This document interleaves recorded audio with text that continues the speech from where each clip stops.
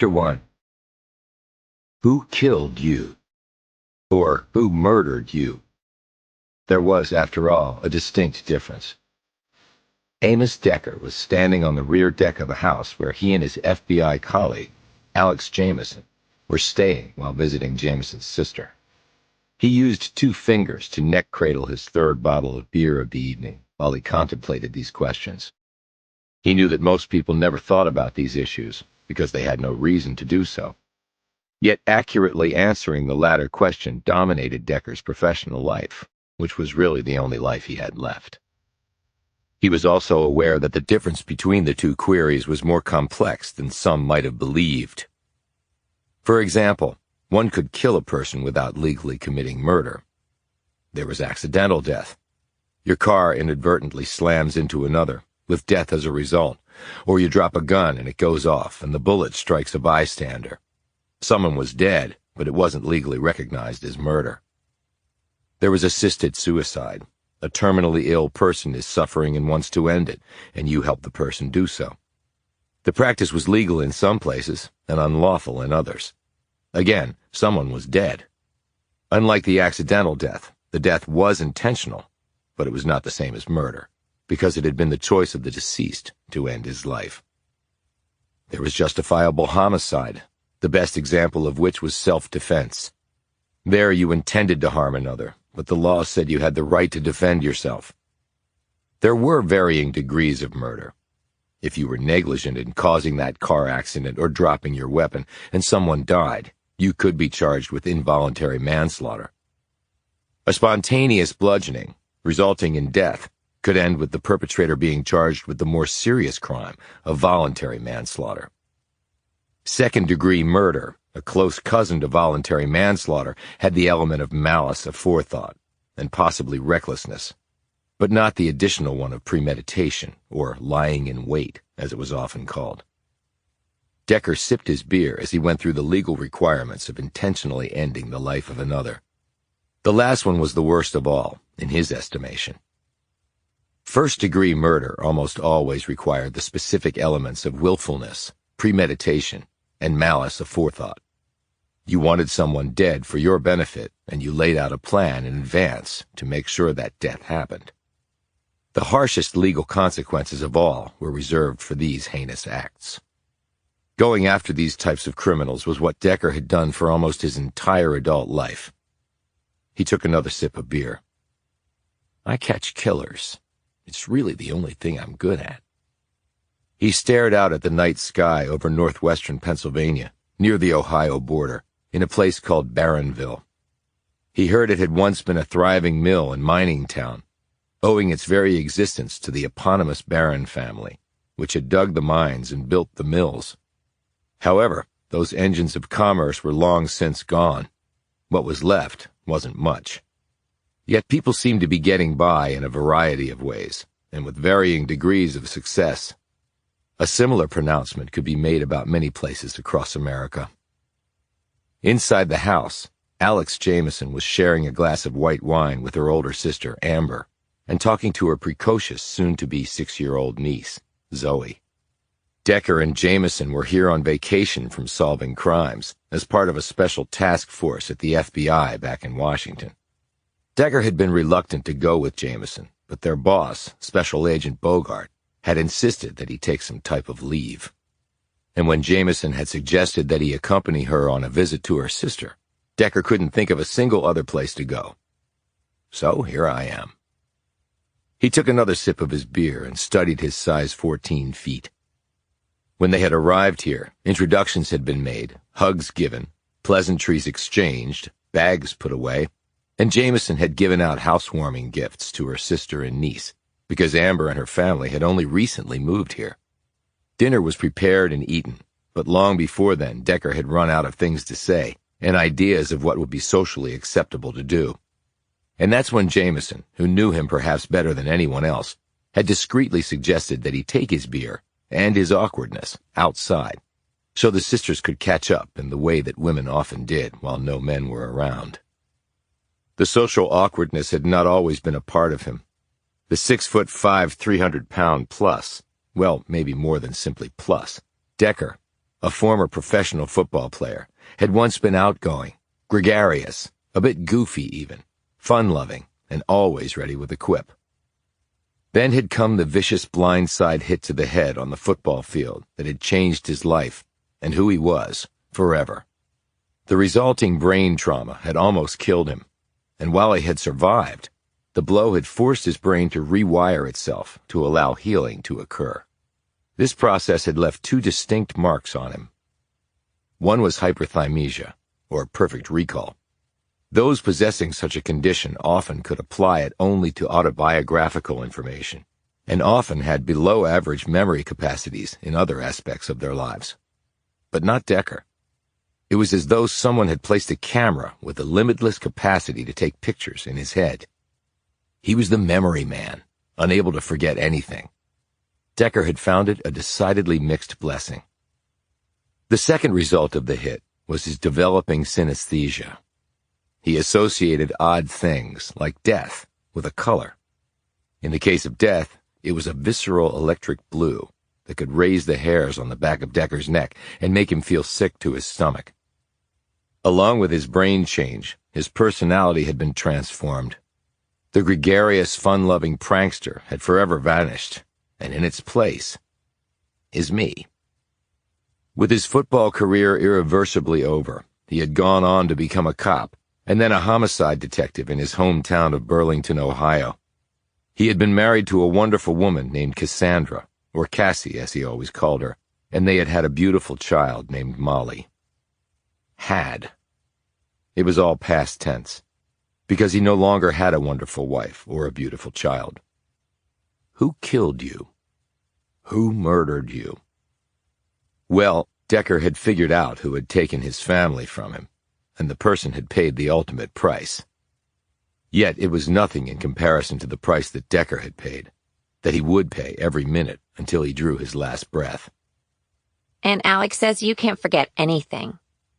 Decker turned from these musings to the source of the query. Zoe Mitchell, twin blonde ponytails, long-sleeved pink shirt with flowers on it, and white shorts showing off dimpled knees, stared curiously at him across the width of the wooden deck attached to the back of her house. My memory's pretty good, yeah, said Decker. Zoe held up a sheet of paper.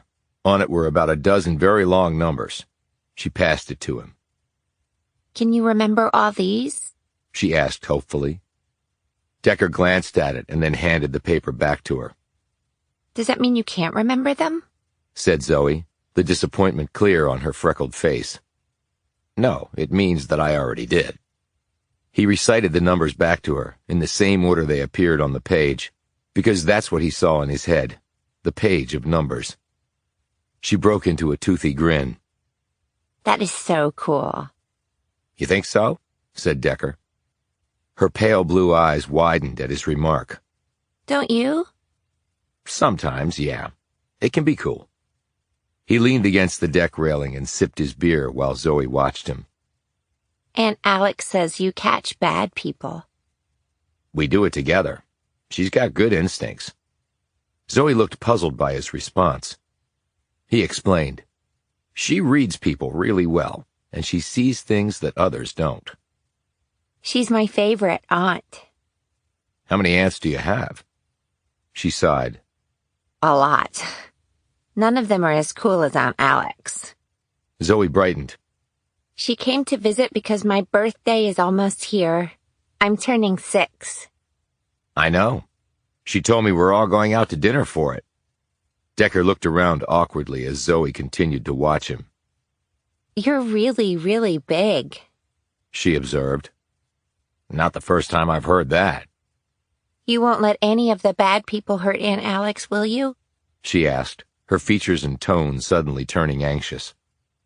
Decker had been about to take a sip of beer. He slowly lowered the bottle. No, I won't. I mean, I'll do my best never to let that happen, he added a bit lamely. There was a low rumble of thunder in the distance. I guess a storm is coming, observed Decker quickly, looking for any way to change the subject. He glanced at Zoe to find her innocent gaze still uncomfortably on him. He looked away as another guttural growl of thunder was heard. Summer was over, but the thunderstorms often accompanying the segue into fall appeared to be bearing down on them. "Definitely getting closer," said Decker, more to himself than to Zoe. He looked at the rear yard of the house that backed up to Zoe's. It seemed an exact copy. Same footprint, same wooden deck off the back, same patch of yard, same type of maples smack in the middle of the wilting grass. But there was one difference. The lights in the other house were flickering now. On, then off. On, then off. Decker looked to the sky. Despite the rumbles of thunder, there wasn't any lightning yet, at least that he could see. Also, the temperature had dropped some, and there was a low fog building that, along with the gathering clouds, obscured the sky even more. A few moments later, he saw the reflection of red lights zip by overhead. He couldn't see the plane, but it was no doubt trying to make it in or out before the storm hit full force, he thought. He glanced back at the house and watched the lights going on and off, almost like Morse code. It might be the humidity, he thought. Damp wiring could cause flickering. He heard a noise somewhere. Then he heard it again, and another time. The same sound over and over. It was two distinct sounds, actually. One a solid thud, and the other like something scraping against something. Then a car started up. It had to be on the street that fronted the house he was looking at, he concluded. They'd be driving right into the gathering storm. A few minutes passed, and then came the initial lightning spear. It seemed to disappear right into the earth directly in front of him. It was followed by a much louder boom of thunder. The sky was growing increasingly black and ominous. The winds were pushing the system swiftly across the area. "We better go inside," said Zoe nervously. "Mommy says that more people get hit by lightning than you think." "Who lives in that house, Zoe?" Decker asked, pointing to the other house. Zoe had her hand on the door leading back into her house. She said, "I don't know." Decker's gaze focused and then held on a sudden spark of light. It was inside the other house, behind one of the windows. He didn't know if it was a light from inside simply reflecting off the glass, or whether the cause might be something more complicated and potentially dangerous. He set his beer down and hustled off the deck. "Where are you going?" Zoe cried after him. Her voice held a note of panic. He called over his shoulder, "Go inside, Zoe. I just want to check on something." Another crack of lightning was followed by such a deafening explosion of thunder that Zoe bolted inside, while Decker ran the other way. Despite his bulk, Decker had been an elite athlete for many years. He grabbed the top of the fence separating the two properties, neatly swung over the barrier, and dropped inside the other yard. He hustled across the grass toward the house. He could feel the temperature plummeting as the storm fully enveloped the area. The wind kicked up and buffeted him. He had grown up in the Midwest and was used to these dangerous weather systems that made the Ohio Valley their stomping grounds, conjuring up and then spinning off tornadoes like a cancer-spawned mutant cells. He knew the rain would be coming next, probably in sideways sheets. He reached the house's pressure-treated deck and raced up the steps. He didn't look back at Amber's house, so he didn't see Alex Jamison come out and gaze quickly around for him. He got to the window where he'd seen the reflection of light. He could now smell it, which confirmed his suspicions. Electrical wiring had gotten mixed with liquid. He had investigated homicides involving arson, and the smell was unmistakable. There was a fire in there. He put his face to the glass and peered inside. Electrical fires tended to move fast, usually behind walls where they could spread unseen until it was too late. A moment later, he saw something that confirmed his worst fear, a flicker of flames and the rise of smoke. Then he looked to the right as a spear of lightning lit up the whole area. Decker froze at what he was seeing in the illumination provided by the lightning strike. A moment later, he broke free from his paralysis and ran to the back door. Without hesitating, he hit it with his shoulder like he had many football blocking sleds. The flimsy door buckled under the massive impact and fell open. The storm was screaming overhead now, so Decker couldn't hear Jamison calling to him. She had rushed off the deck and was running to the rear fence when Decker had crushed the door. The rain was falling hard now, whipped by the wind into a stinging frenzy, as the storm emptied millions of gallons of water over the western edge of the Keystone State. Jamison had run out of her shoes and was soaked before she was halfway to the fence. A drenched Decker burst into the kitchen and turned right. He had his Beretta out and pointed in front of him. He now wished he hadn't had all that beer. He might need his fine motor skills to be better than they presently were. He moved swiftly down the darkened hallway, bouncing off one wall. Something fell to the floor as he brushed against it. It was a picture. Decker cursed himself because he had just contaminated what was now a crime scene, an act he would have found unforgivable if someone else had done it. Yet it couldn't be helped. He didn't know what was going on here. What he had seen might just be the tip of the iceberg. He cautiously poked first his gun and then his head around the corner. He cleared the space with 2 long visual passes and straightened. Decker now knew what had triggered first the spark and next the flames, and the flickering lights. Exposed electrical wires had indeed been commingled with liquid, but it wasn't water. It was blood. Chapter 2. Decker. Decker peered around the corner to see a drenched, shivering, and barefoot Jamison standing farther down the hall from where he'd just come. "You got your gun?" he asked quietly. Wave after wave of electric blue light was pouring over him. He felt nauseous and dizzy. Jamison shook her head. He motioned her toward him. She hurried forward, turned the corner, saw what Decker already had, and stopped dead. Good God. Decker nodded. It was a fitting expression for what they were both seeing. After all, the man was hanging from the ceiling. A rope had been inserted through a hook that had once held a chandelier that was now lying on the floor. The noose had been placed around the man's neck. Yet death by hanging did not typically cause blood loss. Decker stared down at the wooden floor. The blood had pooled and then flowed toward the wall, where it had encountered the frayed electrical cord of a floor lamp and begun the electrical shorting process. Before Jamison had appeared, Decker had used his foot to tap out the sparks after unplugging the cord.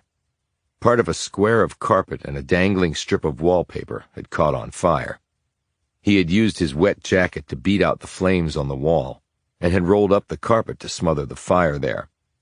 Then he'd stepped back so as not to further interfere with the crime scene. It was right then that Jamison had called out. His gaze ran up and down the man's body, searching for a wound that might explain the copious amounts of blood. He saw none, and he couldn't do a deeper probe now. That would have to await the police. But something else couldn't wait. Giving voice to what he'd been thinking, Jamison whispered, "Do you think there's anyone else in the house?" "That's what we need to find out. Do you have your phone?" No. "Neither do I. And I didn't see one in here. Okay, I want you to go back to your sister's house and call the cops. I'll finish searching the place." Decker, you need to wait for the police. You have no backup. "Someone may be hurt, or the killer may still be here." It's the latter possibility I'm worried about, hissed Jamison. "I am a police officer," replied Decker. "I'm trained to do this, and I've got a gun. And the odds are very good that if the killer is still here, he's smaller than me. Now go." Jamison slowly turned and then ran down the hall and back out into the rain. Decker cleared the first floor. The house had a second story and, if it was a true copy of Jamison's sister's place, a basement. He moved back down the hall to the stairs leading up. He took the steps 2 at a time, feeling his thigh muscles tighten a bit with each upward lunge. While spending 10 years in uniform before becoming a detective back in Ohio, he had gone into homes where people had died. There were procedures you followed to clear spaces as safely as possible, and all of them were grafted onto his brain. Still, it wasn't really like riding a bike, for one very compelling reason. Bikes didn't shoot back at you. There were 2 small bedrooms with closets upstairs and a Jack and Jill bathroom in between. Decker cleared all of them and found nothing. The place looked abandoned. Maybe there was nothing to find except the hanging dead man on the main floor. He slipped back downstairs and found the door to the basement. There was a light switch at the top of the stairs, but Decker didn't move to turn it on. He didn't know if the electrical short had affected the lights in the rest of the house, but right now, darkness was his friend. He tested each step before fully placing his weight on it. Still, there were some slight creaks, and he winced with each one. He reached the bottom of the stairs without anyone trying to attack him. He looked around. It was quite dark down here, and he couldn't see very clearly, but the space appeared to be unfinished. There was the musty odor that one often associated with unfinished basements. He cautiously moved forward and almost fell to the floor. Regaining his balance, he quickly retreated. He had to risk a light now. He skittered back up the steps and flipped the switch. The lights came on. His gun pointed in front of him. He slowly came back down the stairs until he saw what he had tripped over. The face looked up at him as the electric blue pulses once more started drumming against him. It was a man who looked to be in his late 30s. He had dark hair and pale skin and was of a medium build. He appeared to be about 5'10", although it was hard to be accurate about that since he was lying on the floor. All those observations flowed automatically through Decker's mind from his long career as a cop, and they were secondary to the single most important observation he was making. The man was in a police uniform. Decker knelt down next to him and checked for a pulse at his neck. There was none, and the skin was very cold. He felt the limbs. They were stiff, indicating that rigor had begun. Decker's experience as a homicide detective caused him to automatically consider both the cause and the timing of the death. He ran his gaze over the body, looking for wounds, but saw none. He wasn't going to move the corpse. He had already compromised the crime scene enough. He focused on the man's mouth. There was a bit of foaming there. That could be an indication of at least a couple of ways he could have died. A fit, or poison. Okay, cause of death is not obvious. What about timing? He looked at the man's nostrils. Blowflies. Female. They'd already laid eggs, but the infestation was minimal.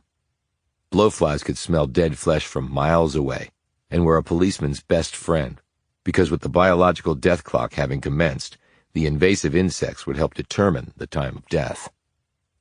But when Decker put all of these forensic elements together, mental alarms started sounding. Something was definitely not making sense. If the limbs were stiff, that meant the deceased had been dead for a while. In fact, the body could be reversing the rigor and moving from the large muscle groups back to the small, which meant the person could have been dead quite a long time. And while that jibed with the coolness of the body, it most assuredly did not align with what else he was observing. His thoughts were interrupted by the sound of sirens approaching. He quickly retreated up the stairs, holstered his gun, stepped out onto the front porch, and waited. A squad car pulled up to the house about 15 seconds later.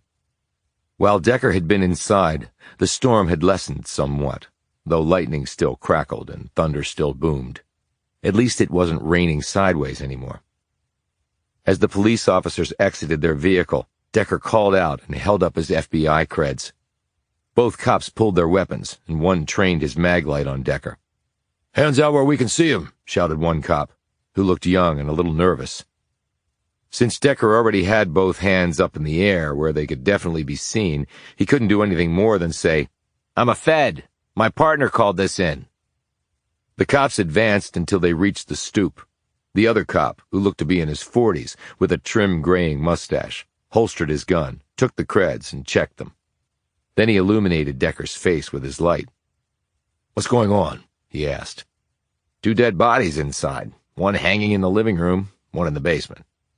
Decker glanced at the man's uniform. "I don't know if he's a cop or not, but the guy in the basement is wearing the same type of uniform you are." "What?" snapped the older cop. "You say he's dead?" said the young cop, who was still pointing his gun. Decker's gaze swiveled to him. "Yeah, he is. And could you aim your weapon somewhere other than at me?" The young cop automatically looked to his partner, who nodded while handing back Decker's credentials. "Show us." ordered the older cop. At that moment, Jamison dashed around the corner. The young cop swung his gun around and lined her up in his sights. "No!" roared Decker. He leapt forward and hit the cop's arm just before he fired. The bullet sailed barely a foot above Jamison's head. She sprawled in the grass. The younger cop stumbled back and pointed his sidearm at Decker's head. "She's my partner," barked Decker. "She's the one who called you. Alex, are you okay?" Jamison slowly rose and came toward them on jelly legs. She took a deep breath and nodded. Yeah, I'm fine. But she looked like she might throw up. The older cop gave his partner a piercing gaze and asked to see Jamison's credentials. After reviewing them, he handed them back and looked at his partner. "You almost shot a Fed, Donnie," he said severely. "And now you're going to have a ton of paperwork to fill out while your butt is anchored to a desk job. And internal affairs will be all over you. Congratulations." The younger cop holstered his weapon, scowled, and said nothing. "Show us," the older cop said again. "This way," replied Decker. Chapter 3. "I don't know him," said the older cop, who on the way inside the house had told Decker and Jamison that his name was Officer Will Curry. His partner shook his head, too. They were looking down at the man in uniform lying on the floor of the basement. They had already seen the body upstairs, and neither of the officers had recognized him either. Curry pointed to the man's chest. "No nameplate. We all wear one." "Would you know him?" asked Decker. "I mean, is the police force that small around here?" Curry thought about this for a few moments. "I don't know every person in uniform, but I do know a lot of them." Decker said, "There's no pistol in his holster." Curry nodded. "Yeah, I saw that. And there's no compact either. Look, I need to call this in. Homicide will be taking this over. Donnie, we need to tape the perimeter, and don't let anybody near this place." Donnie left to do this while Curry pulled out his phone, walked over to a far corner of the basement, and made the call. Decker knelt down and looked over the body. Jamison gazed over his broad shoulder. How did he die? She asked. "No obvious wounds, just like the guy upstairs. Although, there's all that blood." Death by hanging is usually bloodless, said Jamison. Unless something ruptured inside the guy and it came out somewhere.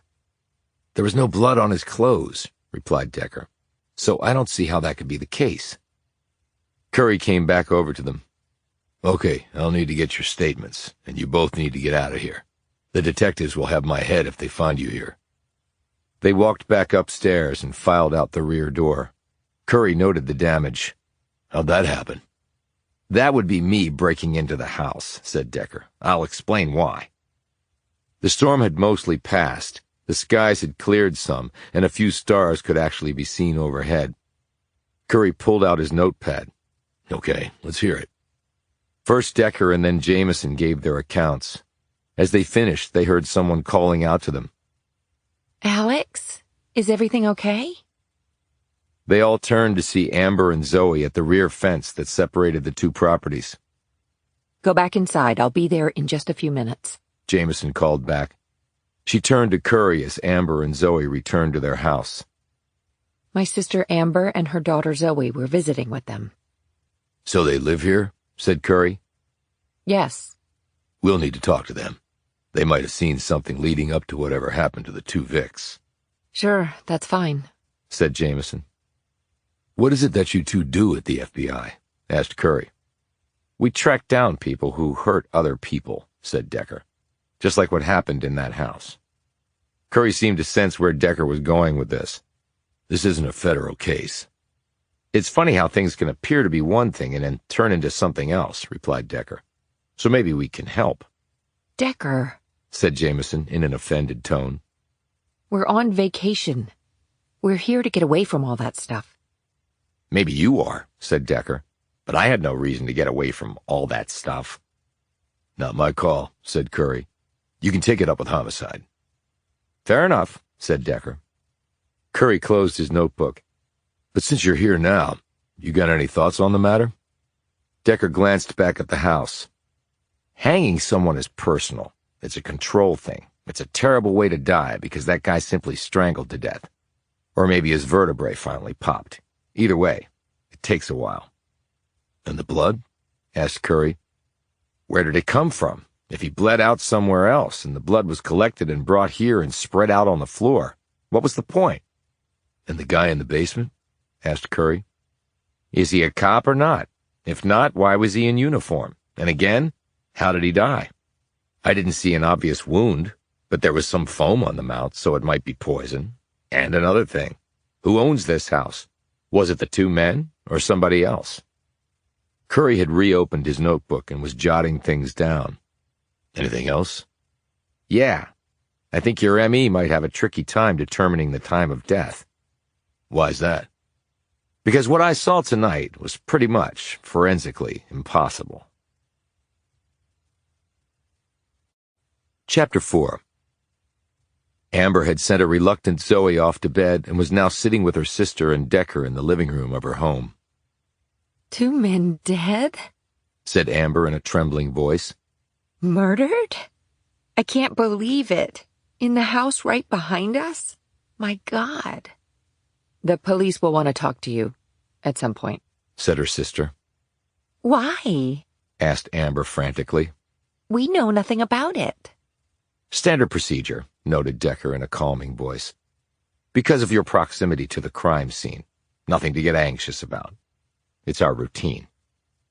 Have you called Frank yet? Asked Jamison, rubbing her sister's shoulder.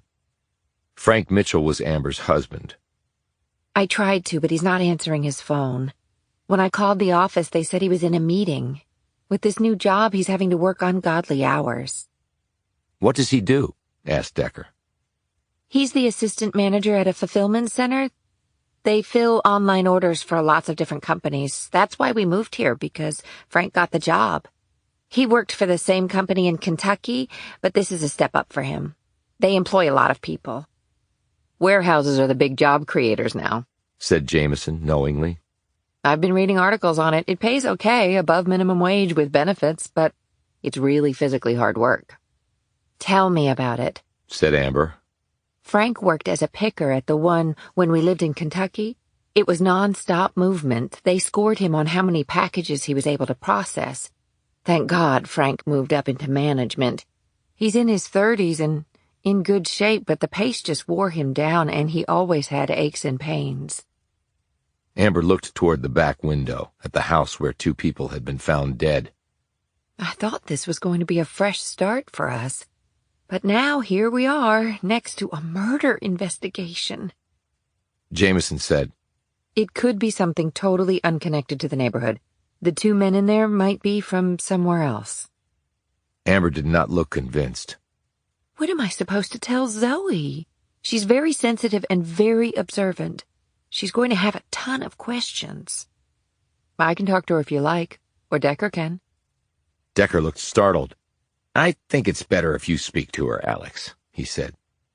But you were talking to her out on the deck. That's why I think it's better if you talk to her. Jamison looked at her sister. Amber is going to be okay. You don't understand. Don't understand what? Asked Decker. These aren't the only murders in Barronville recently. I saw it on TV. What other murders? Asked Decker quickly. Amber was about to reply when someone knocked on the front door. When she opened it, a man and a woman, both grim-faced, were standing on the front stoop. The man was in his 50s, with a full head of gray hair. He was about 5'11", his sloping chest running to a small pot belly that hung over his belt. The woman was petite and in her 30s, about 5'3", with a wiry build, shoulder-length blonde hair, and pretty features. The man wore a rumpled suit. The collar of his white shirt had a small black stain, and his tie was crooked.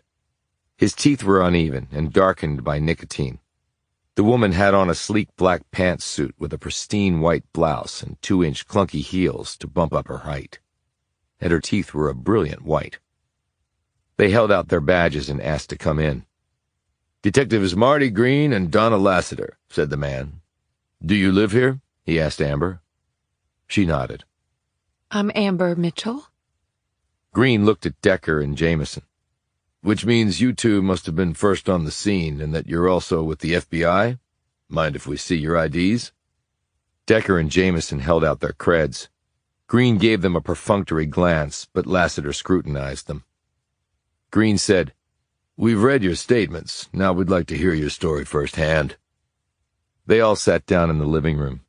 Lassiter said to Amber, "Ma'am, could I ask you to wait in the other room while we go over this with them? Thank you. We'll want to talk to you later, of course." Amber quickly rose, glanced anxiously at her sister, and left. The two homicide detectives settled their gazes on the pair. Lassiter said, "Your IDs show you're not special agents." "We're not," said Jamison. "We're civilians working for an FBI task force." Green looked at Decker. "Civilians, huh? I've been a cop a long time, and my nose tells me you're one too. Burlington, Ohio. Pounded a beat for 10 and then a detective for about another decade before joining the Bureau." Green cleared his throat and opened his notebook. "Okay, let's go over what happened tonight." Decker spoke first and then Jamison. Green methodically wrote it all down with pen and paper. Decker noted that Lassiter used a small electronic notebook, her fingers flying efficiently over the keys. When they'd finished telling their stories, Decker said, "Did you determine cause of death yet, or ID them?" Green started to say something, but Lassiter got there first. "Sorry, but it's our job to ask the questions and yours to answer them." Decker looked at Green. "Do I take that as a no on both counts?" Green said, "We're working on it. There was a lot of blood, but no source that we could find." "Yeah, I've been thinking about that. I didn't see any wounds on the guy hanging, but you'll need to check it against him to see if it was his blood. They could have killed him, drained his blood, and strung him up." Green grimaced. "That sounds like some kind of cult thing, like a sacrifice." "And if it's not the Vic's blood?" said Lassiter. "Then it might be somebody else's, and they might be in a database somewhere." He paused. "Or it might not be human blood." Lassiter and Green looked stunned by this. "What makes you think it's not human?" Green asked. "I'm not saying I think that. I'm just saying that killing an animal and collecting its blood is less problematic than doing so with a human. Driving out here, we passed some farms with cows, goats, and pigs on them. I'm just saying it's a possibility. Now, the guy in the basement, was he one of yours?" Lassiter started to say something, but this time Green beat her to it. "No, he wasn't, but the uniform he had on was one of ours. The big question is, where did it come from?" He added, "We're also tracking down the ownership of the house. Neither man had any ID on him." During this exchange, Lassiter was looking at her partner with unconcealed exasperation.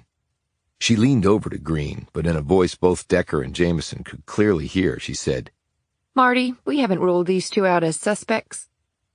Green glanced at her, and his expression turned uncertain. He looked at Decker. "We'll need to check out your whereabouts during the time in question." Decker nodded. "We only got into town tonight around 6. We stopped for gas right before we arrived here, and the credit card transaction record in the CCTV at the gas station will confirm that.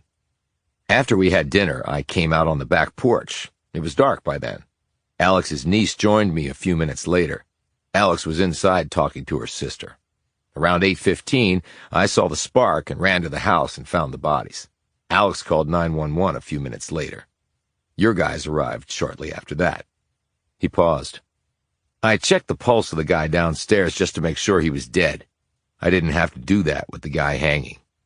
The body in the basement was very cold, even though it wasn't all that cold down there, and the limbs were stiff. And he had blowflies in his nostrils, and it looked like they had already laid eggs. But the infestation was minimal." He paused again and studied the pair for their reaction to this. Green said, "If your alibis check out, then the time of death on both men might well eliminate you as suspects." He glanced sideways at his partner before continuing. "How many homicides have you handled, Agent Decker?" "Hundreds," said Decker. "In Ohio and with the FBI. I'm technically on vacation, so if you want an extra pair of eyes, I'm available."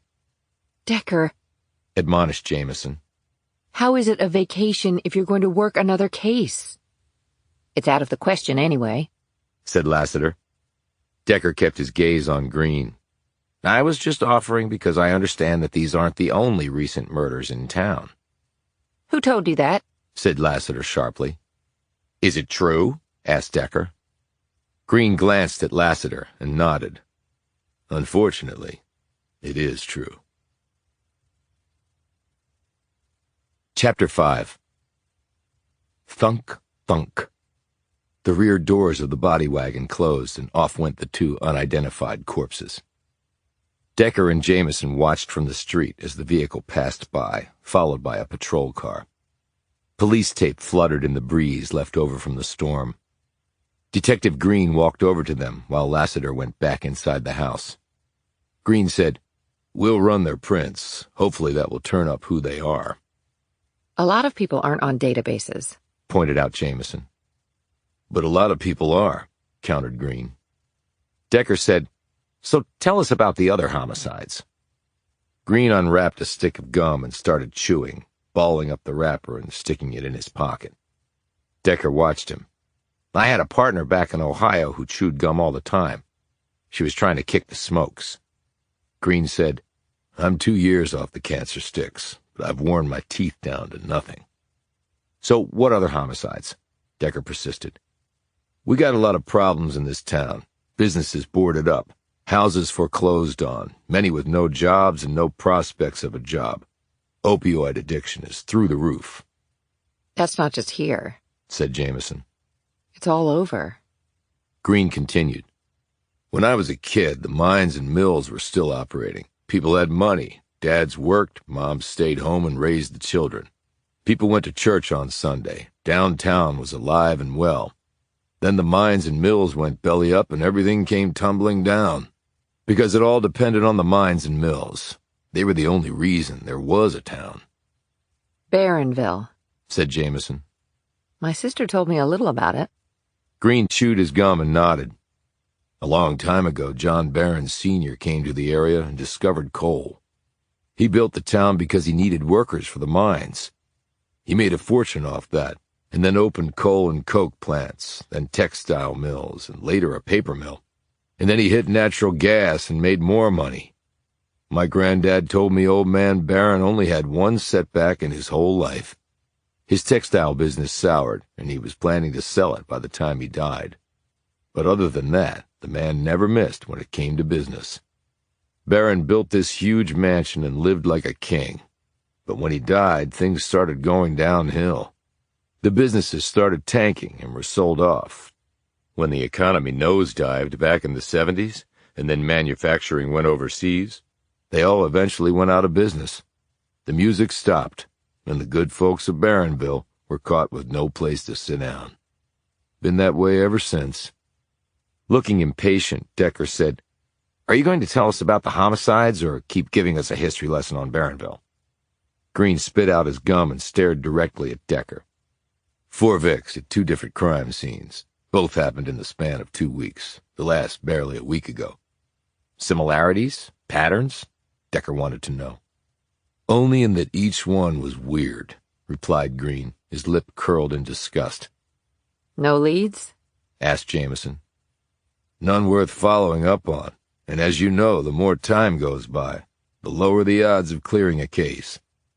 "Tell me about them," said Decker. At that moment, Lassiter came out of the house and motioned to Green. Marty, can you come and eyeball something? Green looked across the yard at her. "What is it?" Lassiter glanced at Decker. I don't want to say in front of unauthorized persons. Green turned to him. "I'll be at the station house tomorrow morning. It's on Barron Boulevard, if you want to stop by." "Barron again," noted Decker. "You stay here long enough, you'll be thoroughly sick of the name Barron," said Green. Are there any Barons left here? Asked Jamison. "One," said Green. He trudged across the wet lawn toward Lassiter. Jamison whirled on Decker. I can't believe you're in the middle of another murder investigation. Back in D.C., you were an eyewitness to one, on Pennsylvania Avenue no less. Now here in the Commonwealth of Pennsylvania, you find 2 bodies. And since I'm here, the least I can do is try to find who killed them. Don't you ever get tired of it? Asked Jamison wearily. It's what I do. If I didn't have this, I'd have nothing. Oh, if only more people could realize happiness through homicide. Snapped Jamison. Alex, you're sounding punchy. I am punchy, but it doesn't look like they're going to let you work on the case. You heard Lassiter. And I also heard her partner. He wants help, even if she doesn't. But they may not let us work on the case, pointed out Jamison. If they've had multiple murders here, they could use some help. You better not call Bogart and ask him to intervene on this. Decker looked at her appraisingly. But if you called him? Oh, no, you're not putting me in the middle of this. Alex, there have been 6 recent unsolved murders in Marinville. She flushed. I know that. And your sister and her family are living here. In fact, they were right next door to these latest murders. Jamison's jaw dropped. Decker, I can't believe you're playing the guilt card on me. People are dead, Alex. And the police can find out who did it. I'm not sure about that. Why? Because Detectives Green and Lassiter apparently didn't catch a really big inconsistency in the crime scene. I gave them the chance to comment on it, but they didn't bite. What inconsistency? Just trust me on that. I'm not sure they'll be up to the task, is all. Jamison started to say something, but stopped and looked in the direction of the house where the 2 dead men had been found. Then she glanced at her sister's house. She let out a long sigh. Okay, she said miserably. You don't have to do anything, Alex. Enjoy your vacation, and your sister, and her family, and let me work the case. Her face turned red. Like I'm going to let you work this alone. I can't even believe you'd say that. Now Decker looked uncertain. It's about Zoe. What about her? She asked me to not let you get hurt by bad people. I appreciate that, Amos, I really do. But I'm a big girl, in case you hadn't noticed. I've trained at the FBI, so I'm in the best physical shape of my life, and I can handle a gun, and I'm ready to do my job. Decker cracked a smile. What? She demanded. I wish I could say I was in the best physical shape of my life. You were in the NFL. I doubt you'll ever be that fit again. But don't worry. What do you mean? Now it was her turn to smile. I'll take care of you. Chapter 6. This is crazy, said Frank Mitchell. He was sitting in his living room with Amber, Decker, and Jamison. It was after midnight, and he had just arrived a few minutes earlier. He had finally called Amber back on the way home and been filled in about the murders. Frank was about 6'1", lean and muscular, with curly blonde hair and long sideburns. He had on a white dress shirt open at the collar with a loosened tie around it and dark slacks. His socks drooped a bit and his black dress shoes were nicked at the toe caps. Amber sat beside him with Frank's arm protectively around her. She said, When I saw them talk about the other murders on TV, I was stunned. Things like that aren't supposed to happen in small towns like this. Now I wish we'd never moved here. Frank looked incredulously at his wife. I got transferred here, Em. It's not like I had a choice. What can you tell us about these other murders? Asked Decker.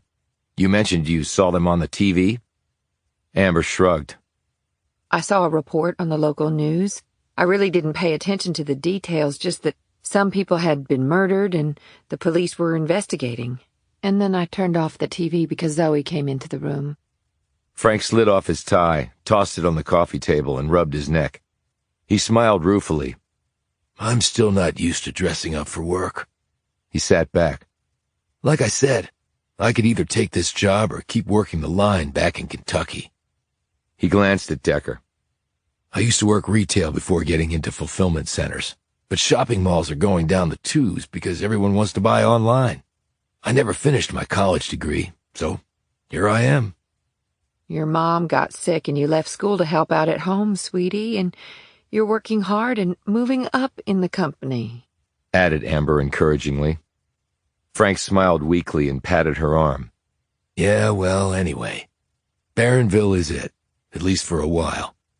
The job pays almost double what I was making, and the benefits are a lot better. And it's really cheap to live here. It's why they don't build many fulfillment centers in or around big cities. Land and everything else is too expensive. Well, Areas like this can certainly use the jobs," pointed out Jamison. Problem is, we can't fill all our positions. "Why not? Asked Jamison. You'd think people would be banging down the door to get jobs there." They are, but they can't pass a drug test, said Frank. We're starting to recruit from other parts of the state and even across the border in Ohio. Amber said, "We'd better get to bed. Frank's been working all day and I know he must be exhausted. Did you get some dinner, hun?" They ordered in pizza. I'm good. He glanced at Decker and Jamison and smiled shyly. It's good to see you again, Alex, and it's nice to meet you, Amos. I sure wish your visit didn't have to have this awful thing connected to it. Decker looked at him. I know the police already talked to Amber, but did you ever see anyone in the house behind you? Frank thought about this. No, not really. I moved here several months before Amber and Zoe to get acclimated, learn my job, and set up the house and all. I leave early in the morning and get home pretty late at night. That's the way it'll be for a while. It's a big learning curve for me now that I'm in management. I've got to put in the extra time. You never saw anyone in the backyard there, or at the window or back door? Frank shook his head and glanced at Amber. She said, "I've never really been out in the backyard. There's too much to do inside. Heck, I'm still unpacking moving boxes. That's the same thing I told the police." How did the people die? asked Frank. The police aren't sure yet, said Decker. "But you found the bodies," said Amber. "You must have some idea how they died." I do, but it's not something I can share with you. When Amber looked confused, her sister quickly said, "We might be assisting with the case, so we really can't talk about it." "Assisting with the case? But I thought you were on vacation." Jamison glanced sharply at Decker before answering her sister. "So did I. But apparently murder doesn't keep to a schedule. At least, my schedule." Amber involuntarily shivered. My God, I still can't believe it. A murder right in our backyard, so to speak. She gazed at Decker. "I guess you must be used to this sort of thing." Decker looked back at her. You guessed wrong. He glanced at Jamison. Up for a short ride? She stared at him dumbly, but nodded resignedly. Their vehicle was a rental, principally because Jamison's own car was a subcompact, which would have required Decker to bend his big body nearly in half to get in. And for such a long road trip, that was not a welcome prospect. A Yukon had far more leg and headroom. "You said a short ride," said Jamison. "Gee, let me guess our destination." Just drive over to the next street, Alex. "And may I ask why, since we've already been over there?" Just want to see something. "We could just walk." It'll be easier in the truck. As they pulled down the street, Decker pointed at the sign posted at its entrance. Dead end. No outlet.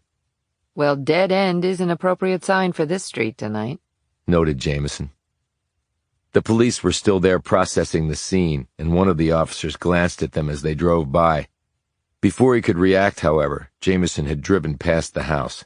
She reached the end of the road, turned around, parked the SUV at the curb a half a dozen houses down from the crime scene, and cut the lights. As they watched, Green and Lassiter appeared at the front door. In the illumination provided by the front porch light, the two detectives seemed to be in animated conversation. "Is that what you wanted to see?" asked Jamison, yawning. Decker shook his head. He wanted to see the street and the cars parked there. The homes here had no garages, only carports and street parking. The only thing was, other than the cop cars and their SUV, there were no cars parked on the street, and none near the crime scene house. Decker looked at the houses up and down the street. None had lights on, but that might be due to the lateness of the hour. Most of these homes don't look lived in. "Well, like we've been told, Barronville isn't exactly a hopping place." And that also means there won't be many eyes around that can help us with the comings and goings of the crime scene. They had to get the two men in there, either dead or alive. There's no attached garage on the house to pull into, so they would have been exposed at some point. Or the two guys could have walked in and been killed there. Decker closed his eyes and thought about what he had seen and heard before the lights in the house had started going on and off because of the electrical short. A plane going over. A series of sounds, thuds and scrapes. A car starting up. The plane? Obviously no connection. The weird sounds? Maybe connected. A car driving away after dumping the bodies there? He closed his eyes more tightly.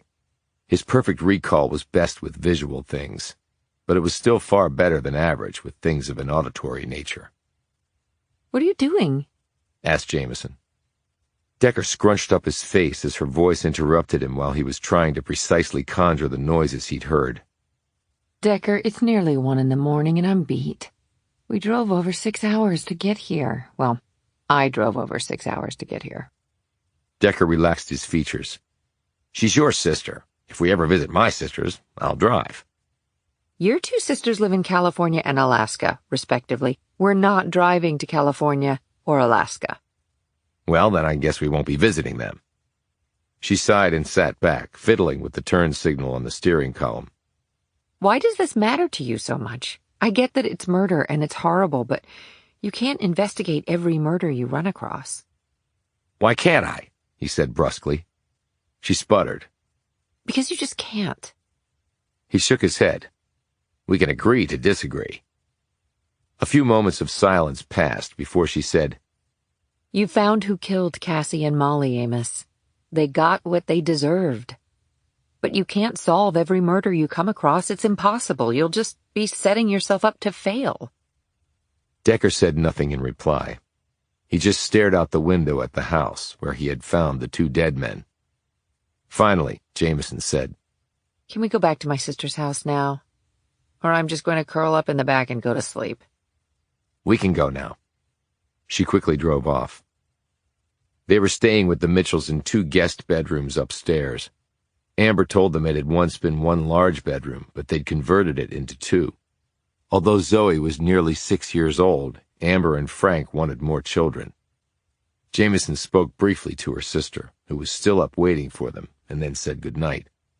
She and Decker walked up the stairs, and Jamison went to her room, and Decker to his. Later, he sat at the window and looked out onto the street. It looked a lot like his hometown in Ohio, half alive and half dead. Maybe more dead than alive, actually. He undressed and lay in bed, staring at the ceiling. In a way, perhaps in a significant way, Jamison had hit it right on the head. I'm trying to catch Cassie and Molly's killer over and over again. And it will never end. Because killers will always be out there. So this is my world, and welcome to it. Chapter 7. Decker had just finished putting on his shoes the next morning when his phone rang. It was Detective Green. What's up? Asked Decker. The blood on the floor of the house? Yeah. You were right. It's not human. We'll meet you in half an hour.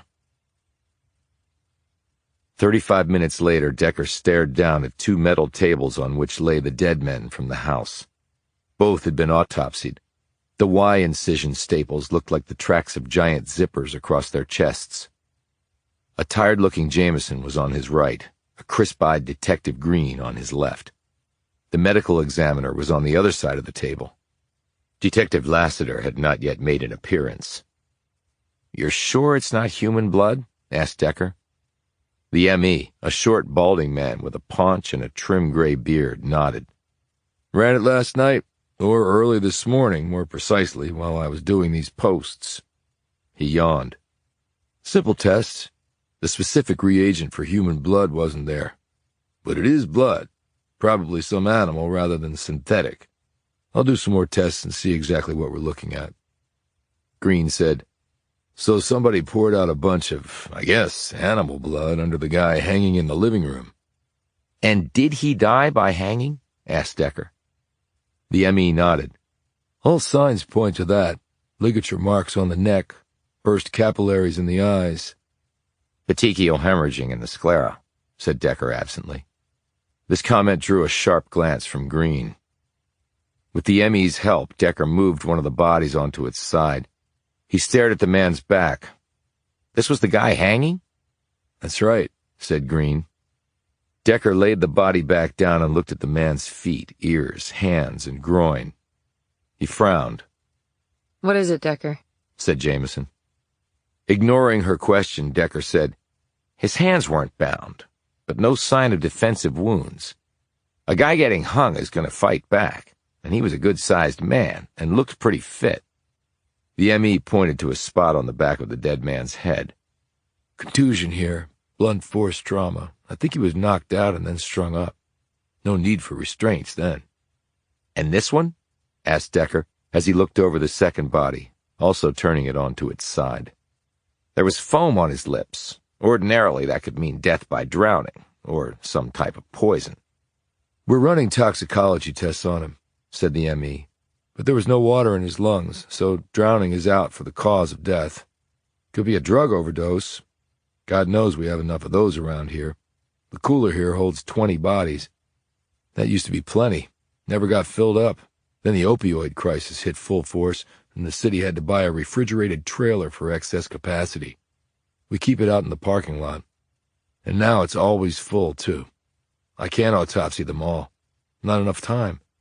If they come in with a needle sticking out of their arm, that's good enough for me on the cause of death. Decker eyed the man incredulously for a moment, though the M.E. didn't seem to notice. Then Decker laid the body back down and said, doesn't account for the other guy hanging from the ceiling, or the blood. No, it doesn't, agreed Green. The door to the room opened, and in walked Lassiter, dressed in the same clothes she had worn the previous night. It seemed that she had not been home. Green said, Donna, you should have gotten some shut-eye. Lassiter wasn't looking at him.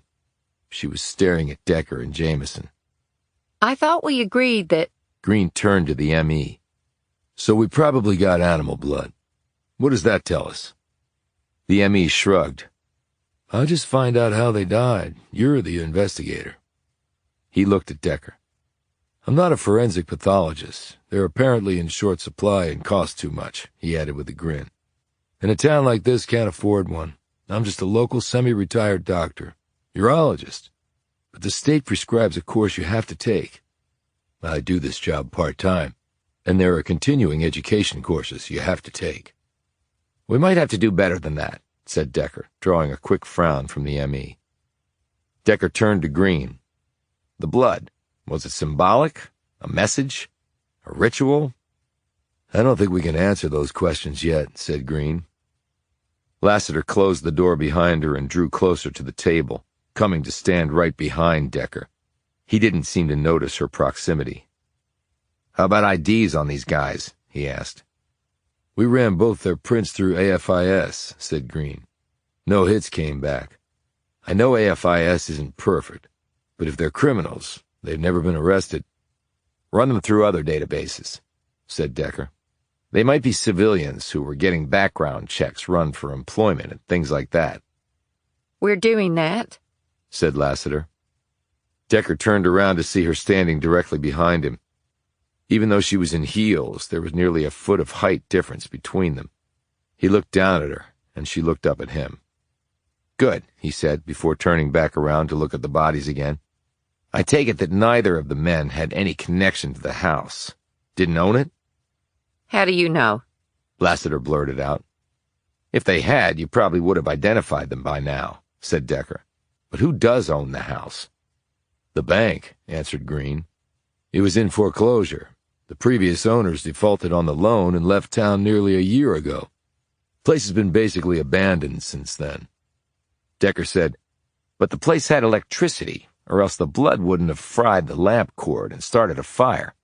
Why would the power still be on after all that time? Well, we have squatters around, said Green. They crash in these abandoned houses for weeks or months, and they illegally tap into the electrical supply. And sometimes the banks rent the houses out to make some money while they're trying to sell them. They would need to have the juice on for that.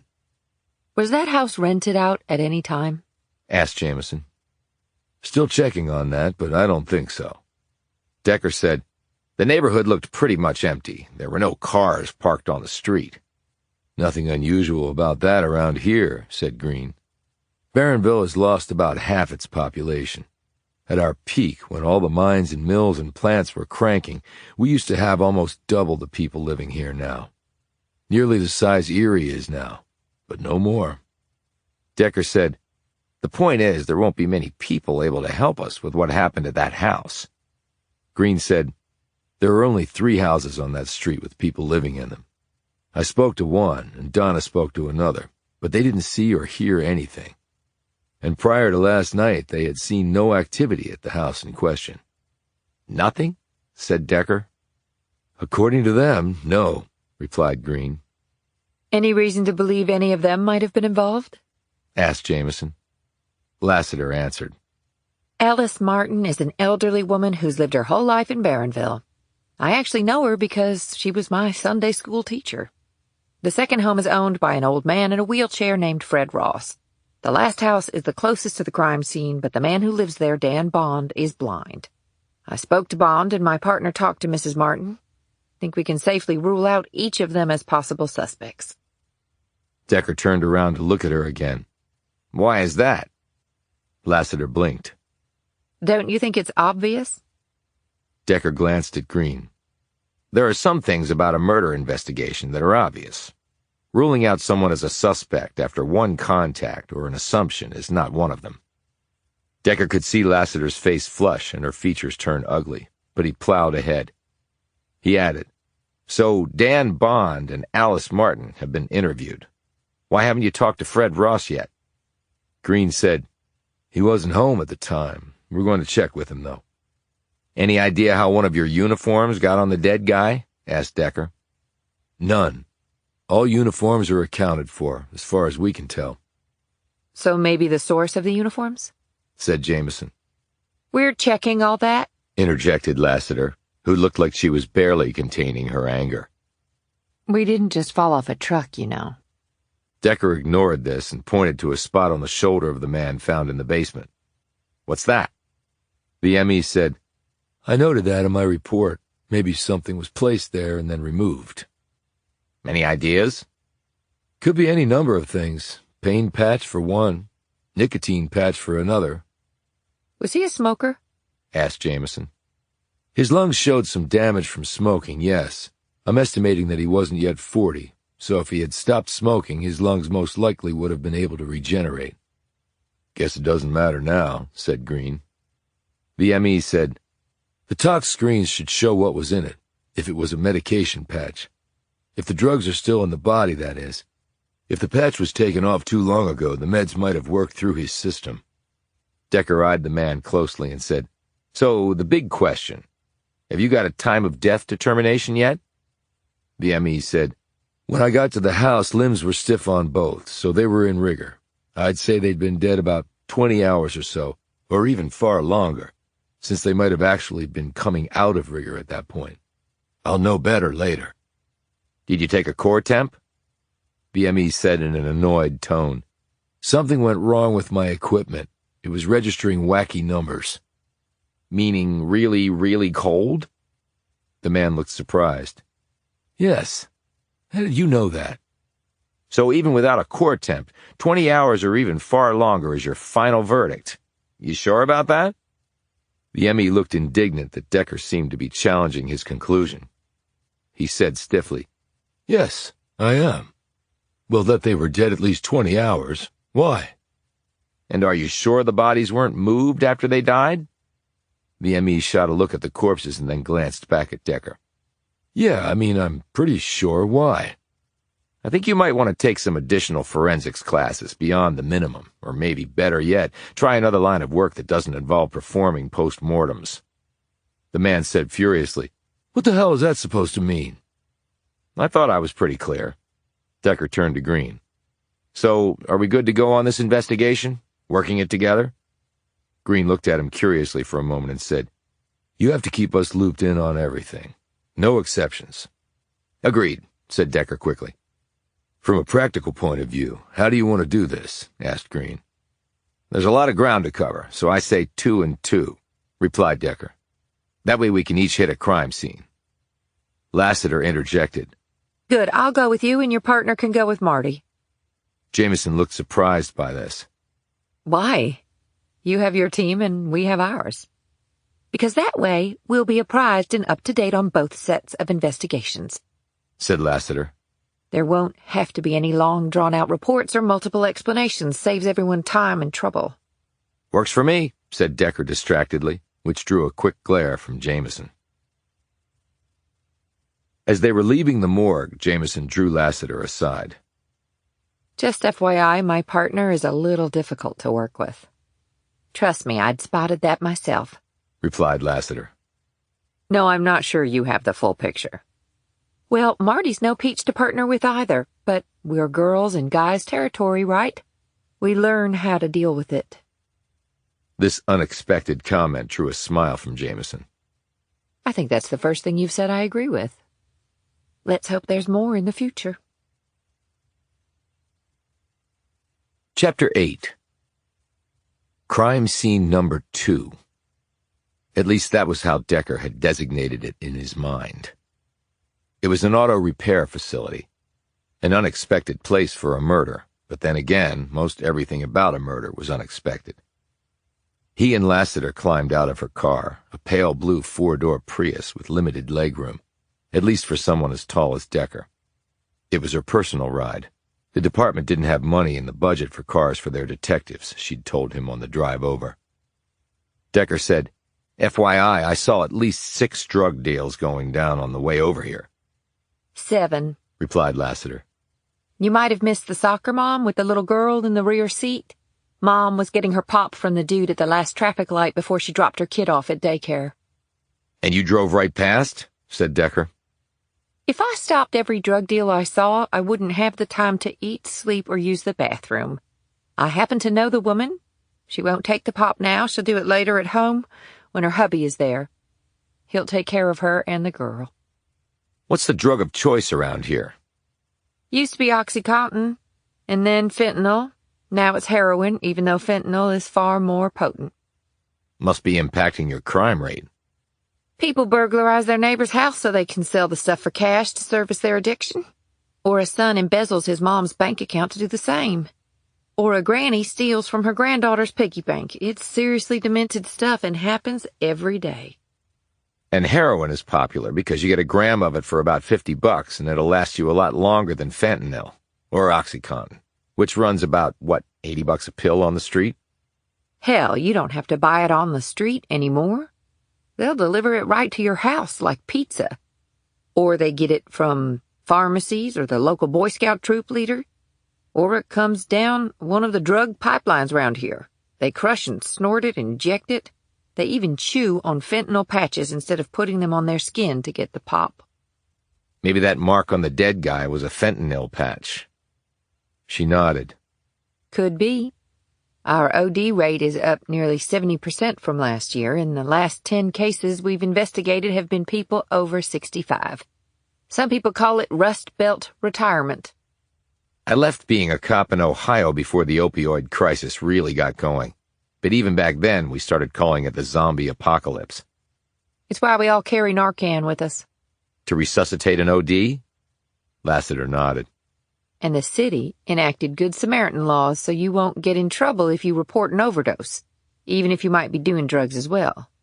The woman we passed, her husband keeps a Narcan kit at home. Rehab place in town started to give them out. Some say it's enabling. I say until we get this figured out, it's better to keep people alive. We got an army of addicts and a 20-bed rehab center. Tell me how that makes sense. I think the town's just sick of it. They don't want to spend tax dollars they don't have on people they don't think give a damn. They hear methadone treatment center and think it's what meth addicts take to get their high and not the drug used to treat that addiction. They don't want these people around them, not coming to grips with the fact that these people are often members of their families.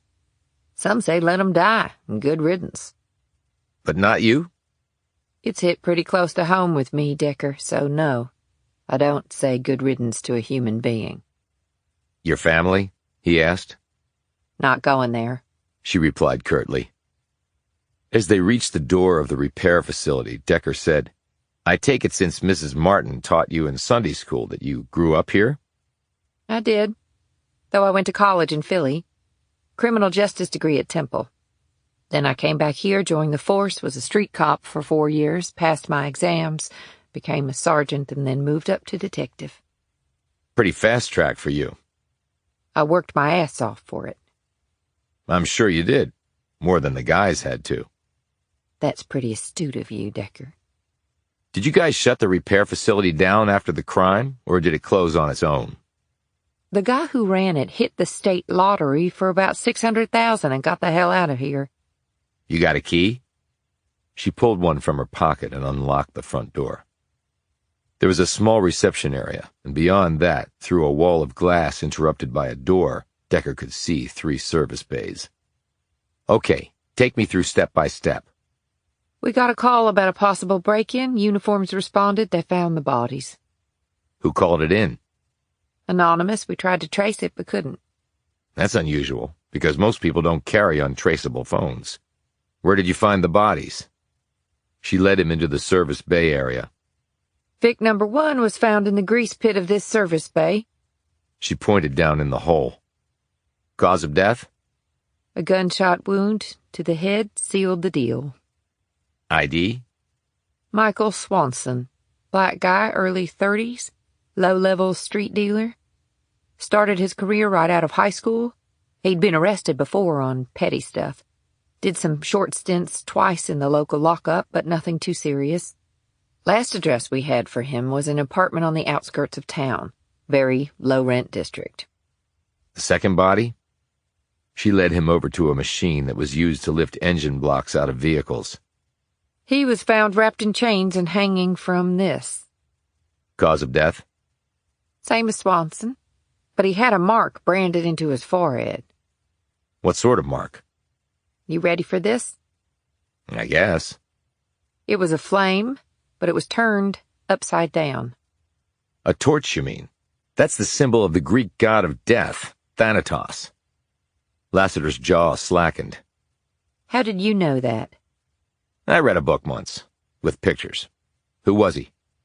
Bradley Costa. White, age 35.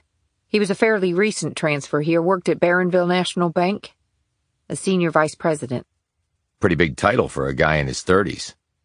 He came here from Wall Street and had a lot of experience. Those types don't show up here every day. He was described as a real go-getter. Any connection to Swanson? Not that we can prove.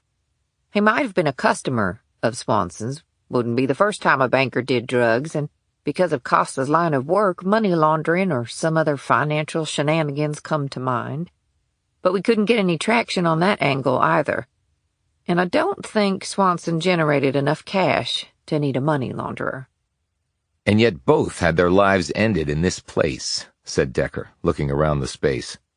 How did they get here? We don't know. Costa didn't have any family that we know of, but his boss at the bank reported him missing. No one reported Swanson missing. I guess he moved in circles where he went missing a lot. Definitely out of the mainstream. The mainstream as it used to be, corrected Decker. Right. Any useful trace? No prints, no spent cartridges, no tossed cigarette with DNA on it. Only blood belonged to the Vicks. And we're sure they were killed here? Blood spatters say yes, and the ME said there was enough blood present to account for the shots and the bleed-outs to have occurred here. Was it the same ME I met today? Yeah, Charlie Duncan, why? Decker didn't answer. She said, And what did you mean that he should take some courses or get out of the business of autopsies altogether? Do you think he was wrong on the time of death call? I know that he missed 2 big inconsistencies. He turned to her. But then you and your partner missed them too. Like what? She said defensively. A body in a dank basement that's been dead longer than 20 hours and in full rigor is going to have a lot more than a few flies and a few unhatched eggs on it. Blowflies can locate a dead body and arrive within minutes of the death. The body hanging upstairs had no blowflies on it that I could see. The one in the basement only had a few. Each blowfly can lay over 200 eggs, and those eggs hatch within 8 to 24 hours into first-stage maggots. That's what I meant when I told the first officer on the scene that what I had seen was forensically impossible. A stiff corpse with only minimal insect infestation and not a single egg hatched? Your ME should have seen that right away. But he just focused on the rigor and not the entomology, lack of body decomp, and core temp factors. And he just assumed that his instrument was out of whack with the core temp instead of digging deeper to see why the body would be that cold, namely below ambient temperature.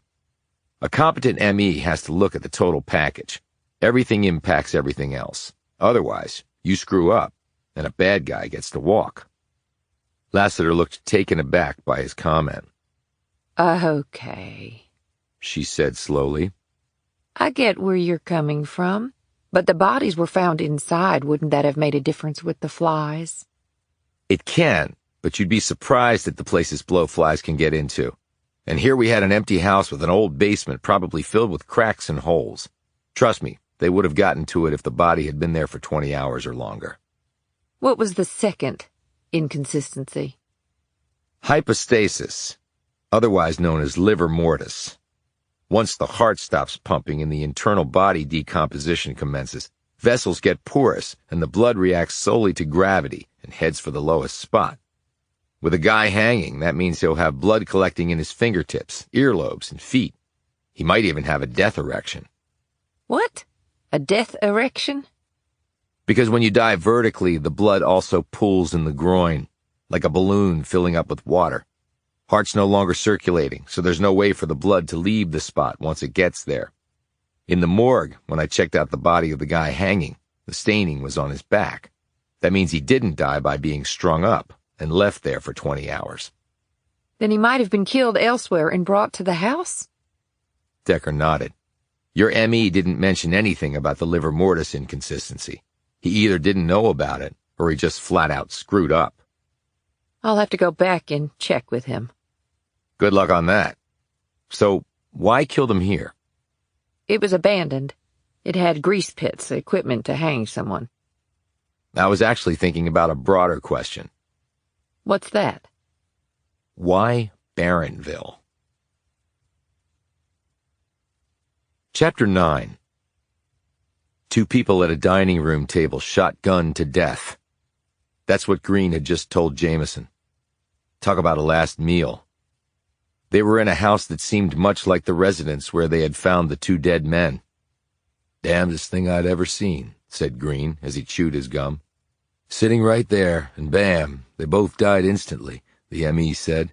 Close quarters with a shotgun usually has that effect. Did the Vicks live here? Not that we know. No one lived here legally. The bank owned it too, like the other place. Any connection between the two people? Green consulted his official notebook. None that we could run down. Different walks of life. No known ties. Tell me about them. Joyce Tanner was white and 53 years old. She worked at J.C. Penney before it closed.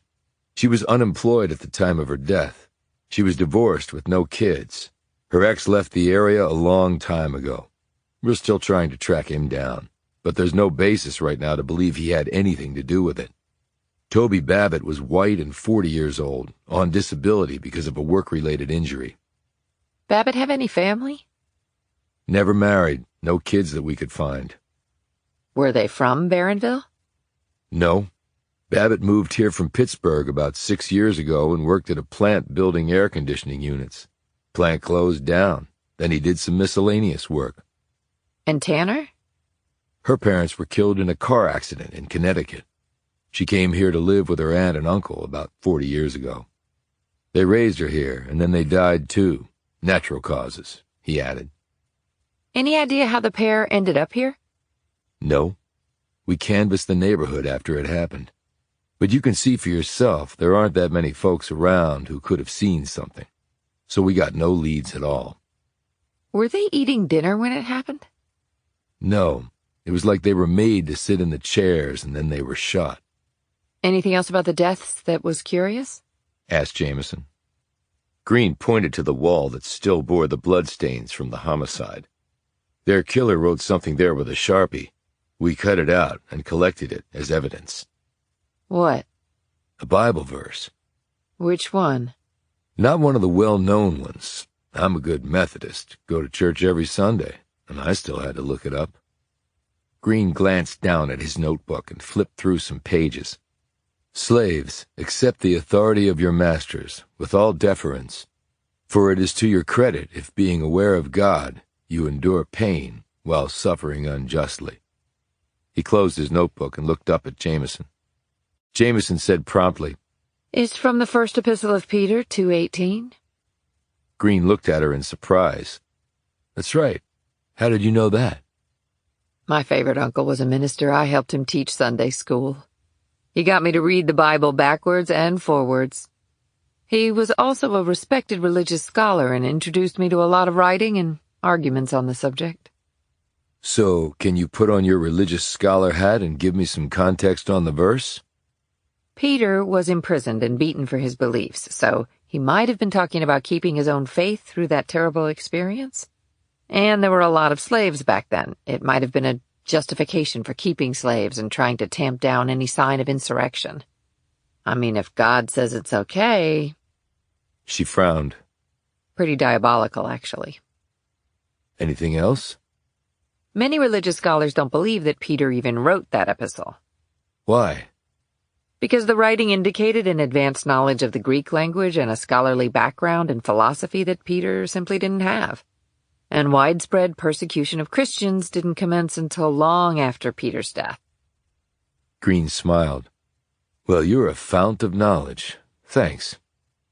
However, Jamison frowned again. But I don't see how that gets us any further along with the case unless you have any slave rings operating around here. It could be that it's a warning. Cross us and this will happen to you. But killing people who didn't even know each other and have no demonstrable connection? I don't get that. It could just be random, I guess. Jamison mulled this over. Look, Barronville isn't exactly a huge metropolis.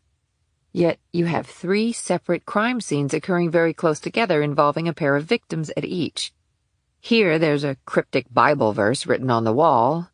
Then there's animal blood at the crime scene we stumbled onto. What about the place where Decker and your partner are now? A guy had a death mark on his forehead, said Green.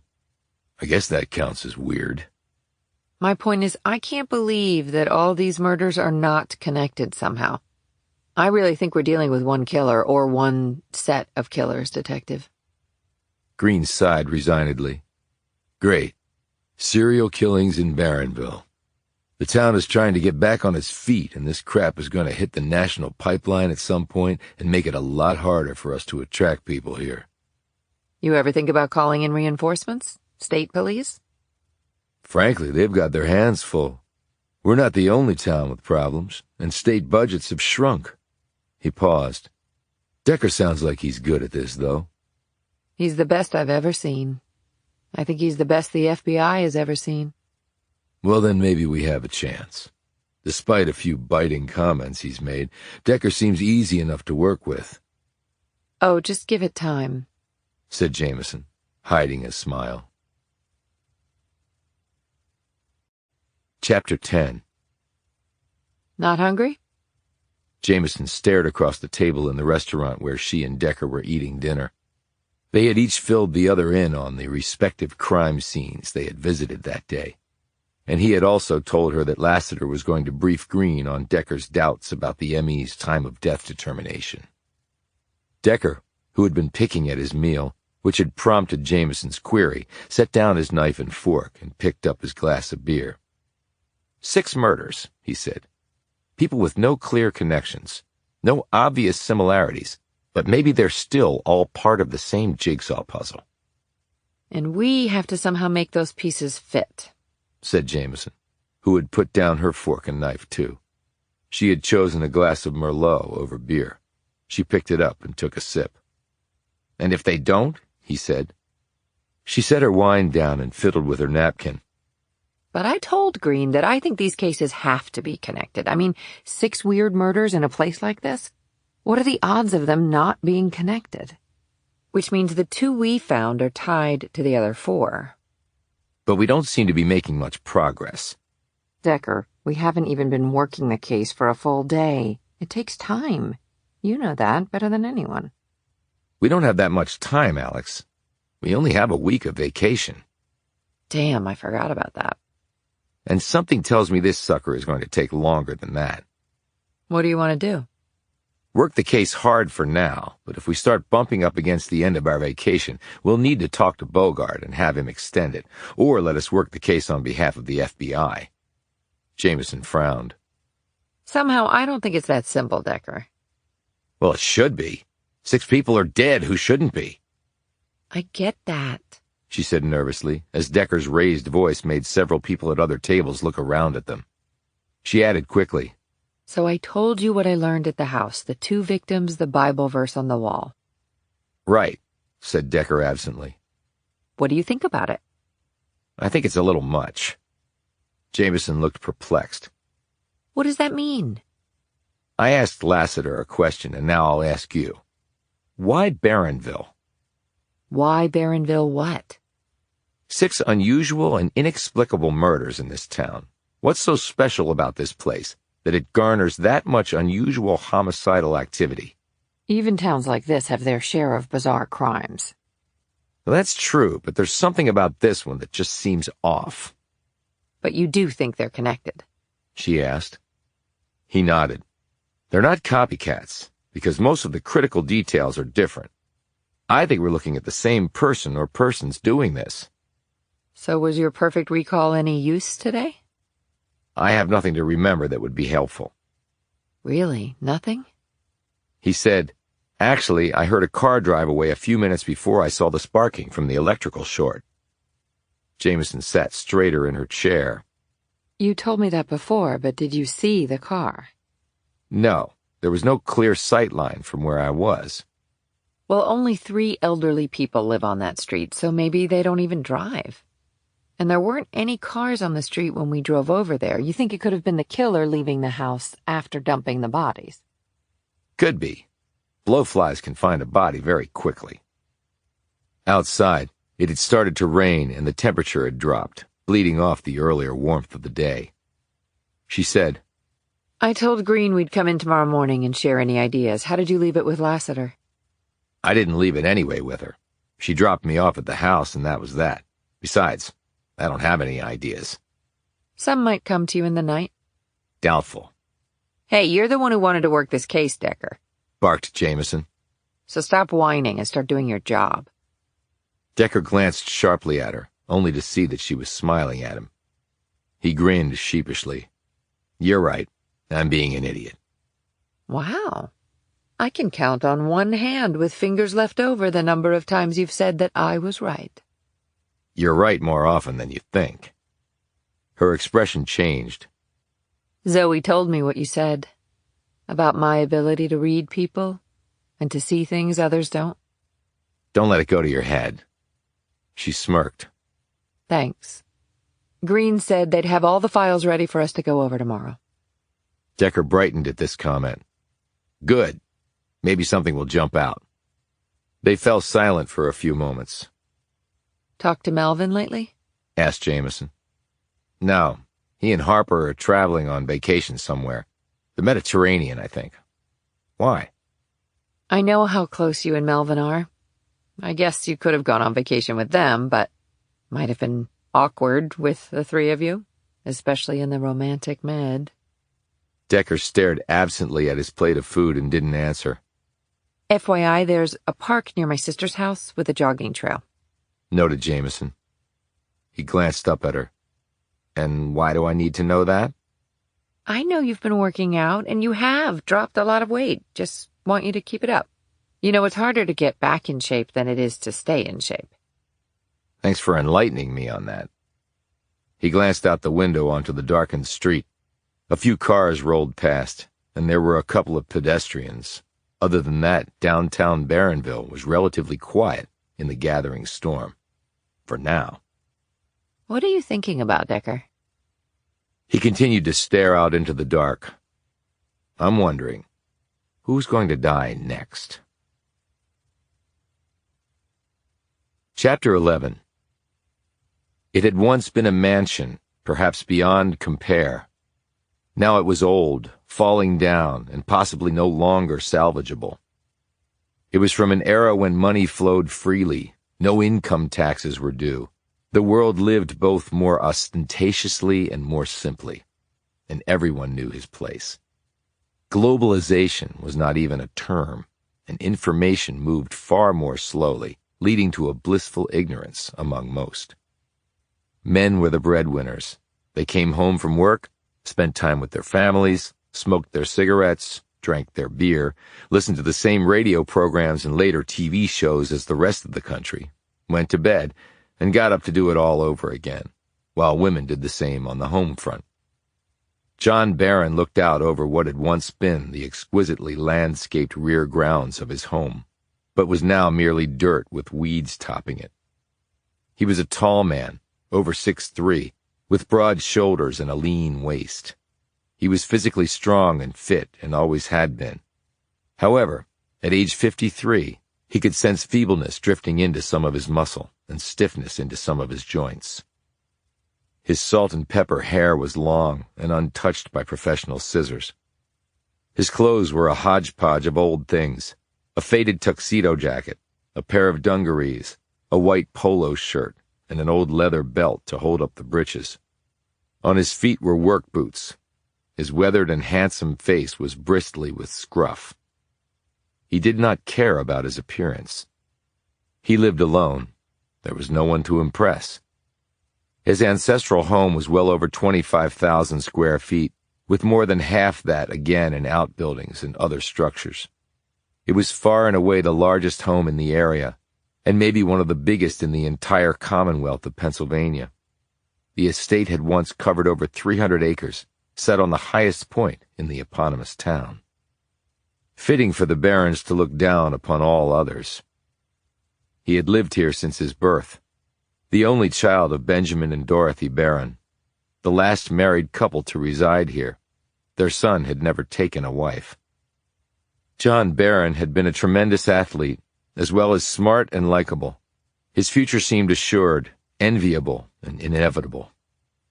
Until his parents had died on the same night, victims of a horrible accident, or perhaps something else. The jury was still out on that. They left John, then only 19, as their sole heir. Though he knew his family was no longer fabulously wealthy, he had believed there was some money left. Until the lawyer and accountant met with him and informed him that the assets left behind were outweighed by debt by a ratio of 20-1. Now it was time to pay the piper, and the son would be the one to do it. Thus, decades ago, Barron had sold off many of the remaining family assets and negotiated as skillfully as he could in a desperate battle to keep the house. However, the estate was buried under such a large mortgage that now most of his income simply went to pay the interest. Like his predecessors, he had also sold additional land around the estate. The hundreds of acres had been whittled down to 20. The outbuildings were mostly in ruins. The mansion was a shabby wreck. When he died, without wife or children, he had no doubt that the bank would swoop in, sell it off, and down it would come, with something modern and fresh to take its place, if Barronville still existed by then. Even the family cemetery, set far away from the house and surrounded by a 6-foot brick wall, might well be dug up and moved. He looked through the window of his study at land that he had run across as a boy. He had a lot of stamina back then, but he could never sprint far enough to outrun the grounds of his home. It had been a comforting and humbling feeling. He looked over his shoulder at the walls of books. He had read them all, and had managed to keep far more than he thought possible. The rarest volumes had long since been sold to pay bills. There was no point in keeping books if he didn't have a bookcase or a home in which to place them. He rose, walked over to his desk, and sat down in the chair there. It creaked and groaned under his weight. Everything in this house creaked and groaned when touched. I creak and groan simply by being alive. By any measure, it was a miserable existence, and one he would have to endure for the rest of his life. He had had to come home from college to take care of affairs after his parents died. Then he had returned to school on his athletic scholarship, only to blow out his rotator. That was pretty much the death knell for a baseball pitcher. The next year his scholarship was revoked, and having no funds to continue, he had left without a degree. Repeated attempts at starting a business had failed for want of capital. It seemed that those who had for so long lived under the boot of the barons now thought it quite pleasing to turn off any aid whatsoever to the last of the family. Even though other owners had run them for years, when the last mine and mill closed, the ousted employees, and indeed the entire town, blamed only one person for their downfall. Though then only in his late 20s, John Barron had taken the full brunt of the town's displeasure. There was even a petition circulated to change the name of the town. It had failed, probably because the citizens wanted the name to remain so they could keep blaming the Barron family for their problems. John Barron had become a pariah. He should have moved, just walked away from the house and the town and this miserable excuse for a life. Yet he hadn't. He wasn't sure if it was stubbornness or lunacy or a potent mixture of both. Yet something in his head had prevented him from chucking it all and starting somewhere fresh. And things in your head could be very powerful, he had found. Finally, he had sold enough property and paid down enough bills to allow himself to live here. Not in any comfort, but just to exist, really. Any ambition to do more had faded along with the passage of years. As he stared out into the night time, he was thoroughly cognizant that he had royally screwed up what had commenced as a promising life. And the town had faded right along with him. Once occupied homes and businesses sat empty. The mighty mills and mines his ancestor had erected were gone. Barronville had come into existence as part of John Barron, the first's dream for riches. Now the dream had become a nightmare, for all of them. From his high perch, Barron would often watch the procession of funerals driving slowly to one of the cemeteries in town. The graveyards of the myriad churches had long since been filled. He knew fatal drug overdoses occurred far too frequently. With no hope, people were turning to needles and pills for something to make them forget how desperate their lives had become. And yet he had also watched moving vans coming in, carrying with them new families with fresh hopes. He didn't know if they were just picking at a hollowed-out carcass. He didn't know if the town had a reasonable shot at a do-over. But maybe it did. Though it was fully beyond his control, he carried the demise of his family's creation as a personal failure, and he always would. And anyway, the town would never let him forget that he had indeed failed them. He rose from behind his desk. It was too early to go to bed, and he had somewhere he wanted to go. It was sort of a ritual of his, in fact. He left the house by the kitchen door and entered the 6-car garage that had held only one vehicle for the last 3 decades. It was the old gardener's pale blue 1968 Suburban. Barron had had to let go all of the few remaining household staff after his parents' deaths. Yet he had managed to hold on to the gardener because there was a lot of property still to keep up. After the land was sold, however, that changed. The gardener, nearly 90 by then, had left his truck to Barron and gone to die in a nearby nursing home, having outlived his wife by several years. It was fortunate that Barron had been an engineering student in college, with a mind that seemed to know intuitively how any type of mechanical apparatus worked. He had been coaxing life out of the Suburban all this time, yet, after 5 decades, he wasn't sure how much life it had left. Or how much I have left. He climbed into the Suburban and drove out of the garage. The overhead doors no longer functioned, so he kept them open, with the key to the truck under the visor. He wound his way down the hill, past the neighborhoods that had sprung up from barren land, and that held the best views in the city, other than his. At least the homes that were still occupied did. He reached the main road and sped up. He had money in his pocket. He intended to spend it. The Mercury Bar was really the only place in town where he felt he could get some peace. He pulled into a parking space on the street and got out. He left the tuxedo jacket in the truck. He knew that he was an easy enough target around town without looking too eccentric. He was a baron, the last one. And if his health remained intact, he had maybe 30 more years of this crap to endure. It was no wonder he needed a scotch and soda, or 2, or 3 of them. Yet tonight, the current John Barron would get more than simply a drink. Chapter 12. Barron closed his eyes and inwardly groaned. He reopened his eyes and kept his hands clasped around his drink. It was he couldn't remember how many he'd had. The previous ones had felt great going down, though. This one was even better. And then they had come along to spoil it. "You that dude John Barron, ain't you?" Barron looked over at the three young men who were standing next to his seat at the bar. The young female bartender nervously wiped out a glass and watched the confrontation. Barron lifted the glass to his lips, took a sip, and let the smooth scotch work its way down his throat. He set the glass down and said, "I am. Is there an issue?" The men were dressed in dirty jeans, T-shirts, and oversized sneakers with no laces, and two of them wore Pittsburgh Steelers caps. The first man, the largest of the trio, grinned maliciously.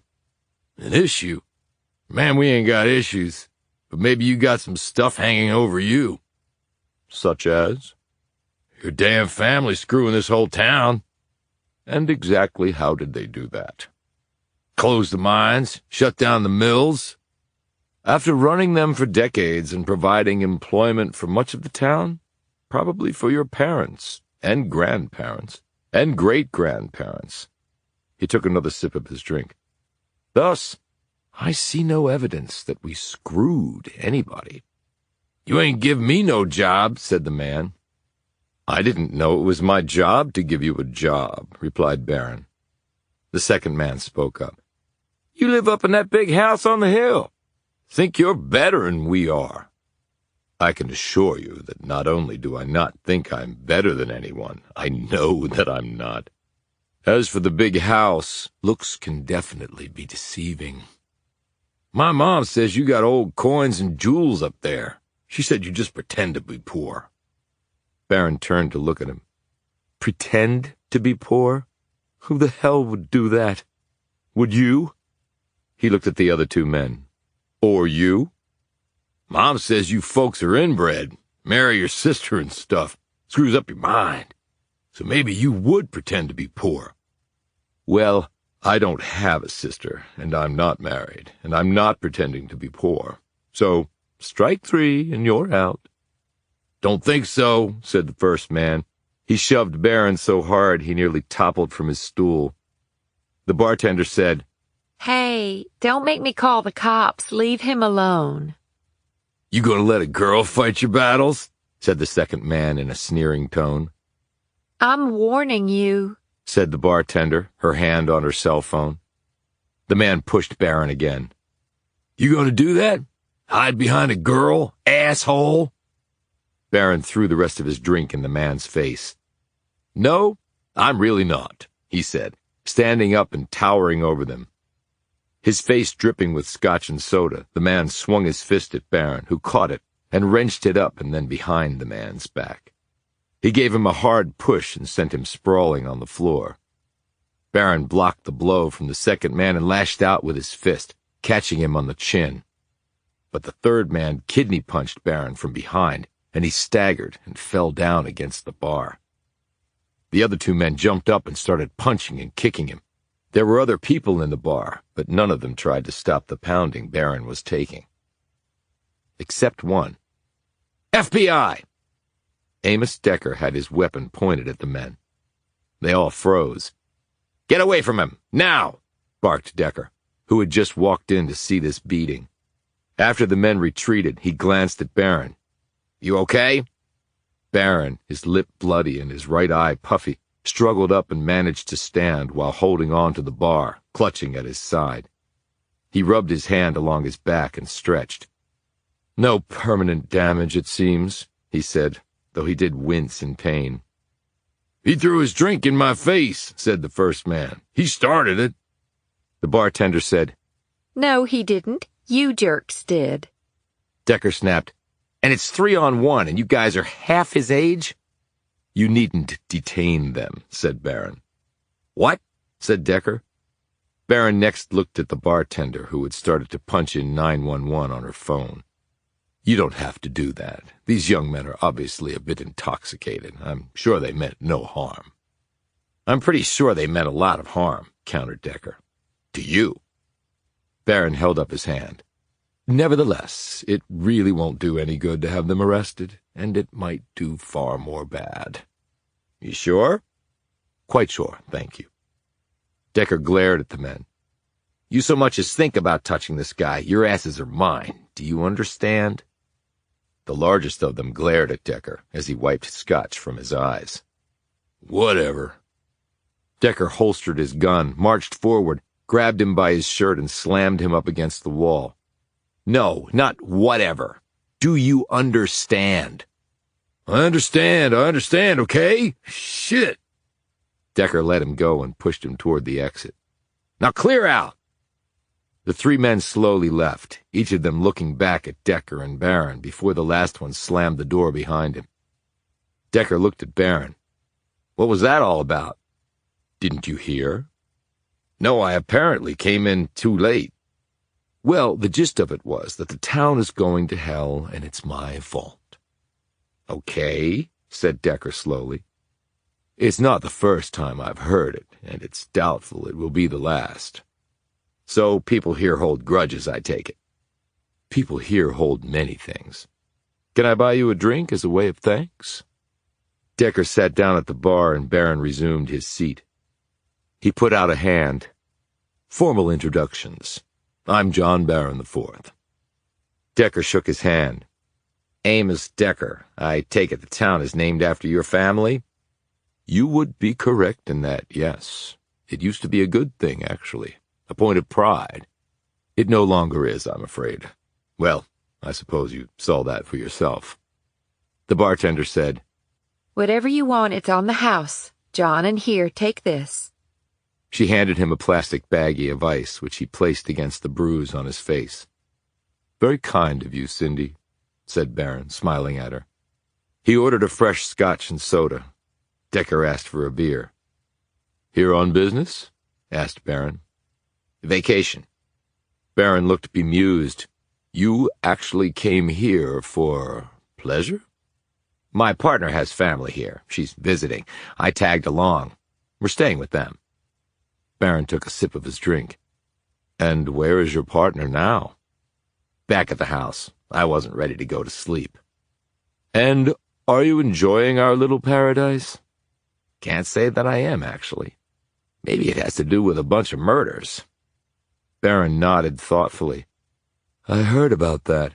Sounded awful. But hard times lead to bad things." "That's your explanation?" "I don't have an explanation. I'm just slowly becoming drunk and jabbering away." "Do you do that often?" "I don't have much else to do. I come here for about an hour once a week, and then I go home and never leave until I come back here, except to run a short errand or two, and I really have no obligations or responsibilities to get in the way of that little routine." "Lucky you." "Maybe not so lucky, actually." "So, when you came in, you called out FBI. Are you a special agent, or was that just hyperbole?" "I'm just a regular cop, but I work with the Bureau." "Where are you from?" "Burlington, Ohio. Rust Belt town like this one." "Indeed. And have you been read into the town's history and my family's culpability in its demise?" "A little." "It's partly true, you know. The town was created because my ancestor, after whom I'm named, discovered a particularly rich vein of coal. Much of it went to Pittsburgh for the blast furnaces in the steel mills. That was why he built coal and coke plants, too. And after that he built textile mills. And then he discovered natural gas. He also ran many other businesses and actually owned much of Barronville. In fact, most of the town was in his employ back then. A regular Energizer bunny of an entrepreneur, with far more luck and capitalistic drive than his family has experienced since." "I heard all about the businesses he built, but I hadn't heard about the steel component." Barron nodded. "The coke used in making steel is derived from coal after it undergoes a distillation process. And back then coal was abundant and relatively cheap. Steel magnates flourished, and so did those who supplied their enterprises. In that regard, John Barron Sr. was following a tried and true formula. He was a ruthless man, so I understand." He crushed unions, paid off corrupt politicians, polluted rivers and the air and the ground. He paid his workers as little as he possibly could, and treated people in general as badly as he could. He made an immense fortune, and his descendants sponged off that accomplishment. But then it all came tumbling down? It almost always comes tumbling down. America in general doesn't like economic dynasties. Families like the Rockefellers are the exception rather than the rule. We each pull ourselves up by our own bootstraps, or at least that's how the theory is supposed to work. I guess there are enough people on the Forbes list who inherited their money to lay waste to that supposition. But your family still had money? Some. At least for a time. Did you know any of the people murdered? Barron looked over at him with a curious expression. That's quite an abrupt segue. Why do you ask? I'm a cop. I ask questions in the hope of solving crimes. Who were the victims again? Decker told him. The last two have not been identified yet. I can't say that I know any of them. However, Decker noticed the man's hesitation. You sure about that? Barron held up his drink. I'm hardly ever sure of anything, especially in the Mercury Bar.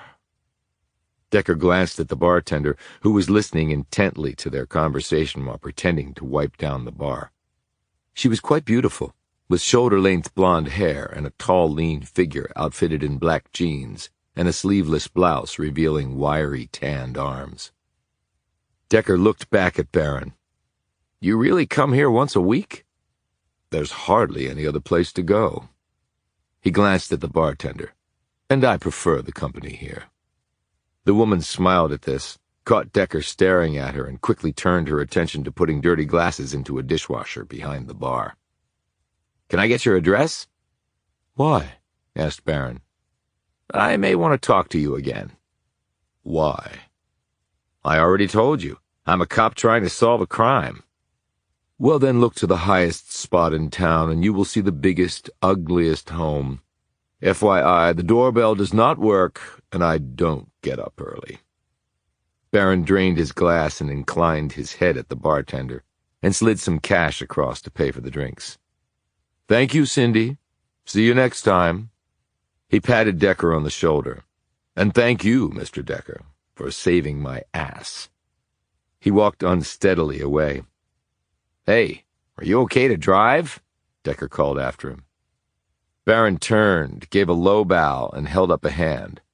I am absolutely not okay to drive, but I will make a valiant attempt regardless, considering the odds are very good that whatever I might hit will have my family's name engraved upon it, which will lessen my legal liability. Decker watched him go for a few moments and then turned back to the bartender. Only she was gone, too. Chapter 13. Files. And more files. Paper bones with very little meat. Decker dropped the last of them on a pile in the middle of the desk, sat back, and breathed in the stale air that seemed to permeate Barronville's police headquarters on Barron Boulevard. Right next door was Barronville City Hall. Jamison sat across from him, taking notes. Decker, with his perfect memory, never needed to do that. He idly watched her pen gliding over the paper. The door opened a moment later, and Detective Green came in. Any luck? He asked as he popped a stick of gum into his mouth. Jamison finished the sentence she was writing and looked up. Decker closed his eyes. Joyce Tanner and Toby Babbitt were unemployed. Michael Swanson was a drug dealer. Bradley Costa was an SVP at a bank. And they all lived alone. No family. Tanner had been married but subsequently got divorced. Green closed the door behind him. Yeah, well, that we already knew. Decker opened his eyes. What was Babbitt's disability? He glanced at Green, who was taking a seat across from him. The file just said he was disabled, Pointed out Jamison. It didn't say how or why. Is that relevant? Asked Green. Everything is relevant until you can show it's not, said Decker. I'll check. Green leaned back in his chair. So nothing really jumped out at you, he asked. Before either Decker or Jamison could answer, the door opened again and Lassiter came in. She was dressed in a beige jacket and knee-length skirt with chunky heels. Her hair was loose around her shoulders. So, have I missed anything at the powwow? She asked, taking a seat next to Green. Not much, said her partner. Just a follow-up question that may or may not be relevant. Decker stared at the opposite wall. I met John Barron last night. Jamison looked surprised by this, but kept silent. Decker continued. Some young punks were roughing him up. I intervened, but he declined to press charges. Any idea why?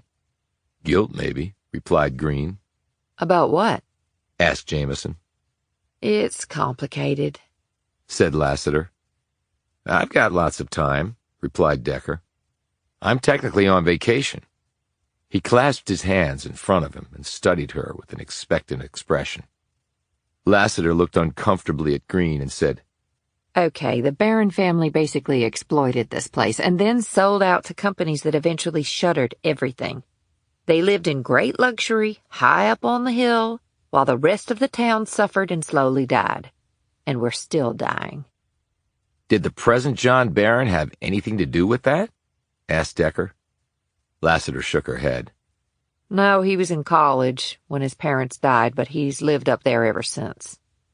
So why blame him? Asked Jamison. He's a Baron, interjected Green. So guilt by association? Said Jamison. I'm not saying it's right or fair, I'm just saying that's how it is, replied Green. I've personally got nothing against the guy. He never hurt me or anyone I cared about. Lucky you, said Lassiter. Jamison looked at her. Did he hurt someone you cared about? Lassiter put up a hand. It has nothing to do with anything. Green added with a glance at Decker. And to paraphrase you, I don't see how this little trip into the sordid history of Barronville is helping us solve 6 murders. Decker said, I asked Barron if he knew any of the Vicks, and he said he didn't. Well, other than maybe the banker, I wouldn't imagine he would, observed Lassiter. A street-level drug dealer doesn't exactly run in the same circles as a baron. Decker said, even though you claim he moves in different circles, maybe he does know Swanson, or one of the others. So you didn't believe his answer? Asked Green sharply. I don't believe anyone initially, replied Decker.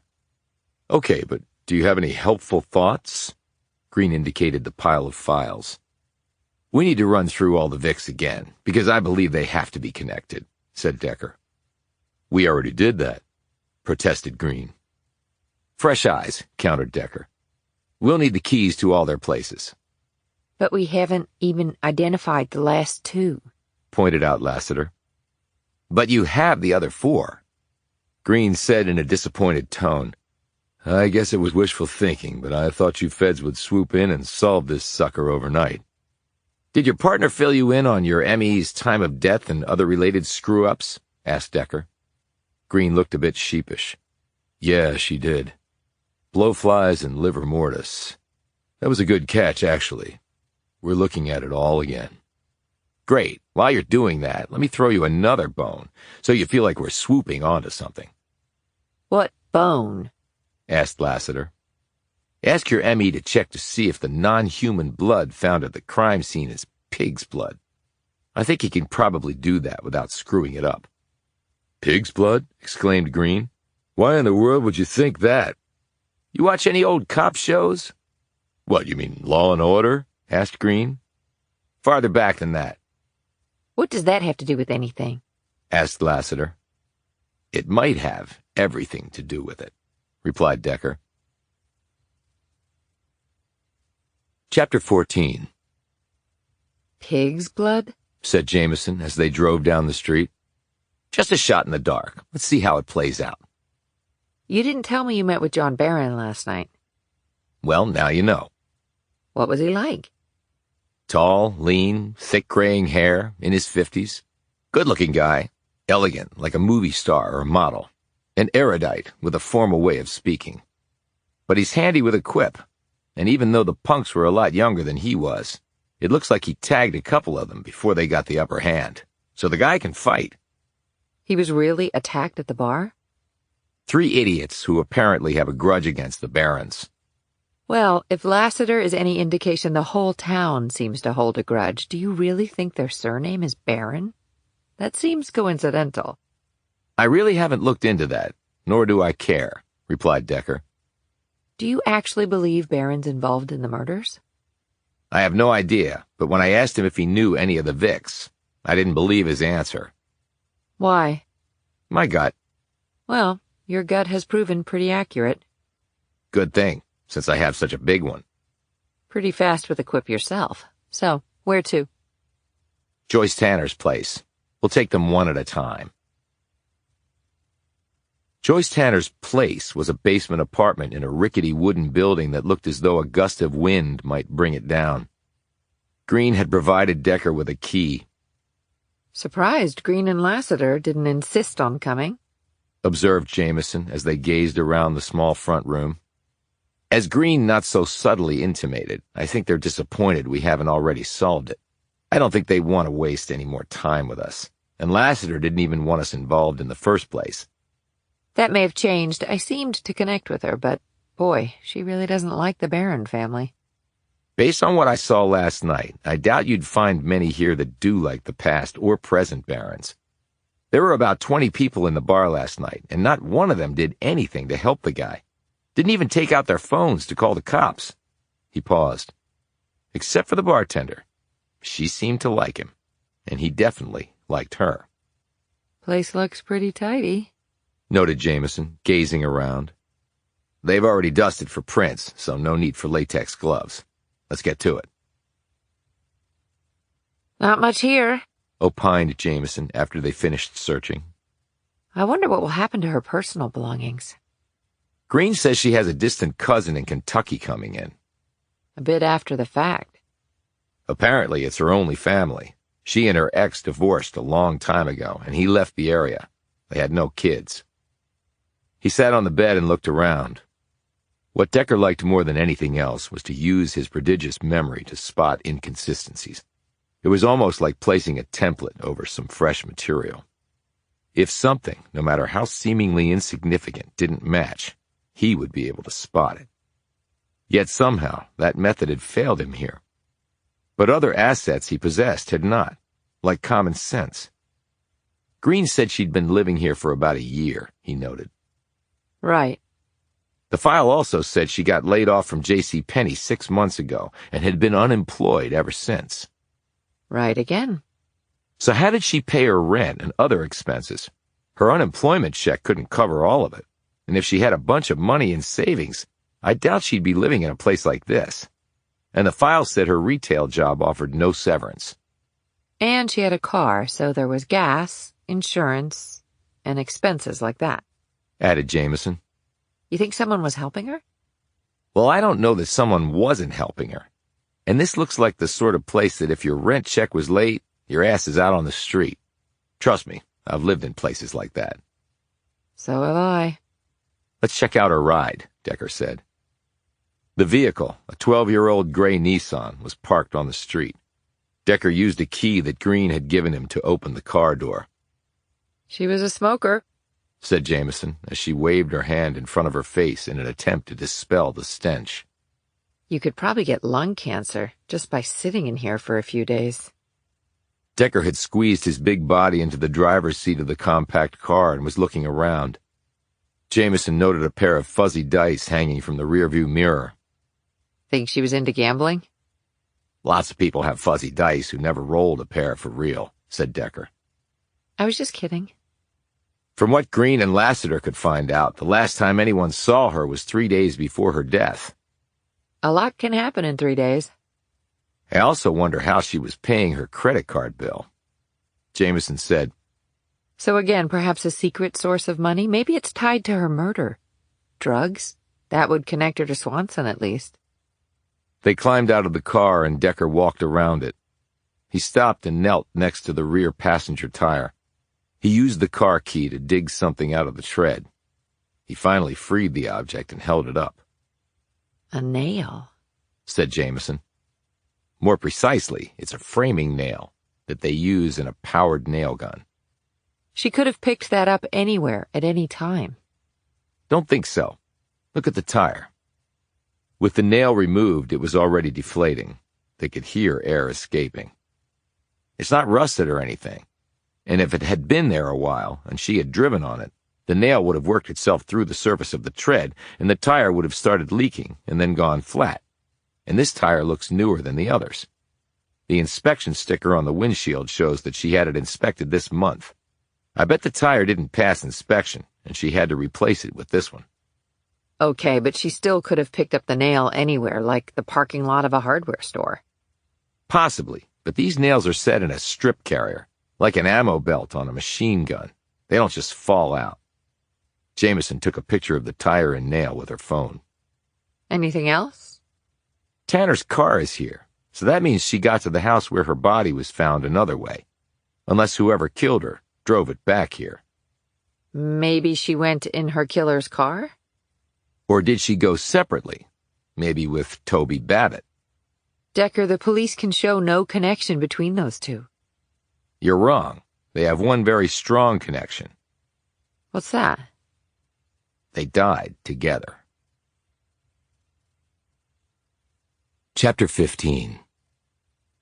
Before he was murdered, Toby Babbitt didn't live in a house or an apartment. He resided in an old dented mobile home trailer a few miles outside of town. The road in was gravel and dirt, and the small plot of grass surrounding the trailer was encircled by trees.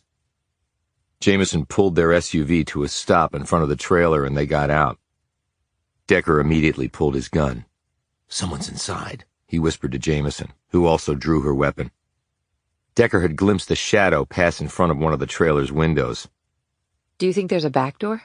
Asked Jamison as they approached. The next moment they heard someone running away from the rear of the trailer. "I guess that answers that," said Decker as he raced toward the dwelling, Jamison hard on his heels. They reached the corner of the structure and stopped for a few moments, scanning the area behind it. There, barked Jamison, pointing toward the right side of the thick woods. She and Decker reached the tree line and plunged ahead. Though Decker was big and bulky and not in the best of shape, he maneuvered around the trees with a surprising nimbleness. Only he had lost sight of the person and stopped so abruptly that Jamison ran into him. Gasping, Decker looked around. The sounds of the person running seemed to echo from all directions. "Where did he go?" said Jamison. Decker shook his head. "Lost him." They heard a car door slam shut and an engine roar to life. Decker once again sprinted forward, yet he broke free of the trees only in time to see twin taillights disappearing down another gravel road. Jamison joined him a few moments later. They were both bent over, sucking in air. Regaining her breath, Jamison said, "I will never pull your chain again about not being in shape." Decker straightened and muttered, "Well, I wasn't fast enough to catch the person. I couldn't even see if it was a man or a woman.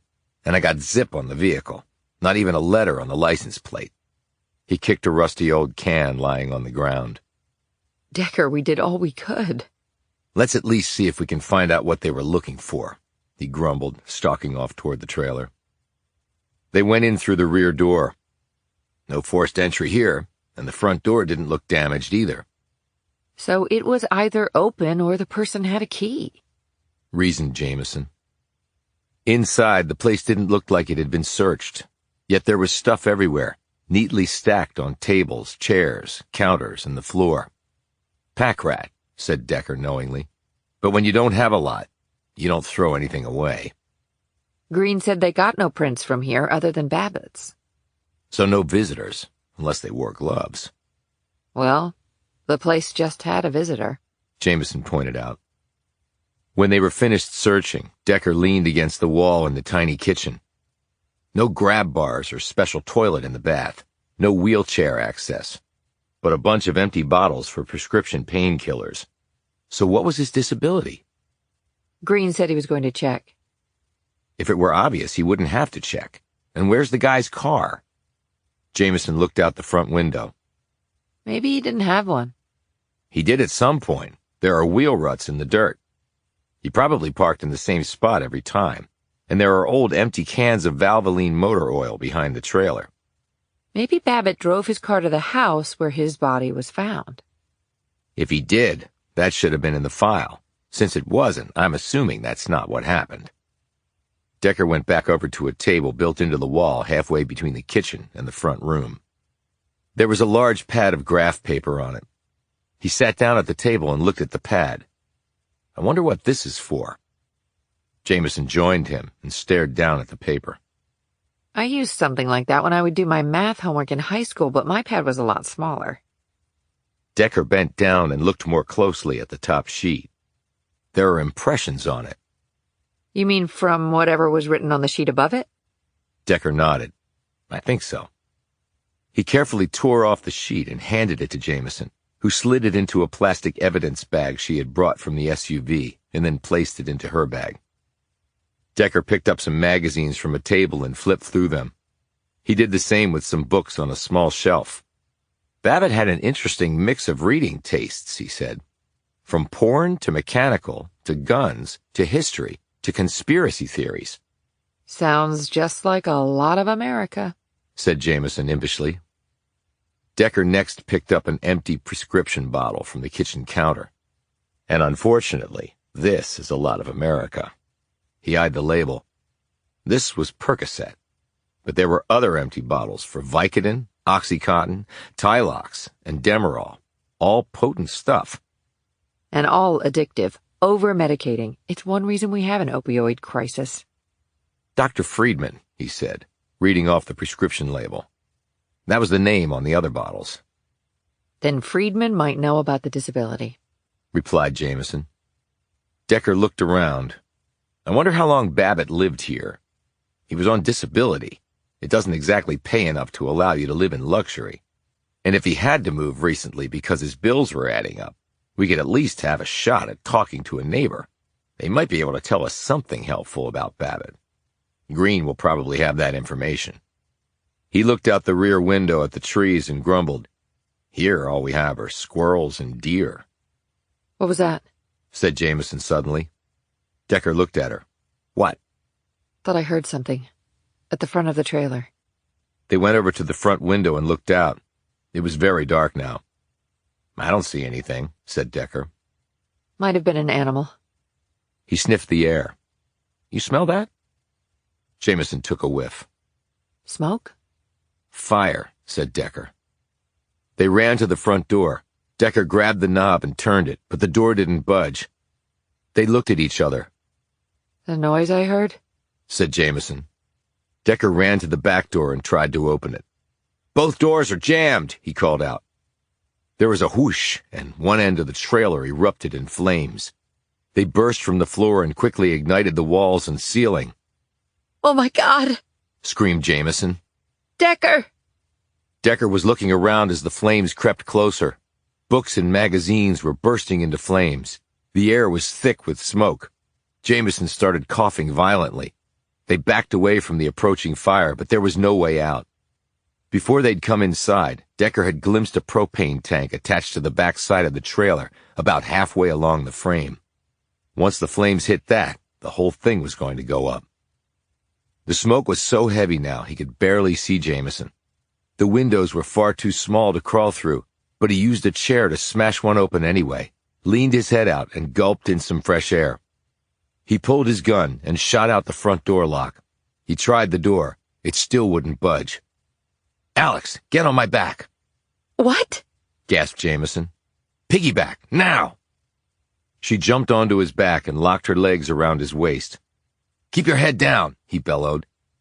He backed up, got a running start, and smashed right into the door. It buckled and partially gave way. He put his shoulder down, set his legs into a squat, and erupted forward again. The door came off its hinges and fell into the yard. The next moment, Decker was stumbling to their Yukon with Jamison still clinging to his back. Decker looked behind him. The flames had reached the front door, or where the door had been. That was about the midpoint of the trailer. That meant they had maybe a few seconds.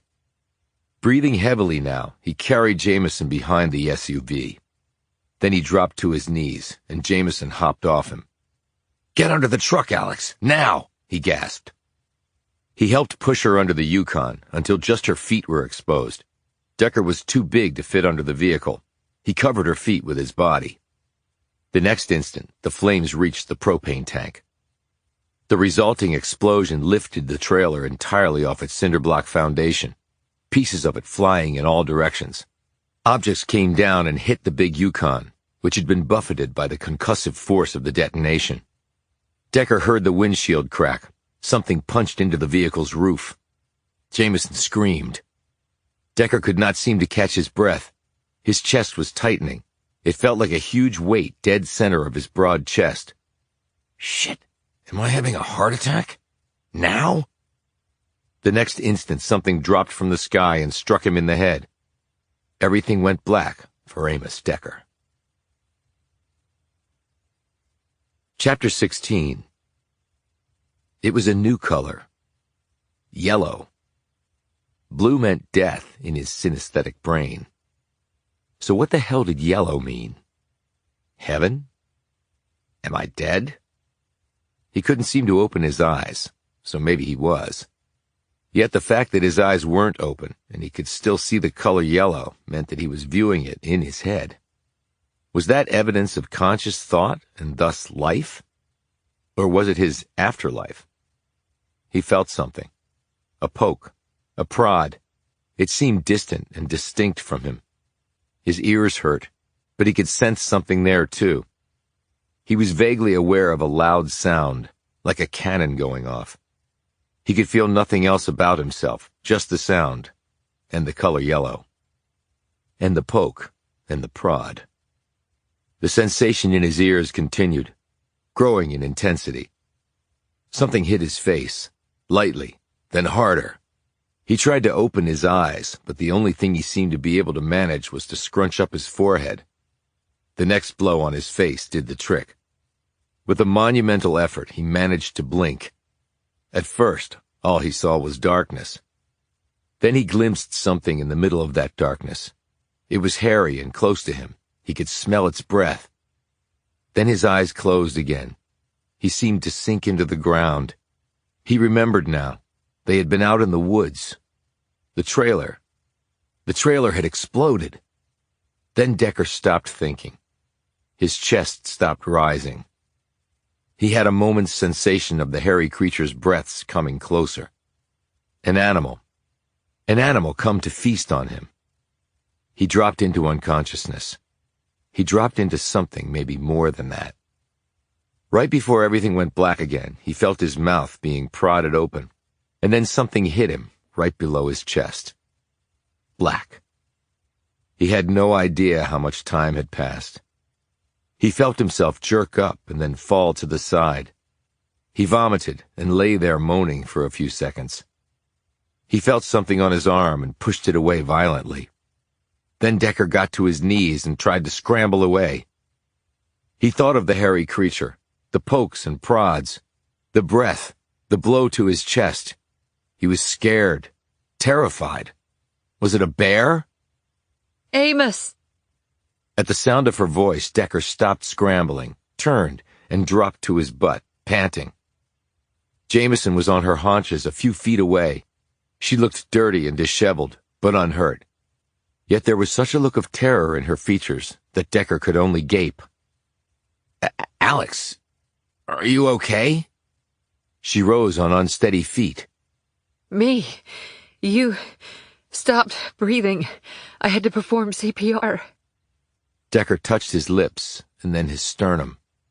CPR? That had been Jamison breathing and pounding life back into him. That was you? I just saw hair. I thought it was an animal. A big, hairy animal. Jamison frowned and pushed her thick hair out of her face. Well, that's the first time I've been acquainted with a big, hairy animal. Her features softened. Are you feeling okay now? Decker took a deep breath and rubbed the back of his head. When he took his hand away, it was bloody.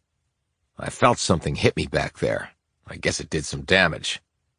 Oh, no, exclaimed Jamison. She took out her phone, engaged the flashlight feature, and examined the back of his head. It's cut, a deep gash. You need medical attention. She pulled some tissues from her bag and pressed them against the wound. Here, hold that there. Decker did so. I thought I'd had a heart attack, but I don't think that's possible. I'd be out for the count. He slowly rose to his feet and looked around. The trailer was gone. Their Yukon was heavily damaged. You saved my life, he said. Well, you certainly saved mine. She pointed at where the trailer had been. That would have been our crematorium. He nodded and took a series of long, deep breaths. It must have been all that smoke in my lungs, and then running. With me on your back. And then your head wound. It must have been debris from the explosion that hit you. I wish you could have fit under the car. Even when I was thinner, I really never could have fit under even an SUV. We need to call an ambulance. We need to call somebody if we want to get back to town. He looked at the two front tires of the Yukon. They were flat and the wheels were pushed in. And the fire department needs to come out here and douse those flames before the forest catches on fire. Jamison pulled out her phone and called Green, succinctly explaining to him what had happened. The detective promised a response ASAP. She put the phone away and looked back at the trailer. Somebody really wanted us dead. That's actually a good thing. What do you mean? She said, looking horrified by his words. It means we're making somebody nervous, which means we're heading in the right direction, which is a good thing. It wouldn't be so good if we were dead, snapped Jamison. Do you have the graph paper? What? The graph paper from the house. My God, Decker, we were nearly killed, and you apparently did die, and all you can think about is the case? When he didn't say anything, she sighed, pulled out the graph paper from the evidence pouch in her bag, and handed it to him. With the tissues stuck to his head, Decker laid the paper on the ground and used the flashlight feature on his cell phone to go over it. He held the light an inch from the paper and still had to squint to make things out. See anything? She asked. Just impressions from the pencil or pen he used to draw something on the sheet above this one. It looks to be pretty large. It covers most of the sheet. I'll take a better look at it when we have some decent light. He clicked off the phone light, handed the paper back to Jamison, rose, and leaned against the truck bumper. Jamison said, Do you think whoever it was we chased came back and tried to kill us? I don't know. Could be. But that would have been a risk. So maybe somebody else. Do you think we were followed? Decker looked back at the dirt and gravel road. It would have been hard for anyone to follow us here without us seeing them. She looked back at the trailer. Good thing we went over that before it disappeared. Though, we didn't find anything, really. We found some things. Like what?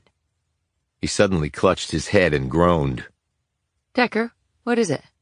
Asked Jamison anxiously. Just the mother of all headaches.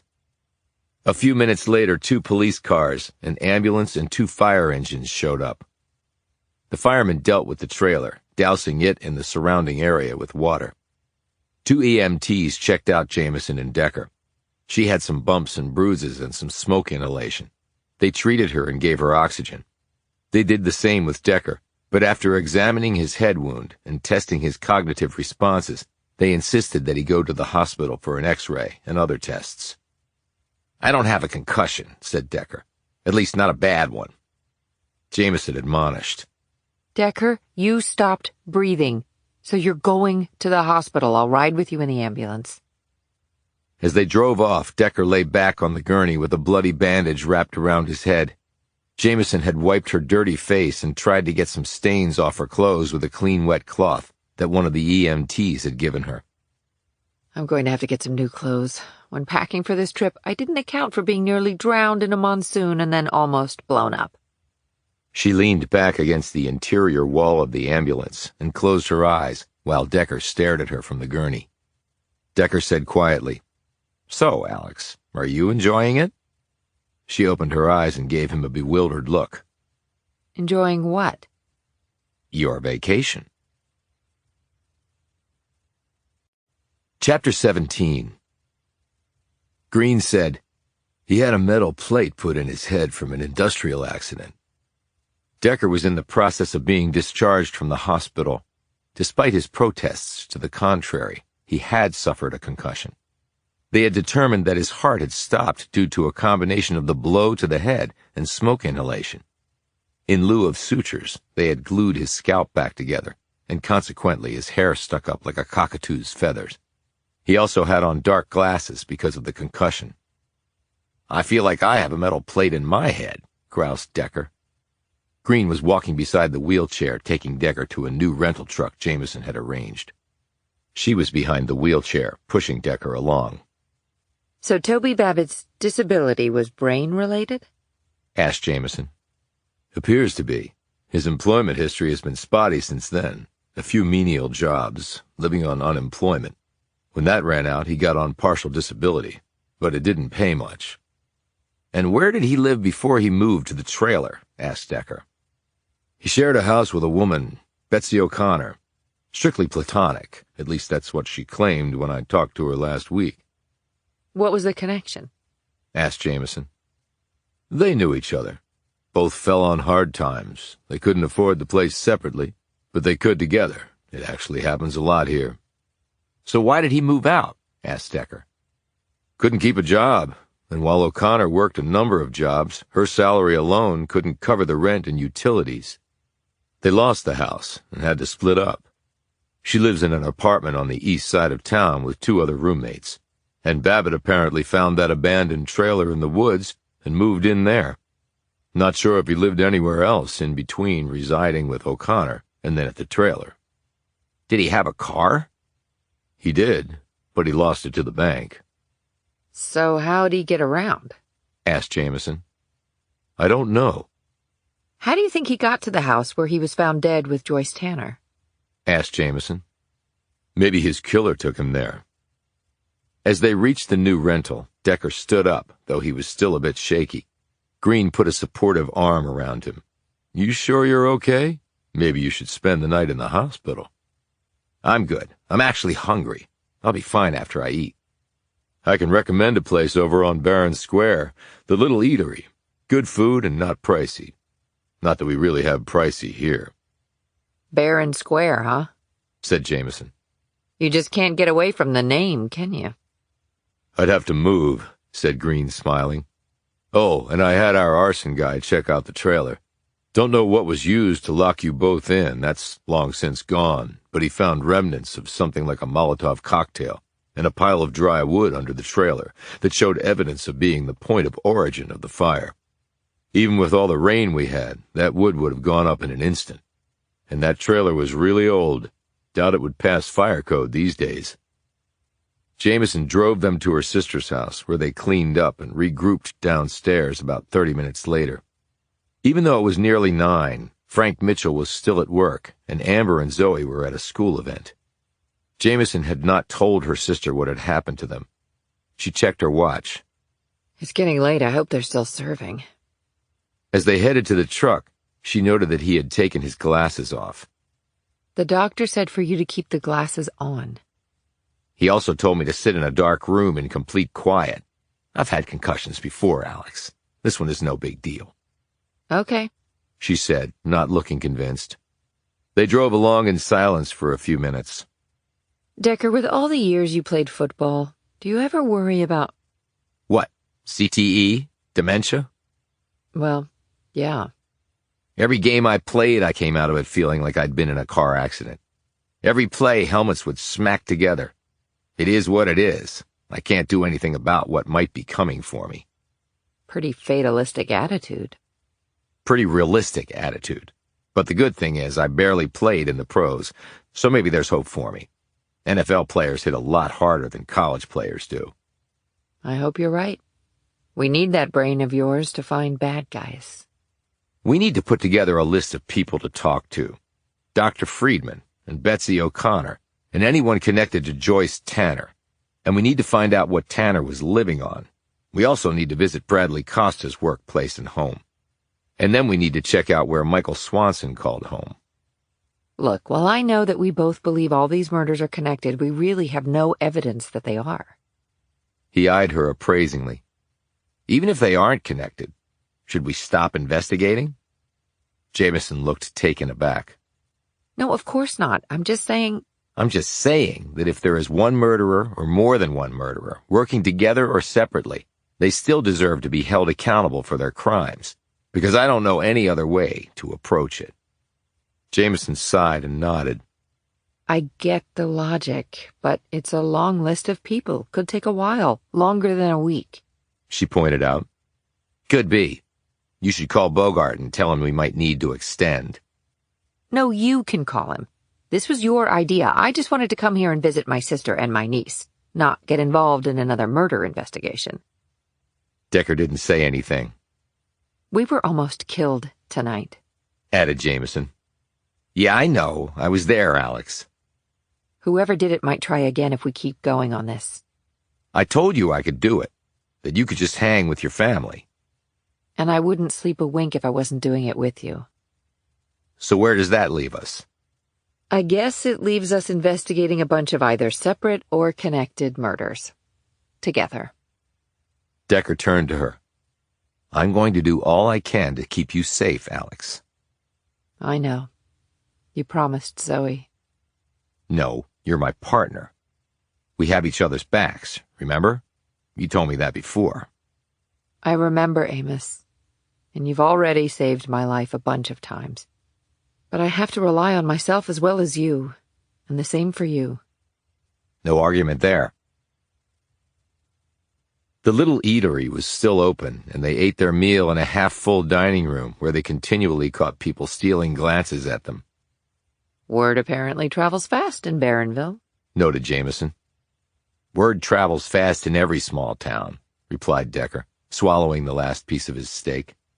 We have a dead guy with a metal plate in his head living on disability in a trailer in the woods that just got blown up. We have Joyce Tanner, unemployed from J.C. Penney, living on who knows what. And 4 more dead. Decker looked down at his phone, which had just buzzed. He frowned and put down his fork. What is it? Asked Jamison. Someone else dead? No. It's a text from Green answering my question. Which one? Whether it was pig's blood. Was it? Yes. So what does that mean, since you never bothered to tell me? She said, clearly irritated. Decker didn't answer. He punched in a phone number and stared at the ceiling while it rang. Then the person answered. Detective Green, this is Decker. I just got your text. Right. Pig's blood it is. What made you think of it? It was a long shot, and I wish I had been wrong. This means we need to check another database for the 2 dead men in that house. We checked all the criminal and civilian databases we have access to. I don't think they're civilians or criminals. Then what do you think they are? Cops. Chapter 18. Why cops? Asked Jamison as they were driving to police headquarters. You're too young to know it, but in the 60s and 70s, pig was a commonly used derogatory term for police. That's why I mentioned the old cop shows on TV. So the Vic in the policeman uniform coupled with the pig's blood starts to make some sense. And that might mean we're talking killers from a certain generation. Maybe not, countered Jamison. The term's obviously made a comeback. It's being used by other groups now. Okay, but we have to find out first if the 2 dead men we found were cops. I could be totally off base with my theory. God, this is like a horror show. I never ran into a murder that had any positive elements, Alex. Decker looked out the window. If they are cops, you have to wonder where they're from. They would have been identified by now if they were local. From another state, then? Why would they be here? I'm assuming they were performing in some professional capacity. Local cops almost never cross state lines. He stopped speaking and stared off once more. Wait a minute, Decker. Are you thinking what I think you are? They could be feds, Alex. Green and Lassiter were waiting for them at the station. We've run the prints through databases we have access to, said Green, but it's limited, and we got 0 hits. Decker said, I can get them run by the FBI. Just get me a set of the digital prints. He looked at Jamison. I guess I'm going to have that talk with Bogart after all. Lucky you, replied Jamison. Decker called Bogart from the privacy of an empty office at the police station. To FBI Special Agent Bogart's credit, he didn't scream or even interrupt as Decker laid out what had happened. "Can you send me the prints now?" asked Bogart. "Soon as I hang up with you." "If they are feds, this is going to turn into a shitstorm, Decker." "It pretty much already is." Decker and Jamison waited at Green and Lassiter's desks, which were situated next to each other in the open room of the detectives section of the station. There was one other plainclothesman working at another desk. 30 minutes passed, and then Decker's phone buzzed. He and Jamison stepped into the empty office to answer it. It was Bogart. Decker put it on speaker so that Jamison could hear. "We ran the prints through our own employee database and got nothing. Then we provided the prints through our liaison office to sister agencies." "And did they get a hit?" "No. We heard back from all of them except one." "Which one?" "DEA." "Okay, did you contact them when they didn't get back to you?" "We did, and found out that a DEA special ops team is going to be arriving in Barronville in about 2 hours." So the dead guys were with them? asked Jamison. "That's the thing. They'll neither confirm nor deny that." But if they're sending a team... That could mean a lot of different things. But I've got a buddy over in the D.C. office at DEA. I talked to him before I called you. He said this has gone right up to the DEA director's office. Look, I can jump on an agency plane and be up there in about 2 hours. "No, you have enough on your plate." "And you two are supposed to be on vacation." "I was wondering when you were going to get to that," said Decker. I tried to talk him out of it. Chimed in Jamison. But you know Decker can't resist a good murder. "Seriously, there is something going on here that I don't like," said Bogart. "There are a lot of things going on here that I don't like. Principally a bunch of murdered people. And me and Alex almost ending up roasted." "I'm going to monitor the situation from here. When the DEA show up, they're going to want to talk to you." "I just don't know how much I have to tell them. It's pretty early yet." "The point is the DEA will play things close to the vest." Just like all our alphabet agency friends. Noted Jamison.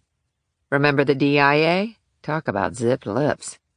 Bogart said, "And if the dead men are two of theirs, they're going to want to take the lead. There might be a turf battle." Decker said, "I'm just here to find the truth. Somebody else can play the politics." "Which is why I'm asking you, Alex, to play the counterfoil to the DEA. They're going to come in like a tank brigade. They're going to run right over the locals for sure.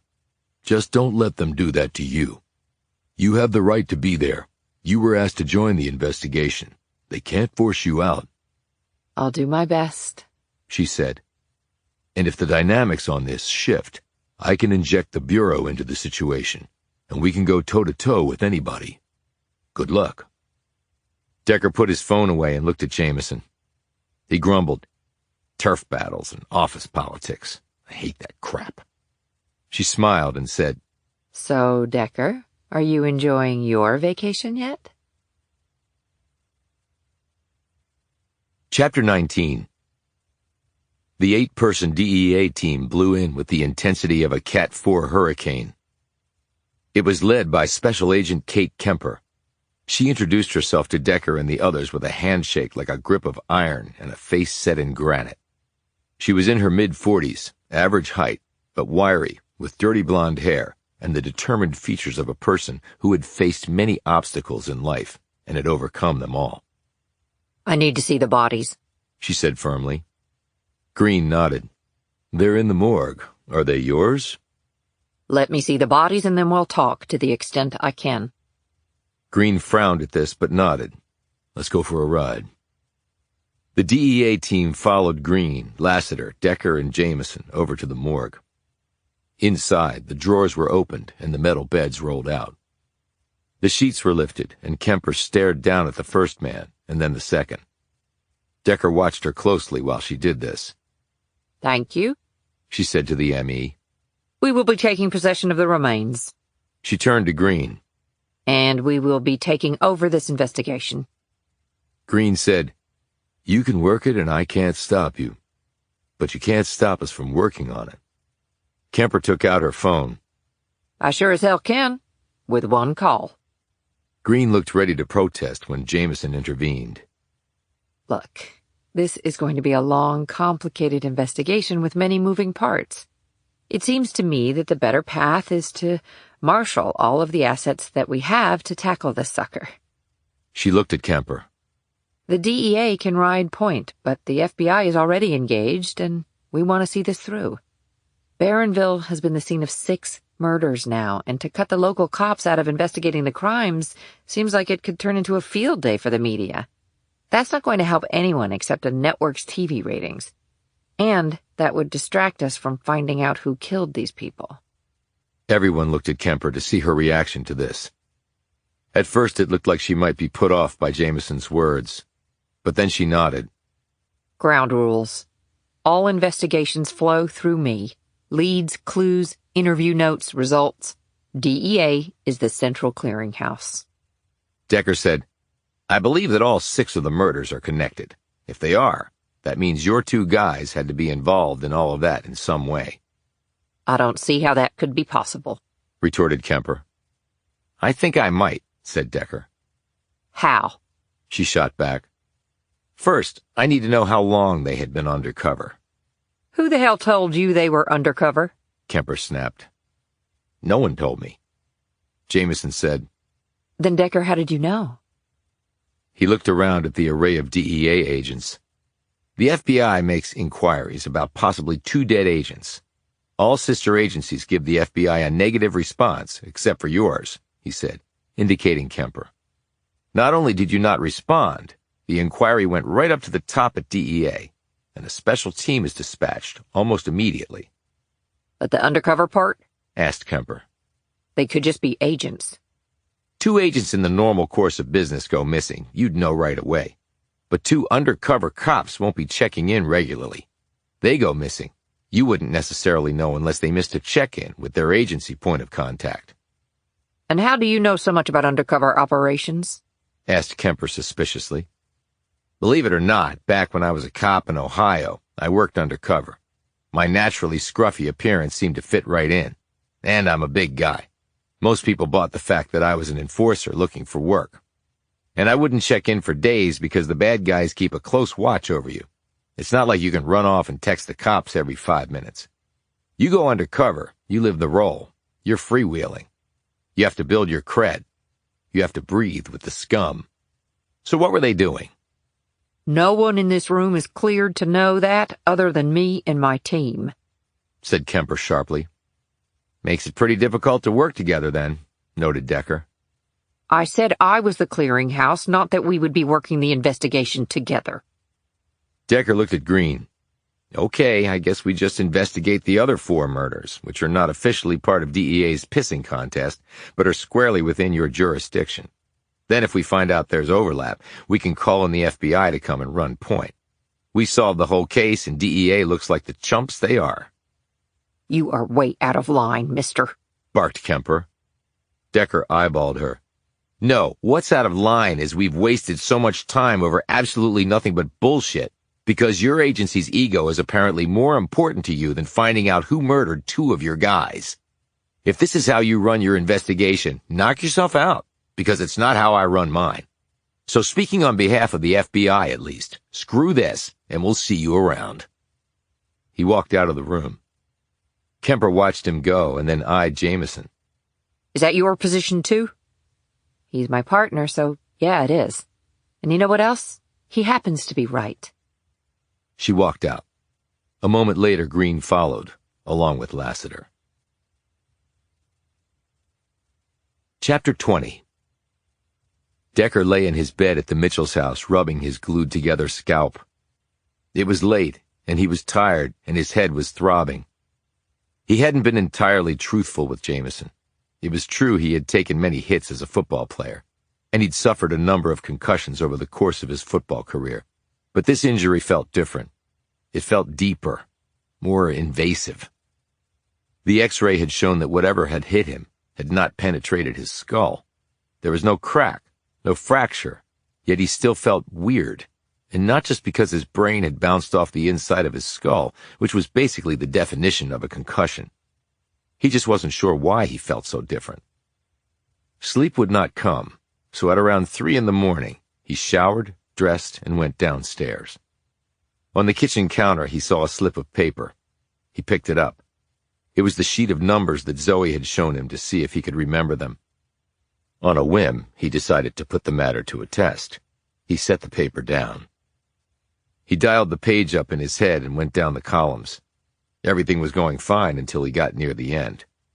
Then something in his head skipped, like a DVD with a scratch on its surface. I can't see the last 2 numbers.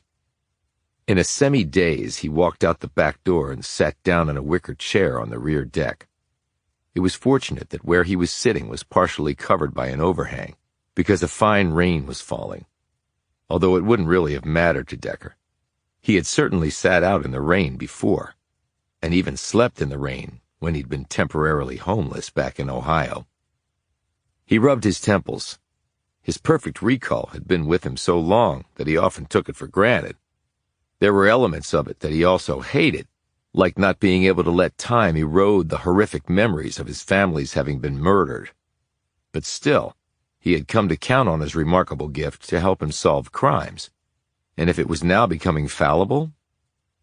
He closed his eyes and brought the page of numbers back up. This time he could see the last 2 numbers, but not 3 in the middle. They were fuzzed over, like someone had smudged the ink in which they'd been written. Well, that's great. He stared across at the house that had been the genesis of the current investigation. If he hadn't been standing out here having a beer and looking around, he and Jamison would never have been involved in any of this.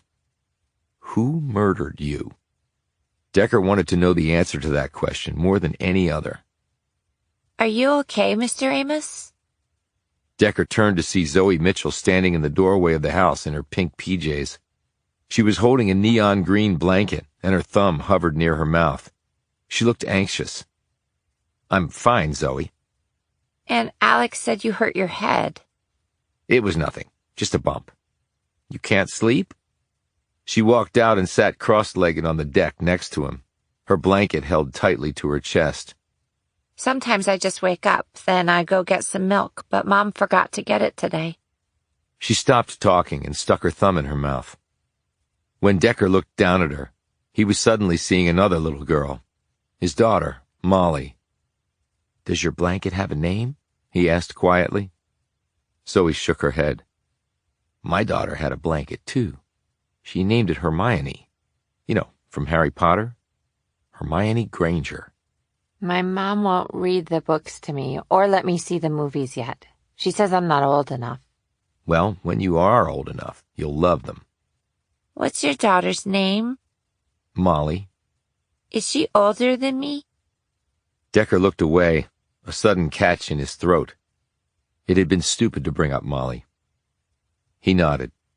About 6 years older than you. How come she didn't come here with you? Yeah, a really bad idea. She had school. Oh, so her mom is with her? Yes, they're both together, that's right. Zoe gazed over at the house where the 2 men had been found. Are you and Aunt Alex doing stuff with what happened over there? We're helping the police look into it. Zoe put her thumb back in her mouth and sucked on it, her eyes wide and her brow furrowed. Mommy said people died in that house, she mumbled. Look, Zoe, you don't have to think about any of that, okay?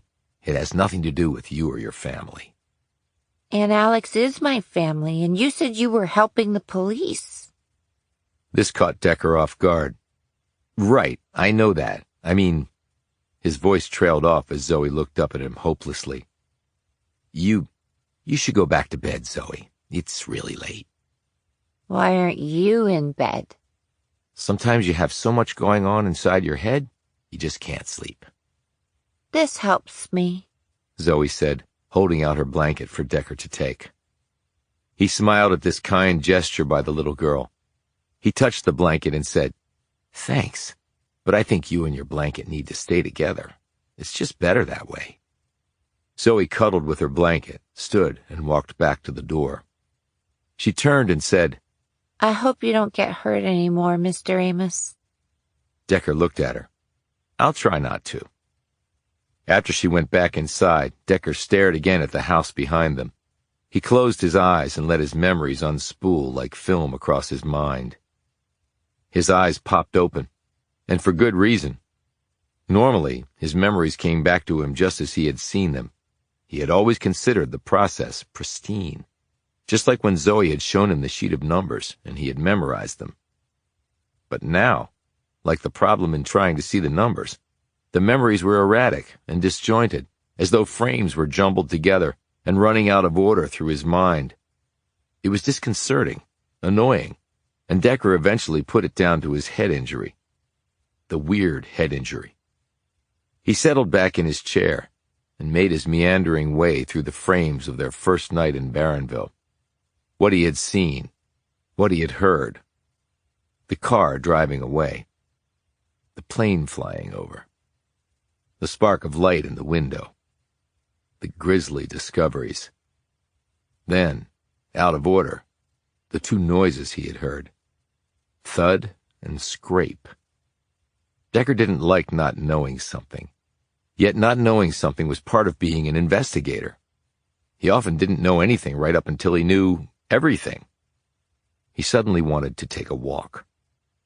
He went back inside and quietly searched for an umbrella to protect him against the rain.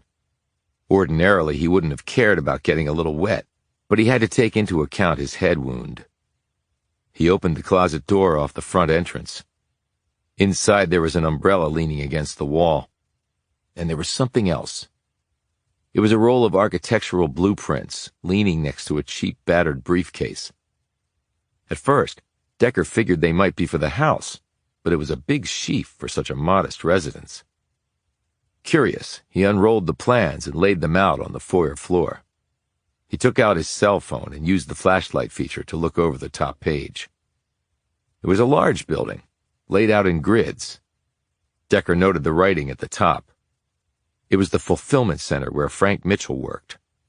That made sense. He was in management there. The facility was relatively new. He rolled the plans back up and put them away. He stepped outside, put up the umbrella, and started to walk down the street. He reached the end, turned the corner, and walked over to the next block. He wanted to see something. The murder house, as he now termed it. There were lights on in the house, and a police cruiser was parked in front. Behind the cruiser were parked two black SUVs. As he watched, an officer in a yellow slicker got out. A guy in a DEA windbreaker climbed out of one of the SUVs and joined the cop on the property patrol. Kemper was clearly relying on the locals for nothing. Decker ran his gaze over the house, the plot of land, the few parked cars on the street, and all the dark houses up and down it. He looked up at the sky where the plane had flown over. Then he looked down the street again. That was odd. He checked his watch. 3:40. There were lights on in one of the houses about 6 doors down and on the opposite side of the street. He headed in that direction. Chapter 21. You're up late, young fella, or else up early. As Decker approached the house with the light on, he saw an old man sitting on the covered porch in his wheelchair. He also noted the wooden ramp leading up to the porch. The wood-shingled house was small and in disrepair. The sole tree out front was full of dead leaves. The small lawn had gone to weeds. Everything had a wasted look to it, as though it were all just waiting to die. Parked in the carport next to the house was an old passenger van. Decker stopped in front of the house. So are you. The man was wrinkled and sunken in the wheelchair. His head was bald and covered with brown splotches from sun damage. He wore wire-rimmed spectacles. He shrugged. Get to my age, what's time matter? He tugged his sweater more tightly around him and shivered slightly.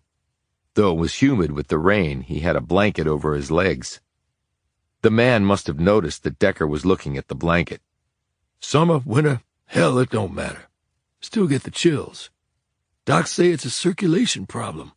I say it's my pipes getting clogged with living too long.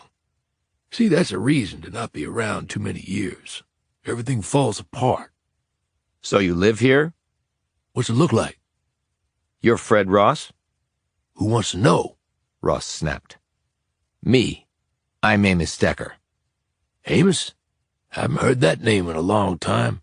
Reminds me of that show Amos and Andy. Long time ago. Hell, everything's a long time ago. Goes with being old. I'm 85. Most days I feel like I'm 185. Some days I wake up and wonder who the hell I am. How'd that old man get in my body? It ain't no fun. Decker drew closer to the porch. The rain had ceased, so he lowered his umbrella. "Were you here 2 nights ago, Mr. Ross?" Lassiter had said that Ross had probably not been home, but Decker wanted to hear this for himself. Ross looked down the street. You mean when whatever happened there happened? "Yeah." You a cop? "Yeah," Saw them go in earlier, Ross said, pointing down the street. Looked like feds to me. "How do you know that?" I watch TV. "So were you here that night?" Ross shook his head. Hospital. Had a breathing problem. I'm okay now. I get lots of breathing problems. Folks at the emergency room know me on a first-name basis. Ain't nothing to be proud of, I can tell you that.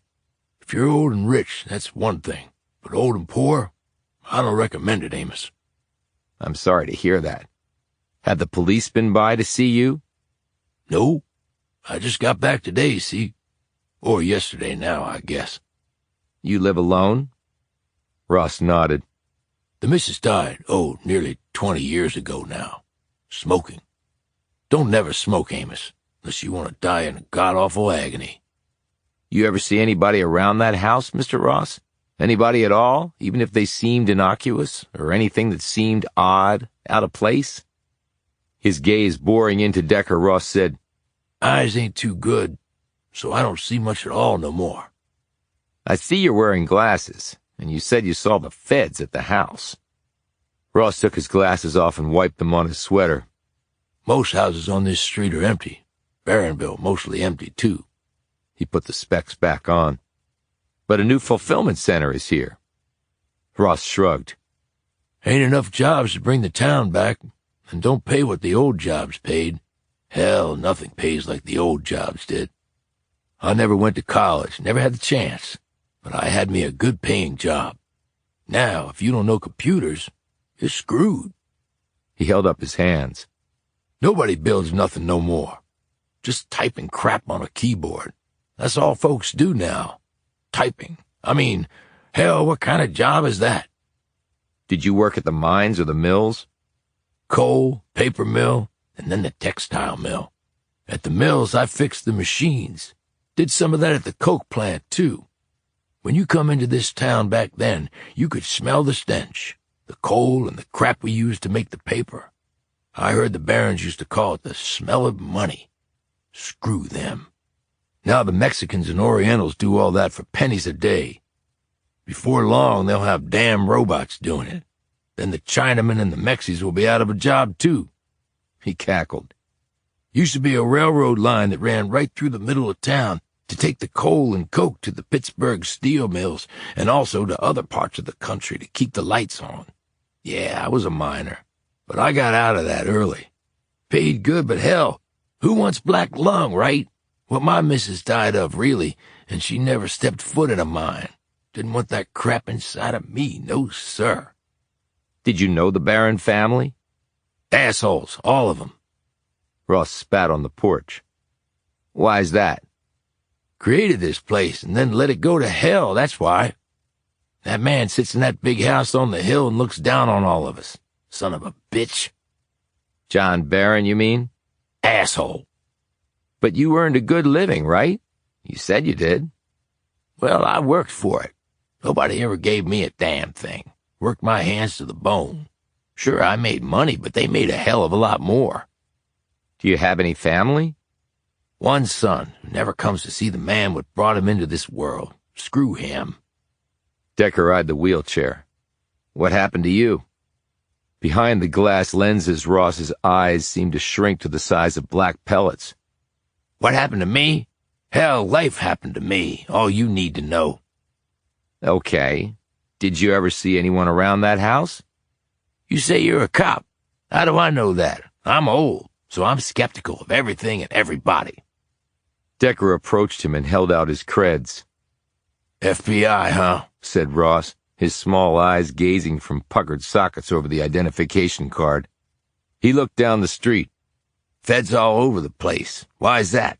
2 dead bodies in that house, the TV said. Why's that federal stuff, I wonder? Lots of stuff is federal stuff, replied Decker. Too much, snapped Ross with another dollop of spit delivered to his porch. Government is into every damn thing we do. I'm sick of it. So you're into every person for themselves. I'm into keeping the government out of my business, and I'm into the government stop taking sides of folks that don't need no help. Look at me, I got nothing. You don't see me crying about it. You don't see me asking for handouts because I got some problem or because I feel like somebody didn't give me a fair shot. Hell, nothing about life is fair. You don't like it? Go back to where you come from, is what I say, and don't let the American flag hit you on the ass on your way out. Interesting philosophy, noted Decker. Hell, I don't know nothing about philosophy. I just see the world with my own 2 eyes, for what it really is. And what is the world, really? Not nearly as good as it used to be for people like me. Decker decided to shift the discussion. So, you maybe saw people around that house, you said? I forget now. Mr. Ross, if you know something, you really need to tell me. Why's that, I wonder? 'Cause you a Fed? That's supposed to be some magic word or something? No, I'm a cop trying to find out the truth. Ross grinned maliciously. That's what they say on TV, too. I didn't believe it then. Don't believe it now. If you saw something and don't tell us, the people who killed those men might come to the same realization. That you might have seen something. You could be in danger. In answer, Ross lifted the blanket covering his withered legs to reveal a sawed-off shotgun. He lifted the muzzle in Decker's general direction. Had this baby a long time. Remington double-aught magnum load. Locked and loaded. Anybody comes after me, they're in danger, including feds. And I don't fire no warning shots. Never saw the need. Decker took a step back. Just so you know, threatening a federal officer is a crime, and if you fire that kind of load with a shortened barrel, it'll knock you and your wheelchair right through a wall with the recoil and dislodge any fillings you might have. And your chances for a second shot are nil, because you'll probably have a concussion. Who gives a damn about a concussion if whatever I'm firing at looks like a piece of Swiss cheese? And I'm pretty sure sawed-off shotguns are illegal in Pennsylvania. I could arrest you for possessing one. The old man leaned forward. Maybe you'll learn this, Amos, while you're here, and maybe you won't. What's that? There ain't nothing really illegal in Barronville. Chapter 22. Decker? Decker had just passed by the murder house when the person called out. It was Kate Kemper. She was standing in the front doorway. Decker stopped and turned to look at her. What are you doing here? She asked, coming toward him. Just out for a walk, he said. She checked her watch. And your walk just happens to take you past here at 4 o'clock in the morning? She came to stand in front of him while he looked over her shoulder at the house. Just itching to get back inside there, aren't you? She said. He focused on her. Wouldn't you be too if you were me? She looked at his sticking up hair. I meant to ask you about your hairdo when we first met, but I figured maybe it was just the way you wore it. I had a head injury. How'd you get that? An exploding trailer. She gaped. What? How did that happen? We were checking out a mobile home trailer when someone decided to turn it into an oven with me and my partner inside. We got out before we got barbecued, but the thing went boom when the propane tank ignited, and part of the boom hit me in the head. Do you know who did it? Not yet, but I'm working on it. I take it personally when someone tries to kill me. I would too. She studied him. I checked you out since our last meeting. The Bureau speaks incredibly highly of you. Uh-huh. Find anything interesting inside? She cocked her head. Not into flattery? I never really saw its value. Okay, she said, looking at him appraisingly. I guess the answer to your question depends on how you define interesting. How would you define it? How about forensically? The ME got back to us with some more information. Care to hear it? I didn't think you wanted us involved. I just said things had to run through me. I'm listening. The man in the basement overdosed on carfentanil. It's an anesthetic used for large animals like elephants. It's about the strongest commercial opiate out there. The Russians use it as a weapon of assassination. That would account for the foam on his lips. Kemper smiled strangely at this, but continued. The guy you found hanging died by strangulation. But it couldn't be from the hanging. Kemper hiked her eyebrows. So you knew that already. Decker nodded. And I hope you're not relying on the local ME, because he also royally screwed up the time of death. I know more about forensics than he does. Kemper looked at him curiously. How do you know he screwed up the TOD? He completely missed obvious red flags in the evidence, and by your look, you know that to be the case. So tell me what else you found. How do you know I found out anything else? Because you strike me as someone who likes to do things her way, and not rely on the locals to spoon-feed you information. She smiled. I'm beginning to see another side of you, Decker. I've got a lot of them. So what did you learn? You're right. I brought in my own medical examiner. She looked over the bodies and the test results and came to certain conclusions that were not exactly in line with the local ME's results. But let me hear your analysis of the TOD first. Rigor starts about 2 hours after death, beginning in the small muscles, face, neck, and moves outward to the larger muscle groups in the body's extremities. The process then reverses itself. Full rigor is typically reached around 12 to 18 hours after death. The body can remain stiff for a similar time range. Then rigor begins to reverse and completely resolves itself after anywhere from 36 to 48 hours, depending on certain factors, including environmental, and the body eventually becomes flaccid. He paused before continuing. Now, let's apply that here. Vic's dead 20 hours or longer in an abandoned house, and one of them in a moldy basement? They'd be covered in insects and eggs, along with the beginnings of body decomp. And the limbs of the guy in the basement didn't feel stiff in the way that people in rigor usually do. They were off somehow, at least to my touch, and they were way too cold for the ambient temp of that place. The ME should have seen that from his core temp test, but he just assumed his thermometer was broken. Kemper was nodding the whole time he was talking. Now let me tell you what my person thinks. She thinks the Vics were killed around the time the local ME thought, but under a very different scenario. She stopped and studied him. Care to think how that's possible, taking into account what you know? He looked at the house again and said slowly, as though thinking out loud, The only thing that would explain the facts is if they were killed somewhere else 20 hours or more before they were discovered by me, and kept in extremely cold conditions in an enclosed container, like a freezer, so the bodies wouldn't commence undergoing rigor, and the insects couldn't get to them.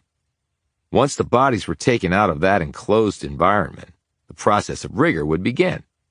And that would also account for why the local ME's body temp gauge was throwing off wacky numbers, and also the peculiar stiffness of the limbs.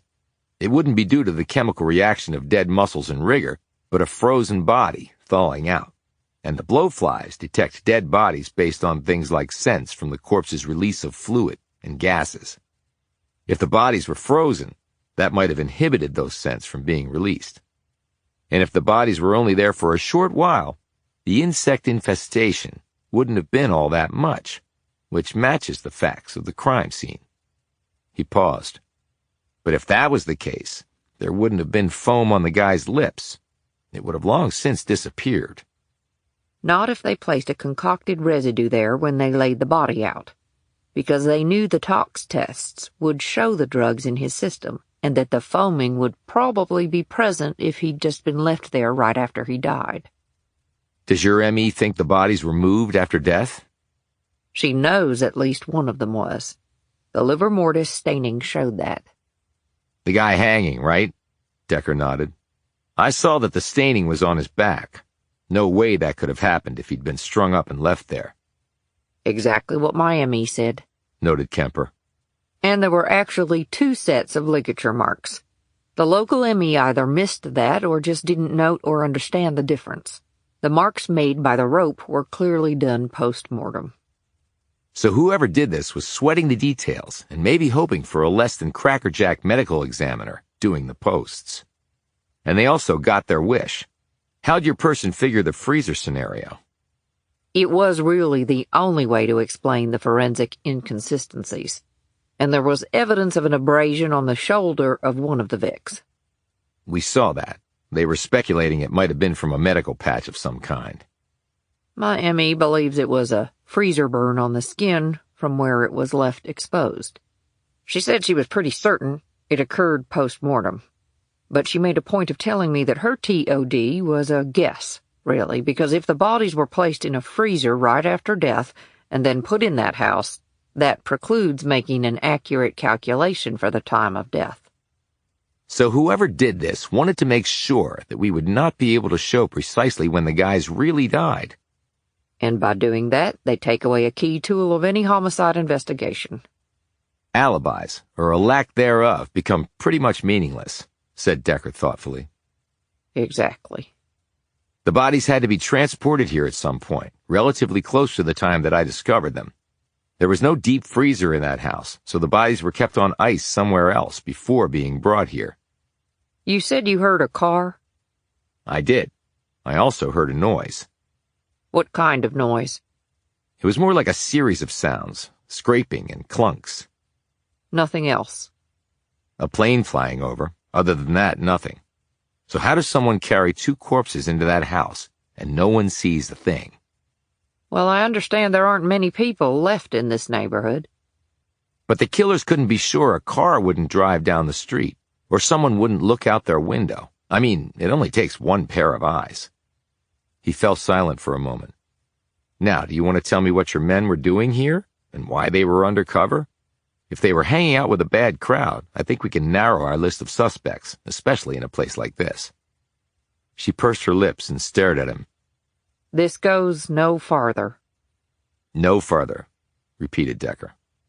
Will Beatty and Doug Smith. They were the two dead men in that house. Beatty was in the basement. Smith was the one hanging. And they worked undercover for the DEA? Yes and no, Was her surprising reply. How exactly is that possible? Asked Decker. They did work undercover for us, and then they went rogue.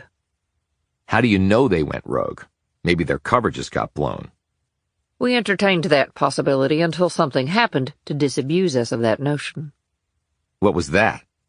They were working with a guy named Randy Haas. Was he DEA too? No, he was a bad guy who we had on a short leash feeding us info. He was working with Beatty and Smith. If he screwed us, he was going to prison for life. What happened with Haas? He was given a fatal dose of morphine, but with his dying breath, he pointed the finger at Beatty and Smith as his killers. Did he say why? No, just that it was them. Why would they kill him? Don't know. And you believe Haas's statement? Dying declaration. What reason would he have to lie? And on top of that, we'd been unable to get hold of Beatty or Smith. Whoever killed Beatty and Smith knew they were cops. They dressed one as a cop and poured pig's blood around the other one. But the fact is they'd gone over to the dark side. Well, some folks just aren't very forgiving, said Decker. Especially those already on the dark side.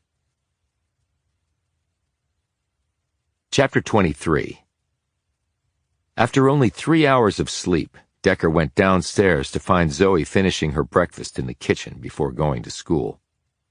He poured himself a cup of coffee and accepted a toasted bagel from Amber, who was rushing around the kitchen packing Zoe's lunch, and also handling the laundry in a small room adjacent to it. Frank, he was told, had already left for work.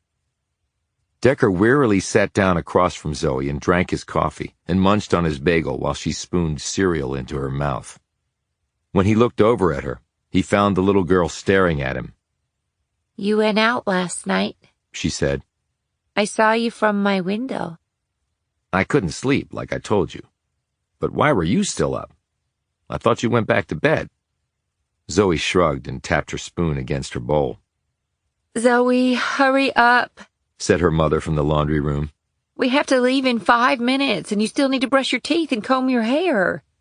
And do you have your book bag, young lady, and your flute? Zoe rolled her eyes and took another mouthful of cereal, her gaze still on Decker. Have you found the bad people yet? She asked. Not yet, no. Still working on it. Your hair looks funny. It usually does. No, I mean it's all stuck up in the middle.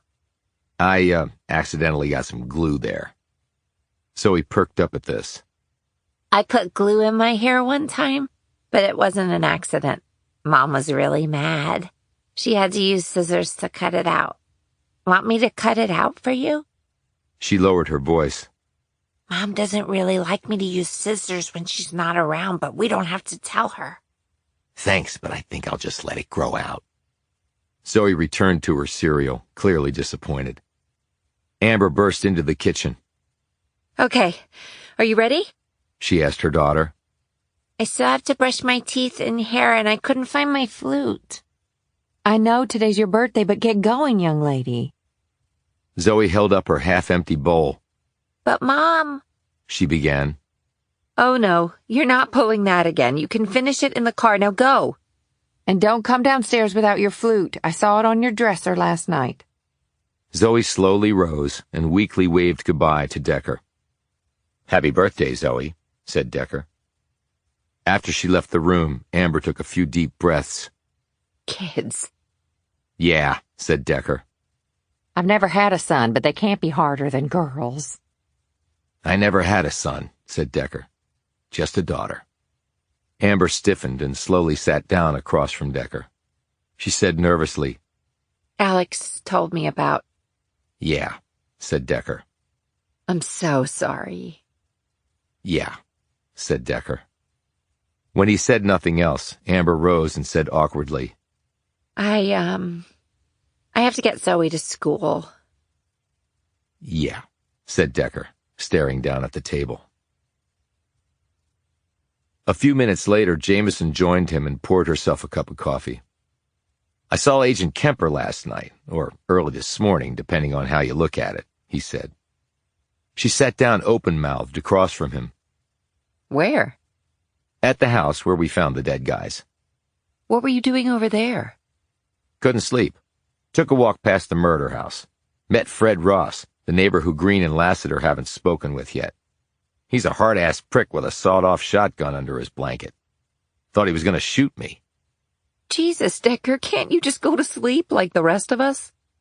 He said he wasn't home at the time, but he said something else. What?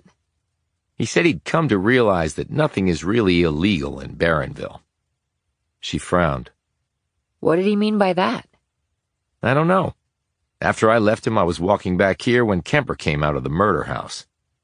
Did she cop an attitude? No, she seemed to have mellowed out, actually. She told me something about the two dead men. They were DEA agents, Will Beatty and Doug Smith. Beatty was the one in the basement, undercover, like I thought. Only she said they had gone rogue. Gone rogue? What does that mean? They allegedly killed a bad guy they were working with, a man named Randy Haas. And it looks like Beatty and Smith were killed earlier and put on ice to screw with the TOD calculation. Kemper brought in her own medical examiner because she didn't trust the local one. Well, neither did you. I guess this proves you right. Beatty died from a massive drug overdose of a super powerful opiate, obviously forced into him. Smith was strangled, but not by the rope. So they were brought to that house already dead? Appears so. Why go to all that trouble? No idea. That was a big risk, bringing two dead guys to that house. Someone might have seen something. I know. That part is inexplicable.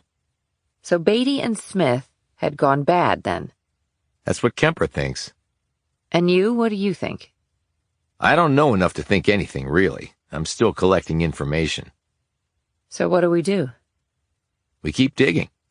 Next up is Bradley Costa, the banker. We're going to his place of business first, and then his house. After that, we check out Michael Swanson. And then I want to go and talk to John Barron IV. Barren? Why? Like I said before, I think he was lying about knowing some of the victims. Anyone who lies about something like that, I want to get to know him better. From what you said, he seems like an interesting person. He is an interesting person, but that doesn't mean he's not involved in this. He added thoughtfully, I wonder why he stays in a town that hates his guts. Maybe he's a sucker for punishment. Or maybe there's another reason. Decker reached over and snagged the page of numbers off the counter and held it up. What's that? She asked. Decker explained about Zoe testing his memory. I think Zoe is really intrigued by you. Not the point. I looked at the page again after my concussion, and I couldn't remember the last two numbers.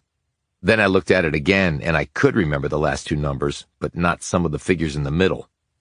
You think it's connected to your head injury? I don't know. It's possible. Maybe probable. He looked so glum that Jamison said, Decker, your having a phenomenal memory is awesome. But it's not the only thing that makes you great at what you do. You've been a cop for over 20 years. You see stuff. You figure stuff out like no one else I've ever seen. And you don't give up. Maybe. There's no maybe about it. Thanks, Alex. I appreciate that. Wow. Maybe that concussion had some positive results. What do you mean by that? She sighed. Never mind. Jamison looked up at him, fingering her coffee cup. Is Kemper really okay with us working this? I think so. But even if she weren't, I'd still be doing it. You never worry about the politics or optics of a situation, do you? When it comes to murder, I never saw a reason to, replied Decker. Chapter 24. Decker looked around and frowned. He didn't like banks. Not since they had foreclosed on both his house and his car back in Burlington, leaving him with no roof over his head and no wheels under his butt. Bradley Costa's office at Barronville National Bank was spacious and filled with mementos from local events. The bank had sponsored everything from high school debate squads to Little League baseball teams, as well as the local Kiwanis and VFW branches. The key to the city lay on his desk. There were no family photos because Costa had been single, with no kids. They learned he had been born in New York, in Queens, gone to college at Syracuse, gotten his MBA at NYU, and worked on Wall Street before moving to Barronville. Jamison studied the pictures on the wall. Photo ops with the governor, the mayor, the town council, the police chief, and over there, the local historical society, the ladies' garden club, and the Daughters of the American Revolution. He was definitely a schmoozer. Decker's gaze swept around the room. It was neat, organized, efficient, and at the center of it was a man who'd been shot to death in an auto repair facility with a local drug dealer with whom he'd apparently had no connection. They had spoken to people at the bank who'd worked with Costa. He had been uniformly described as friendly, hard-working, and scrupulously honest. They could give no reason for his murder, and none of them thought he could have had any connection to Michael Swanson. You think maybe Costa had a secret life no one else knew about? Jamison asked.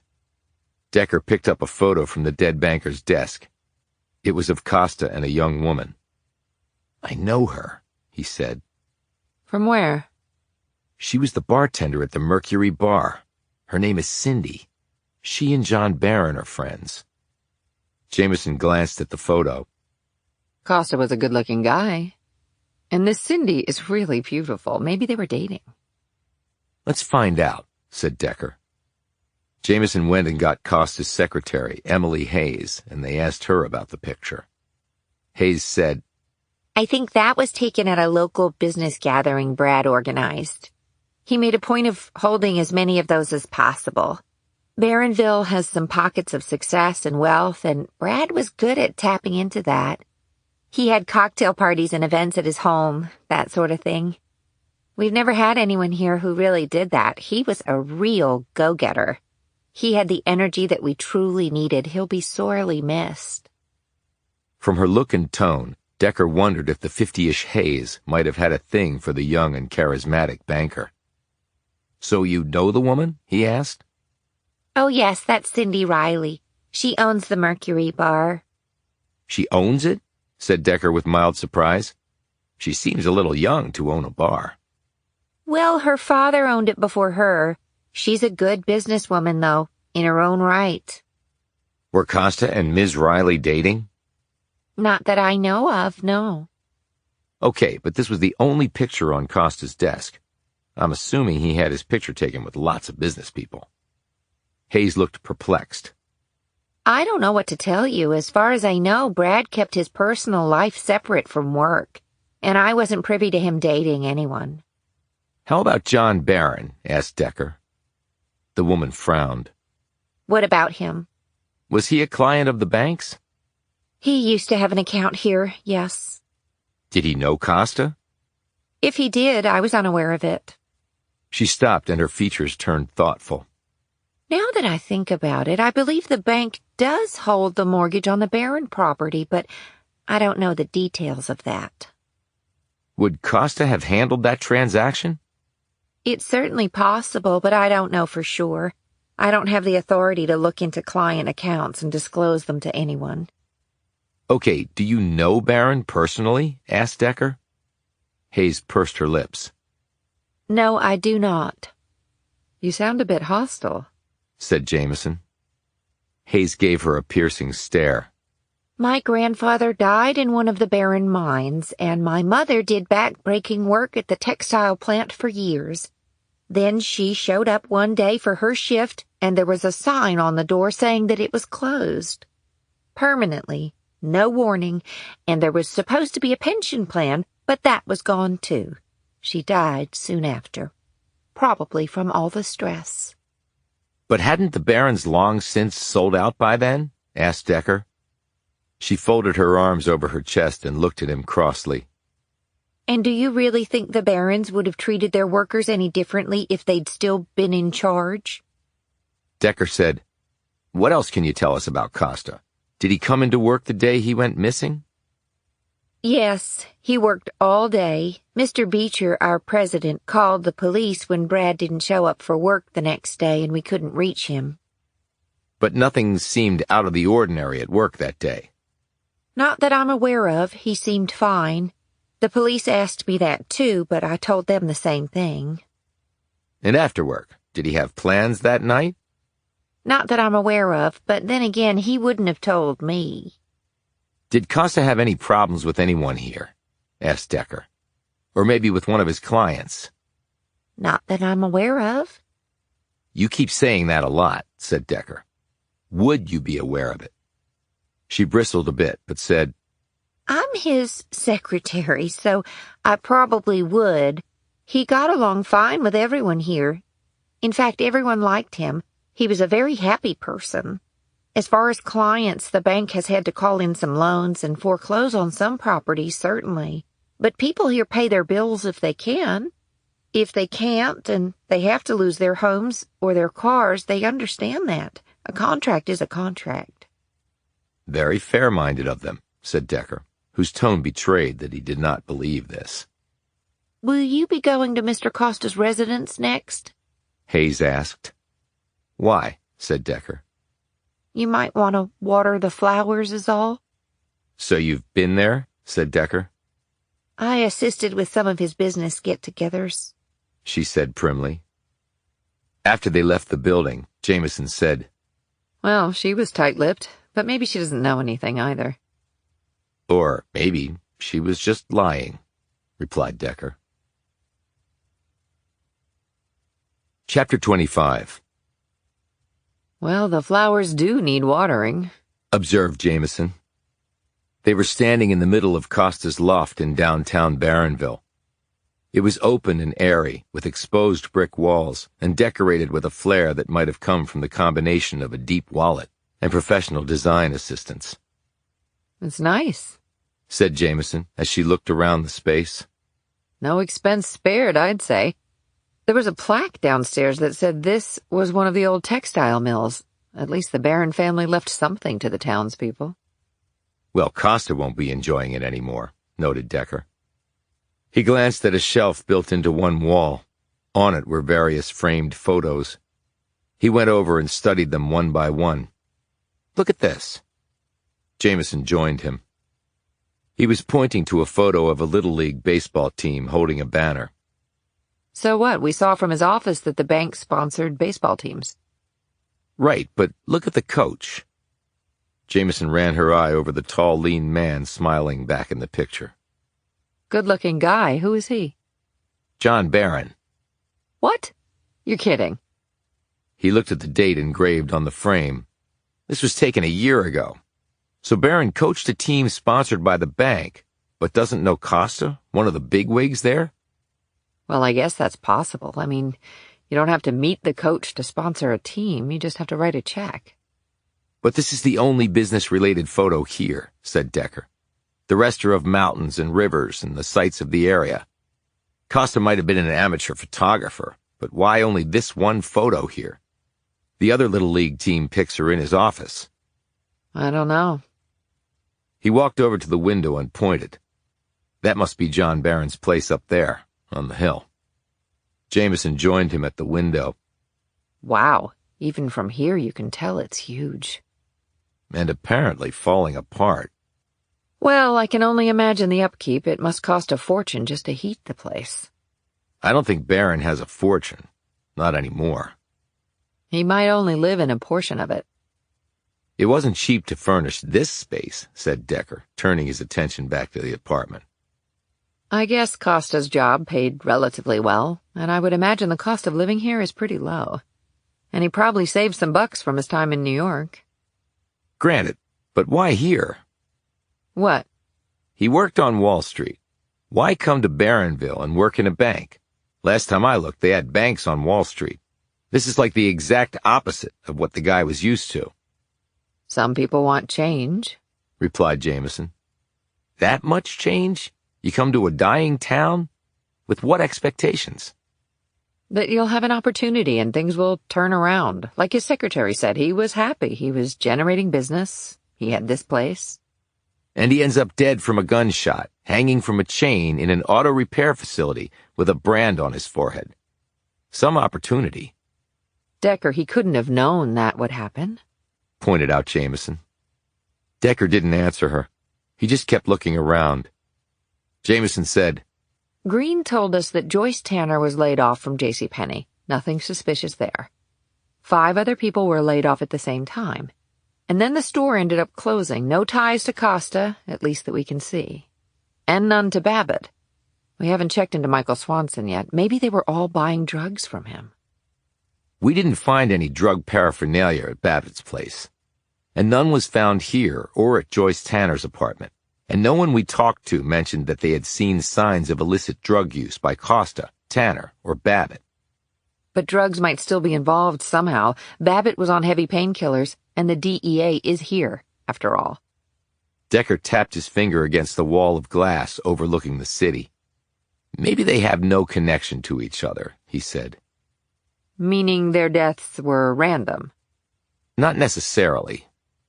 Well, if they don't have a connection to each other, then by default, doesn't that mean their deaths were random? Not if the 4 of them all had a connection to another person, but not to each other.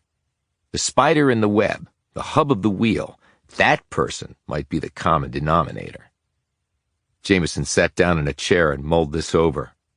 But who could that person be? Well, if I knew that, I'd be able to solve the case, said Decker. Let's go. Jamison jumped up. Where?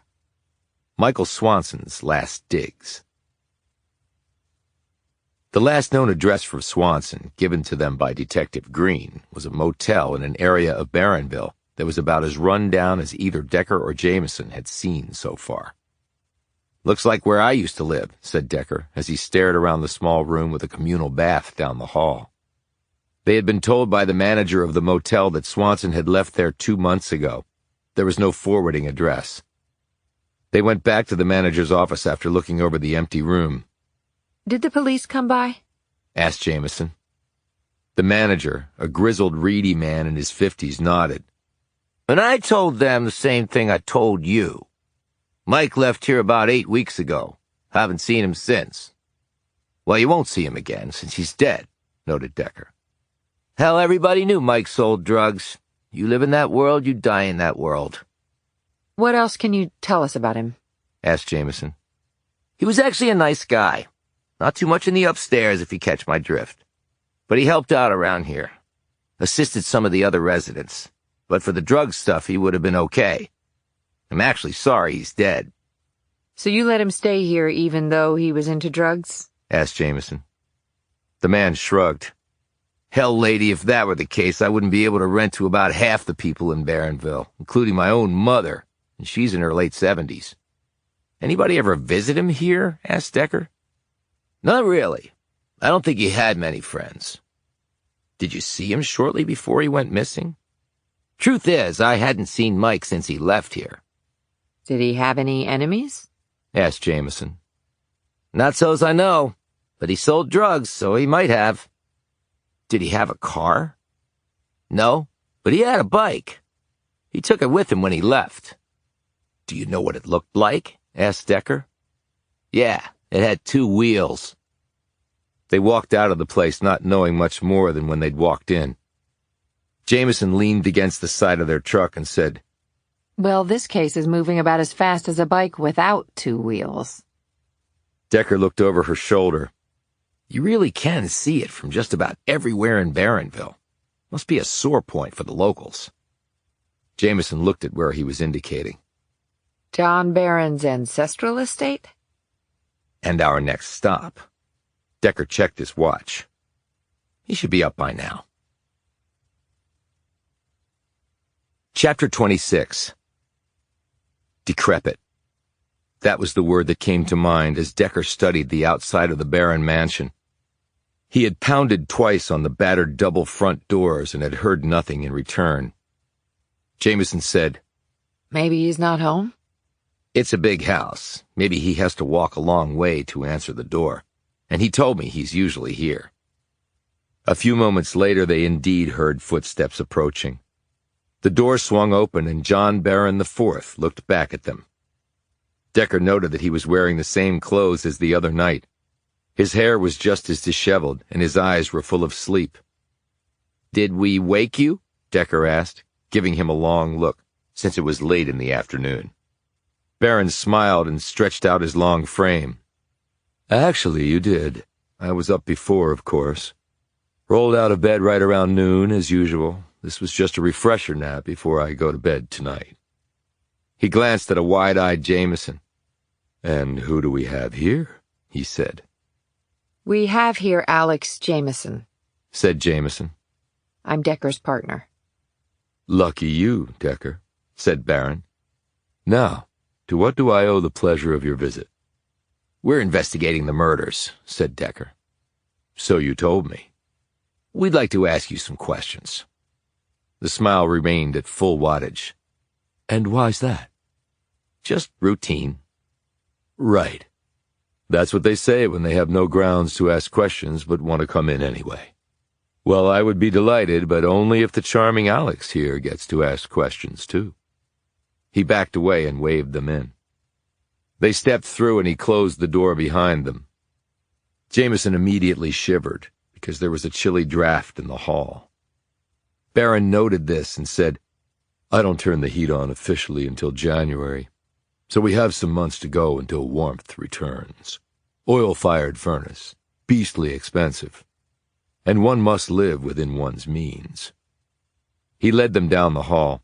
As they passed open doorways on both sides of the grand passage, they glimpsed rooms of immense size, with decorations and furnishings from many decades ago.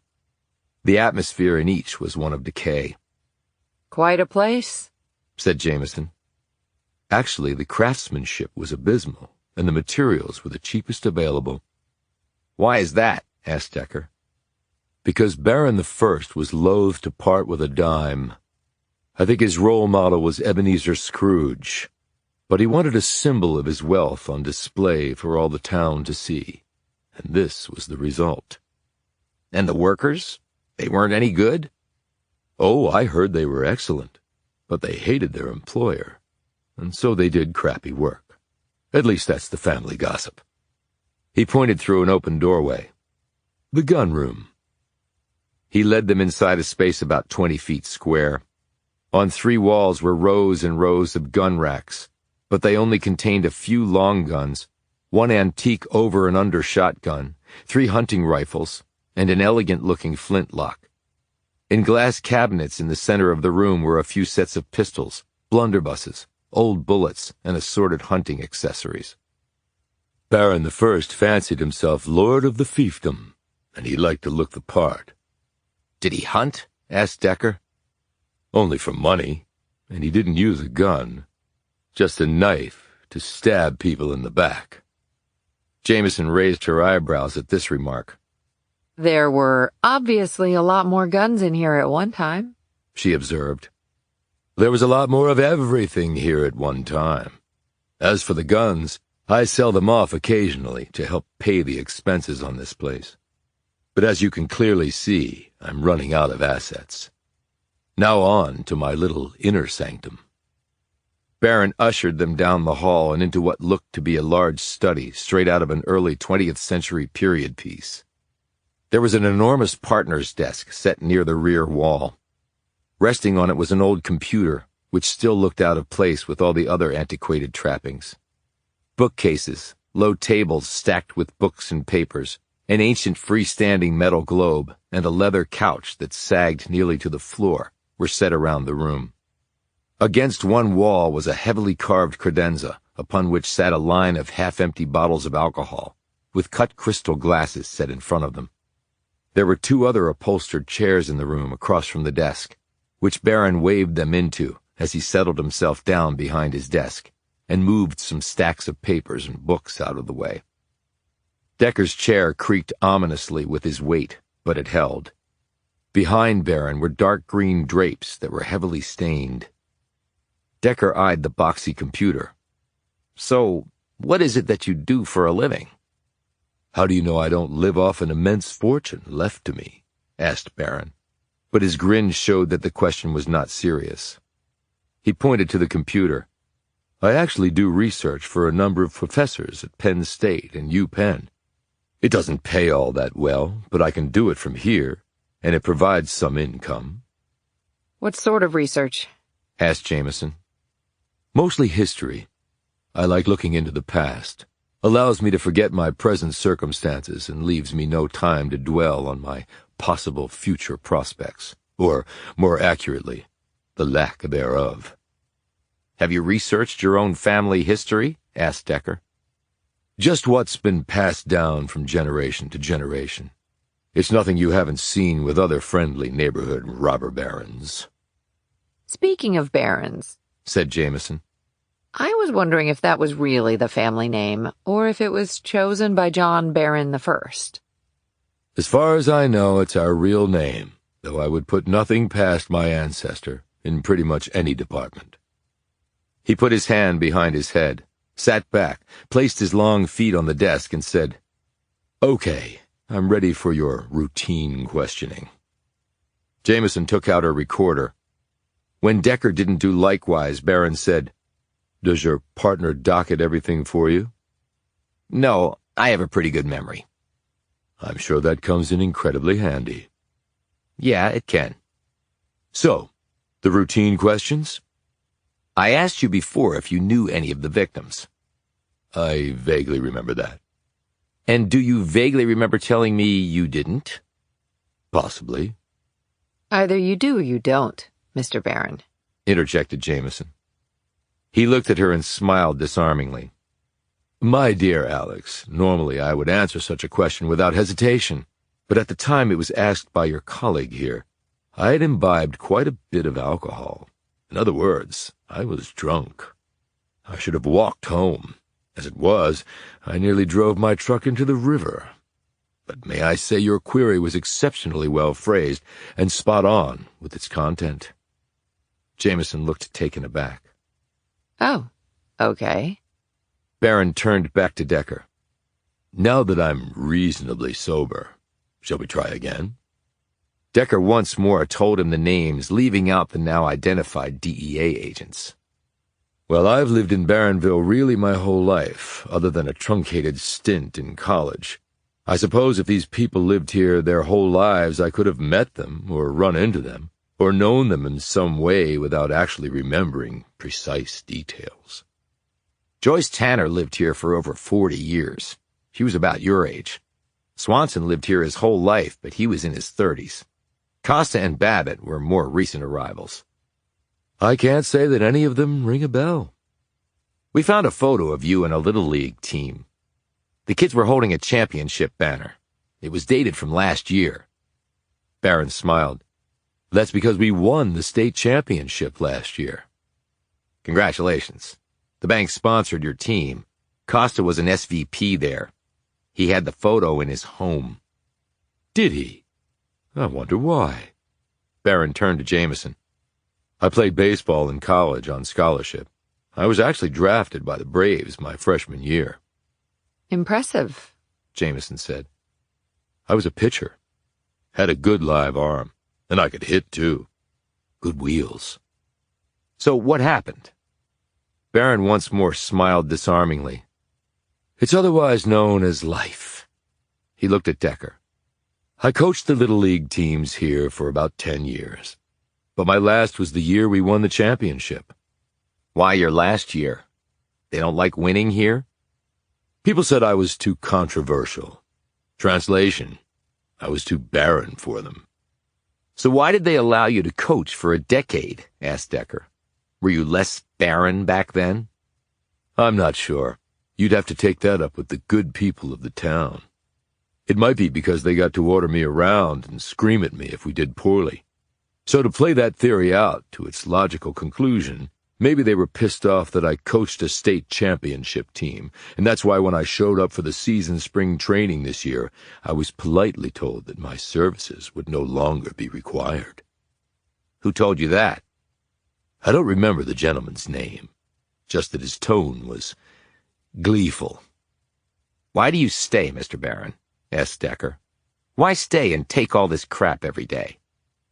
Barron took his feet off his desk and sat forward. Though his look was more serious, there was amusement still in his light blue eyes. It may sound a bit masochistic, but I've come to enjoy the duel. And if I leave, that means they won. And besides, where else would I go? Hell of a way to live your life. Isn't it, though? Still, it is my humble life, after all. So you still say you don't know Bradley Costa? Can't say that I do. I just coached the kids. The bank paid for the uniforms, baseballs, and juice boxes. He abruptly stood.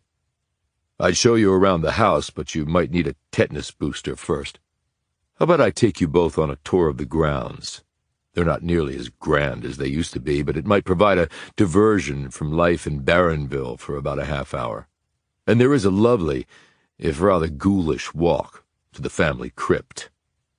Before they could answer, he simply walked from the room. Jamison looked over at Decker. Wow, just walking out like that. Who does that remind you of? He looked at her. Who? Her only response was an exaggerated eye roll. Chapter 27.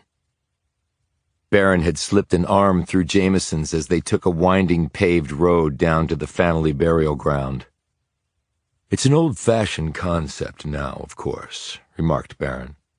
Burying ourselves on our property. But back then it was the thing to do. That's why there's a paved road like this, because the funeral procession would drive down to it. I even have a spot ready and waiting for me when my time is up. I hope the funds will be there to actually allow me to be interred. Jamison said, Do you want to be buried here? I don't want to die at all, but it's not up to me, is it? There was a brick wall over 6 feet high set around the site, surrounded by thick trees, which threw everything into gloomy relief. Yes, it is very oppressive here, said Barron, perhaps reacting to Jamison's subdued expression.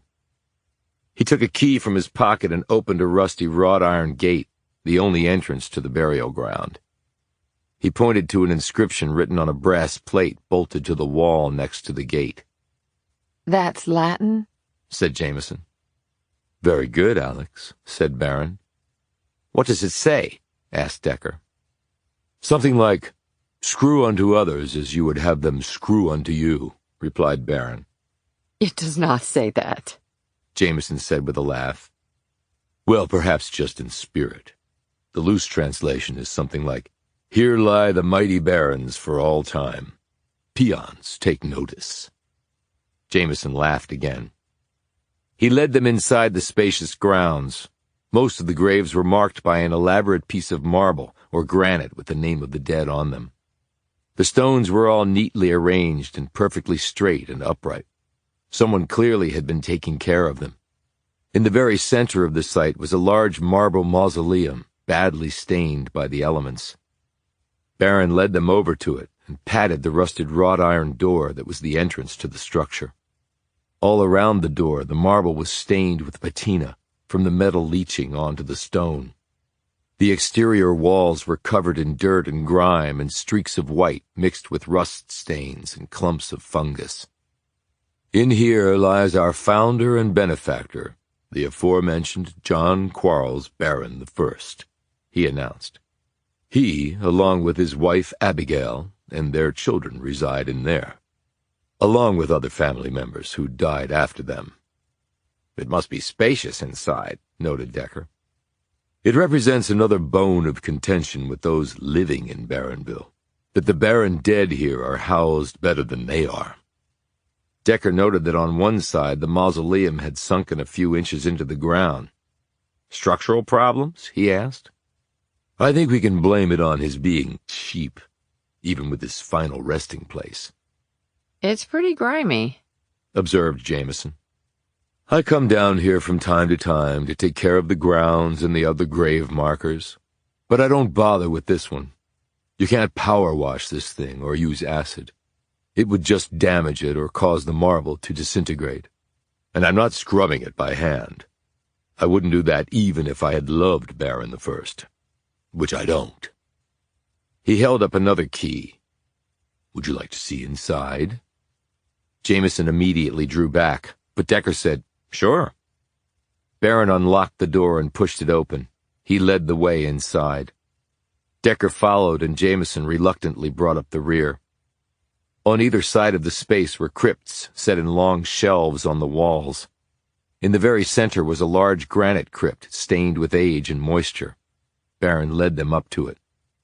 My ancestor, if not in the flesh, at least in the bone. He, of course, had to take center stage. Decker and Jamison gazed down at the last resting place of John Barron I. Impressive, said Decker. Is everyone in here a Baron? Barron shrugged. I haven't actually been in here since I was a little boy and my grandmother died. That's her spot over there, he added, pointing to a crypt along the left side of the wall. I remember that this was the creepiest place I'd ever been in, and could barely wait to get out. Decker continued to look around the space. The smell of mildew was fierce in here. 2 of the walls were blackened with what looked like mold or fungus. Another wall had heavy smears of white, which mirrored those on the outside. The ceiling was blotched and stained with water damage.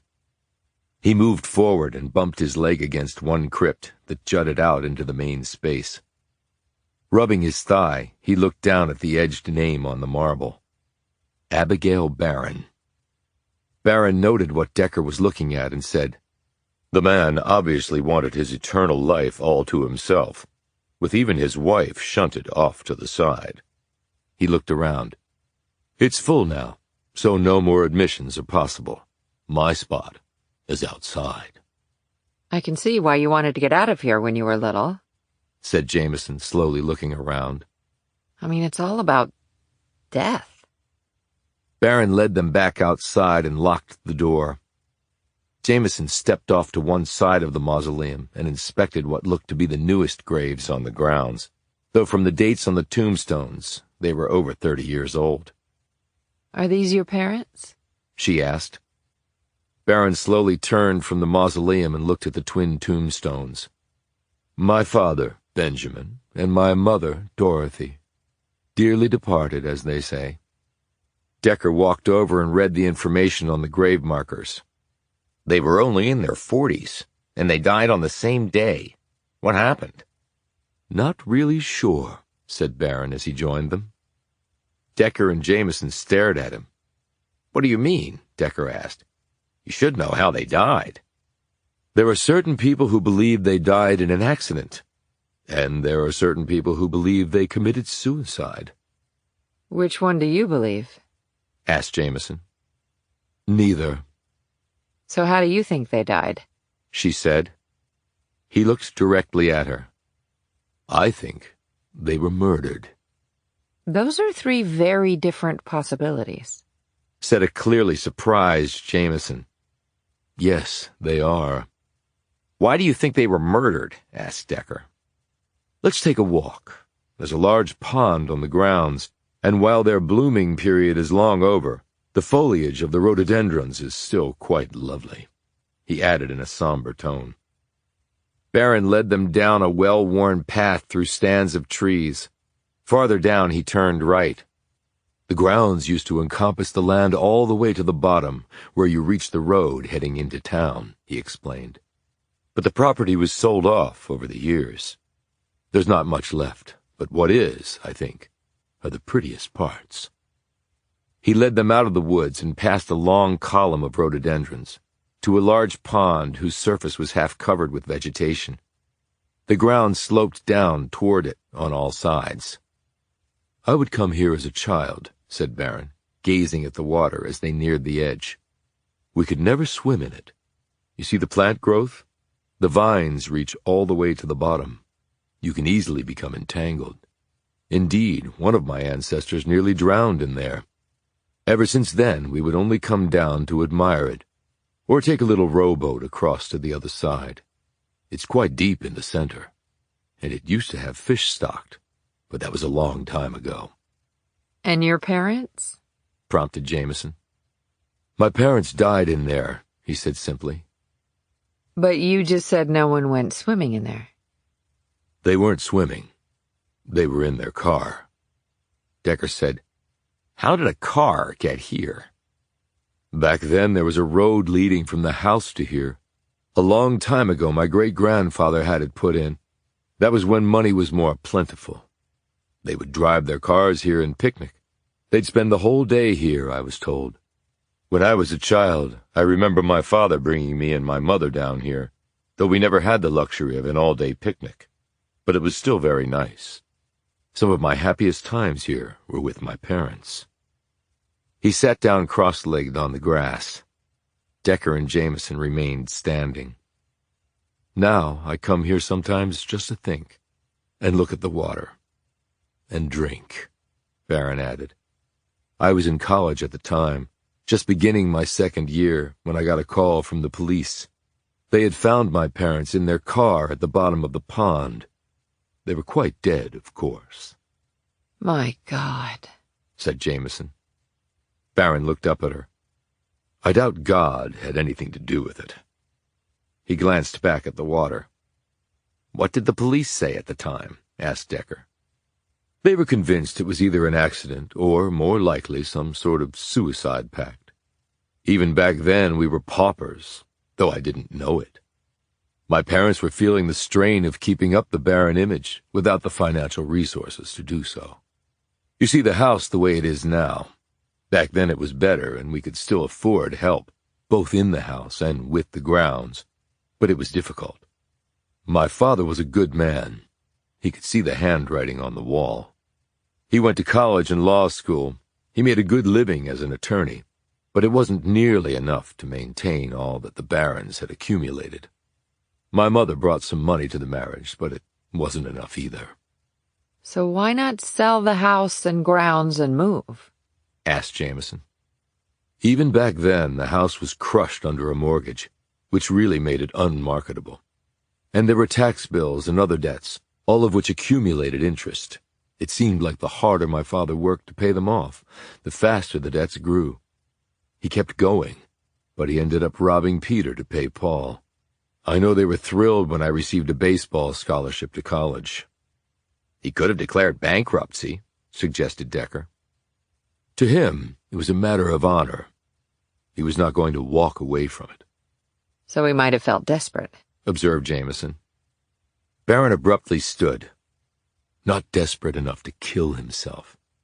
And even if he had come to that decision, he certainly would never have suggested that my mother join him in the hereafter. He paused. I would like to think that the subject of their only child might have come into any such decision-making process, and that my parents would not have wanted to leave me all alone. Could it have been an accident, then? Said Jamison. I don't see how. You couldn't accidentally drive your car into the pond. It had to have been deliberate.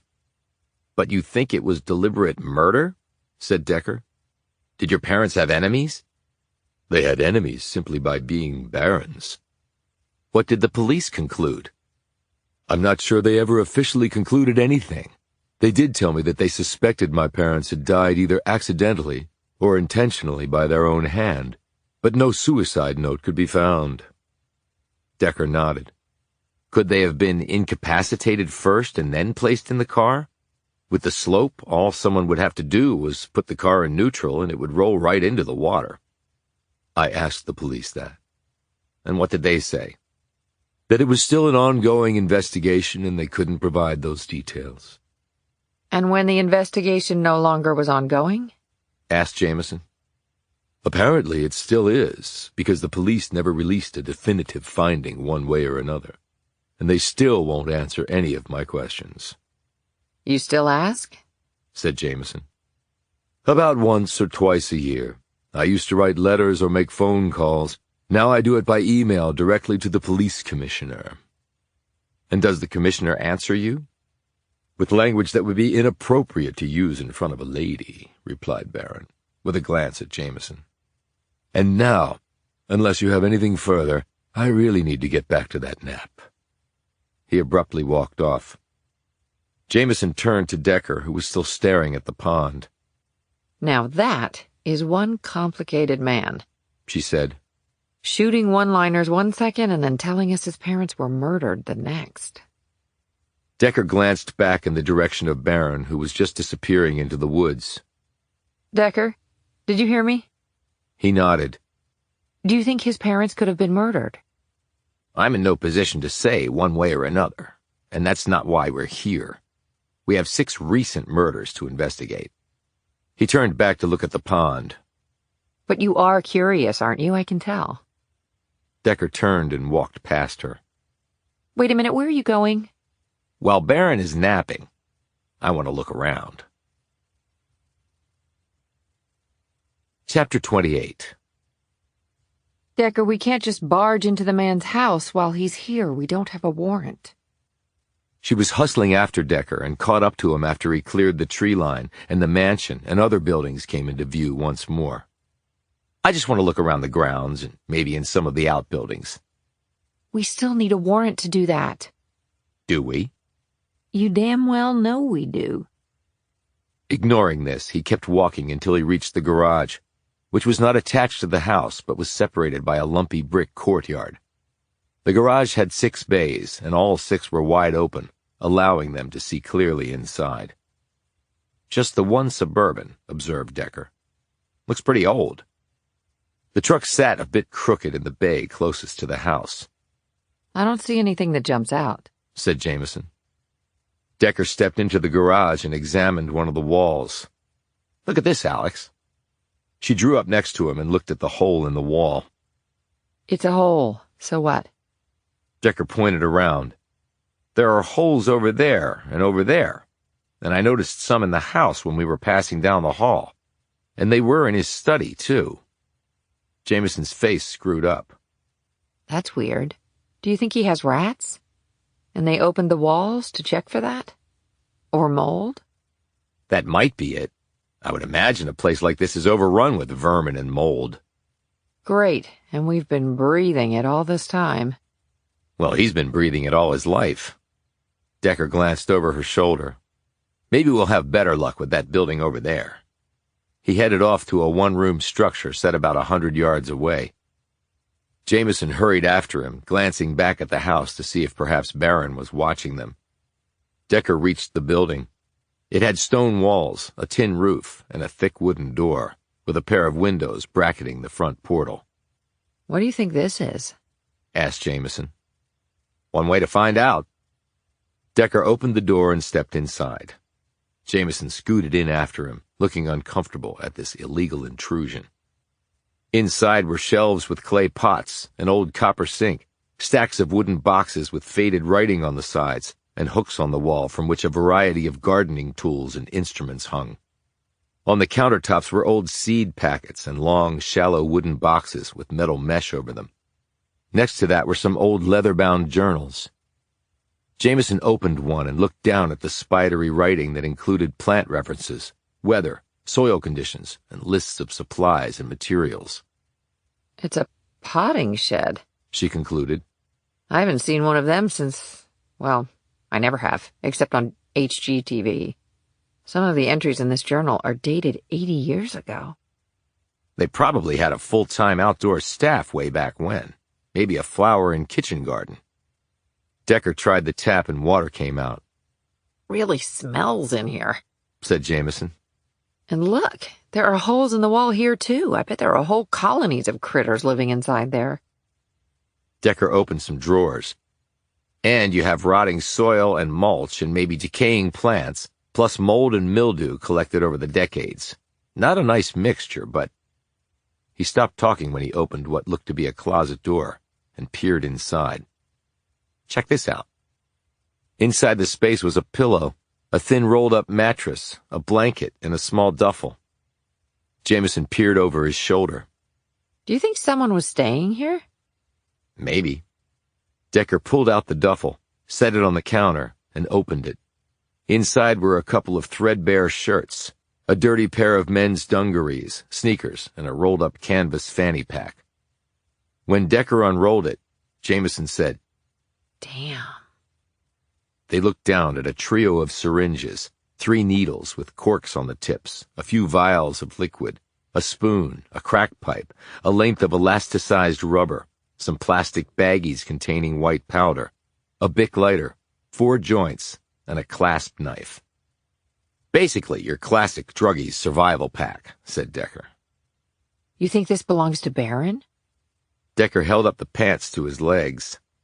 Baron is about 2 inches shorter than me. These pants are for a guy under 6 feet, so no, I don't think so. Some squatter, then? That's more likely. You think Baron knows about it? Decker stared out the window at the main house. I don't know. There's a direct sight line from here to there, unless whoever it was came and went at night. Well, they probably would if they were here illegally. But why pick this place when we've been told that there are lots of empty homes in Barronville where people squat? Why come all the way up here to a crappy old potting shed? It's not like you could come and go so easily. And if the guy is squatting, it's not like he can drive a car right up here and not expect to be seen. He can get water from the tap, but I don't see any food around. How does he eat? And there's no bathroom here. Jamison said, So maybe Baron does know about it. Maybe he feeds him and lets him use the facilities in the house. So he's feeding a druggie and allowing the guy to stay in the old potting shed. Why? Baron is sort of down and out, too. Maybe he feels sorry for the guy. Decker shook his head. I could better understand that if Baron were rolling in dough, which he's not, and apparently everybody in town hates him. Maybe this guy isn't from Barronville. If so, how did he come to be here? You wouldn't look at this place from a distance and be able to see that it was run down. And how could he know only one person lived here? Or that there were outbuildings where he could stay? He might have talked to some people in Barronville and learned all that. I wonder where this guy is now. He looked at the drugs and the accompanying paraphernalia. And why leave this here? Most druggies I ran into when I was a cop would never leave their stash behind. He picked up one of the plastic baggies. Nickel bag of coke, about 1 gram's worth. These vials are probably heroin, $3 to $4 a pop in a metro area. Maybe more in a place like this. The elastic band is used to pulse the vein for the injection site. The lighter and the spoon are to make crack from the cocaine. Water and a pinch of baking soda. You stir off the residue, then you smoke the liquid coke in the pipe. He looked closely at the 3 syringes. Never seen 3 needles for one druggie, though. Maybe he's trying to avoid infections. You mostly get that if you're sharing needles with someone else. After a thorough search, they turned up a few more items. A bottle of antiseptic wipes, 2 cell phones, a list of phone numbers written out on paper, and cleverly hidden behind a cutout panel under the sink where the pipes went into the wall, they found the pot of gold. Or drugs, rather. 50 baggies of powdered coke, 20 vials of liquid heroin, and 10 rocks of crack, along with a roll of cash rubber-banded together and a loaded Sig Sauer 9mm with the serial numbers filed off. Decker, this guy's not a user. He's a dealer. Decker didn't answer because he was staring at something on the floor. Jamison looked at the spot. It's a narrow line in the dust, she said. Like something was dragged over it. Decker got down on his knees to examine the mark more closely. He stood and looked at Jamison. What do you want to bet the person staying here won't be coming back? What do you mean? That mark isn't from something being dragged over the floor. It's from a bike tire. I think we just found Michael Swanson's final place of residence. Chapter 29. They had taken photos of what they had discovered in the potting shed and then put everything back. Since they had no warrant, anything they found would not be admissible in court if it ever came to that. They drove off and wound their way back down the hill to Barronville. Did we tell Green and Lassiter what we found? Asked Jamison as she steered the vehicle. Decker shook his head. No, they'd be pissed about what we did, and there's no need to fight that battle right now. And we have no idea if that stuff really belongs to Swanson. It's just a hunch. But his old landlord did say he rode a bike. Long ride up here and back. Hey, if it's the only wheels you have. So where does that lead us? To the possibility that John Barron is lying to us. He says he didn't know Costa. I'm convinced he did. Come on, Decker. Lots of businesses sponsor Little League teams. You can't expect a bank bigwig to know all the coaches. Granted, but I wouldn't expect a bigwig to keep a photo of the team at his house either. And it's not like Barronville National Bank is Goldman Sachs or Citibank. Everybody probably knows everybody else. And if that stuff does or did belong to Swanson, then that means that Barron possibly knew 2 of the 4 victims. And Costa's secretary said the bank holds the mortgage on this place. For all we know, Costa is the point of contact for Barron. We could ask for alibis from him. Decker shook his head.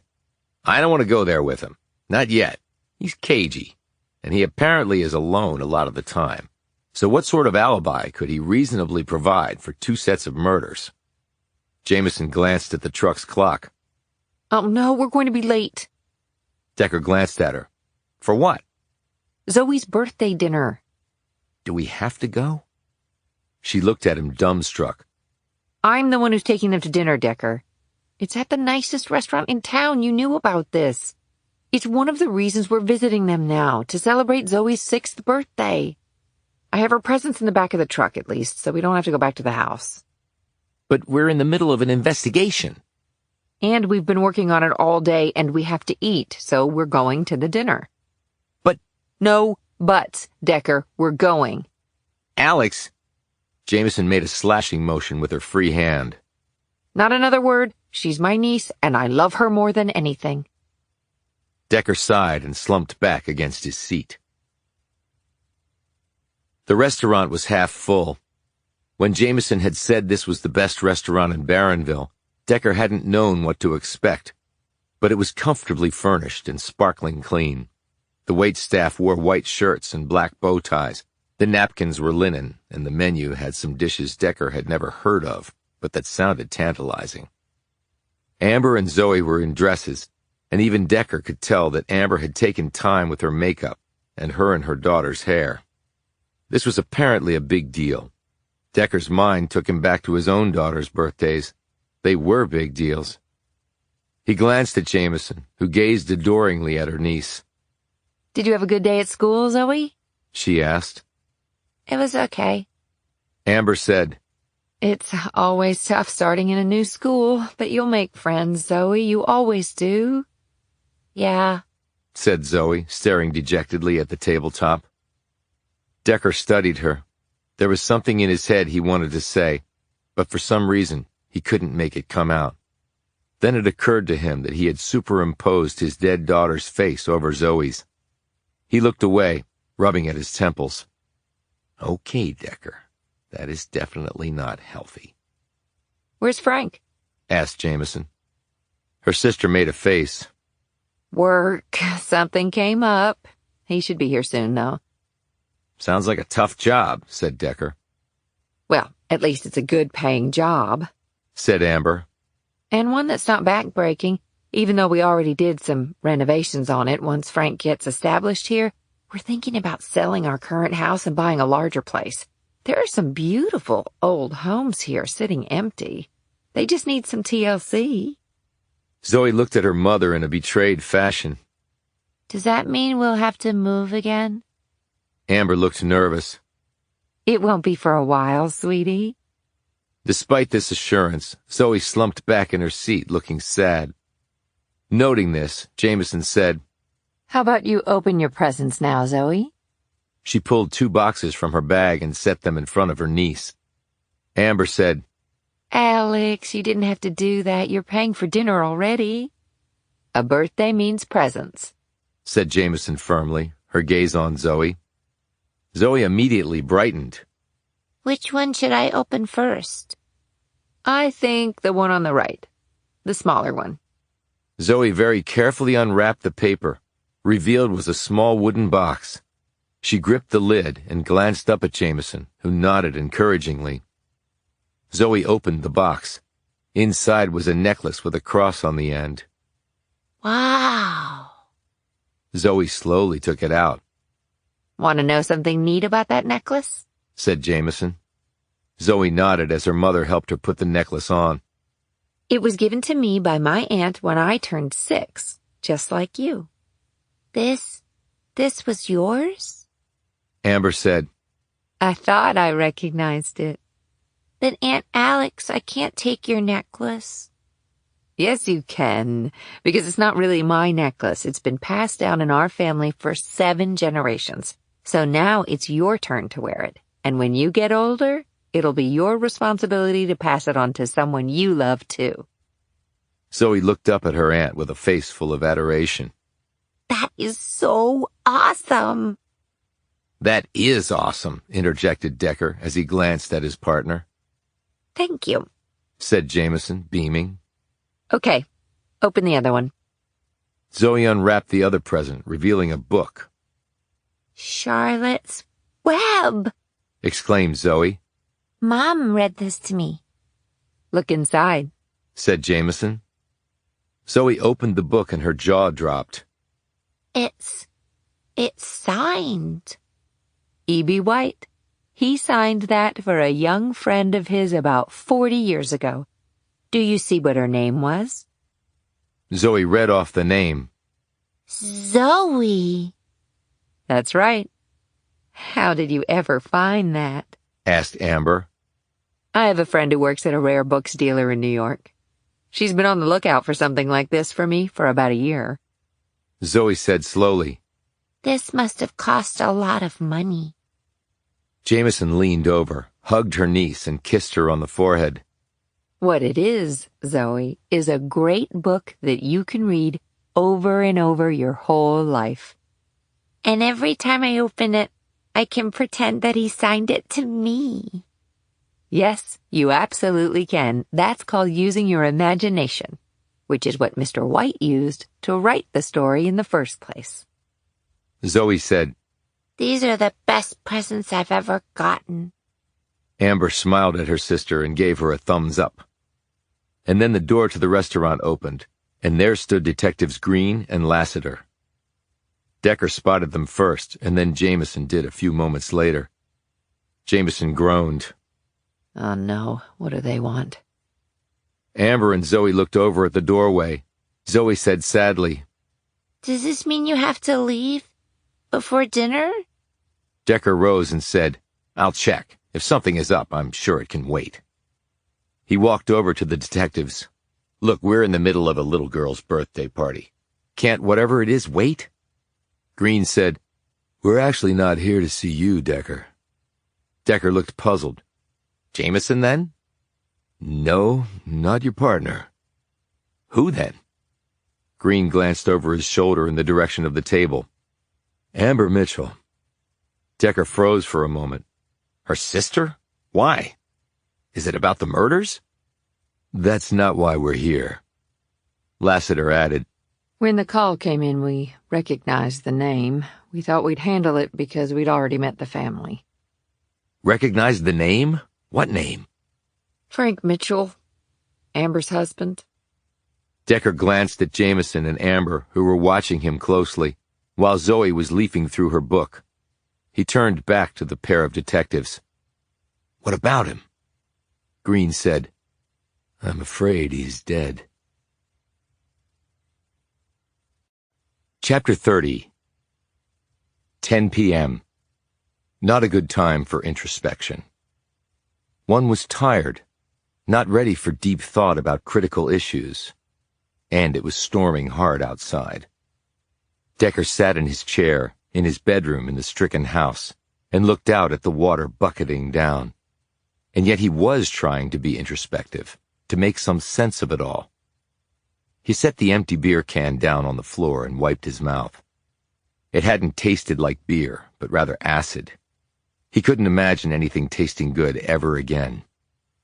Streaks of lightning, followed by booms of thunder, seemed to form an uneasy synchronicity with the smacks of his heart. Though he couldn't possibly hear them over the roar of the storm, he knew that two women in the house, one very young and one only in her 30s, fatherless and widowed respectively, were probably still bawling their eyes out. In his mind's eye he could see them, hunched over, arms wrapped around their sides, as though struggling mightily to keep what little they had left inside somewhat intact and functional. He used his finger to trace a circle on the window where condensation had collected. One of the longest walks Decker had ever made had been from the front door of the restaurant back to the table. He had asked Green and Lassiter for permission to go and get the Mitchells and escort them out. He did not want the news that awaited them to come in a public place. He didn't know why he had thought of this. His old self would have done so instinctively. To be sensitive and compassionate had been reflexive with the old Amos Decker. Then the blindside hit on the field had left him pretty much the polar opposite of what he had been. It was, to say the least, unsettling to occupy the same body but be a totally different person. Yet still, he had thought about having them be told of the loss in a private place, and he had acted on that thought. That's something, isn't it? He had told them that the detectives wanted to talk to them about something important, and that they preferred to do so down at the police station, only a few blocks away. He had told them that it couldn't wait. It had to happen now. He had seen an alarmed look in Amber's eyes that made him believe she knew that what was happening would be quite personal to her. But she remained outwardly calm and collected, and he thought he knew why. Zoe had still been looking at her book and smiling. Obviously, the mom was keeping it together for her daughter. Cassie, Decker's wife, would have done the same thing. While they were collecting their things, Decker managed to whisper to Jamison, "It's about Frank. It's bad. The worst." Jamison, to her credit, made no noticeable reaction to this, though her face did visibly pale, and Decker saw her hand tremble a bit as she put it on the table to support herself as she stood. The detectives drove Amber and Zoe to the police station. Jamison went with her sister and niece in Green's car, while Decker followed them. At the station they all reunited. Apparently nothing was said in the police car, because Zoe seemed fine, curious about what was going on, but otherwise all right. That would not be the case for much longer. They had gone into a private room. Well, Amber had gone in with the two detectives, while Jamison stayed outside with Zoe. Surprisingly, Amber had asked Decker to accompany her into the room where they had her sit, while Lassiter and Green stood facing her. Decker noted that in another corner of the room was a female police officer. Green had spoken first. "I'm very sorry to have to bring you this news, Mrs. Mitchell. It's about your husband." Tears had welled up in Amber's eyes, and she had started to shake. Oh, no, please. Oh, no. She moaned. Lassiter glanced at the officer, who came forward with a box of tissues and a bottle of water. Decker stood back against the wall, watching all of this. Green said, "There apparently was a terrible accident at the fulfillment center. They did tell us that your husband didn't suffer. It was very quick." Amber was clearly no longer listening. She was hunched over, her face near the tops of her knees, rocking back and forth. Oh, God, please, Frank. Oh, please, Frank. Green looked hopelessly at Lassiter, who pulled up a chair next to Amber and put an arm around her quaking shoulders. I'm so sorry, Mrs. Mitchell. So very, very sorry. Frank Mitchell, gone, just like that. Amber and Zoe, bereaved, just like that. Decker could relate. The very same thing had happened to him when, coming home one night, he had found his wife, her brother, and his daughter dead. Murdered. Gone from him for all time. One night. One breath. If there was anything in life worse than that, he didn't know what it could possibly be. The mind, breathtakingly special as it was, had never been designed to take in such a crushing event with such little preparation. It took all the air from your body, all the rigidity from your muscles, all the synaptic impulses from your brain.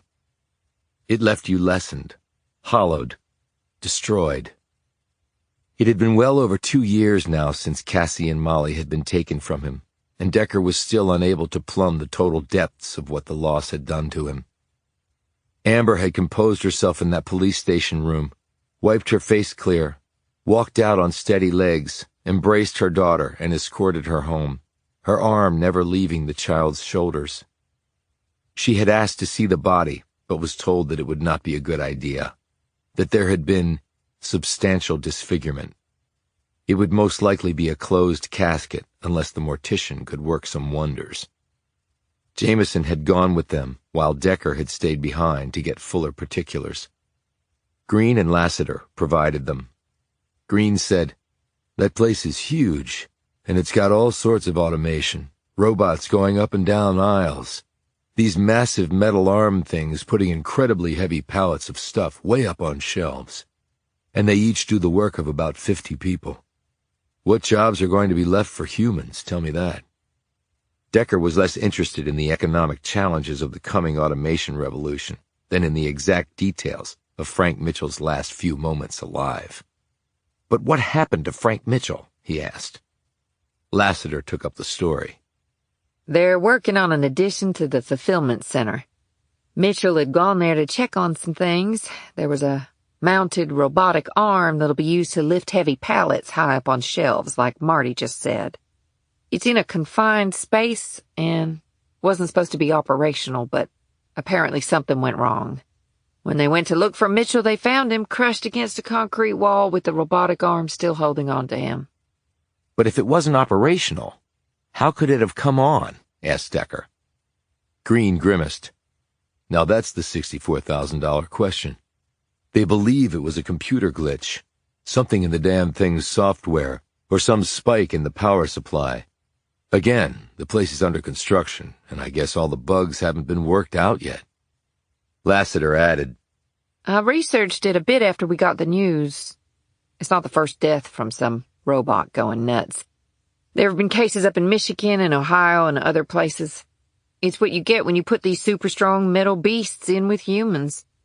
They've got no shot if things go sideways. That arm can lift 10,000 pounds no problem. You let that loose on a human. Well, I saw Frank Mitchell's body, and it was beyond horrible. she added in a trembling voice. And that had been that. Decker had driven back here and met with Jamison. Jamison had called the rest of her family and Frank's parents, telling them the awful news. His parents and Frank's 4 siblings were coming in. 2 of Jamison's sisters were also planning to attend the funeral. Jamison had given her sister something to help her sleep. Amber and Zoe were together in Amber's bedroom, locked in each other's arms. Decker and a subdued Jamison had sat up in the kitchen and discussed things. He had filled her in on what had happened, This is terrible, Decker. They just moved here and now this. Decker remained silent. She looked up at him, her face teary. What are you thinking? That you need to concentrate on your sister and Zoe. Leave the investigation to me, at least for now. She slowly nodded. It's not something I want to do, you know that. I know that. Zoe's in shock. I'm so worried about her. She loved her dad so much, and on her birthday, I mean, how awful is that? Pretty damn awful. We've got to think about funeral arrangements. There aren't many options here, and getting family here for it is a logistical nightmare. And what about burial? Would he want to be buried here? He has no connection to this place. So cremation? God, I can't believe I'm having to talk about any of this. She started to sob quietly. Decker hesitantly rose, went over to her, and patted her shoulder with his hand. His mind had some soothing things he could say to her, but a disconnect did not allow him to actually say them. Jamison seemed to understand his internal struggle. She gripped his big hand. Thanks, Amos. He said nothing, but he kept patting her shoulder, silently cursing his inability to do anything more than that. Now, in his room, he looked at the spot on the window glass where he had just now wiped away the circle he'd made in the condensation. 6 people were dead, indisputably murdered by another with premeditation and malice aforethought. Now, a 7th person, Frank Mitchell, was dead, by an accident from all accounts. Jamison had finally gone to bed, but Decker once again found sleep too elusive. He decided, despite the rain, to take another walk. He took the same umbrella from the hall closet, buttoned his coat around him, and set off. His path took him to the street of the murder house. The house was dark, but the police tape was still there. The local cop car wasn't there, but one of Kemper's black SUVs was. He could see a man inside it. Decker looked down the street. Dan Bond, the blind man. Mrs. Martin, the Sunday school teacher. And Fred Ross with his sawed-off shotgun and bitter demeanor. The only 3 people who lived on the street and who could have seen anything relevant.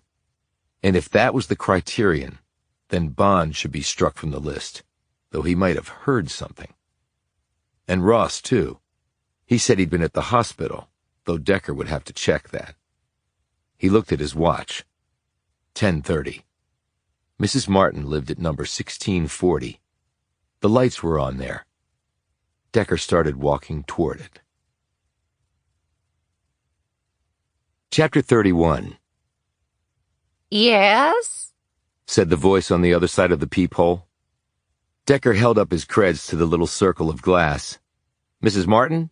I'm Amos Decker. I'm with the FBI. I was wondering if you could answer a few questions. About what? About what happened down the street. It's rather late, and I don't know you. I'm sorry for the lateness, but I saw your lights on. I'm working with Detective Lassiter. She told me that you used to teach her Sunday school, he added, hoping that would break the ice. It worked, because he heard the locks turn and the door swung open to reveal a tall, elderly woman with wispy white hair and a pale complexion. A pair of wire-rimmed spectacles rode low on her long, bumpy nose. She had on a beige cardigan wrapped around a starched white blouse. A baggy pair of dingy gray sweatpants incongruously completed her outfit. A sturdy pair of white orthopedic shoes were on her feet. Thank you, Mrs. Martin. I appreciate it. Would you like some hot tea? It's so damp out. She shivered. Gets in my bones. Decker didn't really feel like tea, but he figured it might buy him some more time with her. That would be great if it's not too much trouble. No trouble. I've nothing else to do, and I was thinking of having another cup myself. Oh, there's Missy. This was in reference to a sleek silver and black tabby that glided out from behind the couch in the front living room. It sidled up to Decker and rubbed itself against his leg. Nice kitty, said Decker awkwardly to the cat. Oh, she's a pain in the butt. But it's just her and me now. Decker looked at one wall where a deer head was mounted. 6-point buck, he said. My late husband. He had that mounted, it was almost 40 years ago now. But unlike some hunters, he ate what he killed. That buck gave us enough venison to last a long time. She turned and put a hand against the wall to steady herself. Decker spotted a quad cane, so called because it had 4 sturdy feet for firm support, standing in a corner. "Do you want me to get your cane?" he asked. She shook her head. I need to get the darn thing fixed, she said. Can't use it inside. It scratches my hardwood floors. She led Decker into the kitchen, continuing to steady herself with a hand against the wall as she went. The house, Decker estimated, had been built in the 50s, so the kitchen was small but functional. There were little frilly curtains around the window over the sink, and a wooden table with 2 ladder-back chairs. On the wall was a landline phone, with a long flex cord dangling from it. Next to the phone were large numbers written in pencil, with some names next to them. Martin glanced at where he was looking and smiled. I don't have one of those smartphones, and I've no memory for numbers, so I write my important numbers down there. I call it my phone number wall. Good system. Do you have a memory for numbers? Apparently not as much as I used to. Martin put the kettle on the stove and lit the gas with a long match. Then she took cups and saucers from a pine cabinet with a sheen of lacquer finish over it. She opened a plastic storage container and said, Would you like some cookies? They're oatmeal raisin. I made them myself. That sounds great, thanks. So you're with the FBI. That is so exciting. But don't FBI agents wear suits? They do on TV. She put a hand to her mouth as she looked over Decker's rumpled appearance. Or are you undercover? You look like you could be an undercover agent. Decker took all this in and said, I did some of that, but now I'm here helping the local police with what happened at the house down the street. Yes, it was awful. Martin shivered again. I mean, I know the town has hit bad times, but we've never had a murder on our street before. She set out the plate of cookies along with paper napkins. Do you take milk and sugar in your tea like the British? Not that you're British. Are you British? You don't sound British, but I always like to ask. I'm from Ohio, and no, just tea, thanks. It's peppermint. Very good for your throat and sinuses. I'm sure. I had a friend from Ohio, Toledo. Have you ever been there? Yes. I liked my visit, but that was in, 1965. Has it changed much? I expect so, yes. Most places change, don't they? Like Barronville? Asked Decker. She gazed at him, and this time the look was far less like a scatterbrained old lady. I've lived here all my life, she said. Back when times were booming, there were certain elements that were not all that nice. Care to elaborate on that? She looked up at him over her cup of tea. Water under the bridge. Now, what can I do to help you with your case? We're looking for anyone who might have seen something strange at the house in question. Have you talked to anyone else on the street? Just one. Fred Ross. At the sound of the man's name, Martin's face screwed up. That man, she said derisively. You two don't get along? My husband loathed him until the day he died. Fred is very hard to get along with, hateful, prejudiced, manipulative. The first two I understand, having met the man, but manipulative? Martin didn't answer until the water had boiled and she had poured out the tea. She handed him his cup and sat down opposite him. Fred's wife died, it's been 20 years ago now or more, about the time my Harry passed. She was a nice lady, but he never gave her a moment's peace. If his dinner wasn't ready and to his liking, or she'd gone over her grocery budget, or the house wasn't spick and span, he would just abuse that woman no end. It was awful. Did she ever call the police? Martin took a sip of her tea and set the cup down before answering. Now that's where we get to the manipulative part. He would never raise his hand against her, never scream or threaten. What did he do then? He would just keep picking away at her, little by little. How she looked, how she dressed, how she should be ashamed she couldn't be a good wife and mother like the other ladies on the street.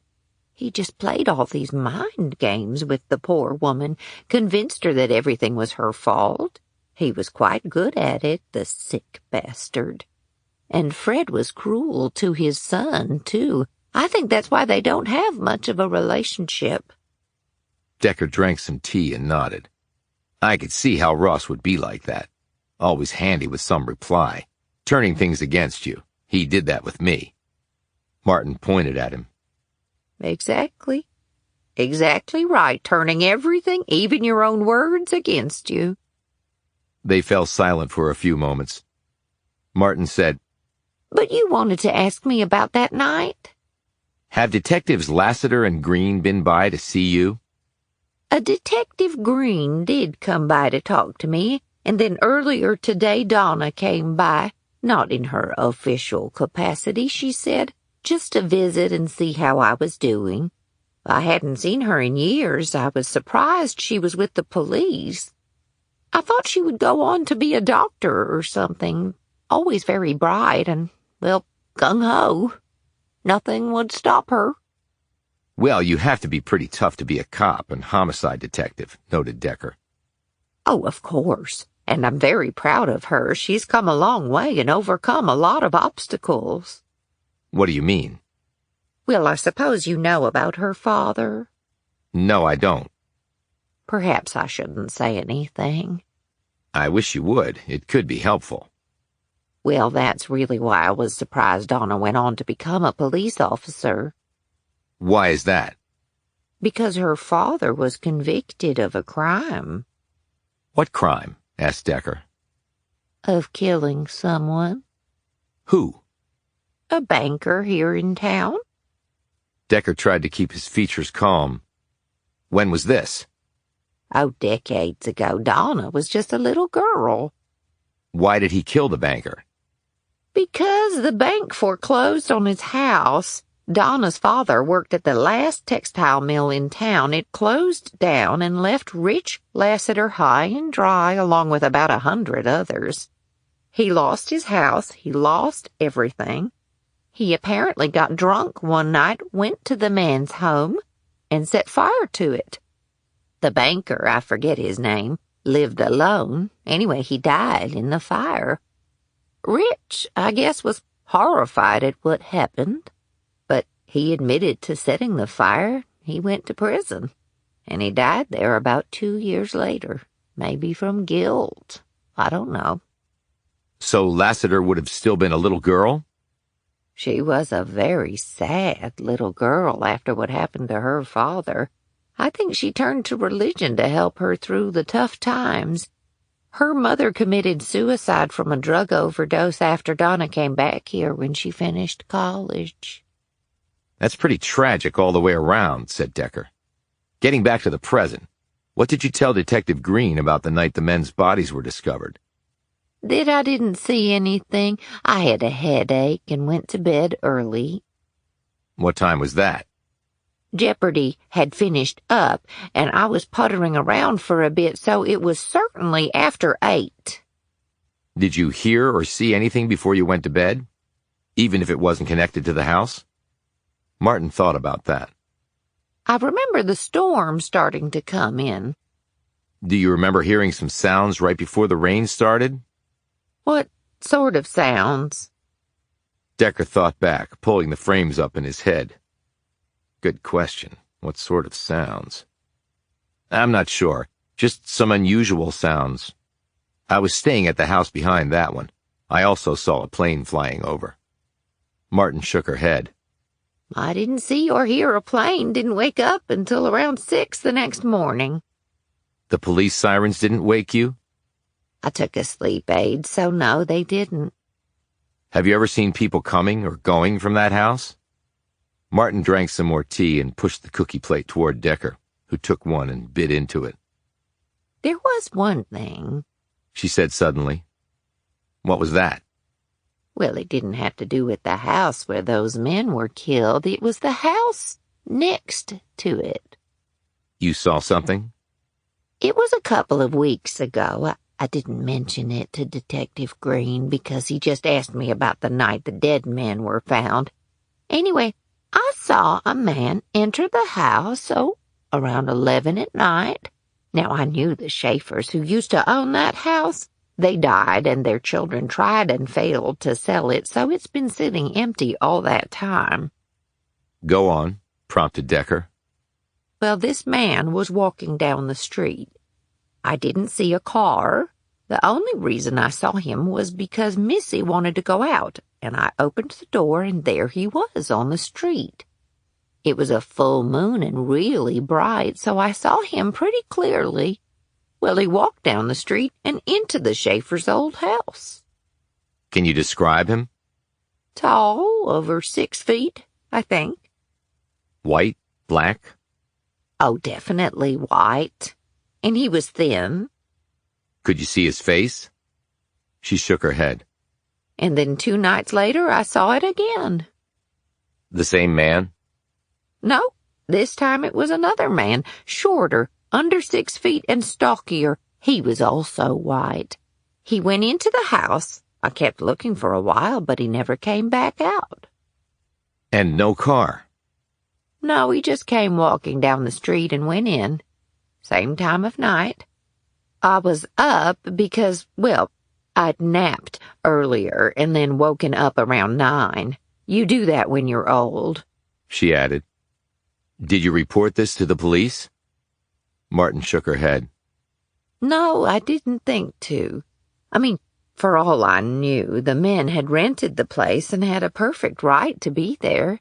And if they didn't, well, I've seen folks use empty houses before, lots of homeless around here, if they needed a place to stay. Decker looked at her curiously because Martin suddenly looked nervous. Was there any reason you didn't report it? She looked down. Hard times makes for hard people. If I called the police and they came and did something and the people found out I'd been the one to call.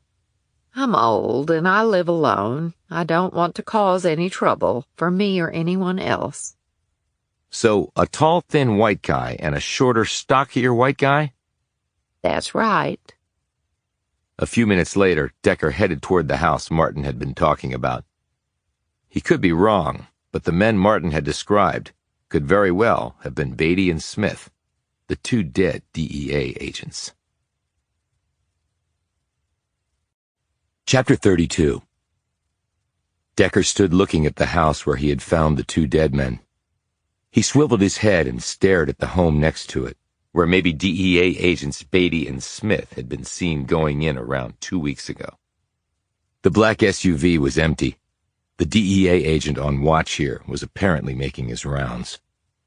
There were no other cars on the street, or people. Decker looked across the street at the house where Dan Bond, the blind man, lived. It was dark, but then again, light and dark wouldn't matter to Bond. He would deal with Bond later. For now, he had a possible lead to run down. Decker walked briskly to the rear of the property and looked around. He eyeballed the Mitchell's house, which he couldn't see clearly because, unlike the murder house, the backyard of this house had bulky, overgrown bushes at the rear fence line. He looked to his right and could make out the murder house, though there was a lot of vegetation growing wild between the 2 structures. Not surprising, considering both of them had been empty for a while. He eyed the rear of the house. There was a deck tacked on to the back of it, too, though it seemed to list to the right a bit, as though the sunken support posts were starting to give way. Decker could make out the flashlight probes in the darkness from next door, like stabs of lightning in miniature. The DEA agent making his rounds. Decker placed his bulk behind a formidable oak tree until the light passed on and the fellow Fed headed back to the front of the house. He counted off the seconds in his head until he heard the thunk of the SUV door closing. He stepped up to the back of the house and tried the doorknob. Surprisingly, it turned freely. Perhaps not so surprisingly, if people had been coming and going from here. He went inside and used his phone's flashlight feature to look around. The house's interior was similar to the one next door. It had probably been put up by the same builder, perhaps the whole neighborhood had. He swept through the kitchen and entered the living room and shone his light around. Nothing. No furniture. Nothing on the walls. No rugs. Curtains did cover the windows, but they were soiled and falling apart. He heard a noise and looked around. He passed his hand over a floor register. The heat had just come on, which showed the house had electricity. Yet Decker couldn't risk turning on lights without the agent from next door possibly seeing them and coming to investigate. The place smelled of damp and mothballs and abandonment. He checked the upstairs and found the same conditions. He went to the basement and, considering what he had found the last time he'd entered a basement, took out his gun. He reached the bottom and looked around. Dampness and mildew and dead bugs, but no dead bodies. If the two DEA agents had spent time here, there was no sign of it. No discarded takeout meals, no place to sit, no clothes in the closet. At first, Decker had thought the two had set up a surveillance nest here, but there was absolutely no sign of that. They could have taken their equipment with them, but why have such a nest here?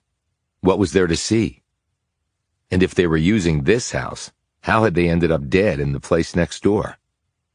He was about to go back up the stairs when he froze and backed away to a far corner of the basement. A door had just opened on the main level.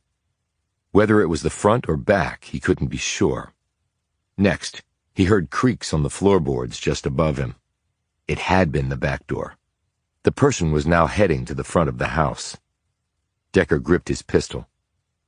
His dilemma now was obvious. It could very well be that the person above was the agent from next door. He might have seen Decker moving around inside, or maybe had glimpsed his cell phone flashlight and gone to investigate. Decker did not want to draw down on a fellow Fed. But if it wasn't the guy from next door... The footsteps headed up the stairs. Decker waited until they returned to the main level a minute later. He didn't hear any sirens. He couldn't see outside. Had the guy called in backup? Then he heard what he knew he eventually would. The basement door opened. Keeping to the back corner of the basement, Decker called out, "Amos Decker with the FBI. Identify yourself." "DEA agent Stringer from next door," said the voice immediately. Decker didn't move. "I'd like to believe you, but I need to see some ID." "Thinking the same thing. How do you want to do this before I call in reinforcements?" "Don't you recognize my voice?" said Decker. "I was pretty vocal with Agent Kemper when we were at the morgue." "I just got to town this morning with a new shift of agents." "Okay, toss your creds down the stairs and I'll toss mine up." "Look, I'm supposed to be here and you're not, and I don't know who the hell you are, so toss your creds up right now." Decker took his time pulling out his creds. He slipped his gun inside his waistband and with his free hand dialed a number on his phone. "Give me a sec to get them out," he called up the stairs. Kemper answered after 2 rings. "I've got a situation," whispered Decker. "Is an agent named Stringer assigned to the house tonight?" No, Jenkins has the night shift, 8 to 8. Never heard of an Agent Stringer. "Okay, get some guys over here now. I'm in the house to the left of the crime scene when facing it from the street. I'm in the basement with a guy pretending to be one of yours." Before she could say anything else, he clicked off and looked down at his phone. "You got 2 seconds to toss them up or this is going to get ugly," said the man calling himself Stringer. "Coming right now." Decker crept forward and approached the staircase from the side. He put his thumb on the screen of his phone and readied himself, flicking the flashlight on at the same time as he tossed the phone in front of the stairs, with the light shining up them. 4 shots were fired instantly. 4 suppressed shots. The bullets hit the floor and ricocheted off. Though he hadn't been hit, Decker let out a yell as though he had, so the other guy would let down his guard. A moment later, he fired half his mag up the stairs in an arc wide enough to cover the entire width of the doorway. He heard an impact, and then another, and then a grunt. He stepped out of the way as something came rolling down the steps and landed in a heap at the bottom. Decker retrieved his phone and shone the light on the bundle. It was a man. A dead man now, thanks to Decker. As he stared down at the corpse, Decker felt himself audibly gasp. Normally, when he was confronted by death, Decker's synesthesia would kick in. The hairs on his neck would rise, as though an electrical current was running through him. He would feel dizzy and nauseous, and most significantly, he would see the most vivid shade of electric blue. It would assail him from all angles, suffocating him. Yet he wasn't experiencing any of those things. He just saw a body. It was as though his synesthesia had simply vanished. And then he heard the sirens. And then heavy feet clattering on the front porch. Agent Jenkins from next door, he was certain.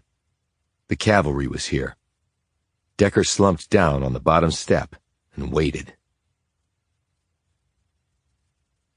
Chapter 33.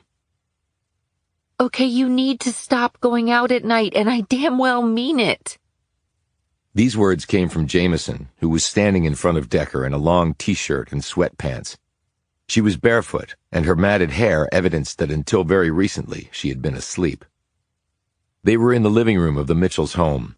Amber and Zoe were asleep upstairs in Zoe's room.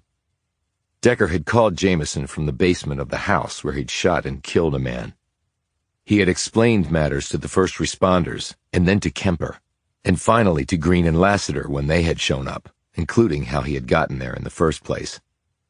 The real surprise had come when Kemper had seen the dead man lying on the floor with 2 of Decker's bullets in his chest. That's Brian Collins, she had said. And who is he? Decker had replied. He's a drug dealer. Do you think he knew Michael Swanson, or maybe worked with him? Doubtful. Collins was a heavy hitter. He's wanted in several states for distribution and murder. Green had asked, but what was he doing here, and why try to kill you? He must have seen me go into the house, said Decker. He might have been watching the place. Okay, but why take a chance on going after you when a DEA agent is right next door? Asked Green. I take that as a good sign, said Decker. That means they're afraid we're getting closer. Like when they tried to toast me and Jamison inside Toby Babbitt's trailer. So, are you getting closer? Green had asked. Decker had looked down at the body. Maybe too close. Now Decker looked up at the very pissed-off Jamison. I didn't know anything like this was going to happen, Alex. I just couldn't sleep and decided to check some things out. I talked to Martin, and that led me to the house. Jamison slumped down next to him.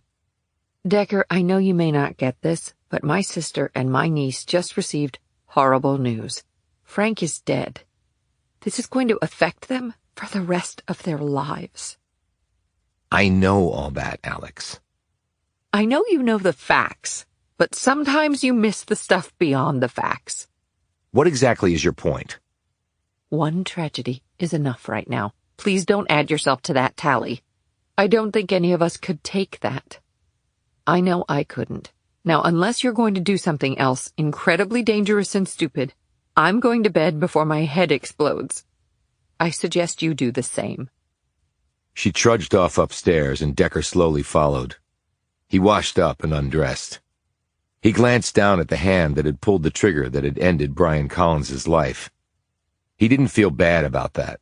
Collins had tried to murder him, so he got what he deserved, which still did not explain why a man he didn't know had tried to kill him tonight. A heavy-hitter drug dealer, wanted in several states. The DEA. Rogue agents. 6 murders, 4 of which seemed to involve unrelated parties. Was it all about drugs? Lots of people had died due to drugs. And by all accounts, Barronville was in the grips of the same opioid crisis that was terrorizing other areas of the country. And he and Jamison had apparently run smack into it. And what about Lassiter's father burning down a banker's house and going to prison for it and then dying there? And her mother later committing suicide? He could now see why Lassiter had a beef against the current John Barron, unreasonable as it might be. And lastly, what the hell was happening in his head?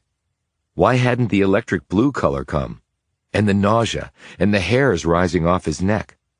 It wasn't like he wanted any of those things to happen to him, but at least they were predictable. That they no longer occurred was, in his mind, worse than if they still happened to him. My brain might be changing again. Who will I be tomorrow? He sighed. That sort of speculation was not something he wanted to dwell on. And then a thought occurred to him. Thankfully, it was tied to something about the case. He took out his phone and called Kemper. She answered on the second ring. "What would your two agents be doing in that house?" he asked. I have no idea. Well, they might have been watching something, or someone. You mean like a surveillance nest? Something like that, though I couldn't find any evidence of that. There are only 3 people who live on that street, Decker.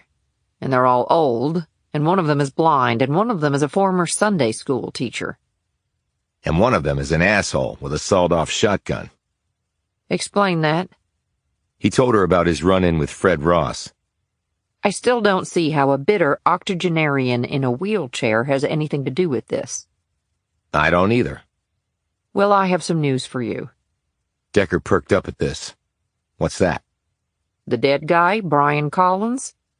Yeah? I have some more info on him than what I shared at the house tonight. And why are you willing to share it with me now? I'm growing to like you. Yeah, right, We knew his former partner. Kemper said. Who was that? Randy Haas, the dead guy who fingered my 2 agents as rogues. Chapter 34. She wants us to do what? Decker stared across the breakfast table at Jamison.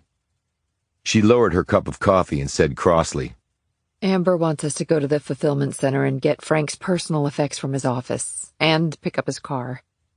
But I've got the case, she cut him off. Decker, my sister is having to plan her husband's funeral this morning. The least we can do is help her with this. I'm ready, Aunt Alex.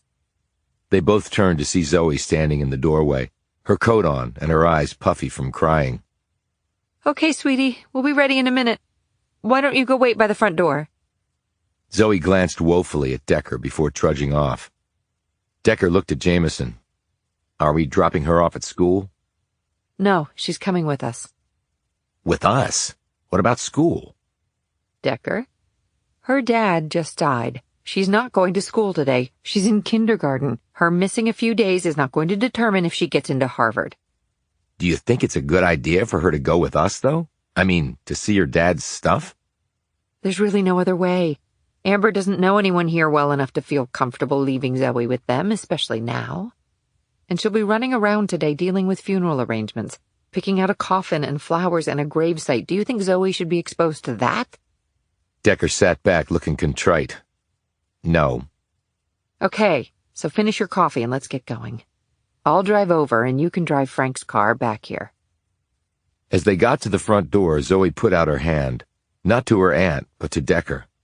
Looking surprised and with a quick glance at Jamison, who nodded at him, he took the little girl's small hand in his enormous one, and they set off. Good God, this place is huge. They had just pulled into the parking lot of the Maxis Fulfillment Center when Jamison made this remark. The place was truly vast, and the parking lot was filled with cars. On the rear side of the building, they had seen fleets of semis loading and unloading their trailers at a seemingly endless line of loading docks. And they're adding more to it, noted Decker, pointing to the construction on the western side of the building. Jamison found a parking space a long way away from the entrance, and they walked through a sea of vehicles toward the front doors of the building. Zoe said, Is this where my dad worked? Jamison said, Yes, it is, honey. We're going to get some of his things. Mommy told me that. And his car, too? That's right. Zoe peered up at her aunt. Is my daddy really dead? Jamison stiffened and seemed incapable of answering. Before she could get a reply out, Decker bent down, lifted Zoe up in his arms, and pointed to the building. You see how big this place is? Zoe nodded. Well, your dad helped run this whole thing. Look at all these cars and all the people who work here. It was very important what he did. Taking care of this building and all these people. They all counted on your dad, and he did a really good job." Zoe put her thumb in her mouth, and her eyes turned watery. Decker continued, "So we just need to go in and get his stuff, because his stuff belongs at home with you and your mom, right?" Zoe nodded vigorously while sucking anxiously on her thumb. Decker walked on with the little girl in his arms, a stunned-looking Jamison hurrying after the pair.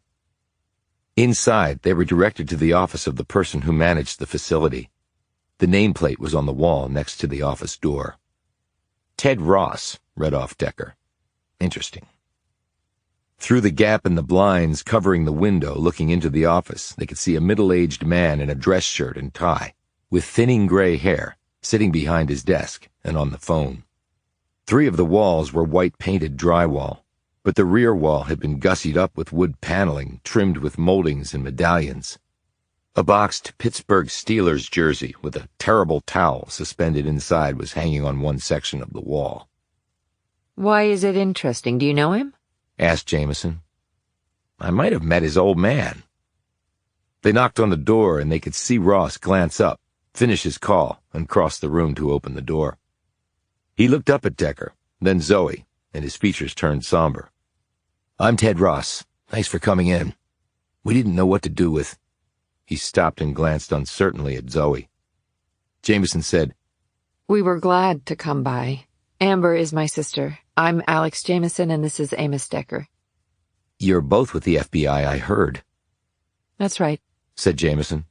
And this is Zoe, Frank's daughter." Ross put out his hand for Zoe to shake. "Hello, Zoe. It's very nice to meet you." Zoe nodded and shook his hand, but said nothing as her thumb was still firmly planted in her mouth. "Is your father Fred Ross?" asked Decker. Ross looked surprised. "Yeah, why?" "I met him the other night." "Sorry," said Ross tightly. "He's a real piece of work." "One way of putting it," replied Decker. "Anyway, let me show you where the things are." Ross led them down a long hallway. "How big is this place?" asked Decker. 1,200,000 square feet, replied Ross. "And we're adding another 600,000 square feet. This is the future of retail, for better or worse. Malls across the country are shutting down and chains are going bankrupt. Consumers are going to the internet to buy their stuff, and these places are how that stuff gets delivered." Decker said, "I guess that's why these facilities are so big." "That's right, and it's really a win-win for us and the vendors we serve. It lets them focus on products and services, and we handle how the orders get filled. We do order fulfillment for over 15,000 vendors and counting. These fulfillment centers are not cheap to build and run.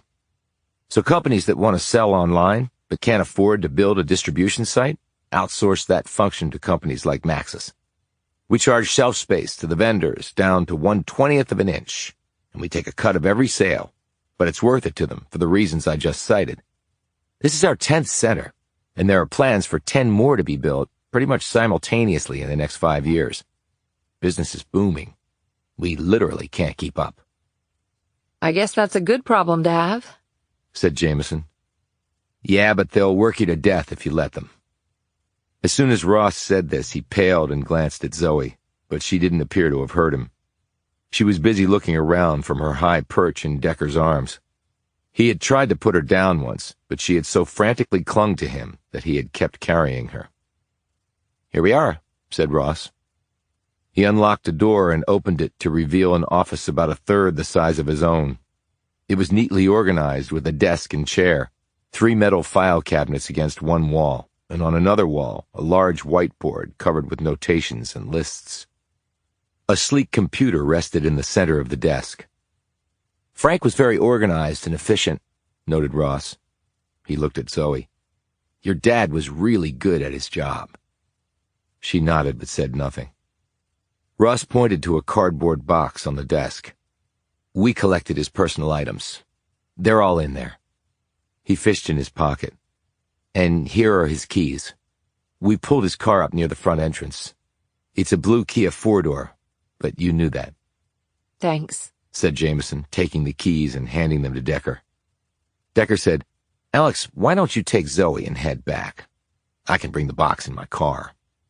"My dad's car," said Zoe, her thumb out of her mouth now. Exactly. Your dad's car, said Jamison quickly. Okay, we'll see you back home. She took Zoe and they walked off. Zoe looked forlornly back at Decker before they turned a corner and were out of sight. Decker turned to Ross. Hey, you mind doing me a favor? If I can, sure. Can I see where it happened? Ross looked mildly surprised. Where Frank was killed, you mean?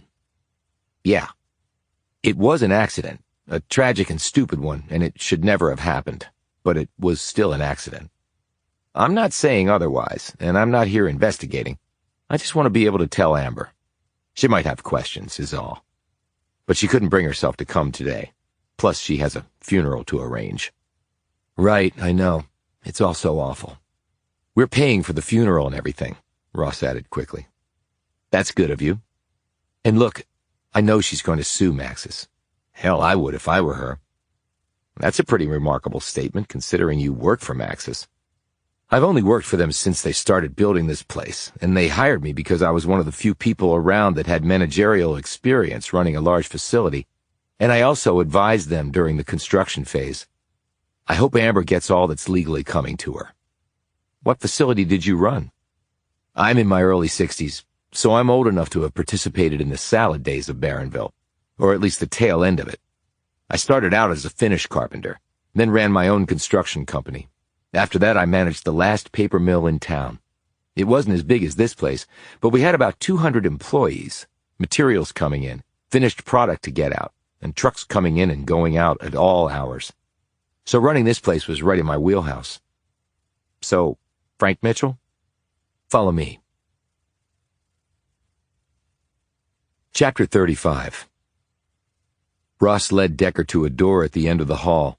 It opened up to a mezzanine with a bird's-eye view of the vast main floor.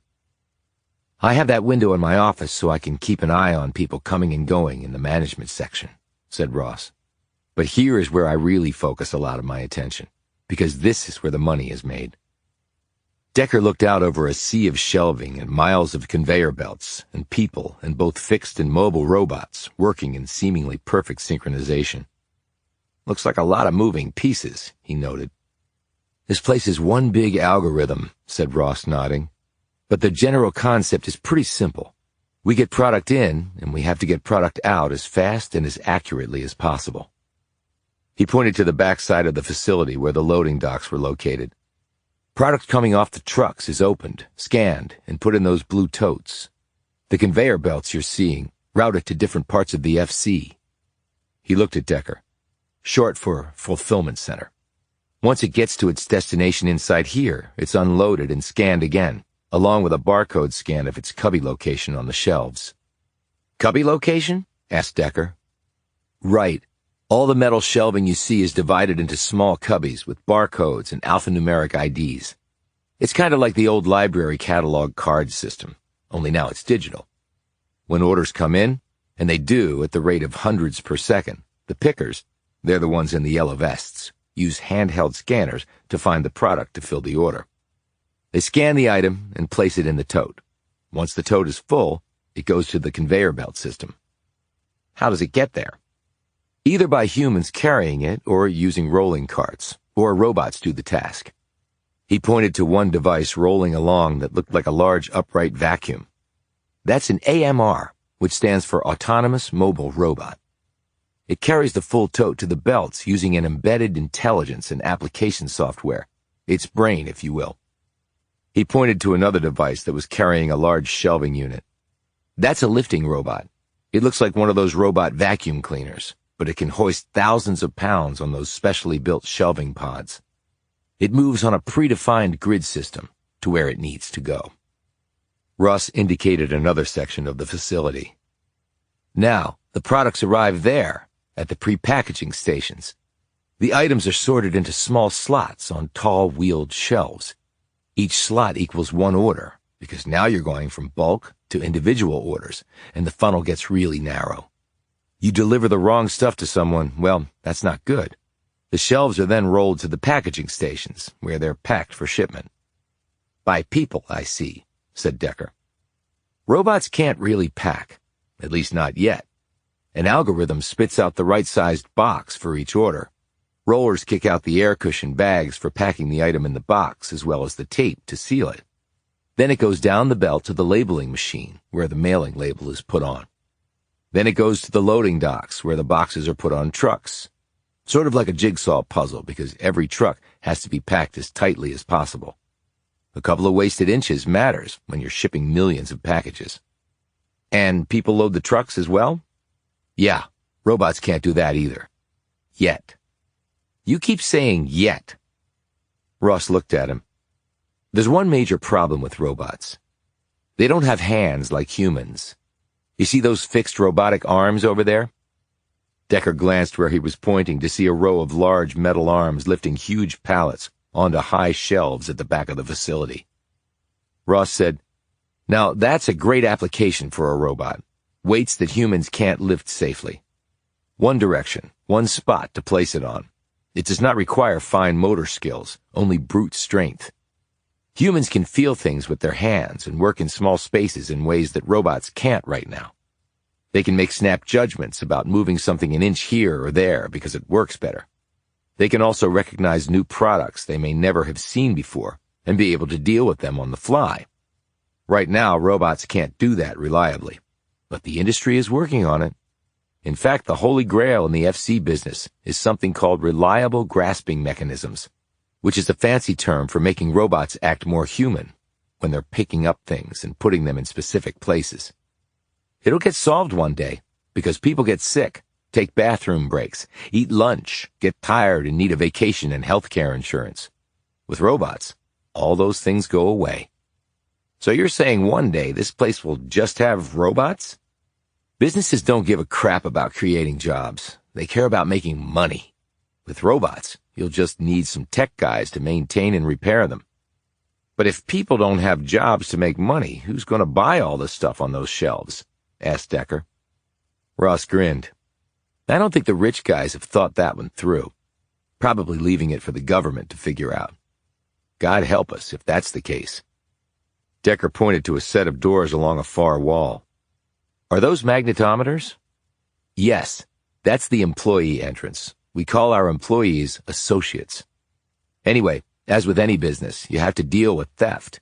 They have to go through the magnetometers and also have their bags searched. Does everybody have to go through it? Asked Decker. Yep, me included. I understand the physical demands of working here are pretty tough. We have to fill about 400 orders a second, so it's non-stop movement. A picker's handheld device will receive a ping every time an order is placed, and the system directs the picker to the shelf where that item is. And the process starts. The workers here have to be able to lift about 50 pounds and walk or stand for up to 12 hours a day. And you'll probably end up walking 15 miles in a shift. But hey, walking is good exercise, right? I make my rounds every day at the same time, checking on things. He looked at his watch. In fact, I'll be heading out in about an hour to do just that. I get to hobnob with the workers, and it's good for them to see management out there on the floor. But it's not all fun and games. I have other managers on the floor, and their job is to make sure the work gets done. We ride the people pretty hard because upper-level management rides us pretty hard. We don't hit our quotas, we're looking for another job. And this place is so big, it could hold over 20 football fields, so there's a lot of ground to cover. We sometimes even ride bikes or three-wheelers to get to places faster and cover as much ground as possible. And with the new addition, it'll be half again bigger. And we have a climate control system, but it can still get pretty hot. Well, obviously people want to work here. The pay is good. Pickers start out at $10 an hour, plus health care and a 401k plan. You're here 5 years, you're making $16 an hour. And we give out a decent amount of overtime. And during big crunch periods like Christmas, we have mandatory overtime, where they'll work 55 to 70 hours a week. With the overtime, a lot of people here earn 40 grand a year or more. These days, that puts you in the middle class, especially if both husband and wife work here. And we have a lot of those. And hell, in this town, that could even make you rich. But Frank Mitchell told me you had trouble finding workers. And he probably told you why. We have about 1,000 employees, but we always need more. And we'll definitely need more with the new addition coming online. Problem is, hundreds of the applicants couldn't pass a drug test. Hell, it's like that all over the country. Kids, parents, grandparents, all hooked on crap. He paused. There you have it, the world of the FCs. Now let's go to the world where Frank Mitchell lost his life, said Decker. Ross led Decker down a set of metal steps to the main floor and then down a long concourse to where the addition was being constructed. He had to unlock a door, and they stepped into a cavernous area that largely resembled the space that they had just left. Only there were no people here, and no products on the towering shelves. Normally there would be lots of construction workers here, but the police have closed that down while they investigate. I hope they let them back in soon. I've already gotten calls from management. They're not happy about the shutdown. We're on a tight time frame to get this piece done. Cops don't care about construction schedules. I know that. I was on the phone with management when you showed up. I mean, I'm sure they're sad that Frank died. Nobody deserved what happened to him, but it's still a business. Right, said Decker, looking around. So where did it happen? Over here. Ross led him to an area on one side of the addition. There was a column of robotic arms located here, although the tall shelves they would be lifting boxes onto were not yet in place. It was only concrete walls. And on one section of wall, Decker could see bloodstains and other human matter. Around the robotic arm at this space was yellow police tape. We're not supposed to go inside the tape, said Ross. I guess you already know that, he added hastily. Have the police gone over the area? They were in yesterday and early this morning. Photos and diagrams and measuring stuff and dusting surfaces. Pretty routine for something like this, noted Decker. Has anyone checked that robotic arm to see what happened? The company that installed it is sending a team in to go over it with a fine-tooth comb. We have to get this figured out. I mean, this cannot happen again. No way. When Frank was found, the thing still had a hold of him. He was smashed up against that wall. The arm can move in slow motions, or it can do rapid movements with enough force to rip your head off. Why was Frank here last night? Part of his job was to oversee things in the addition. He would normally make rounds through here right before he left for the day. The construction workers get in at 7 and knock off around 5. I wasn't here when it happened, but I got a call telling me about it. Who called? Marjorie Linton. She's in operations. She and Frank worked together. She knew that he had gone to check some things out. When he didn't return, she tried his cell phone, but he didn't answer. Then she went to look for him and found his body. And then she called you? Yes. She was hysterical. I was the one who called the police after I got her to calm down so I could understand what she was saying. Decker looked at the murderous robotic arm. So he would have been here inspecting the robot? Sure, he could have been. Frank knew how the different robots functioned. So the thing was operational? Well, it was powered up, but it wasn't on. We had tested it, or the company that manufactured it had, on site about a week ago. Everything was good to go. So how did it kill him? That's why the robotic company is sending a team in. We won't know until they do their diagnostic. But will they be able to tell? To give a definitive answer? Ross shrugged. I don't have the technical expertise to answer that. I hope so, because like I said, we have to make sure this never happens again. Decker looked at the bloody wall. Well, once is one time too many. They walked past a large table on their way back to the fulfillment center. Decker noted the unrolled sheaf of papers on it. What's that? He asked. Ross walked over to the table. Construction drawings for the addition. It's pretty much the existing one, just halved in size. Why? Decker stared down at the drawings, the mental frames flowing past in his head, until he arrived at one and then moved on to a second one. When he put the two together in his head, it literally clicked inside his brain. At least his memory seemed to be working okay now. No reason, he said. Chapter 36. Decker, what are you doing? Decker had pulled out the construction drawings he'd seen earlier in the Mitchell's front closet. He had sat down at the kitchen table and was unrolling them as Jamison had come into the room. He flattened out the drawings and looked up at her. These are construction plans for the Maxis FC. Jamison sat down across from him. So what, and why did you stay behind? I wanted to see where Frank died. Jamison looked dumbstruck. Why? It was an accident. Decker looked over her shoulder at the doorway to the kitchen. Where are Amber and Zoe? Amber's still out, and Zoe's taking a nap. I don't think she slept much last night. She could barely keep her eyes open on the drive back here. Decker refocused on the drawings, leafing through the pages until he got to the one he wanted. Hang on a second. He jumped up and ran out of the room. Jamison began and then stopped, shaking her head. She glanced over the plans but had no idea what she was supposed to be looking for. A minute later, Decker returned with a folded piece of paper in his hand.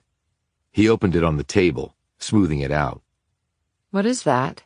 Jamison asked, as Decker rummaged in a couple of kitchen drawers until he found a pencil. He didn't answer, but sat down at the table and started making lines on the paper. As Jamison studied him, she said, That was the piece of graph paper we found in Toby Babbitt's trailer. Yep. What are you doing with the pencil? Filling in the indentations on the paper.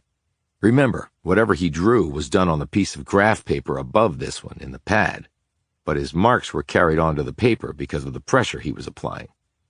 Okay, I get that. Probably many a marriage has ended because a cheating spouse didn't know that the bottom page carries impressions made on the top page. But what does that have to do with anything? Again, Decker didn't answer. He kept filling in the lines and then sat back when he was finished. Jamison looked down at the paper. Compare it to this page on the construction drawings for the FC, said Decker. Jamison looked between the two documents and her jaw dropped. They're the same, just on a smaller scale. She looked at Decker. Why would Toby Babbitt have been recreating the construction drawings for the Maxis Fulfillment Center? I don't know, but I want to find out. Decker picked up the piece of graph paper. When I saw the plans for the addition, it jogged my memory of the plans I'd seen in the closet here. He held up the paper. And then it struck me that the marks on this looked very close to the marks on the drawings in that closet. Well, I think your memory is as good as ever, then, said Jamison. But I don't really see why we should waste time on this. Because somebody tried to kill us while we were in Babbitt's trailer, Alex. Maybe he wanted to kill us, or maybe he wanted to get rid of some sort of evidence. He tapped the graph paper. Like this. But evidence of what? Decker sat back. I don't know. He could have just taken it. Why burn the place down? He might have meant to do that, but we interrupted his search. He might have been afraid we'd find it, or something else that Babbitt might have had. So he torched the place, with us in it. 2 birds with 1 stone.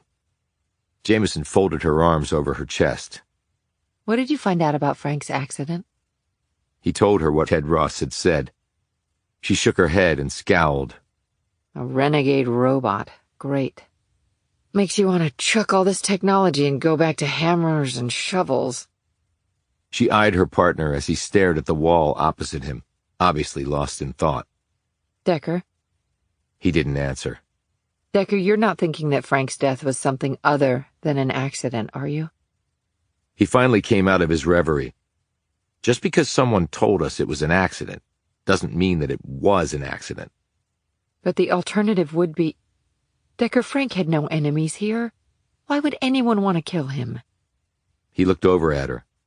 How do you know he didn't have any enemies? Why? Because they hadn't been here that long, and he was such a sweet guy. I didn't know there was a certain time period one needed to create enemies, and even sweet guys can make an enemy of someone not nearly as sweet.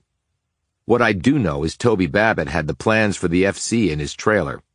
Someone burned down that trailer, and now Frank dies at that FC because a robot arm that's not supposed to be on suddenly went berserk and killed him. How could those two things possibly be connected? I don't know if they are connected, but they could be. But we already have 6 other murders we're investigating. I realize that. And you have no proof that Frank was murdered. She lowered her voice. And you cannot go around telling people, especially my sister and Zoe, that Frank might have been murdered, Decker. They're traumatized enough. I have no plans to tell anyone that. But then how are you going to investigate it? The company that built the robot is sending a team in to see what happened. I'm sure they'll give a copy of that report to the cops, and we can get it from them. At the very least, they'll have to share it with Amber, so we could get it that way, too. How quickly will the report be done? No idea, which is why I'm not waiting. I'll make inquiries. He added hastily when he saw Jamison about to object. I'll discreetly make inquiries about the fulfillment center. But you're supposed to be helping Green and Lassiter, and now I guess Agent Kemper with these murders. I'm still going to do that. In fact, I'm going to work on it today. So I don't see why you're adding in Frank's death, which may simply be an accident.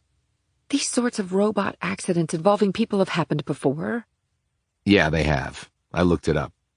The odds, I very roughly calculated, are about the same as dying in a plane crash. He stared at her.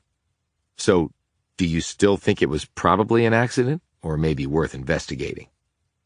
When Jamison didn't answer, he rose and headed for the door. Where are you going now? Asked Jamison. Back to high school, replied Decker. Chapter 37. If this was the current state of education in America, Decker thought, the country was in serious trouble.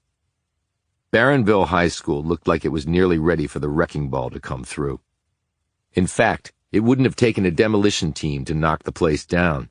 It appeared one guy with a sledgehammer and a six-pack of Red Bull could do the job just fine. The roof had holes in it, some windows were broken, and the front door stuck so much that Decker nearly wrenched his shoulder out of joint tugging it open. When he entered the school and headed to the office, he could smell mildew and damp everywhere.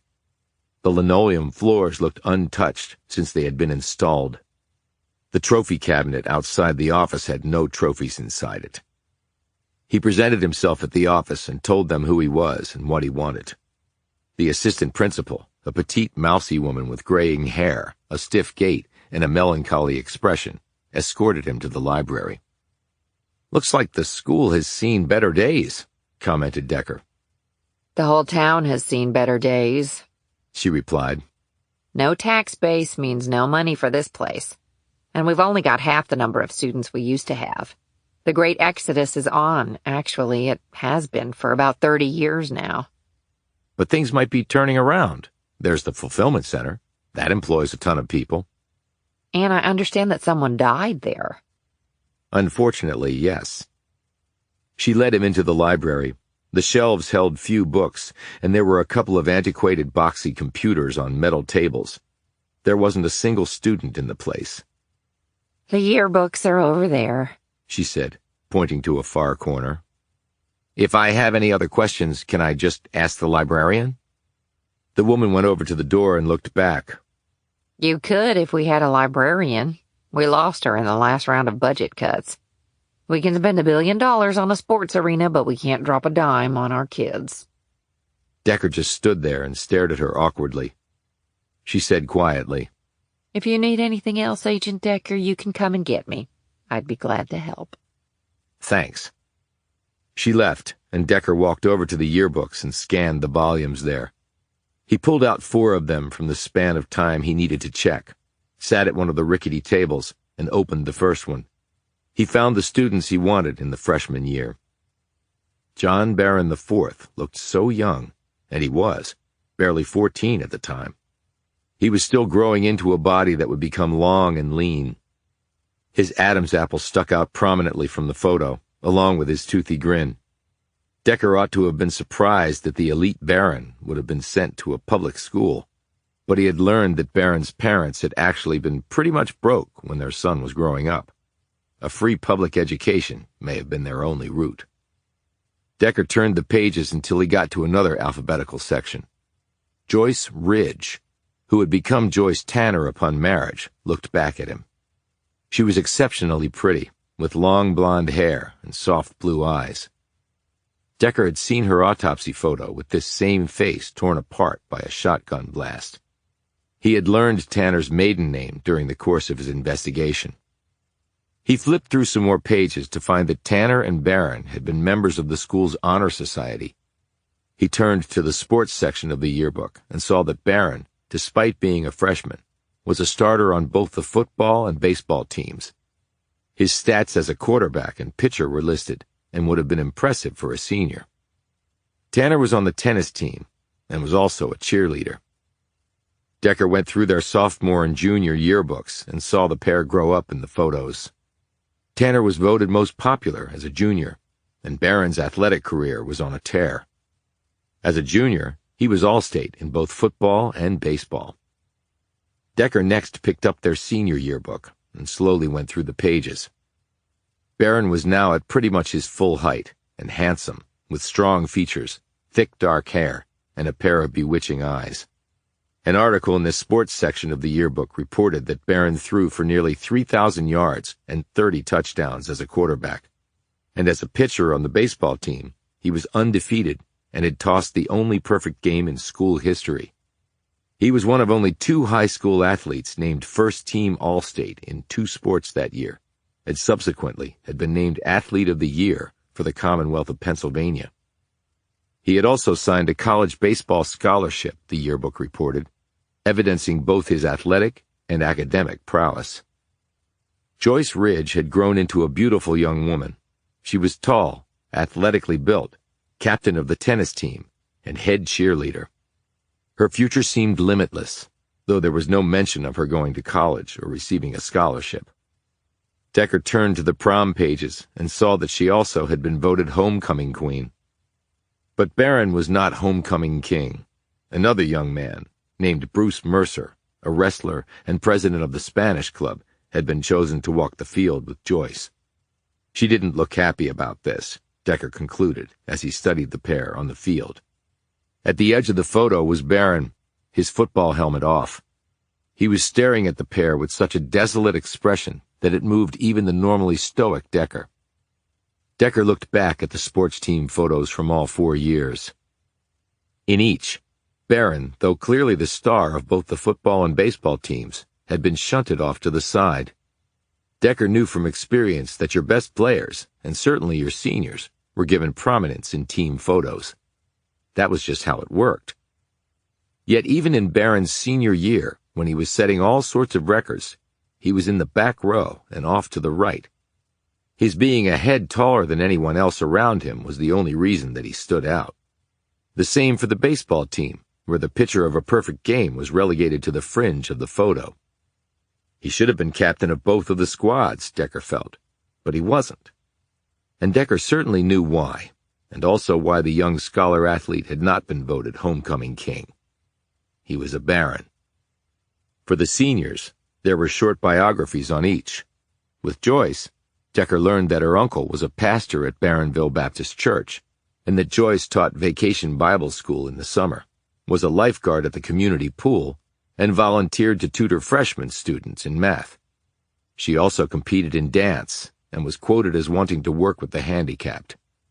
With Barron, Decker found that he had started up a Greek mythology club, could read Latin, and wanted to play Major League Baseball as well as start his own business one day. They certainly seemed to be impressive people, Decker thought. Maybe a little too perfect. When he'd been in high school, all he had pretty much focused on was football and girls. But then again, Joyce had lost her parents at a young age and was being raised by her aunt and uncle. And he knew Barron's life wasn't perfect, and maybe Joyce's wasn't either. Perhaps they strove as hard as they did to compensate for negative elements in their personal lives. Decker next turned to a few other photos that he had found in the yearbooks. Each showed Tanner and Barron together. In the way they looked, or held hands, or rubbed shoulders, Decker could easily see that the young couple were deeply in love. So, what had happened? Barron had gone off to college and his girlfriend had stayed here? And done nothing with her life? Ending up fired from a J.C. Penney, living in a ratty apartment, being murdered next to a man with whom she apparently had no connection. Decker closed the books and replaced them on the shelves. He sat back down and mulled over what he had discovered.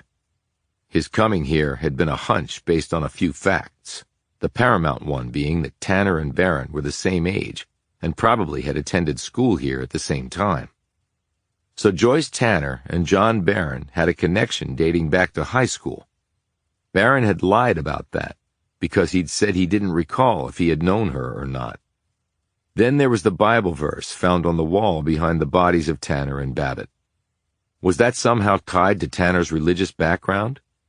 And was the Thanatos symbol found on Costa's forehead connected to Barron's founding a Greek mythology club? There were other possible connections. Michael Swanson may have been living in John Barron's potting shed. Bradley Costa's bank had been a sponsor of Barron's Little League team, and the murdered man had a photo of the team and Barron in his home. And the bank held the mortgage on Barron's property. Decker had made inquiries at the bank about whether Costa had worked on the mortgage, but had received no answer as yet. But what about Toby Babbitt? Did he also have a connection to the man? If not, 3 of the 4 did. That brought it outside the realm of coincidence, at least in Decker's mind. So what do I do now? He left the school, trudged down the steps, and headed to his truck. And stopped.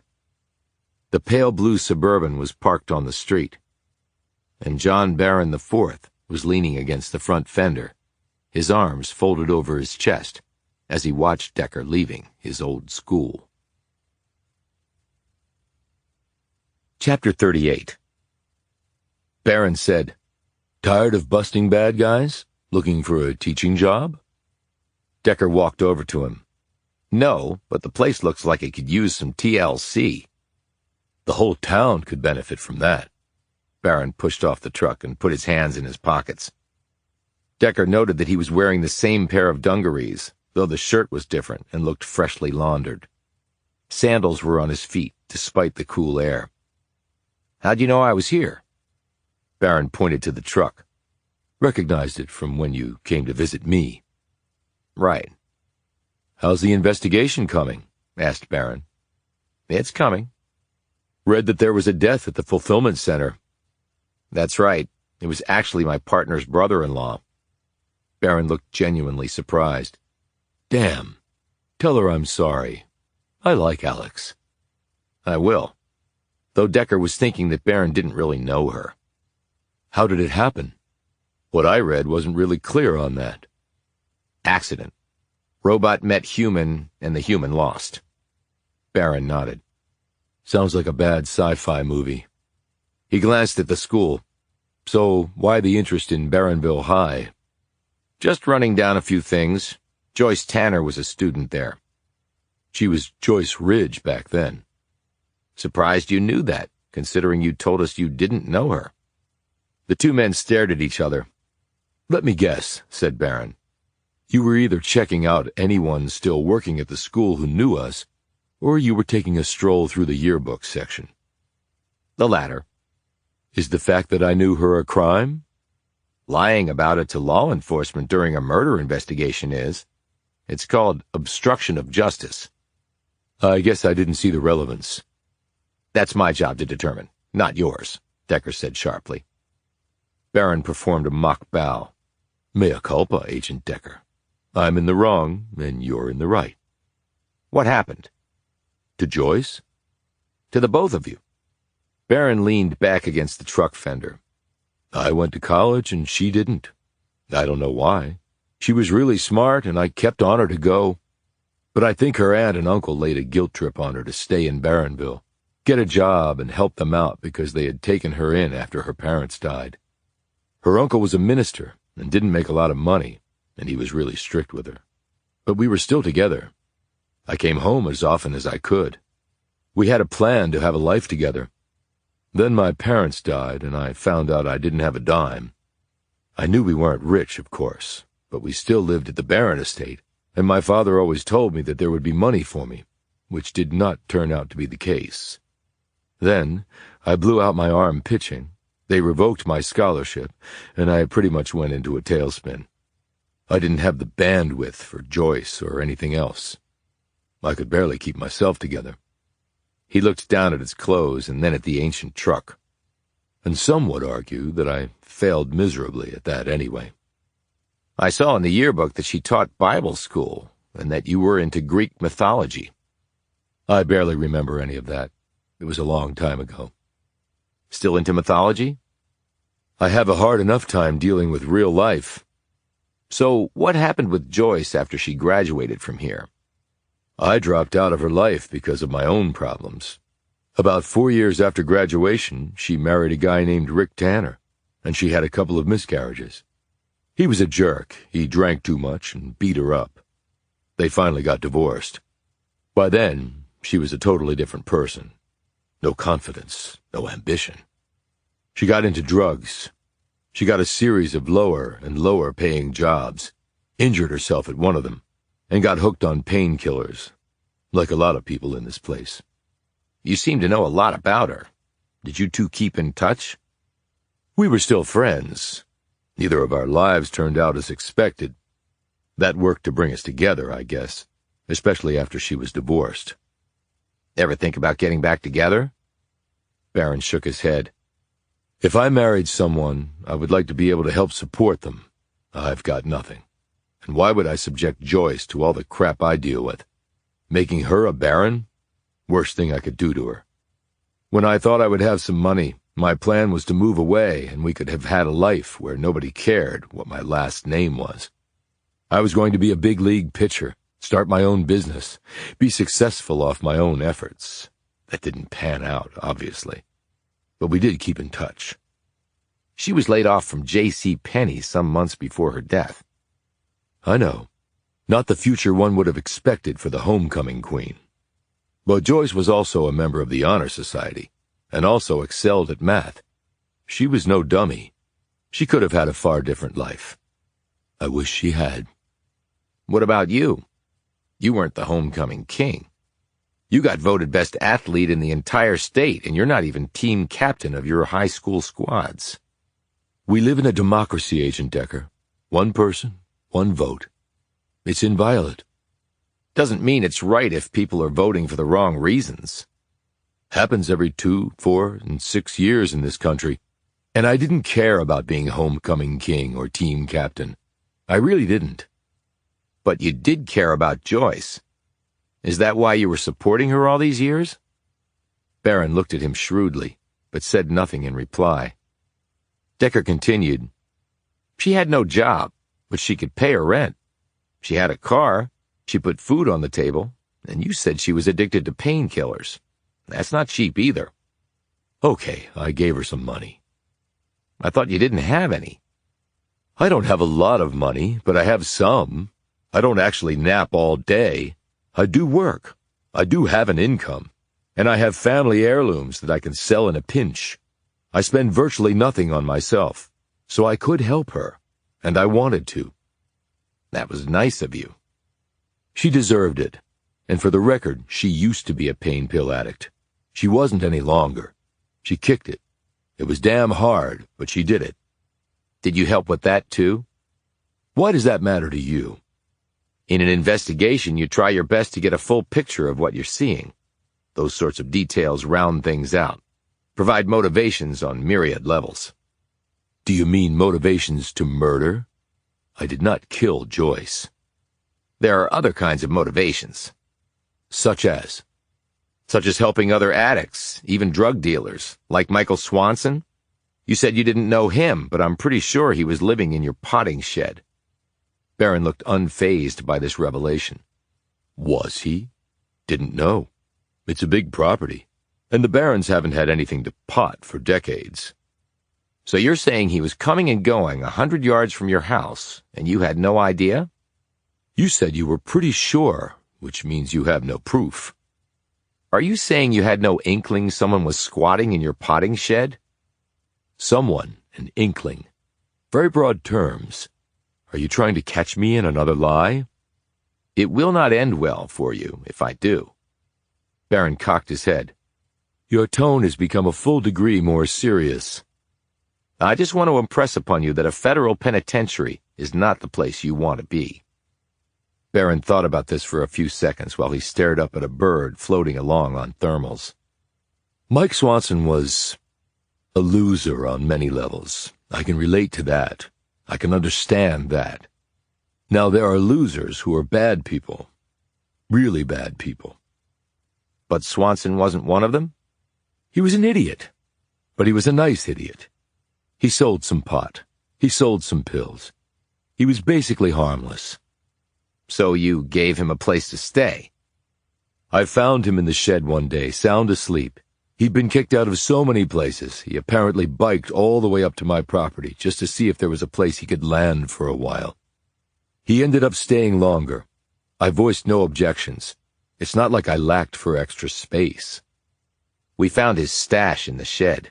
It wasn't just pot and pills. It was harder stuff than that. And he had a gun and a big roll of cash. Barron spread his hands.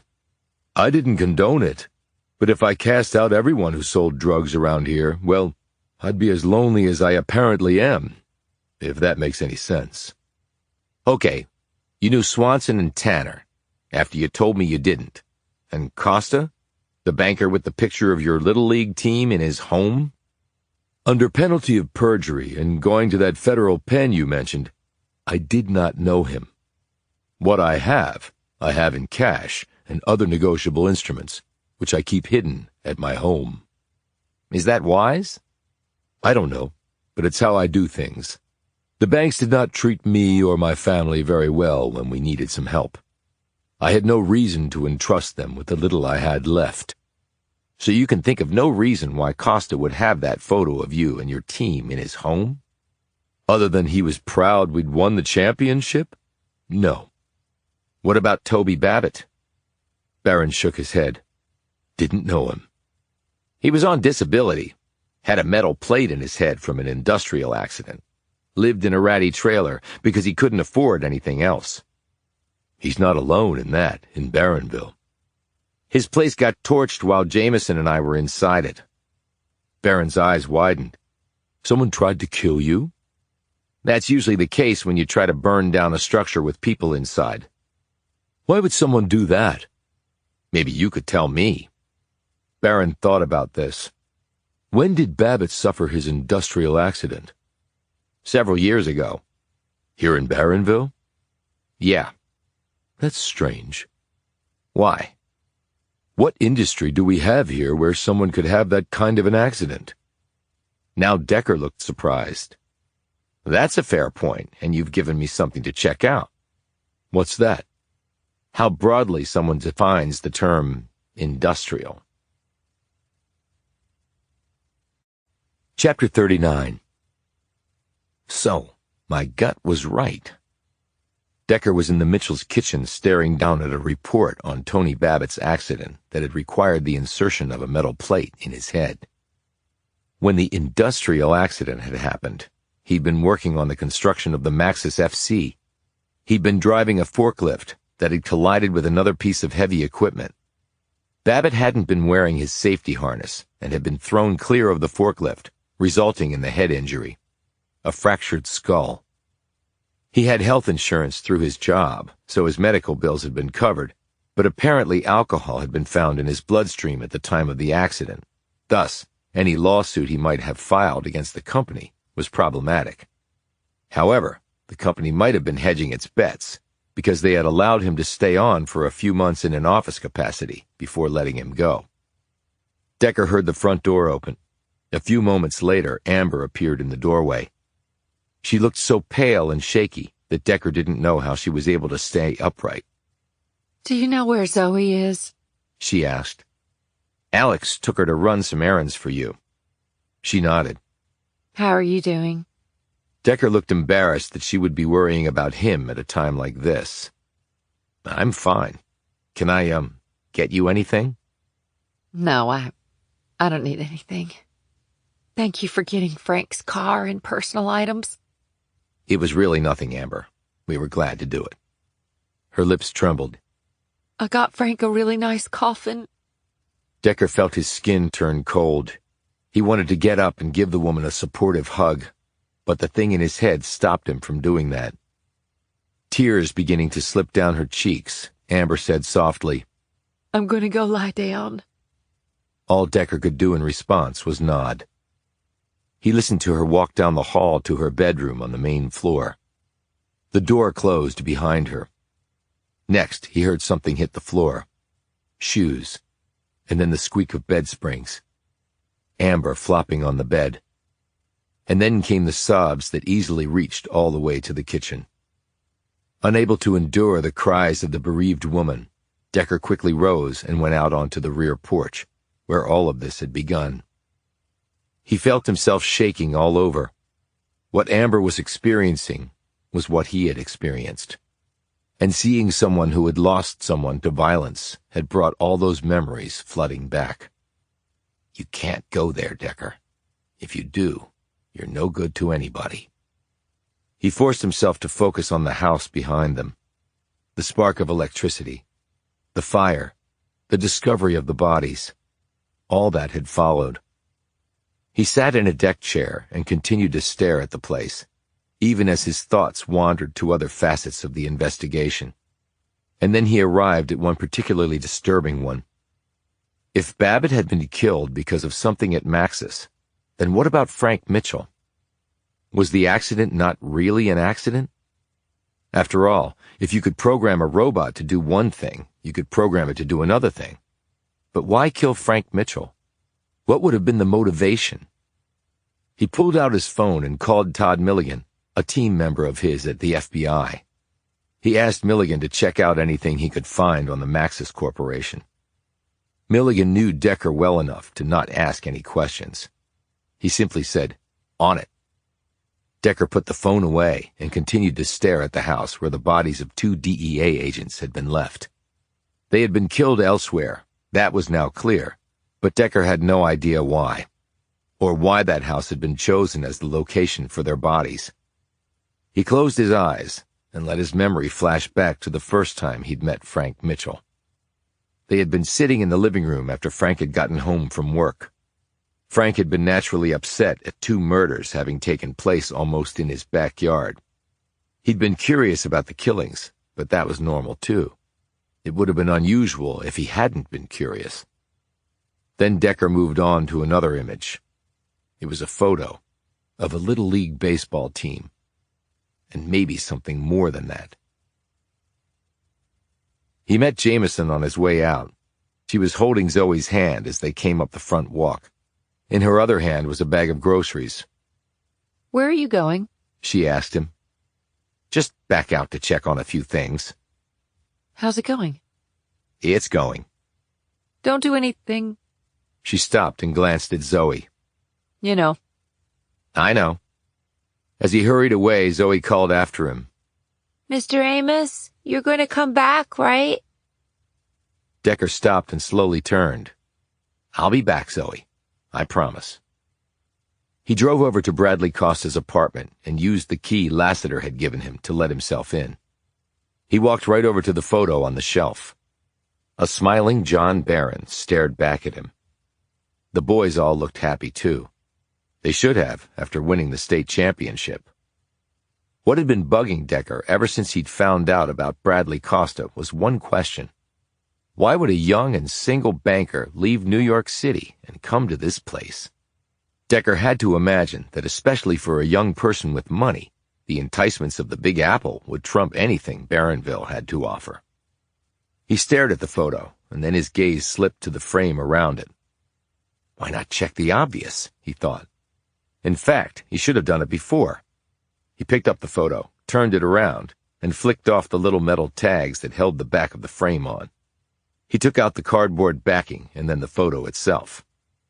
"Damn," he muttered. There was a name and an address written there. Stanley Nottingham, he read off.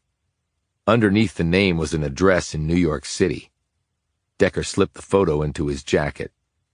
Who was Stanley Nottingham in New York City, and why would Costa have this information written down on the back of the Little League photo? He thumbed a text to Todd Milligan, asking the FBI agent to look into this for him as well. If Decker had to travel to New York to talk to Nottingham, he would. The man might be able to explain why Bradley Costa had come to Barronville, and that information might lead to something else. And then the case might finally start to make sense.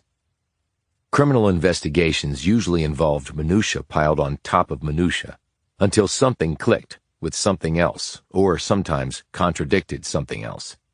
Either way, it could lead you in the right direction. And Decker desperately needed something to go right. He left the apartment, got back into his truck, and set off for his next stop, Betsy O'Connor, Toby Babbitt's last known roommate. Chapter 40. It was beyond horrible what happened to him. Decker was sitting at a coffee shop. Across the table from him was Betsy O'Connor, who worked as a waitress there. She was about 5'5", with a blocky build. Her graying hair was cut short, and a pair of eyeglasses dangled on a chain around her neck. Decker had gauged her age at closer to 50 than 40. He spooned some sugar into his coffee and said, "So you lived with him for a few years?" Yes, it was totally platonic, she hastily added. My husband was an ass who liked to beat me when things went wrong in his life. I dated a couple of guys after my divorce and found them to be much the same, so I've chucked men, at least for the foreseeable future. But Babbitt was different. Look, Toby had his issues, but he was basically a good guy who'd had a crappy life. That's why we were living together. We had to. We couldn't make ends meet otherwise. How'd you two come to know each other? O'Connor looked a bit embarrassed. At an addiction meeting, we were both coming off issues with pain pills and trying to get our lives back on track. We were both working, but the jobs just didn't pay enough. Together, though, we made enough to live in a small house. I understand that he'd been in an accident, had an injury to his head. That's right. At the construction site when they were building the fulfillment center. That was such a rough time for him. At first the company was helpful, but then they got nasty and cut him off. I understand there was an issue with alcohol, said Decker. That was trumped up. Toby hadn't had a drop of alcohol for years. I would know. I lived with him when all that was going on.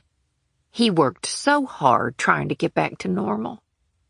But he never did get back to normal. No. He tried, but just couldn't keep a job. And I tried to make things work for us, but in the end, my paycheck just wouldn't cover the expenses. So we had to move out. Broke my heart. I really liked that place. It was my first real home after my divorce. We found quite a few prescription bottles in his trailer. They were all painkillers. Well, he was in a lot of pain because of his injuries. I understand that you now live with some other people in an apartment. O'Connor dropped her gaze and fingered her coffee. Yes, like when you're in your 20s. But I'm not a kid anymore. It wasn't the future I had mapped out at this stage of my life, but there you go. This job only pays minimum wage with no benefits. I'll work another job part-time after I leave here, but both don't even add up, really, to a livable wage. Did you ever try getting hired at Max's? Me and every other person in town. They employ a lot of people, and it's really the only thing going on here now. But I couldn't pass the physical requirements, lifting all that weight and walking all that way, or running, more like it. I'm probably going to have to move. I'm burned out on this place.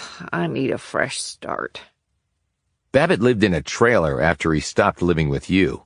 Did you ever visit him there? O'Connor nodded. Several times. I'd bring him some home-cooked food, give him a few dollars. I hated that he was living in that trailer. It didn't even have electricity or running water.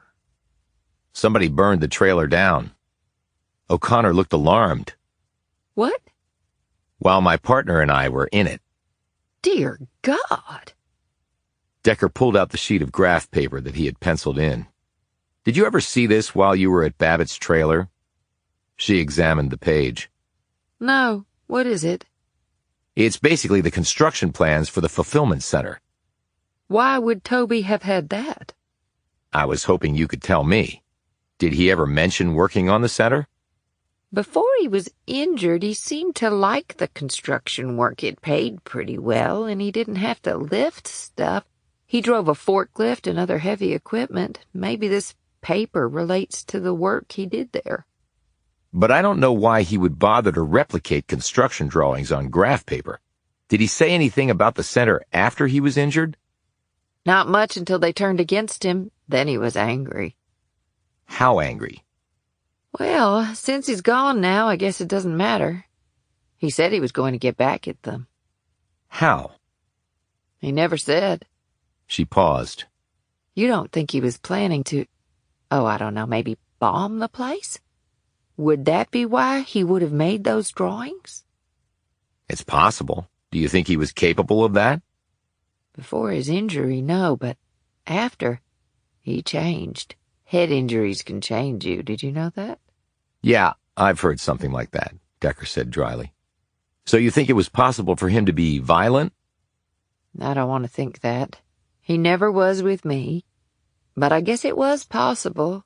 They really had screwed him. Anyone in particular? It was mostly the company lawyers.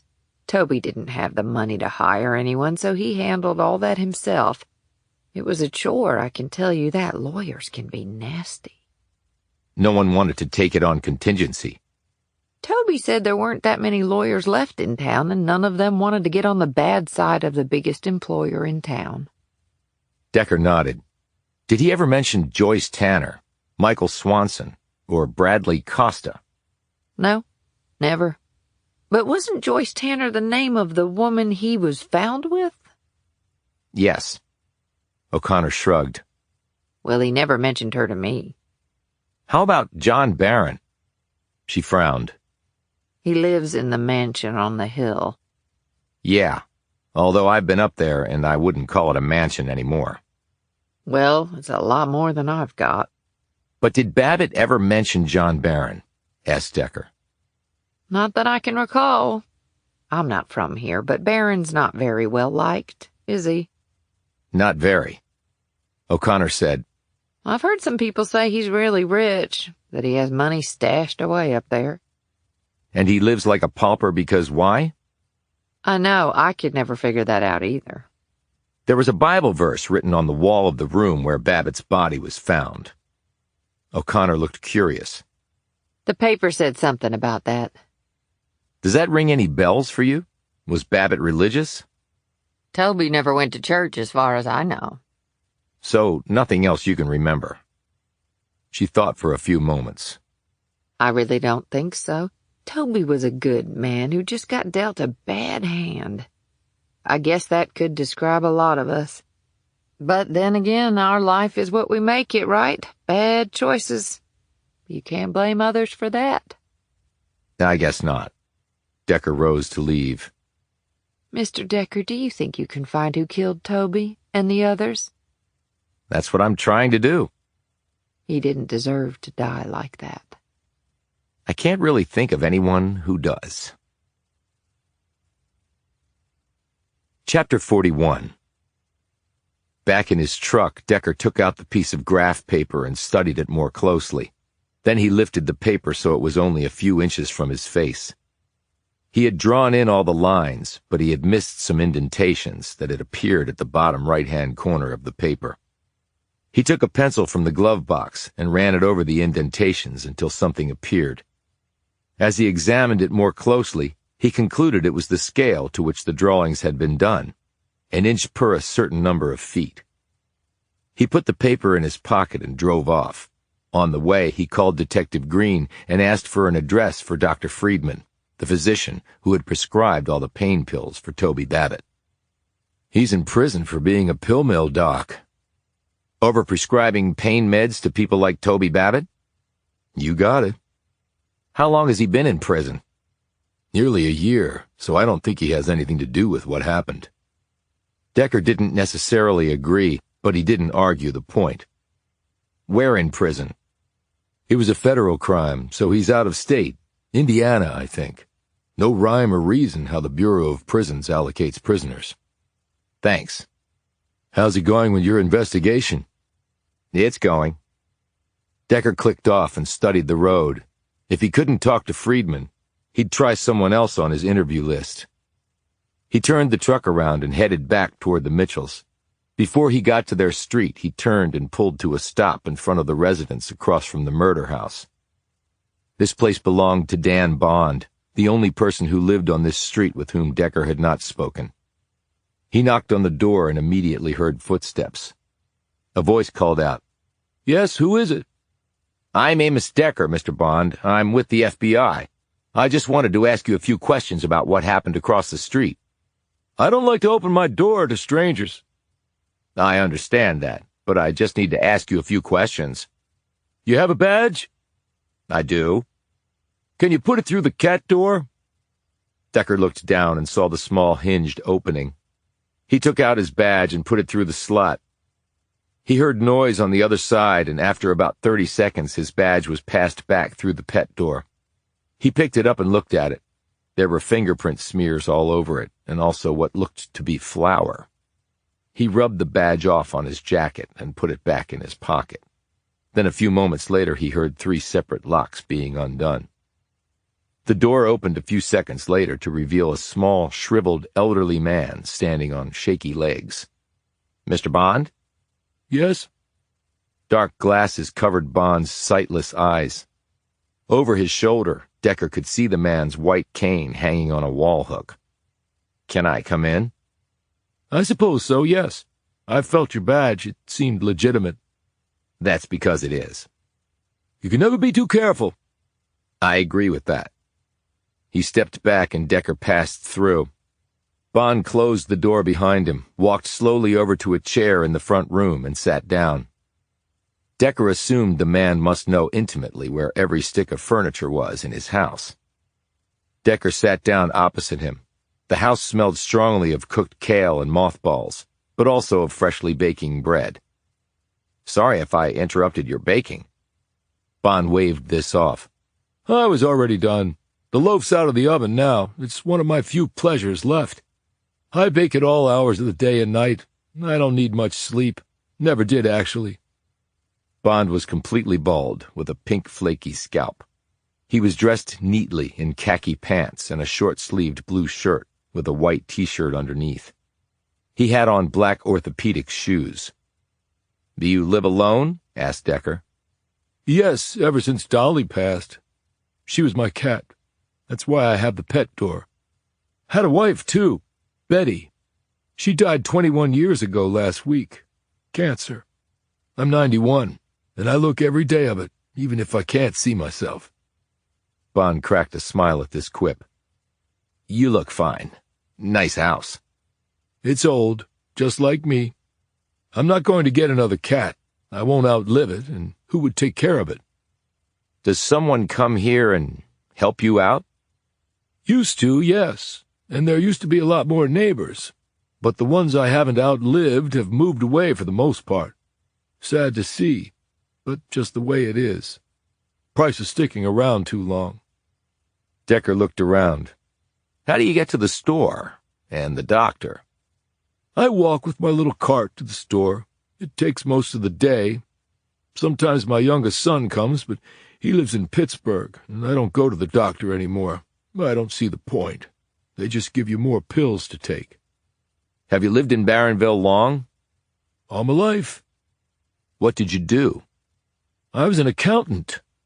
He touched his glasses. I wasn't always this way.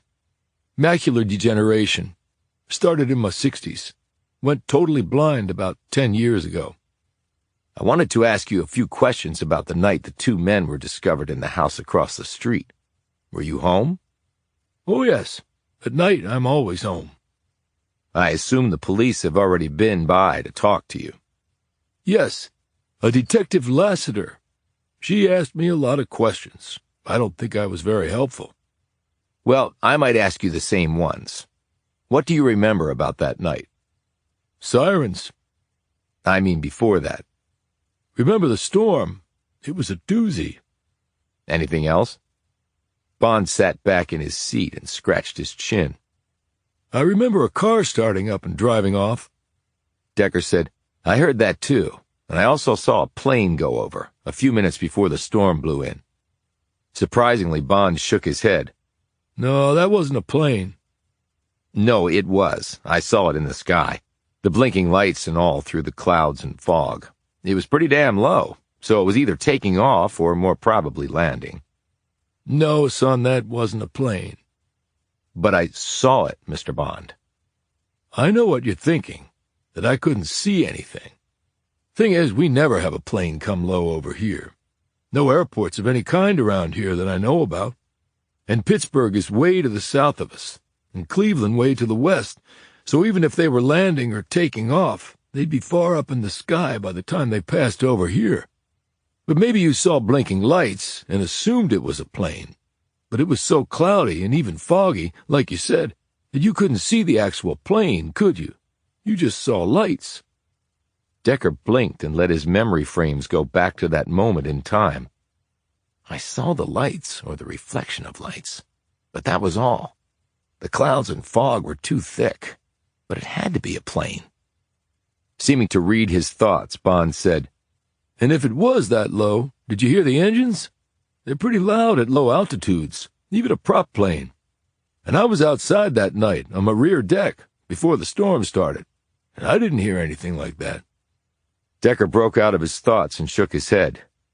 "I didn't hear the engines. I just saw the lights." Bond chuckled. "You just assumed. That's okay. Perfectly natural." "So if it wasn't a plane I saw up there, what was it?" "Well, it does make me think of my grandson Jeremy." "Your grandson? How so?" asked Decker curiously. "When he came to visit one time, he brought it along to show me. Well, show me relatively speaking. I could hear it when he started it up." "Hear what?" exclaimed Decker, because he needed the elderly man to get to the point. "His drone. He's got one of those big ones. He uses it to take aerial photos for his real estate business, and he also shoots amateur movies and uses it to get some neat shots from the sky. A lot cheaper than renting out a chopper. I think that's what you probably saw that night. One of those big drones." Decker's jaw dropped.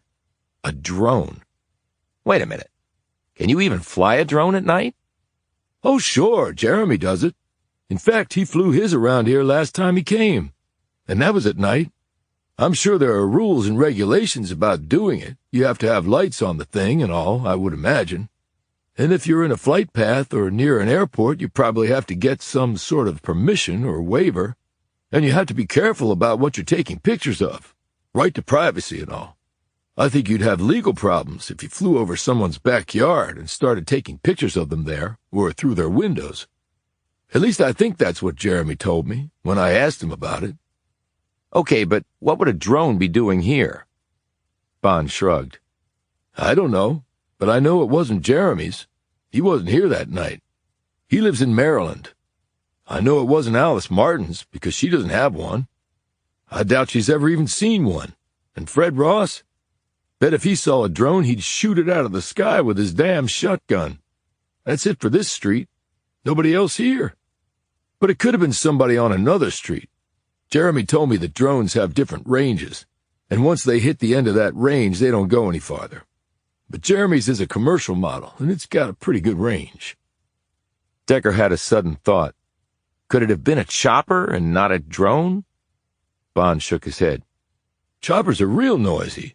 I would have definitely heard a chopper, and so would you at that low an altitude." "Makes sense. And the drone would have a camera attached, right?" Bond nodded. "Sort of the point. You use a drone to take pictures or video, though I guess there's talk of using them to deliver stuff, too. Anyway, Jeremy's has a fancy camera on his. He told me he slides his phone right into the control box, and the drone sends whatever it's seeing right to his phone. Don't really understand how all that works, but then I'm just an old fart. On this street, we're all old farts. Well, I take that back. I never would call Alice a fart. She's a very dignified lady. Taught Sunday school." Decker said, "So you know Alice Martin?" "Oh, yes. She and my wife were really good friends. She came to the funeral." "And Fred Ross? You mentioned him and his shotgun. Do you know him well?" Bond's face wrinkled up. "I've had that displeasure for far too long." "Yeah, that's what Alice Martin said. You say you were outside that night. Did you hear the drone?" "No, I didn't. You can hear it when it's on the ground, but not high up in the air. They're pretty quiet. At least Jeremy's is." "Did you hear any other sound? It's really important." Bond again scratched his chin. "Well, I did hear a weird sound I've never heard before. Something tapping and scraping. Over and over." "Tapping and scraping. That's actually a good description." "I heard it too, but I couldn't tell what it was," said Decker. So you've never heard it before? Bond shook his head. But you could hear it from your back porch? The yards here are small, and the houses are even smaller. It's not that far from my back porch to the street. And the car starting up and driving along. Did you recognize if it belonged to maybe Alice Martin? Alice doesn't drive, and she doesn't have a car. I take it Ross doesn't drive anymore, being in a wheelchair. No, he does. He's got a big van all rigged out. Chairlift and special controls so he can drive it even though he can't move his legs. Well, at least he used to. When I still had my sight, I would watch him driving it. How was he disabled? At the textile plant where he worked, some big piece of equipment fell on him. Paralyzed from the waist down. That was decades ago. That's tough. Well, it hasn't made him exactly congenial. But to tell the truth, Fred was an asshole even when he could walk. Decker smiled. I could definitely see that. Back then, I could see it too. Sorry I couldn't be of more help. No, you were of great help. Thank you. Decker left and walked back to his truck. A drone. So, who was watching what or who that night?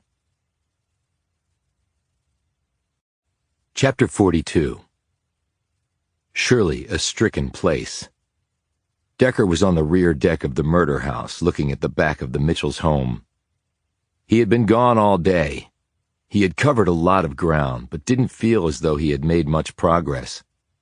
Unfortunately, that could be the textbook definition of being a homicide detective. There was still a DEA agent on duty at the murder house, but the flashing of Decker's credentials had allowed him admittance per Kate Kemper's instructions. As he watched, the rear door of the Mitchells' house opened and Jamison stepped out.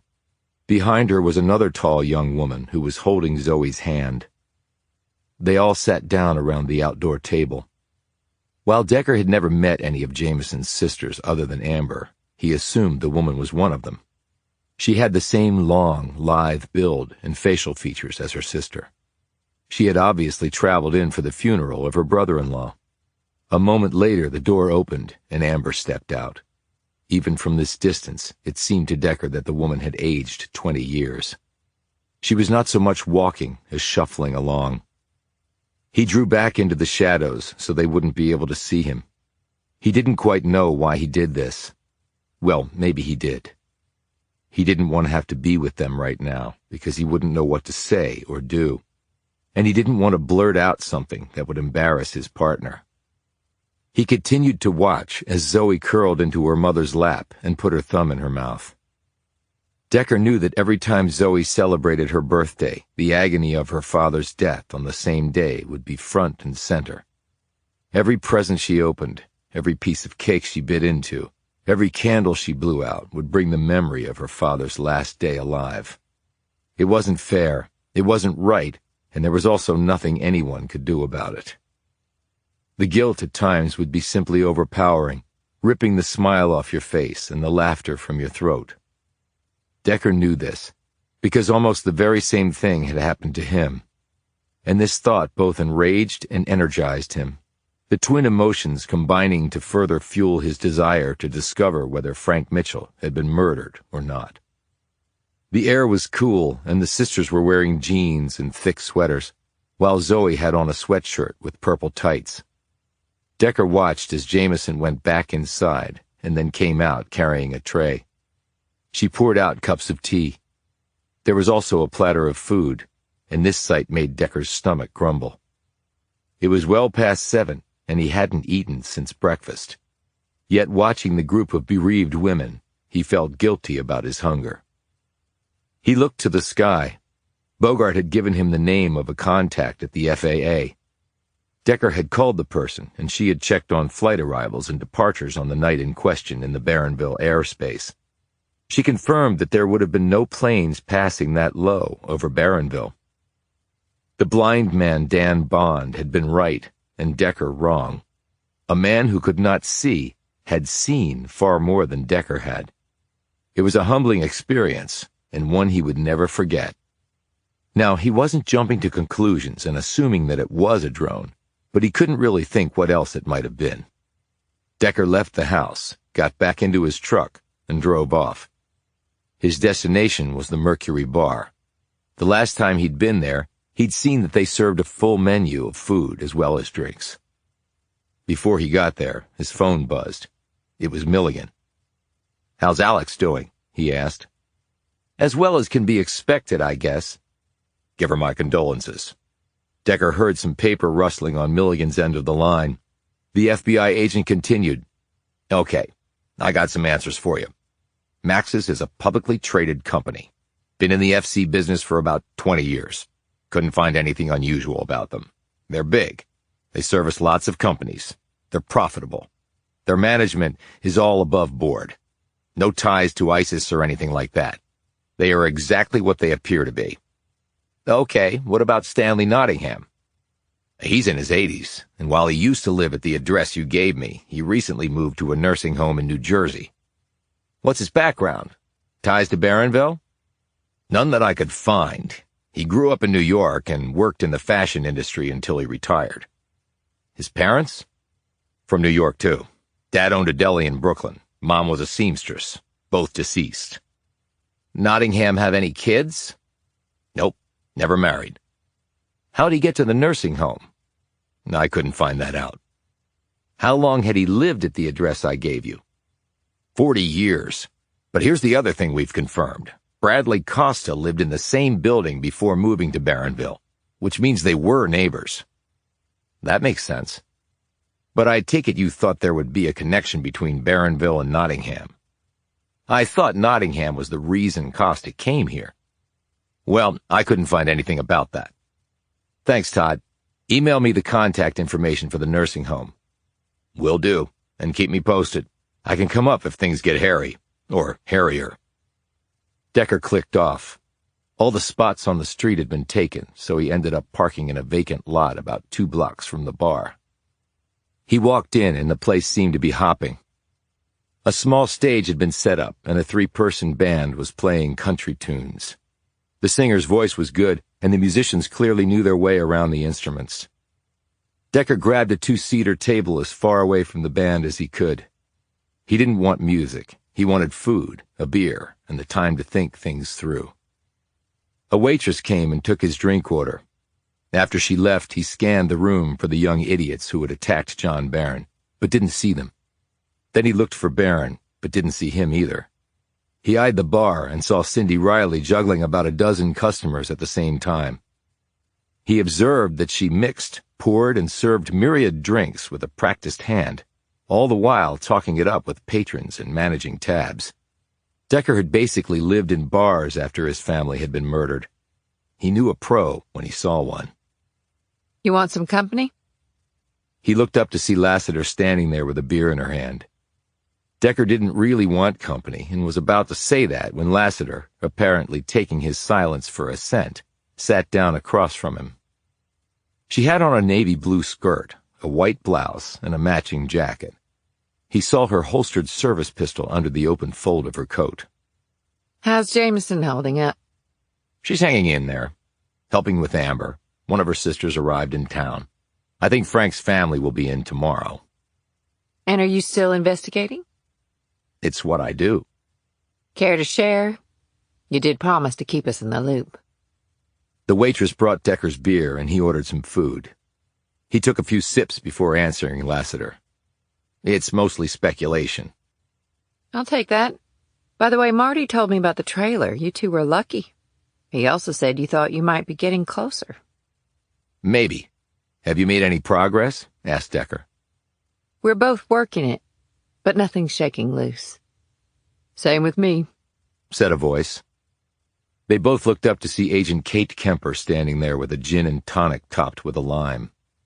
Decker said, So this is the local watering hole for all cops? Kemper sat down. Not that many choices, so why don't we share info? Decker said, According to both of you, you've got nothing to share. I tend toward hyperbole, said Kemper. He looked at Lassiter. And do you tend toward bullshit too? Depends on the situation. Decker sat back. Michael Swanson was staying in John Barron's potting shed, and he knew it. Barron also was sweethearts with Joyce Tanner in high school, and he was helping her out financially up until she died. He was also into mythology, which might tie under the Thanatos mark on Costa's forehead. And Tanner taught Bible school, which might explain the biblical verse on the wall behind where she was killed. Lassiter looked surprised. How do you know all this? He gave her a severe look. I investigated. Kemper said, I know my jurisdiction doesn't extend to these local murders, but if they're connected to my case, I want to know about it. So this Barron guy knows 2 of the 4 dead Vicks. What about the other 2? He says he doesn't know them, He says he doesn't. noted Lassiter. Why didn't he come forward when Tanner and Swanson were killed? Asked Kemper. If he killed them, the answer to your question is obvious, replied Decker. Did he ever mention knowing my guys? Asked Kemper. I didn't ask him because I didn't want to reveal that information, said Decker. Since Tanner was found with Babbitt and Swanson with Costa, that would mean if Barron was behind it, he killed all 4. Observed Lassiter. And if he didn't kill them? Said Kemper. Why not come forward? Decker said, the town hates him. I doubt he would want to get scapegoated for something he didn't do. Lassiter snapped. That's not how we do things here, Decker. He looked at her. I know about your dad. Lassiter's eyes widened. What about your dad? Said Kemper. Decker looked at Lassiter. You want to do the honors? Why? What does it have to do with anything? Decker said, he was convicted of burning down a home with a banker inside.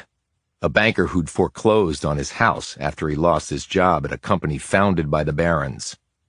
Again, it's not relevant, said Lassiter. It is, because you and this whole town have a grudge against the Barons, so don't try to sugarcoat it and say that no one here might have it in for him. Kemper was about to say something when Decker's food arrived. A thick steak, rare, fries, and a small salad.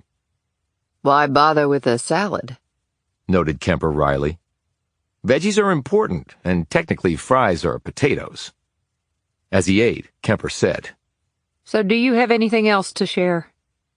Toby Babbitt was injured on the construction site for the Maxis Fulfillment Center, and he had a piece of graph paper in his trailer. It had marks on it from the paper he'd made drawings on. Drawings of what? Asked Kemper. The Fulfillment Center construction plans. Wait a minute. Where did you find that? Asked Lassiter. In his trailer. And you didn't tell us this, why? I didn't know what it was until a short time ago. Kemper said, Why construction plans? I don't know. Maybe he was thinking of suing Maxis, although you'd think he would have done it by now. But I talked with Betsy O'Connor, his last roommate. She said Babbitt had a beef with Maxis and talked about getting even with them. Lassiter took a swig of her beer and smacked the glass on the table. I came to you for answers, and now all I have are a ton more questions. Anything else? Asked Kemper. The plane I saw on the night I found the bodies?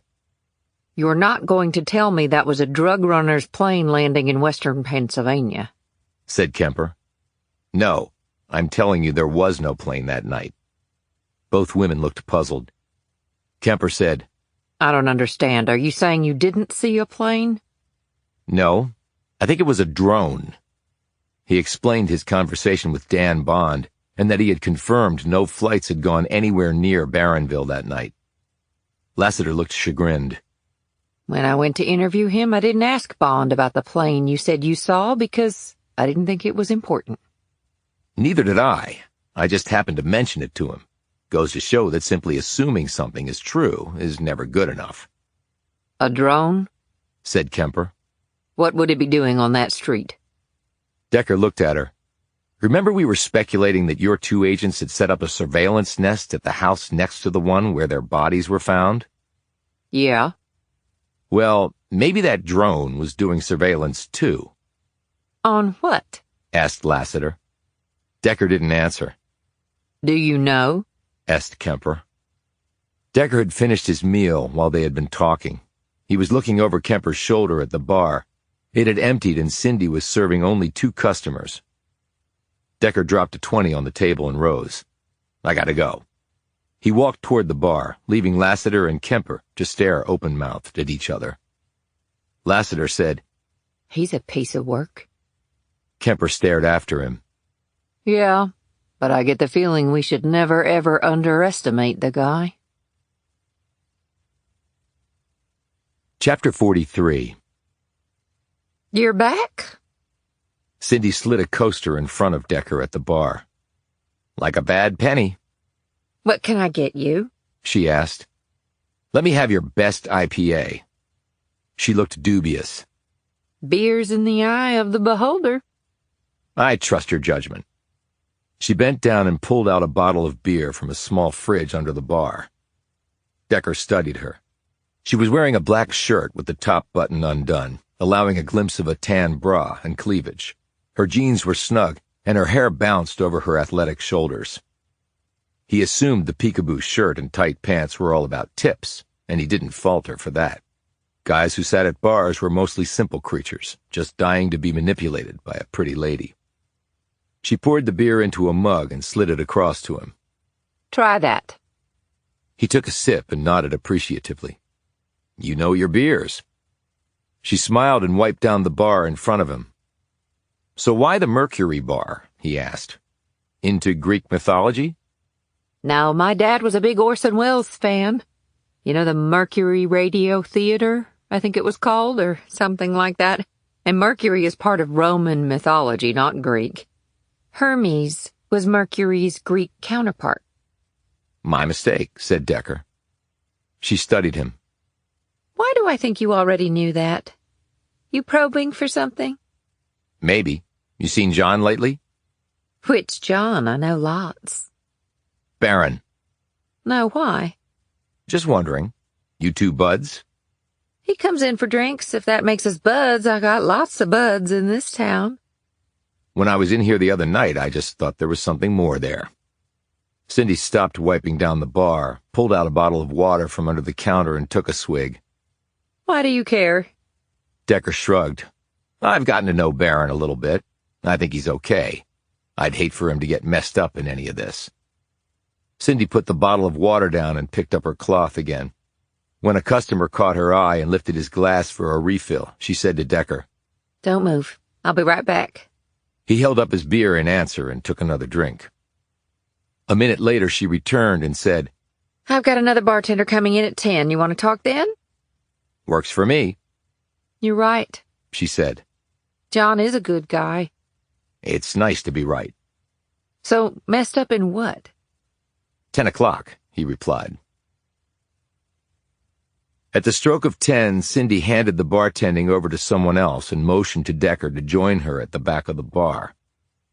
My car's parked in back. Mine's in front. I'll drive you back here. It's not that far. Where are we going? To my place?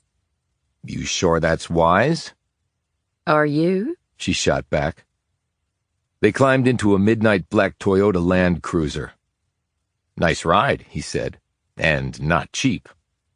I get good tips and good deals on cars. She drove them to a large brick building on the edge of downtown. As they traveled, Decker could see a number of renovation projects underway. Barronville making a comeback? He asked. In parts, She said cryptically. They arrived in an underground parking garage, and she pulled into a numbered space. They took an elevator up to the top floor. Cindy opened the door to her place and motioned Decker in. She said, This was an old textile mill renovated to luxury condos. Yeah, I know. I've been here. When? He gave her a quick glance. When I came to check out Bradley Costa's apartment. He lived here, too. That's right, he did. She said casually.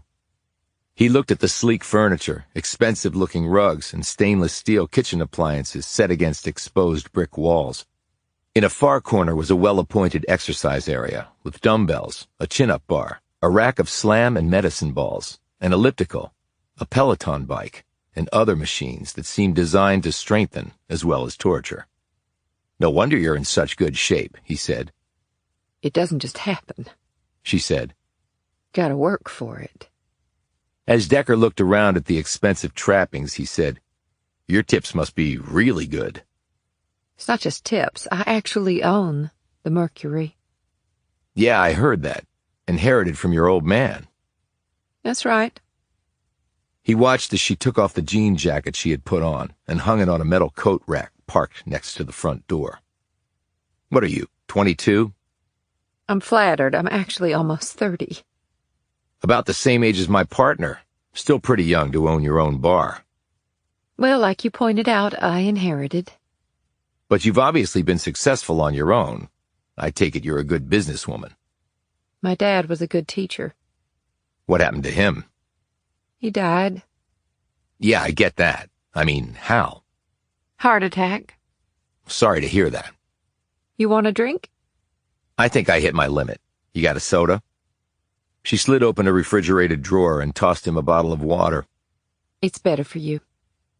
She poured out 3 fingers of Bombay Sapphire, cut it with tonic, and added a slice of lemon, a wedge of lime, and 3 chunky ice cubes taken from an under-the-counter ice maker. She tapped her glass against his plastic bottle. "And is that better for you?" he asked, indicating her cocktail. I don't drink on the job, bar owner 101, but I do like one drink before I go to bed. And I'm a blue bottle gin lady. She took off her shoes and curled up on the couch in front of the kitchen area, motioning Decker to sit down in the chair across from her. He did so and drank some of his water while he eyed her. "I take it you were born here." You take it wrong. I was born in Philly. "And yet your father came here and owned a bar? And by the time you came along, the bloom was well off Barronville. So why exchange the city of brotherly love for this place?" She shrugged. I was only 1 year old and just came along for the ride, apparently. She added. Okay, full disclosure, my mom was from here. They met in college. He always wanted to run a bar. The opportunity came up here, and presto, there you go. Sometimes that's all you need for a major life change. A dream. "Where's your mom?" Good question. "You mean you don't know?" Here today, gone tomorrow. She left when I was little, and I haven't seen her since. That's tough. Not that tough. My dad was great at being a single parent. Do you remember your mom? Not really. I was too young. I guess that's a good thing. How can you miss someone you never really knew? I suppose so. She sipped her drink. So what's going on with John? Is he in any sort of trouble? You seem very concerned about a guy who's just a customer among many others. He's a very good customer. And a good guy who takes all sorts of crap that he doesn't deserve. I sort of got that impression at the bar that night. Those guys were morons who don't know any better. But there are many here who do know better, or at least they should. I've met some of them. Decker shifted his bulk in the chair. You know about the murders? What's that got to do with John? He knew at least 2 of the 4 victims. One of them lived on his property. Okay, so, could be a coincidence. I'm a cop. And that means what? That I don't believe in coincidence. Well, what if I told you that I knew all 4 of the victims? Because they came to your bar? That's right. Even Toby Babbitt, who I understood was off the sauce? I do serve food at the Mercury, as you well know, having eaten there tonight. And since you're one of the few places like that in Barronville, it's not surprising that they all went there. But you didn't live with one of them, did you? You weren't high school sweethearts with one of them, were you? I always thought Mike Swanson was kind of cute. And Brad did live in this building. Did you ever talk to him apart from when he was at the bar? I actually thought he had a thing for me. Did he ever act on that? I sort of gave him the vibe that it would be futile if he did. I mean, he was okay, but I'm not into the stiff banker types. Too corporate for my bohemian tastes. I gave out subtle hints and he stopped trying. He had a photo of you and him in his office. She seemed surprised by this. Did he? From where? Some business event, his secretary said. Oh, that's right. I remember now. He had a cocktail party about 6 months ago, invited me and a bunch of other local business owners. There was a photographer there. That explains it, said Decker. She sipped her drink. So I probably knew all four, and I lived in the same building as one of them. Does that mean I'm not a coincidence and that I'm in the same mess John is? You ever been up to the mansion on the hill? Why? Just curious. Maybe. You don't remember. Okay, a few times, She admitted. Barron is pretty bohemian. He waited to hear her response. I admit I find him interesting. I think he's very interesting. I'm just trying to figure out if he's also a killer. I don't think he'd hurt a fly. I don't care if he hurts flies. She smiled at the remark. John thinks you're very interesting. He told you that? Yes, he did. We spoke on the phone after you and your partner paid him a visit. Has he ever been here? Once or twice. Please don't ask about particulars. He's got some years on you. He's actually one of the youngest people I know.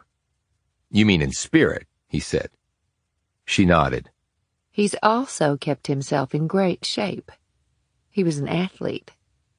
You look like you were an athlete. I was, about 100 pounds ago. Don't you check for alibis? We do. Well, does John have an alibi for when those people were killed? The timelines were pretty broad on the 4. But we'll check that. Will you be providing him alibis? Depends on whether I was with him at the time in question, doesn't it? Yes, it does. You don't believe he did it, do you? It doesn't matter what I believe. It matters what the facts are. He cocked his head at her. Why do you stay here? You could own a bar in lots of places. Town's coming back. You saw that on the drive here. Yes, but you said it was only coming back in parts. Better than not at all. I've kind of studied the economics of places like this. In any downturn in a small town, you always see mom-and-pop operations start up because people lose their jobs, but not their spirit. Local restaurants, fitness centers, tattoo parlors, pawn shops, mani-pedi places, local movie theaters, bakeries, pet shops, stuff like that. People get by, they do what they have to do to survive. You look at Pittsburgh. They turned it around, from steel mill town to a health and financial services kind of place. Barronville is not Pittsburgh. We don't need to be Pittsburgh. And we have the fulfillment center. It's helped my business, I can tell you that. I'm up about 30% year over year for each of the last 3 years. Because after people work their butts off in that place, they need a drink. Bingo. And food because they're too tired to cook for themselves. All the development we saw heading over here, that's all mom and pop stuff? Looks like it involves more money than that. She frowned. I've lost several friends to overdoses. But the one good thing was they had life insurance. Their families got the money after they died, and many of them have opened businesses with it, or used some of the proceeds to invest in the town. The renovation of this building came about because several beneficiaries decided to pool their funds to get it done. And now it's almost all sold. That's great, turning a negative into a positive. But 6 unsolved murders, that's not good for the town. Her grin faded. 6? 2 more in an empty house. I found those. I think I read something about that. No real details, though. Can you enlighten me? No, I really can't. Are they related to the other 4? No idea. You seem to have far more questions than answers. She noted. That's usually the case this early on. You ever been to Costa's place here? Once. He had a dinner there to drum up banking relationships. You ever ask him why he would leave New York to come here? I did, actually. He was a good-looking guy, obviously smart. He had money and a good career there. So what did he say? Something about following his dream. What kind of dream? I didn't push it, and he didn't elaborate. Did he know Barron? I know you believe that he did, but not that I know of.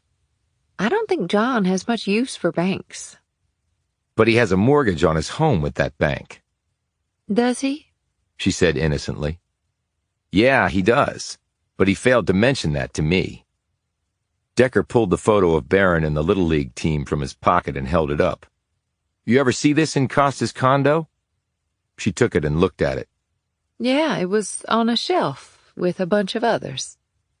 Barron was the coach, I can see, Decker. she said sharply. He led the team to the state championship and then got canned by the powers that be. He told us that. Do you know why? I think it made him look too good, and they couldn't stand that. She caught the writing on the back. Stanley Nottingham, who's that? I don't know. You ever heard of him? She shook her head. It's funny, though. What is? She handed the photo back. I only know this because John mentioned it to me once. Even showed me a picture. Of what? No, of whom?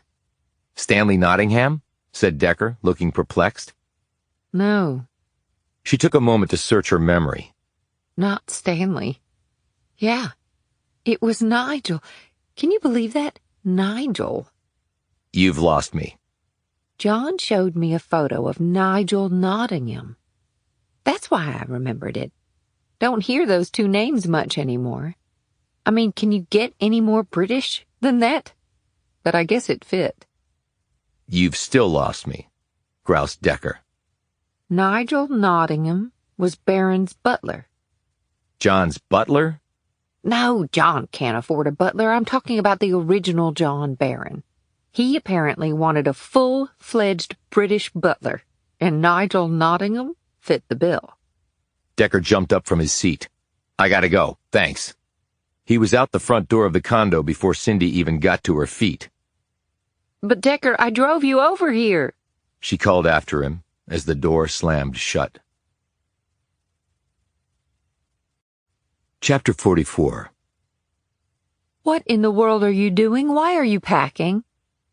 Jamison was standing in the doorway of Decker's bedroom as he stuffed some clothes and his toiletry bag into his duffel.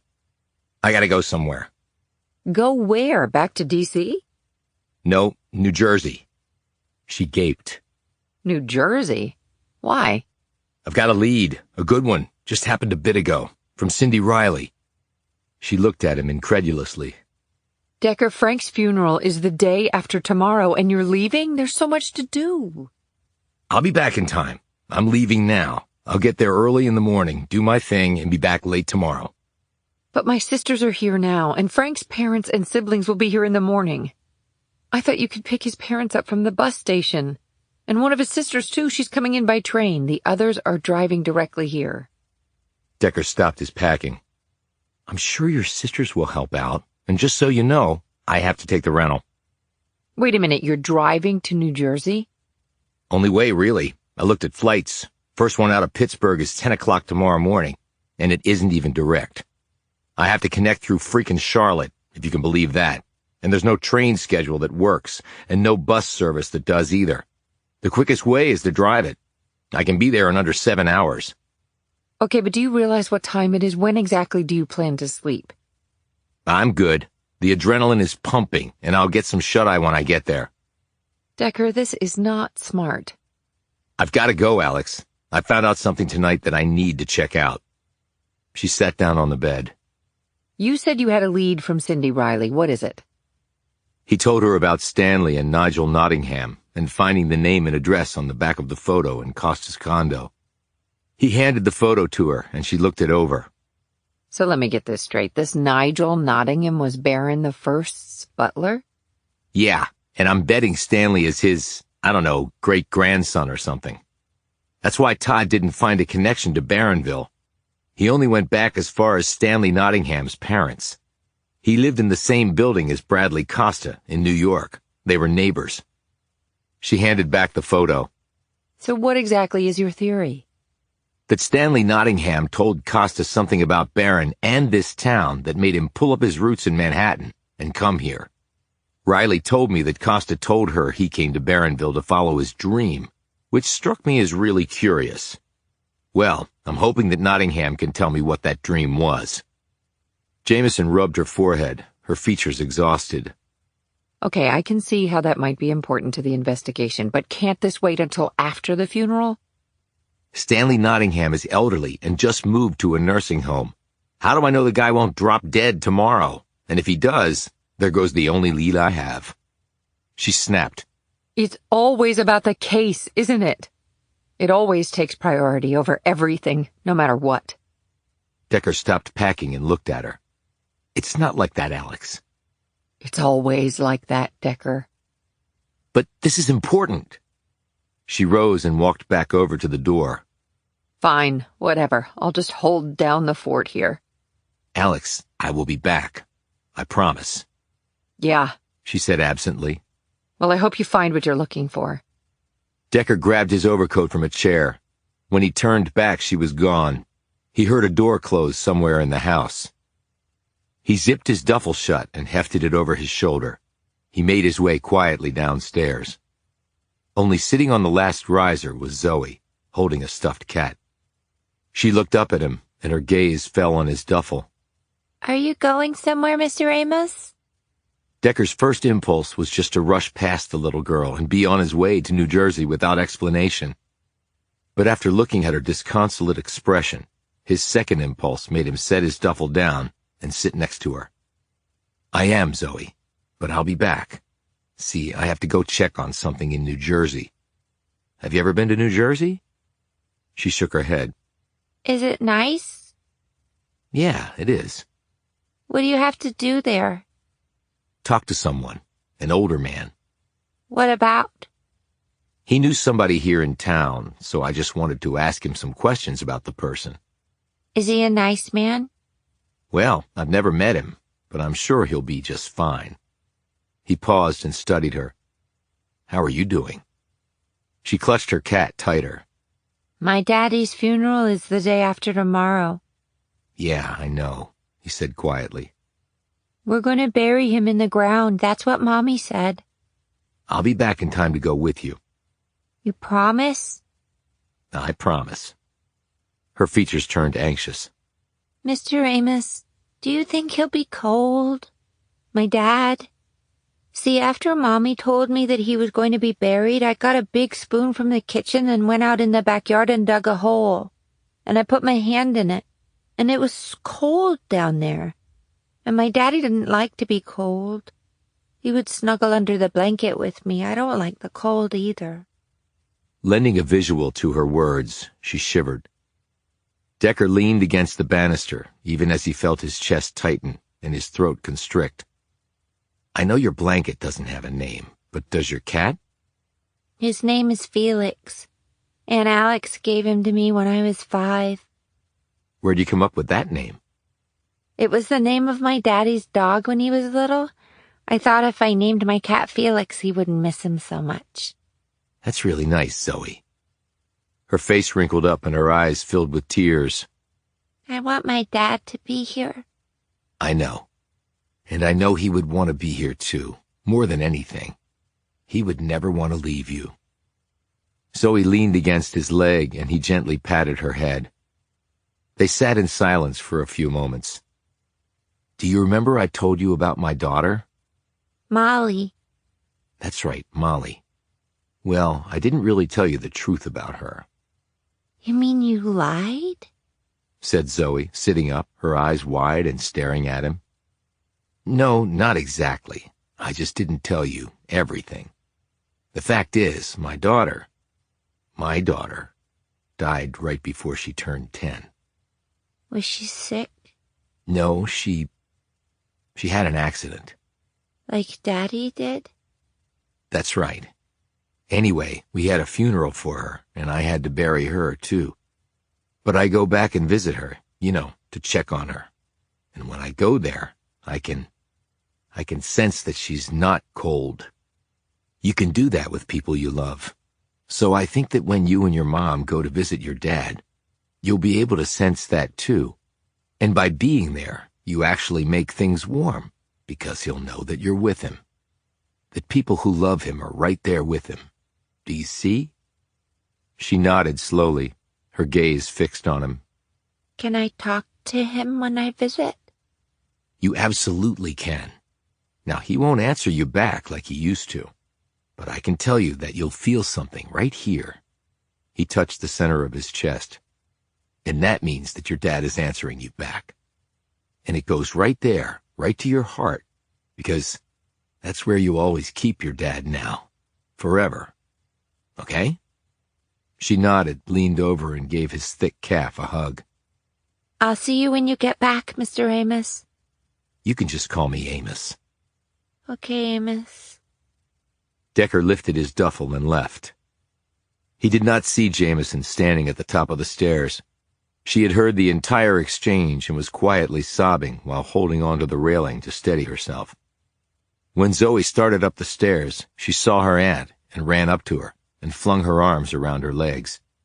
As Jamison continued to shake, Zoe said, And Alex, are you okay? Are you sad? Jamison stroked her niece's hair. With tears streaming down her face, she managed to say, I'm okay, Zoe. I'm really okay now. Chapter 45. At 9 o'clock in the morning, Decker's phone alarm went off. He sat up in the driver's seat of his rental, yawned, and looked around. He'd arrived at the nursing home around 6 in the morning, parked on the street, and settled down to catch a few hours of sleep. He drove to a nearby McDonald's, cleaned up, and changed into fresh clothes in the bathroom. He ate a breakfast sandwich and downed a cup of coffee. He drove back to the Glenmont Senior Living Center and went inside. The lobby was large and inviting, with sunlight blazing in through numerous windows. The whole place looked fairly new. It had comfortable seating areas with upholstered chairs, a large reception desk of polished wood, and wallpaper with a soothing flower and vine design. An efficient-looking young woman was seated at the front desk. She looked up as Decker approached. Can I help you? He pulled out his creds and badge and held them up. FBI, I need to speak with one of your patients. We call them residents, she said, eyeing his badge. Can I ask what this is about? I'm investigating a series of murders in Pennsylvania. It's come to our attention that one of your residents, Stanley Nottingham, may have known one of the victims when he lived in New York. I think I need to get my supervisor. Do what you have to do, but don't keep me waiting long. I'm on a deadline. She hurried off and came back less than a minute later, accompanied by a tall, stout man with thick, dark hair. He wore a pinstripe suit along with an important expression. I'm Roger Crandall, the executive director. What seems to be the issue? Decker explained why he was here. Don't you need a warrant or something like that? Asked Crandall. No, I don't. Mr. Nottingham isn't a suspect or a person of interest, but he could be a material witness in a murder investigation, and I have every right to talk to him. I think I might have to call the company lawyer on this. Can you come back another time? In response, Decker took out his notebook. Is that Crandall with 2 L's? I've seen it spelled with 1 and just want to make sure. It's with 2, but why are you asking? My boss at the FBI gets pissed when anyone misspells a name on the arrest warrant. Crandall took a step back. Arrest warrant? For me? He added shrilly. Why? Well, you're the one obstructing justice, aren't you? I don't believe that I am. I already told you that your resident is not a suspect or a person of interest. He has no criminal liability, but he may be a material witness. And you will find that the FBI has a right at any time to speak to a material witness. But if you won't let me do so, then you are committing a federal crime, which, by the way, has a 5-year minimum sentence in a federal penitentiary. He eyed the man's natty attire. And for what it's worth, you look better in pinstripes than you would in an orange jumpsuit. Crandall gazed stupidly at Decker for a long moment and then said, I'll take you to Mr. Nottingham myself. Decker made a show of tearing the page with Crandall's name on it out of his notebook, wadding it up, and tossing it into a nearby wastebasket. Thank you for your cooperation. As they walked down the hall, Decker said, What can you tell me about Nottingham? I understand he came here recently. Crandall nodded. That's right. Usually the family will be instrumental in having a loved one come here. We all get old, and when you can't take care of yourself, well, sometimes it's hard to admit it. But Mr. Nottingham was different. He didn't have any close family, but decided he could no longer live by himself. So he came here of his own accord. How'd he find out about your place? We get a lot of people from New York. We're just over the state line, so if they do have family, it's an easy trip for them to come and visit. I understand he was in the fashion business. Yes, he worked for several of the big fashion houses. He's very nice. Seems well educated. How's his health? We really can't give that sort of information out, but I can tell you that he has the sorts of problems one would typically associate with a person of his age. Okay, but I meant, is he lucid? Oh, yes. There's no problem there. At least not yet. They stopped at a door. The name Stanley Nottingham had been written on a slip of paper and inserted in a brass holder screwed to the door. Well, here we are. Crandall knocked. Mr. Nottingham? Stanley, can I come in? It's Mr. Crandall. A deep, throaty voice answered in the affirmative, and Crandall opened the door. He and Decker stepped in. Stanley Nottingham was sitting in a chair next to a bed. He was tall and cadaverous, with a fringe of white hair encircling his head. He wore a pair of thick black glasses. He had on what looked to be silk polka-dot pajamas. A tank of oxygen was parked in one corner. On the walls were large framed black and white photos of a variety of models on the catwalk. Stanley, this is... Crandall paused and said to Decker, I'm sorry, what was your name again? I'm Amos Decker, Mr. Nottingham. I'm with the FBI. Nottingham, who had been slouching in his chair and looking immensely bored, immediately righted himself and sat up straighter. He looked positively delighted by this development and clapped his hands together. The FBI? He smiled broadly. How exciting! Decker glanced at Crandall. I'll handle it from here, thanks. Crandall looked put off by this, but nodded curtly and left. However, he kept the door open. Decker went over and closed it and turned back to Nottingham. Thanks for meeting with me. Have we met before? No. He looked at the photos arrayed on the walls. So you were in the fashion business? For about 50 years. I worked for all the big houses. Dior, Versace, Valentino, Calvin, Tommy. The list goes on and on. What did you do there? In answer, Nottingham waved his hand at all the photos. I was a photographer. One of the best, if I do say so myself. I flew with Valentino on his personal jet. Giorgio had me on his speed dial. Hubert de Givenchy was a dear friend. Audrey Hepburn, Elizabeth Taylor, Jackie O. I photographed them all. The greatest moments of my life. The man was absolutely beaming, even though he had closed his eyes. When he reopened them and gazed around at the small confines of his room, the happy look faded. He said, But that's not why you're here, obviously. Decker drew up the only other chair in the room and said, Bradley Costa? Nottingham screwed up his features. Oh, Brad, yes, of course. He next looked perplexed. Is he in some sort of trouble with the FBI? No, just following up some leads on a case. He was your neighbor back in New York? That's right. He bought an apartment in my building in Soho. I'd lived there for decades. I sort of took him under my wing. He was a delightful person, very handsome. He could have been a model if you ask me. And smart. He was very successful. Worked on Wall Street. And then he moved? Yes, he did. That was very sudden. I was a little hurt, to tell the truth. He never even said goodbye. Here today, gone tomorrow. You have an ancestor, Nigel Nottingham? The old man smiled. Yes, the butler. He was my great-grandfather. Worked in a horrible place called, well, I can't remember right now, but he labored away for an absolute miser there. John Barron. The place is called Barronville. Nottingham snapped his fingers. Yes, that's right. In what was it, Ohio? Pennsylvania. Nottingham looked sadly at Decker. In the last year, my memory, which used to be razor sharp, seems to be leaving me. That's one reason I came here. I forget things.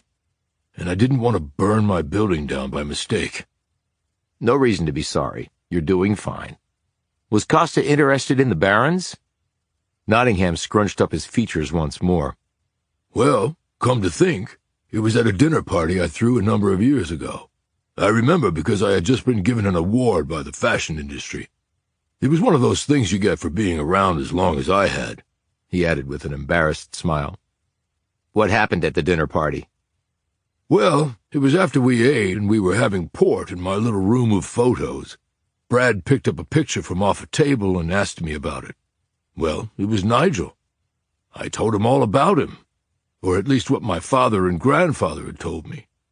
Nigel was born in England, Surrey, long, long ago, and then immigrated to the United States. I'm not clear on how he made it to Barronville, but he became Barron's butler. His son Samuel, my grandfather, left Barronville as a young man and moved to upstate New York, where my father was born. My parents moved to Brooklyn after they were married, and that's where I was born. So no one in your family wanted to stick around Barronville? Oh, God, no. From what I remember being told, it was this dreary piece of dirt where they had coal mines and filthy factories, and people were worked to death. My grandfather actually told me that he left because he hated the place, wanted to get away as soon as he could, and he did. Thank God for that. I doubt I would have had the same career if I had been born and raised there. What about Nigel? Nottingham thought for a few moments, tapping the chair arm with his long fingers. That's right, I remember now. He stayed on with the Barons until he died. He paused. In fact, I remember my grandfather telling me that he went back for Nigel's funeral. It was actually funny. What was funny? Not his father dying, surely. Oh, no. It was funny because his father had died on the very same day that Baron did, the one who started the whole town and named it after himself. They died on the same day? I didn't know that. Yes. Apparently they were the same age, master and servant, till the day they both died. Then who cares about titles and who has more money, right? Would it surprise you to learn, then, that Brad Costa moved to Barronville? Nottingham slumped down in his chair. Oh, my God, you must be joking. No, I'm not. In fact, he was murdered there. As soon as he said this, Decker realized it had been a mistake. Nottingham started having trouble breathing. He was gasping, grabbing his chest and pointing at something. Finally, Decker realized what it was. The oxygen. He quickly rolled the tank over and helped Nottingham get the nasal cannula inserted correctly. The elderly man drew several deep breaths and slowly calmed down. Decker sat back, relieved. I'm sorry, Mr. Nottingham. I shouldn't have just dumped that on you. Nottingham took another series of deep breaths while he waved off this apology. He said slowly, I have COPD. Damn cigarettes. Then the anxiety kicks in. I take it from your reaction that you had no idea Costa moved to Barronville, or that he was dead? Nottingham shook his head. None. How did he die? You said murdered? How horrible. The details aren't that important, and I don't want to upset you again. But he was murdered, and I'm trying to find out why. My God, poor Brad. Do you have any idea why he would exchange a place in Soho and a job on Wall Street for Barronville? Nottingham slowly took the cannula out of his nose and set it aside. About a week after I told Brad about Nigel and the Barons, he came back and asked me some more questions. Like what? You first have to understand a bit of family lore that was handed down from one generation to the next. What sort of family lore? About the Nottinghams or the Barons? Both, really. My grandfather told me about it when I was just a kid. You see, the original Baron, the one who started the town and everything, as I told you, was a miserable old cuss. My grandfather lived in the servants' quarters there growing up. He hated the place. And while he only had a few encounters with the elder Baron, he thought him an awful person. If he was that bad, why did Nigel hang around? Asked Decker. Good question. However, I got a sense from what I was told that Baron didn't actually treat Nigel badly. On the contrary, he seemed to treat him more as an equal. That seems strange, treating a butler as an equal. Well, he was Baron's age, and Nigel started working for him before he built the big place on the hill. I've only seen pictures of it. What a monstrosity. I've been there. It hasn't aged well. But you were talking about family lore? When Baron died, I'm not sure anyone else in his family was interested in actually working for a living. They just wanted to sponge off the old man? Yes, and that leads me directly into the family lore. Baron was cheap, but he loved money and was loath to let a penny of it go, if he could help it. He paid his workers next to nothing and never gave a dime to charity. He was rich beyond anyone's wildest dreams, and yet apparently it still wasn't enough. Sounds like a real peach, commented Decker. Well, anyway, he also didn't have a high opinion of his sons, who would be next in line to run the businesses. As I said, they weren't all that interested. From what I was told, they loved spending money far more than making it. That's why the family eventually became poor, said Decker. Did they? Well, well. And now comes the interesting part. The family lore part is that before he died, Baron hid a fortune somewhere at his home. And I mean an absolute fortune.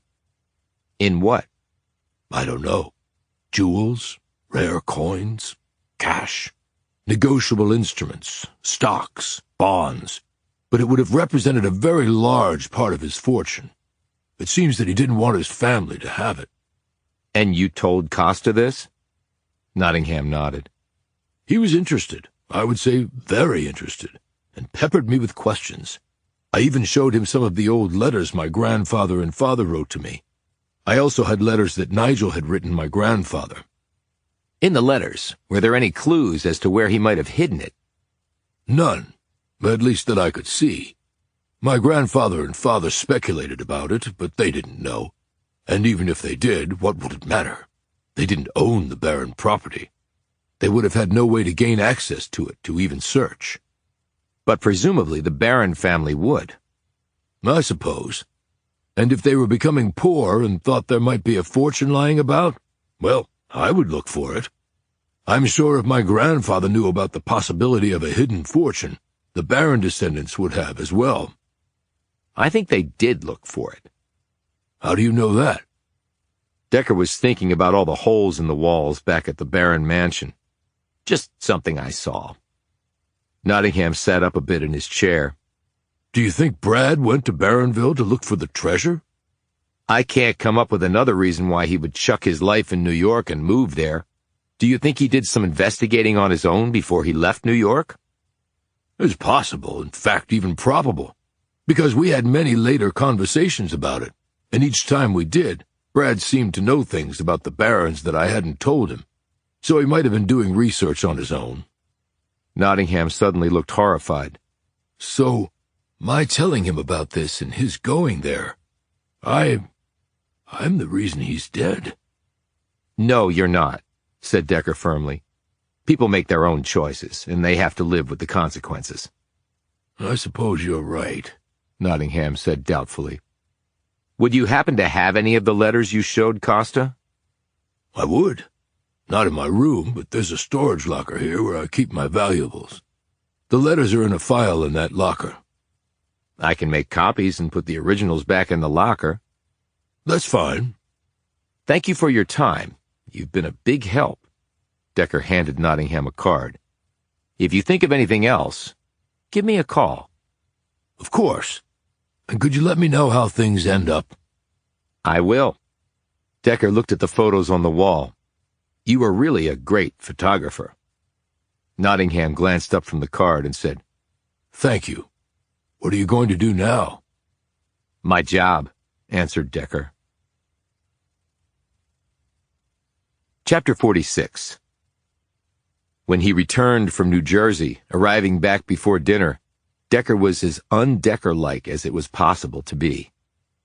He assisted with all tasks, set the table, helped serve the food, talked to Jamison's sisters and to Frank Mitchell's grieving parents and siblings, offering condolences and truly listening.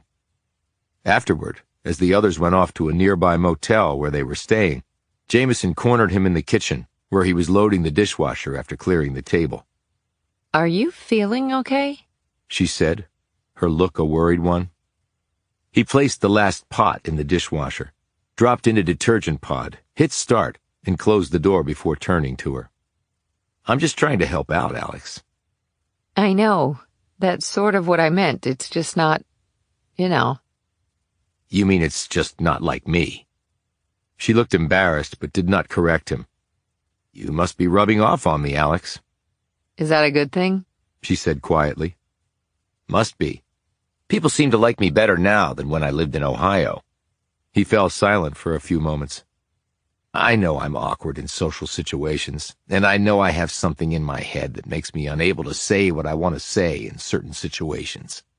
Like when people need, I guess, comfort. But just because I don't say it doesn't mean I'm not thinking it." She rubbed his arm. I know that, Amos. I really do. "But I am trying. It's just not as easy as it once was." She smiled. I think you've come a long way, and it's a two-way street. You've made me a better person. Certainly I'm a far better investigator.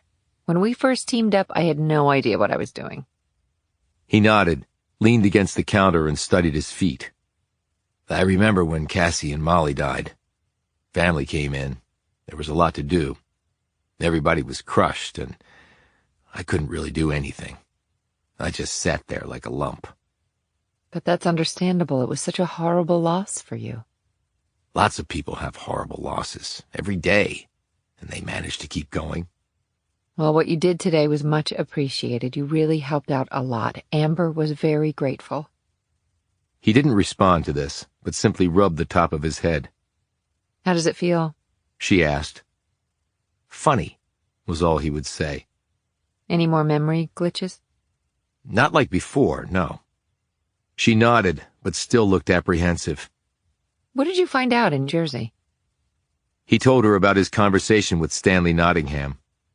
A treasure? She said. Do you believe that? "I think Bradley Costa believed it. Why else would he come here?" But just based on some third-hand gossip, he would pick up and leave New York for this place? It doesn't make sense. "It would make sense if Costa did some digging on his own. Nottingham told me that he seemed very well informed during their later conversations. That means Costa apparently had done some of his own research. Guy was on Wall Street. They're used to doing due diligence. And there's something else." What? Remember Costa had joined all the local organizations, Kiwanis, etc.? Yeah, we saw all those photos, so nothing strange there. But he had also joined the local historical society. You think he went there and did more research and maybe found where the treasure might be? Or what it is? It's certainly possible. What about John Barron? Do you think he knows about the treasure rumors? I don't know, but I think his predecessors looked for it. That would account for the holes in the walls. And while the grounds are now overgrown, I saw lots of lumpy earth where people might have been digging for it. But you don't think Barron knows where it is? She asked again. If he did, would he be living like he is? True. So what are you going to do now? I've got to follow in Costa's footsteps and see what he found. But why would someone murder him? If he discovered the location of a treasure, that would be a motive. And the 3 other Vics? I don't know. Look, once the funeral is over, I can start helping you again. You don't have to do that. Your family will need you. I'm a woman, Decker. He looked confused. Yeah, I know. So what? That means I can multitask. She replied with a smile. He nodded. Okay, but let's keep in mind we've got some violent drug dealer involvement here. I checked out Brian Collins through an FBI database. The guy was a stone-cold killer. If there are more like him out there, this is going to get hairy. Hey, it's what we do, right? He stared at her so intently that she said, I know, you don't want anything to happen to me, but I signed up for this. I'm all in. I have your back, you have mine, right? He nodded. There's one more thing, Decker. What's that? She said hesitantly. I overheard your talk with Zoe on the stairs before you left for New Jersey. Decker glanced away, his brow crinkling. It was really nice what you told her. I know that it helped her, and I so appreciate your doing it.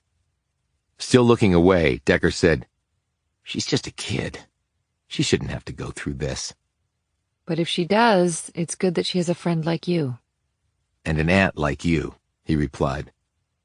He rubbed his head again, trying to smooth down the still sticking up hair. You're worried about something, I can tell. She said. It's not the case, is it? He shook his head. What is it then?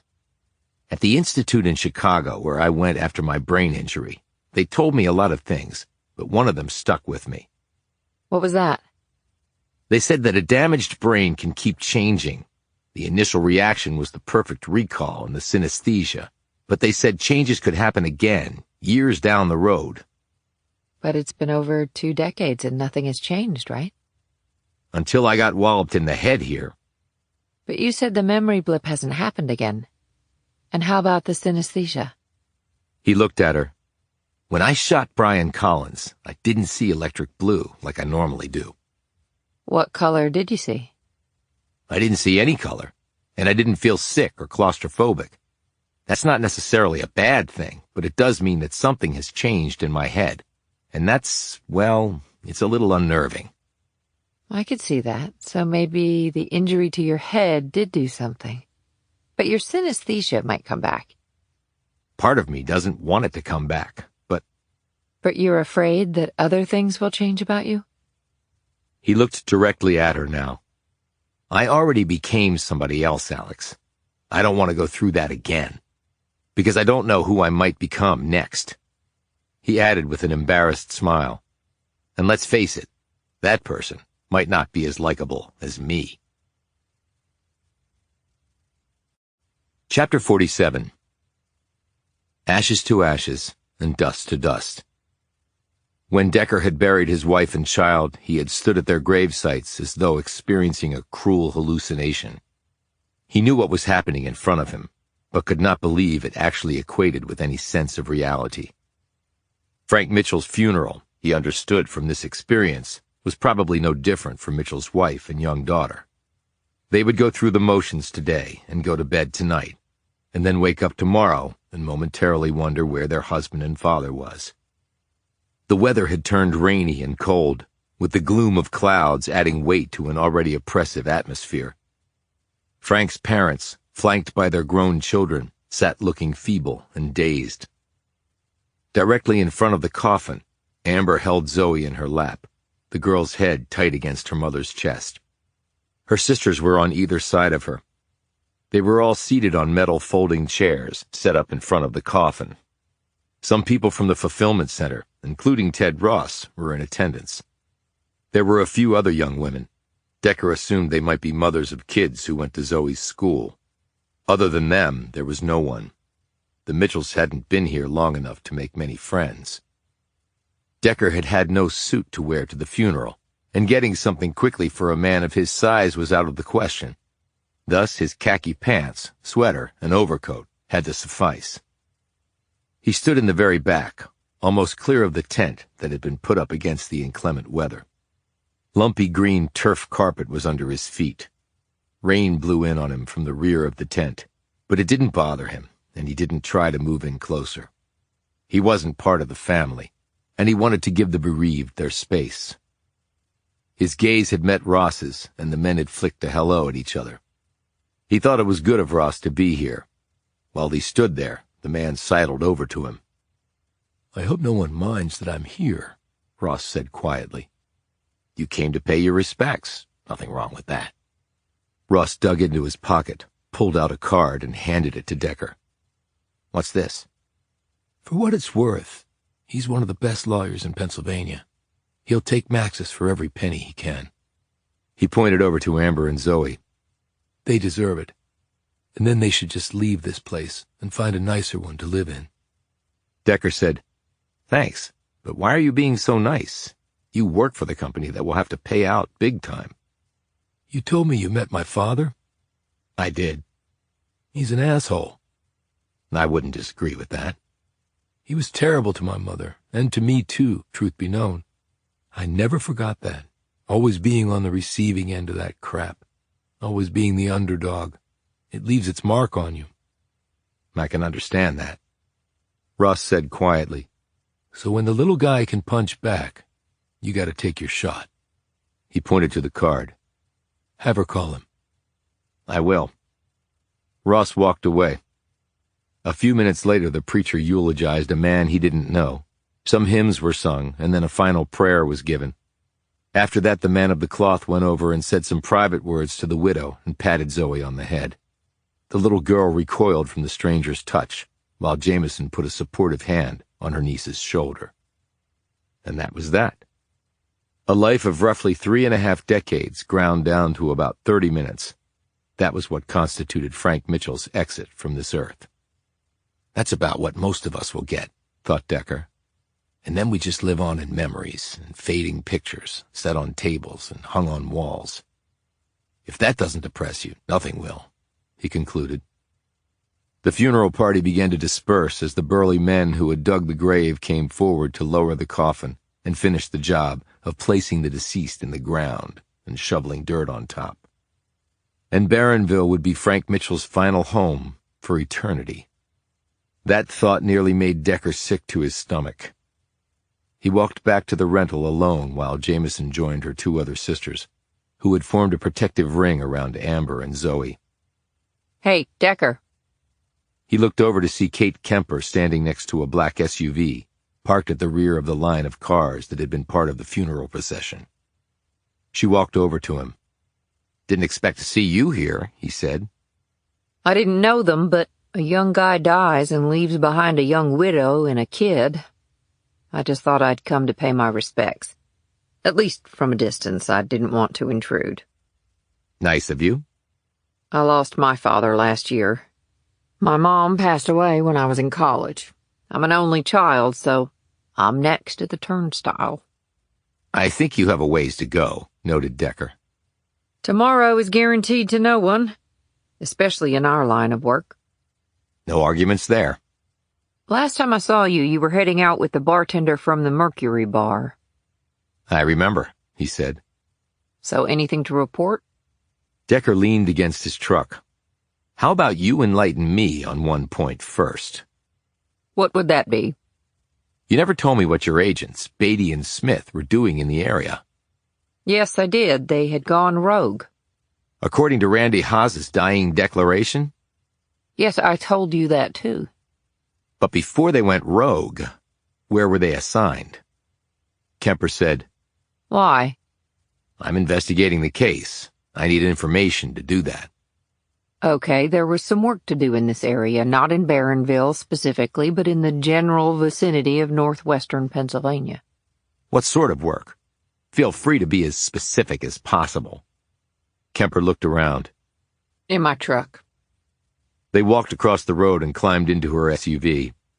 Once they were inside, Kemper said, This part of Pennsylvania, Interstate 80, and some of the state routes are known drug distribution routes. We have a number of heroin and fentanyl drug rings that use it. A lot of it comes from New York and is brought to Middle America through those avenues. There's another pipeline that carries the drugs down from Detroit and over from Columbus. So Beatty and Smith were working on that? Yes, they were trying to identify both suppliers and shippers. Had they made any progress? Not really, although we were hoping that Haas would be able to assist. He'd been part of one of the drug crews using those very same pipelines. But I don't quite get how, if Beatty and Smith killed Haas, he was able to make a dying declaration. Kemper said, He was found in an alleyway in Scranton. He'd been injected with an overdose of morphine. He cried out, and some people nearby came to his assistance. The syringe was found in his arm. He told the people who discovered him that it had been Beatty and Smith.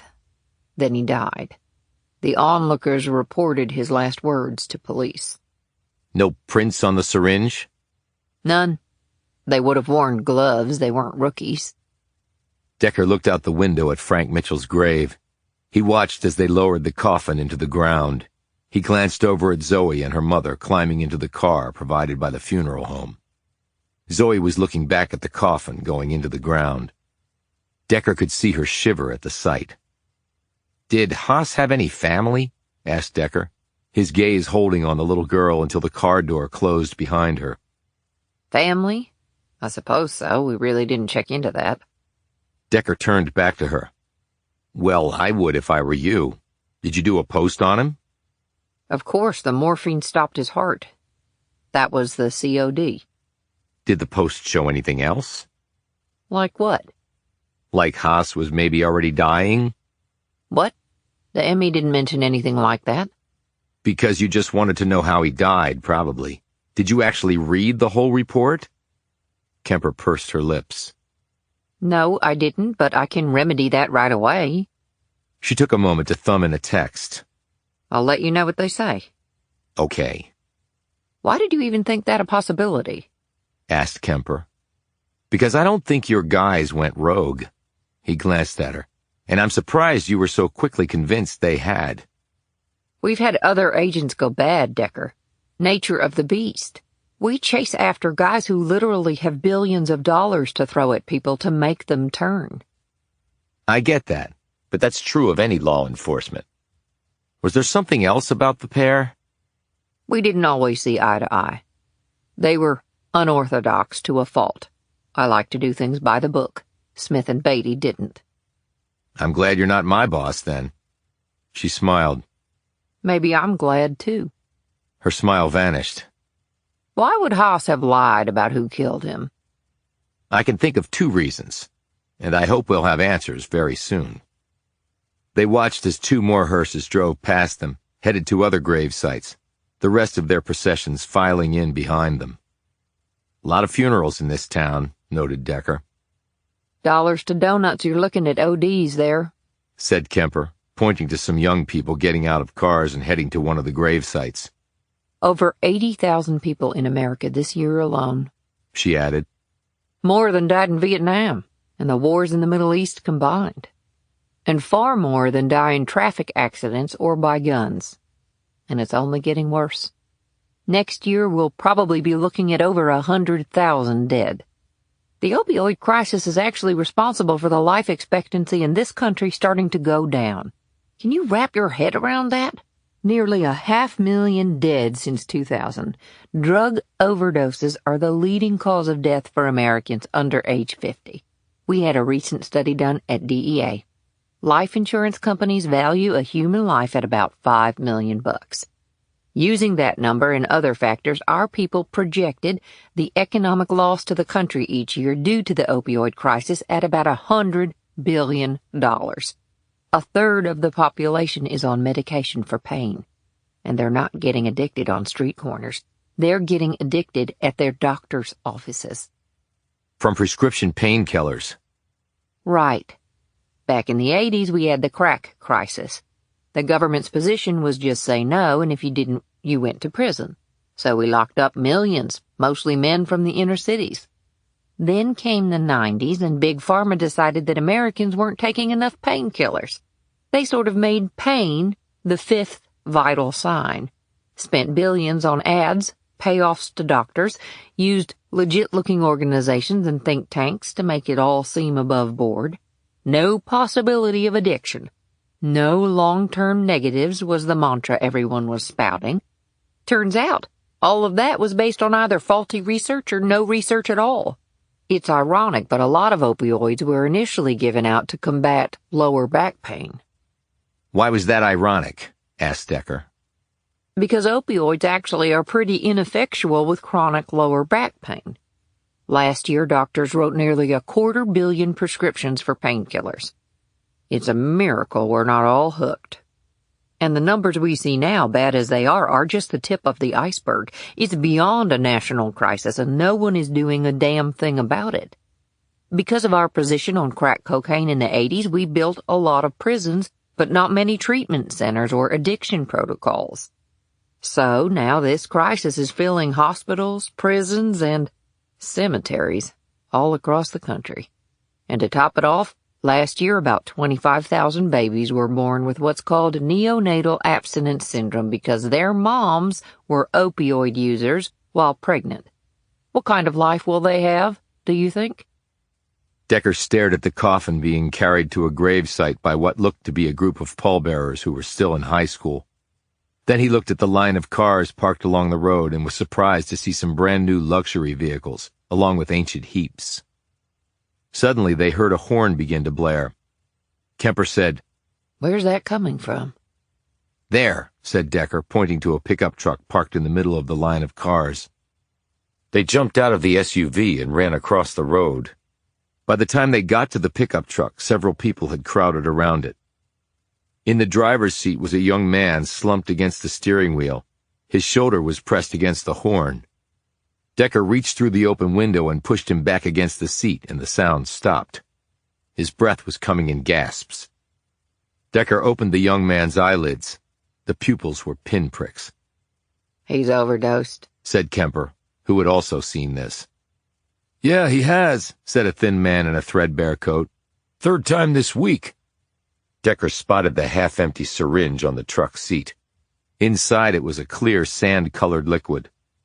"It looks to be pure heroin," Decker said. Kemper nodded, punched in 911 on her phone, and requested an ambulance. Decker said, "Does anybody have any Narcan?" I got some, said a woman standing next to the man. "Give it to me," said Decker, as the young man in the truck gasped again. "He could have at least waited till after the funeral to pull this crap," said the thin man. "Give it to me," Decker exclaimed as the young man started to gurgle. "He's going to stop breathing any second." The woman rummaged in her bag. The man said again, "Could have waited, dumbass." "Give me the Narcan," shouted Decker, as the young man slumped against the door, his lips turning blue. The woman handed Decker a bottle from her purse. Decker stuck the end in the young man's nose and squeezed. He waited for a few seconds, but nothing happened. Kemper looked at the syringe and said, "There must be some fentanyl mixed in with what he took. It's more tightly bound to the brain receptor than morphine." "That's heroin, not morphine, lady," said the thin man. "Don't you know nothing?" Kemper whirled on him and flashed her badge. "I know a lot more than you do. When the body breaks down heroin, the instant byproduct is morphine." She turned back to Decker. "Hit him again with the Narcan. We have to move the drug off the brain receptor." Decker squirted in another dose. A few moments passed, and then the young man exhaled a long breath, sat up straight, blinked, and looked around, his expression foggy. "Great," said the man sarcastically. "You brought him back. Till the next time." Decker looked at him. "Who are you?" "I'm his uncle, and the bastard didn't have the decency to wait till his sister was buried before pulling this shit. Talk about showing no damn respect." "His sister," said Kemper. "How'd she die?" "Damn heroin overdose," said the uncle. "Didn't get her the Narcan in time." He pointed to the young man. "That asshole could have saved her, but he was in the bathroom doing lines of coke." A moment later, the young man leaned out the window and threw up. They all jumped back to avoid the vomit. The young man looked angrily at Decker until he saw the bottle in his hand. "You almost bit the bullet for good, buddy," said Decker. "Thanks, man," he said groggily, wiping his mouth. Decker looked at Kemper and then back at the young man. He tossed the bottle of Narcan to the woman, walked back to the SUV, and got in. Kemper turned to the aunt and uncle. "An ambulance will be here shortly. He'll need to go to the hospital." "Right," said the uncle. "Whatever." As Kemper walked off, he slapped his nephew on the back of the head. "Dumbass." Kemper hurried after Decker and climbed into the truck. "You okay?" she said once she'd settled in. Decker didn't say anything for a long moment. "I'm just wondering whether we're ever going to dig ourselves out of this hole." "I've seen it all at the DEA. Every foul thing a human being can stoop to when they're hooked on drugs. Even that back there didn't surprise me. I've seen worse. 5-year-olds performing CPR on their parents. A grandmother knocking in her son's head for the cash to feed her addiction. A mother selling her 10-year-old daughter for sex to get her heroin pops. But we'll make it through this, Decker." He glanced at her. "You really believe that?" "I have to. Otherwise I couldn't do my job." A moment of silence passed before Decker broke it. "You mentioned insurance companies rating the value of a life," he said. "Yeah, that's part of their business." "Cindy Riley told me that she'd lost a number of friends to overdoses here." "Not surprised. And there are thousands of places just like this one, where people used to get up every day and go to work with a purpose. And now they don't have a purpose, or a job, or any self-worth. That takes its toll, Decker, in a lot of ways." That's why they're calling the opioid epidemic the drugs of despair. Riley also said that some of her friends had life insurance policies, and that some of the renovations in town are due to people having received large payouts from life insurance companies. He pointed at the new luxury cars parked along the road, and maybe those proceeds are also helping to pay for those. Kemper mulled this over for a few moments before shaking her head. No insurance company will knowingly write a large life insurance policy on someone in such bad health they're likely to die, or someone addicted to drugs, Decker, if that's what you're thinking. Maybe they weren't an addict when the policy was written, he said. What are you driving at? It would be interesting to know how many people in Barronville who've died from drug overdoses had large life insurance policies. Can you find that out? Kemper stared out at the line of cars parked on the road. I can try. Good. Before she could respond, he said, I've got to get back. I promised Jamison I'd help this afternoon. They're having a reception at the Mitchells. As he climbed out of the truck, Kemper said, I didn't picture you as much of a domestic. Well, these days, I'm even surprising myself. Chapter 48. The rain was pouring down outside now. It beat on the Mitchells' roof as the combined families and a few others gathered at the house after the funeral. Decker had arrived in time to help Jamison and her sisters set things up. Food and drinks were laid out, and chairs from the kitchen distributed around. Decker had also passed on to Amber the lawyer's card that Ted Ross had given him. She said she would call him later in the week. Zoe was in a chair, cuddling with both her blanket and her cat, Felix, while Amber sat with her in-laws, quietly talking. Alice Martin had come over with a boxed pie. She was now holding court in a corner of the room with Jamison and one of the schoolmothers. Ted Ross and the people with him from Max's had said their goodbyes at the gravesite and skipped this event. Decker thought that wise because Frank's father's jaw had tightened back at the cemetery when Ross had come by and offered his condolences to Amber. The knock on the door caused Decker to flick a gaze at Jamison to let her know that he would answer it. She responded with a smile. Decker opened the door and gazed dully at the pair standing there. John Barron and Cindy Riley, both holding umbrellas, stared back at him. I take it you're positively stunned at our presence here, commented Barron. Decker noted that he had on crisply pressed dress slacks, a white button-down shirt, and a faded corduroy sport coat with patches at the elbows. Under her raincoat, Riley wore a loose-fitting black dress that settled right at her knee in matching pumps. Her hair was done up in a French braid. She held a package in her other hand. I am, said Decker. We came by to pay our respects, said Barron. Riley handed Decker the package. And to bring this, it's a bottle of single malt whiskey. Okay, said Decker. He just stood there holding it until Jamison appeared at his elbow. Hello, she said to the pair. Barron held out his hand. We met before. John Barron. This is Cindy Riley. Jamison shook their hands. Barron said, As I told your colleague here, we came by to pay our respects. Decker said, And they brought a bottle of single malt scotch. He handed it to her. Riley said, I'm Irish. It's what we bring to wakes. I hope it's okay. That was very thoughtful of you. Please come in, out of the rain, said Jamison. She led them in and Decker closed the door behind the group. All eyes in the room turned to the new arrivals. No one seemed to recognize Barron other than Alice Martin. Decker saw her eyes widen slightly at the sight of the man, and then she returned to her conversation with one of the young mothers from Zoe's school. Barron and Riley spoke briefly to Amber, offering their condolences. Then Jamison led the pair over to Zoe and introduced them. His eyes twinkling, Barron got down on his knees in front of Zoe. You strike me as a person who doesn't believe in magic. Zoe had her thumb stuffed in her mouth and didn't answer. Do I take that as a yes? That you don't believe in magic? Said Barron. Zoe nodded. All right. Now let me see. What did I do with that? He tapped his jacket pockets, looked under the chair, and then reached out to the blanket and lightly touched its edges. No, it's definitely not there.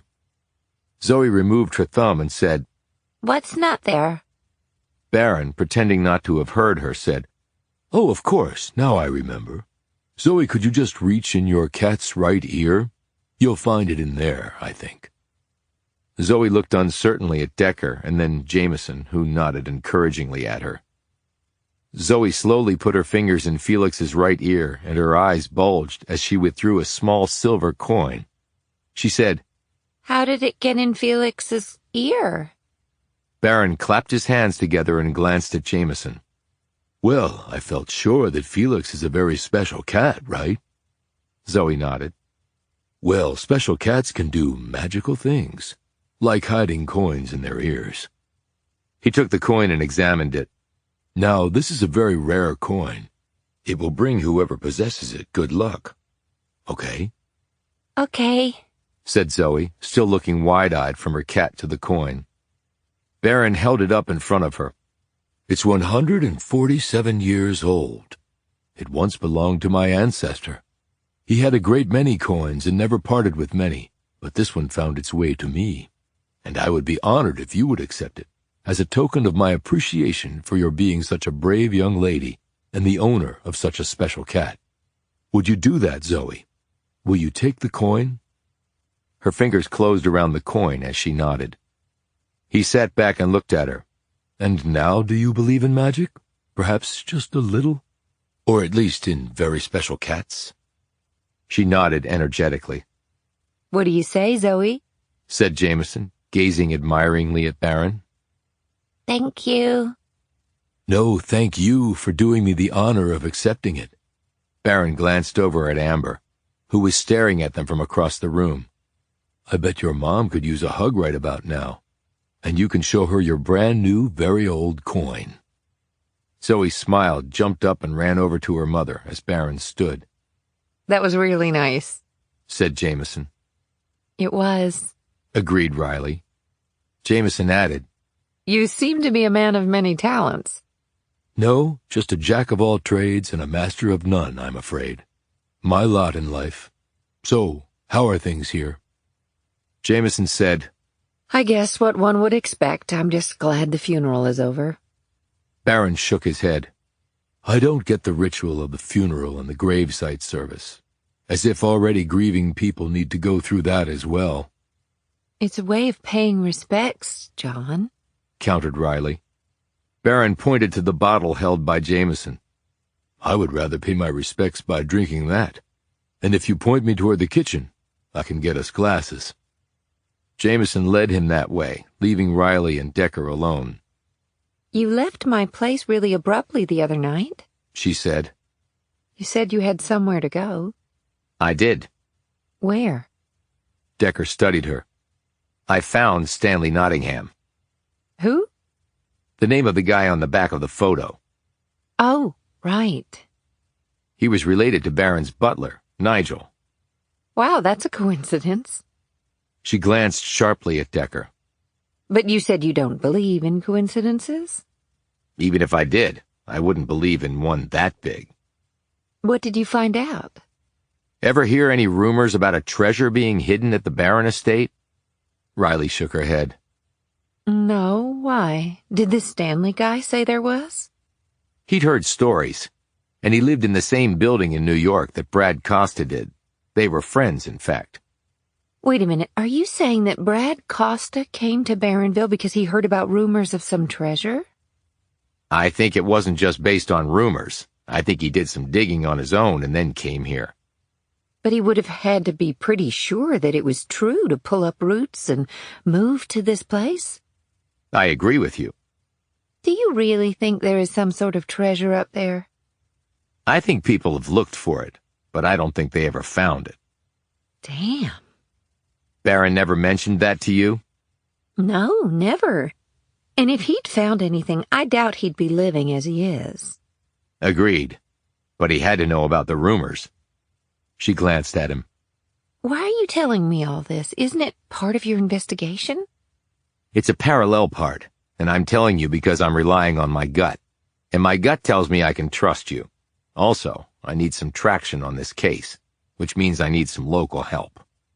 John would know more than I would. It's his family. But can I trust him? I do. At that moment, Barron and Jamison came back with 4 glasses. He poured out a portion of whiskey in each. "To Frank," he said, raising his glass. The others repeated this toast, and they all took a sip of the whiskey. Jamison said, Wow, I'm not used to something this strong, at least not in the afternoon. Barron eyed her. "If you live here long enough, you'd see the utility in it. But I don't recommend you live here, Alex." Decker glanced at Riley and then said to Barron, "Nigel Nottingham?" Barron lowered his glass and glanced at him. "What about him?" "Barron the First's loyal butler." "Yes, I'm aware of that." Riley said quickly, He talked to a relative of the guy. He lived in the same building as Brad Costa. Decker thinks the relative told Costa about a possible treasure at your house. That's why Costa came here. "And was murdered," added Decker, still looking at Barron. Barron said wearily, "Yes, the treasure, the alleged treasure." "You never mentioned that to us," said Decker. "Why would I? There is no treasure."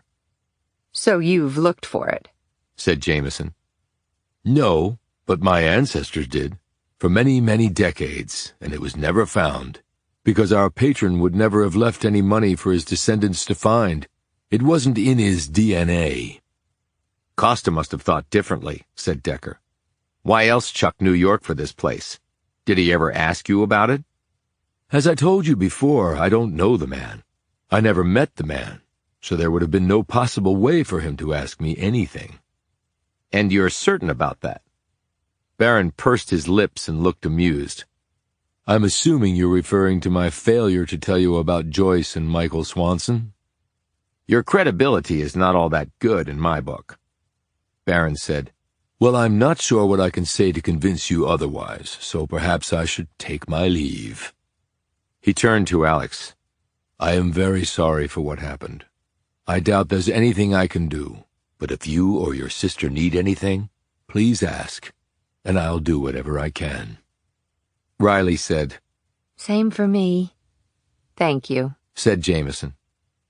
They all walked outside. Fortunately, the rain had nearly stopped. As Barron and Riley were heading to his old Suburban, they heard the sirens. "Coming this way," noted Decker. They saw flashing lights turn on to the street where the murder house was. All 4 of them ran over to the next block in time to see the police leap from their cars and run up to the house. The front door was open, and an elderly woman was waiting on the porch looking distressed. As they watched, an ambulance slowly drove up to the house, its emergency lights off. Who lives there? asked Riley. Decker said, "Dan Bond, and from the looks of things, I'm not sure he lives there anymore." Chapter 49. Why would anyone want to kill Dan? A weepy Alice Martin had asked this same question so many times that Decker thought she might be in shock. After flashing their badges at the responding officers, Decker and Jamison had been told that the death was not natural or accidental. "Somebody crushed in his skull," one officer had reported. Now they were all gathered back at Amber's house after Dan Bond's remains had been removed from his home. The other guests had left, and Amber and Zoe were upstairs resting. Jamison's sisters had driven Frank's parents and his siblings back to their motel.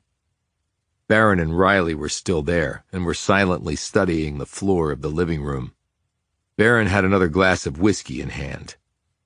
Jamison put an arm on Alice Martin's shoulder. I'm sure the police will find out who did it. The elderly woman wailed to her. Well, they haven't found out who killed those other people yet. Jamison glanced at Decker, who was just about to say something when someone knocked on the door. Decker knew who he was going to see when he opened it. Detectives Green and Lassiter stared back at him.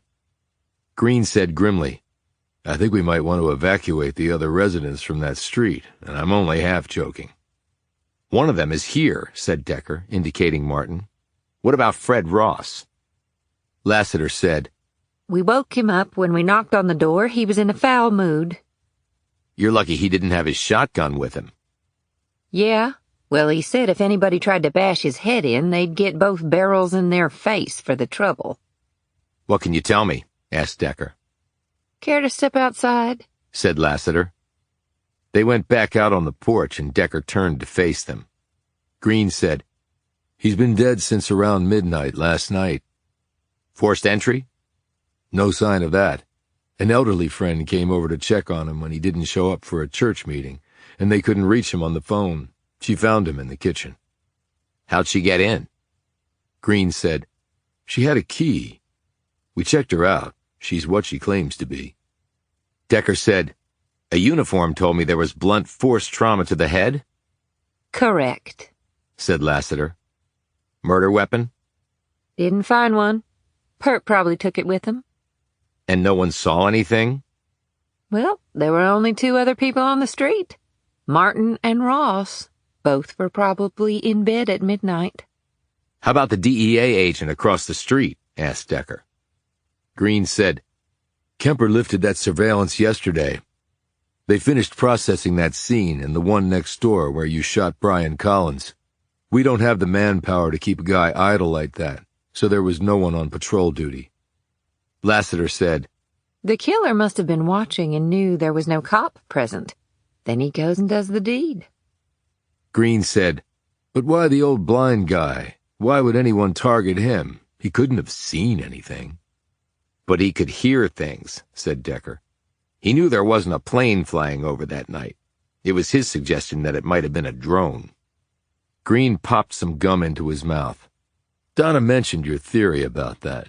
You think he might have told someone else what he told you, and that person might have killed him? It's possible. I can't think of another reason why someone would want to murder him. He's not the sort who would have a lot of enemies.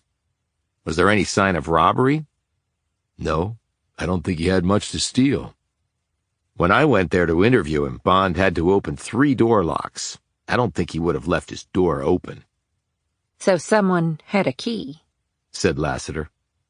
Or he knew his killer and let the person in, noted Decker. And based on my experience with Bond at that time of night, that would take a lot of trust. Green snapped. Are you making any sense out of this? Not yet. Green pulled his badge off his belt and threw it down on the porch. Why the hell do I even wear this thing if I can't protect my town? Decker bent down, picked up the badge, examined it to make sure it wasn't dented, and handed it back to Green. We're going to get there, Detective, he said. How can you be so sure? Asked Lassiter. Because in our line of work, failure is not an option, replied Decker. Chapter 50. Decker was sitting at the table in the Mitchell's kitchen 2 days after the funeral. He'd smoothed out the copies he'd made of the letters he'd found in Stanley Nottingham's locker back at the Senior Living Center in New Jersey and placed them on the table. There were several of them, but none seemed to contain any information pertaining to a hidden treasure. He looked at one of them for the 5th time. Dear Samuel, I know that things have been estranged between us, and that we have not communicated in a long while. But I'm taking up my pen now because I miss you, son. I wish you had not abandoned Barronville. But I know you have your own life to lead. I realize you were never enamored with Master Baron, but he treats me very well. Just last year we went on a long journey that included a months-long trek across Australia. He chartered a private ship for our trip, and though the voyage was long, it was fascinating. Though many of the countries that we visited previously were truly unique and fascinating in many ways, I have never seen such a place as Australia in all my life. We toured through the coastal cities, Sydney, Perth, Adelaide, and the acting capital of Melbourne. I heard they are thinking of a new capital at a place called Canberra. We also visited Geelong, Toowoomba, Kalgoorlie, Ballarat, Malagal, and a dozen other places with equally fanciful names. We saw aborigines, as well as kangaroo and emu, wombats and kookaburras, and other wildlife I could never imagine even existed. One of our guides killed a serpent 3 times as tall as I am. There are grand coral reefs and water that is so clear, You can see to the bottom. There are vast mountain ranges and dense rainforests along with massive deserts. The interior of the country, called the Outback, is beyond description. It makes England seem a bit dull by comparison, though I am proud to say it is still very much part of the British Empire. I believe even the mighty Baron, who is mostly focused on business, relaxed and enjoyed himself. However, I am sad to report that upon our return, Master Baron began to feel unwell. I believe the arduous journey was too taxing on him. It is now nearly a year after our return, and his robustness has failed to return. He attempts to remain strong, but I know him better than anyone else, and I can tell that he is failing. Once he goes, I don't know what will happen here. He is not enamored with his children, none of whom have his business acumen. He has done so much for them, and yet they really are the most ungrateful lot. And son, to tell the truth, your father is not feeling all that well either. My bones are creaking, and my lungs are heavy. I trust that you and the children are doing well. I hope to see you before I'm gone. If not, come and visit my remains. And though hopefully I will be dwelling in a place far above you, one never knows, does one? I might be lurking below. It's all in God's hands, and I bow to his forgiveness. Yours truly, Nigel.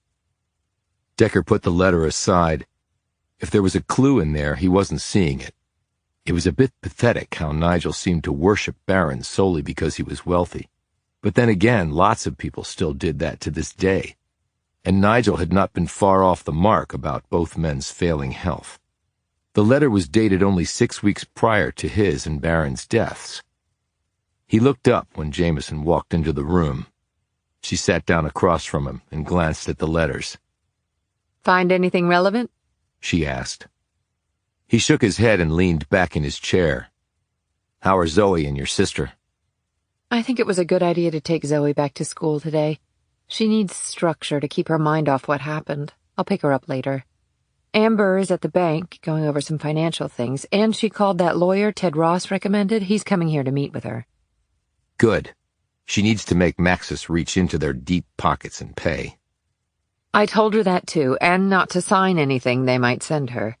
And Frank also had life insurance, a $500,000 policy, so that will help too. From what she said, it'll be paid out pretty shortly. Did he have that through work? I think so, yes. Decker nodded and looked down at the letters. Any idea why Dan Bond might have been killed? She asked. Because of something he might have known about what happened that night. Not something he saw, then, but something he heard? Decker nodded. I did confirm that Fred Ross was at the hospital that night getting checked out, so whatever Bond heard, it had nothing to do with him. Do you think Alice Martin might be targeted next? Whoever killed Bond might be afraid she saw or heard something too. Which is why I asked Green to have a patrol car make regular rounds down her street for now. Good plan, said Jamison. Decker rose. Where are you going? To the Barronville Historical Society.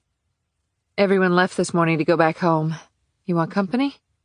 Good to have you back, partner. Yes, I remember Mr. Costa quite clearly.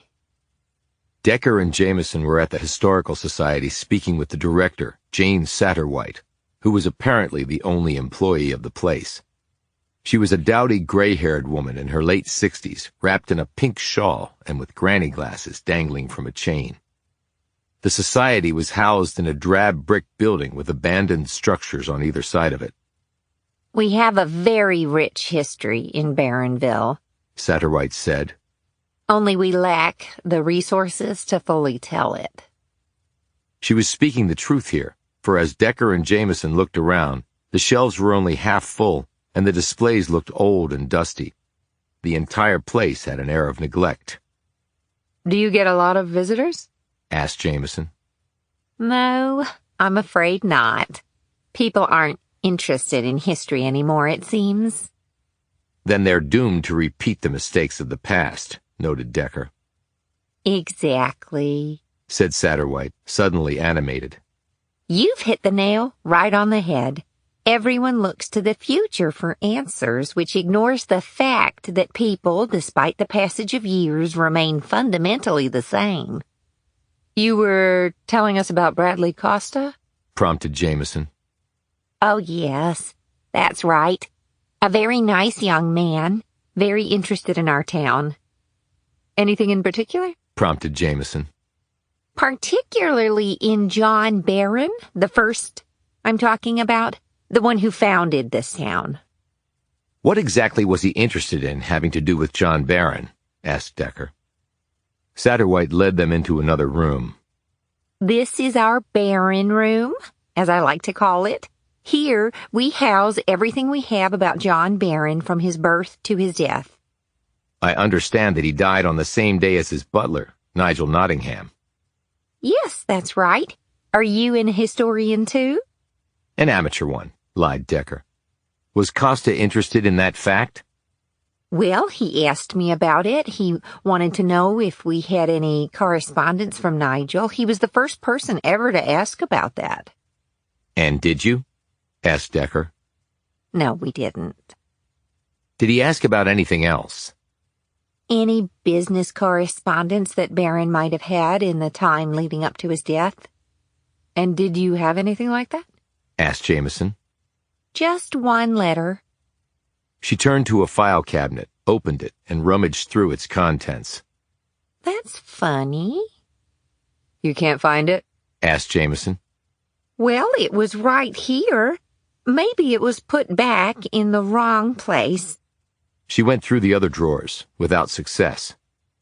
Well, that is strange. She said more to herself than to them. It's not here. When was the last time the letter was accessed? Asked Jamison. Why, when Mr. Costa was here. But I know that I put it back in here. Could anyone else have gotten to it? Well, I'm the only one here. We do leave the door unlocked during the day, though, so I guess if I'm in the back and someone comes in but doesn't call out to me, they could come in here without my knowing. But who would do that? Can you tell us what was in the letter? Asked Decker. Yes, because I read through it quite thoroughly when I got it out for Mr. Costa. It was nothing special. Barron had written to a company about the construction of another building at his textile mill. It had to do with the purchase of equipment, clay, lots of concrete, brick molds, those sorts of things. I didn't consider it important, really. It was just business. When was the letter dated? Asked Decker. About a year before his death. Was it a local company he was writing to? Asked Jamison. No, it was a company from Pittsburgh. Do you remember the name? Asked Jamison. Oh, let me think. Yes, that's right. O'Reilly and Sons. I remember because my mother-in-law's maiden name was O'Reilly. But I presume Costa was interested in the letter, said Decker, since you pulled it out for him. Well, yes, but that letter was really the only thing I could find about any business correspondence. We mostly had to rely on the Barron family for any such materials, and apparently they either didn't have much or else they didn't want to part with it. Well, thank you for your help, said Jamison. As they were walking back to their truck, she said, Well, that's strange that the letter went missing. Do you think Costa stole it? Maybe. Or maybe someone else did. I wish we had learned more.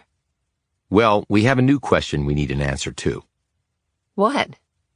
What did Barron the First really use the stuff he ordered for? Because it wasn't for a textile mill expansion. How do you know that?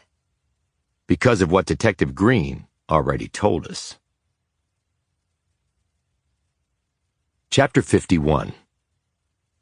We're executing a search warrant at John Barron's house, if you want to tag along. Decker stared blankly at Lassiter as she stood on the front porch of the Mitchells' house early the next morning. Where's your partner? He asked. Running down some other leads. I'm heading this effort up. Why a search warrant for Barron's place? Decker said sleepily. She had phoned him before coming over, which had allowed him to hastily dress and meet her on the porch. We have reason to believe he might be involved in the murders. she said. And why is that? Asked Jamison, who had just walked up next to Decker. He had told her about Lassiter's call. Jamison was still tugging down a sweater she had thrown on and brushed her sleep-tousled hair out of her eyes. Based on things your friend here told me, said Lassiter, indicating Decker. Barron knew at least 3 of the 4 Vicks. We know he knew Joyce Tanner and that Swanson was living in his potting shed. But who's the 3rd? Asked Decker. The bank holds the mortgage on Barron's home, and guess who the bank's point person on the loan was? Jamison said dully. Bradley Costa. You win the prize. So, he has connections to some of the victims, said Decker. I'm sure other people in town do too. And then there's the Toby Babbitt connection. That makes it 4 for 4. What connection? Said Decker sharply. I dug up an old arrest report. Toby Babbitt was charged with trespassing on Barron's property. What was he doing up there? Asked Jamison. He wouldn't say when the cops asked him. And Barron knew about this? He was the one who caught Babbitt up there and reported it to the police. So Barron knew all 4 victims. And what's your theory of the case? Asked Jamison. Well, the Costa angle is easy enough. The bank holds the mortgage. And as Decker also told me, Barron was into Greek mythology. Thanatos is the Greek god of death. And Joyce Tanner? He was supporting her financially. He was running out of money. Maybe she had some dirt on him, and that was why he was supporting her. So he kills her and writes that biblical crap on the wall about slavery. A financial slave, maybe. And Tanner was into the Bible in high school, something Barron well knew. Don't you think all of that is a bit of overkill? Said Decker. What do you mean? Asked Lassiter. Greek symbols, biblical verses, all things that could be traced back to Barron pretty easily. I did it just by looking in a yearbook. And that mortgage has been on his property for a long time. So why go out and kill a banker over it now? Because I learned he recently tried to get the debt refinanced at a lower rate because of cash flow issues, but the bank refused, meaning Costa refused. Consequently, he's in danger of losing the whole property if he can't make payments and the bank forecloses. Decker looked a little taken aback by these new facts. That still doesn't prove he killed the guy, and I still think it's way too overdone. Killers sometimes overthink things, Decker. They make simple complicated. They get too cute.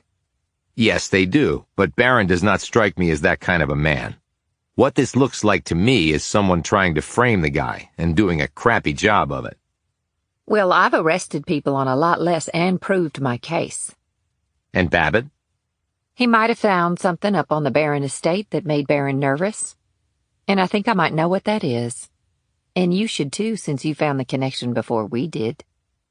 What? Asked Decker. Swanson was a drug dealer. What if he and Barron were in it together? Barron desperately needed money, and I doubt he would care where it came from. But then Swanson wants a bigger cut, or maybe gets cold feet, and is going to rat Barron out. So Swanson has to die, and so does Babbitt if he knew about it. In fact, Babbitt might have been buying drugs from them. That's all speculation, observed Decker. Which is why we're going to search the property, said Lassiter. To get the evidence to prove the speculation is actually true. You in or out? We're in, replied Decker, while Jamison looked on worriedly. Decker and Jamison followed Lassiter in 2 police vans up the hill to Barron's property. It was only 7 o'clock in the morning, and it was clear that Lassiter wanted to take Barron by surprise. Decker said, Barron lied to me, again. He flat out told me he didn't know Costa. Well, maybe they never met. It could have all been through letters or emails. That doesn't matter. The guy was going to foreclose. That's a motive for murder, and you know it, and he kept that from me. Do you really think Barron was selling drugs with Swanson? I don't know. A guy lies to me. That taints everything. But you don't think he really is the killer? I don't know that he isn't. But he just seems too... Too what? Nice? Eccentric? Good with magic tricks? That doesn't cut it, Alex, and you know it. Jamison sighed resignedly. Lassiter looked really happy. Considering her father died in prison because of what she believes the Barron family did to him, she would be. So nailing the last surviving Baron would be quite the prize for her. That's what I'm afraid of, said Decker. Chapter 52. Well, this is impressive, Barron said after he opened his front door, looking over the police officers massed behind Lassiter. He was dressed in an old robe and was barefoot. He glanced at Decker and Jamison, who were off to the side, but didn't say anything to them. Lassiter held up a piece of paper. Search warrant for the house, outbuildings, and grounds. I want you to sit down out here while we do it.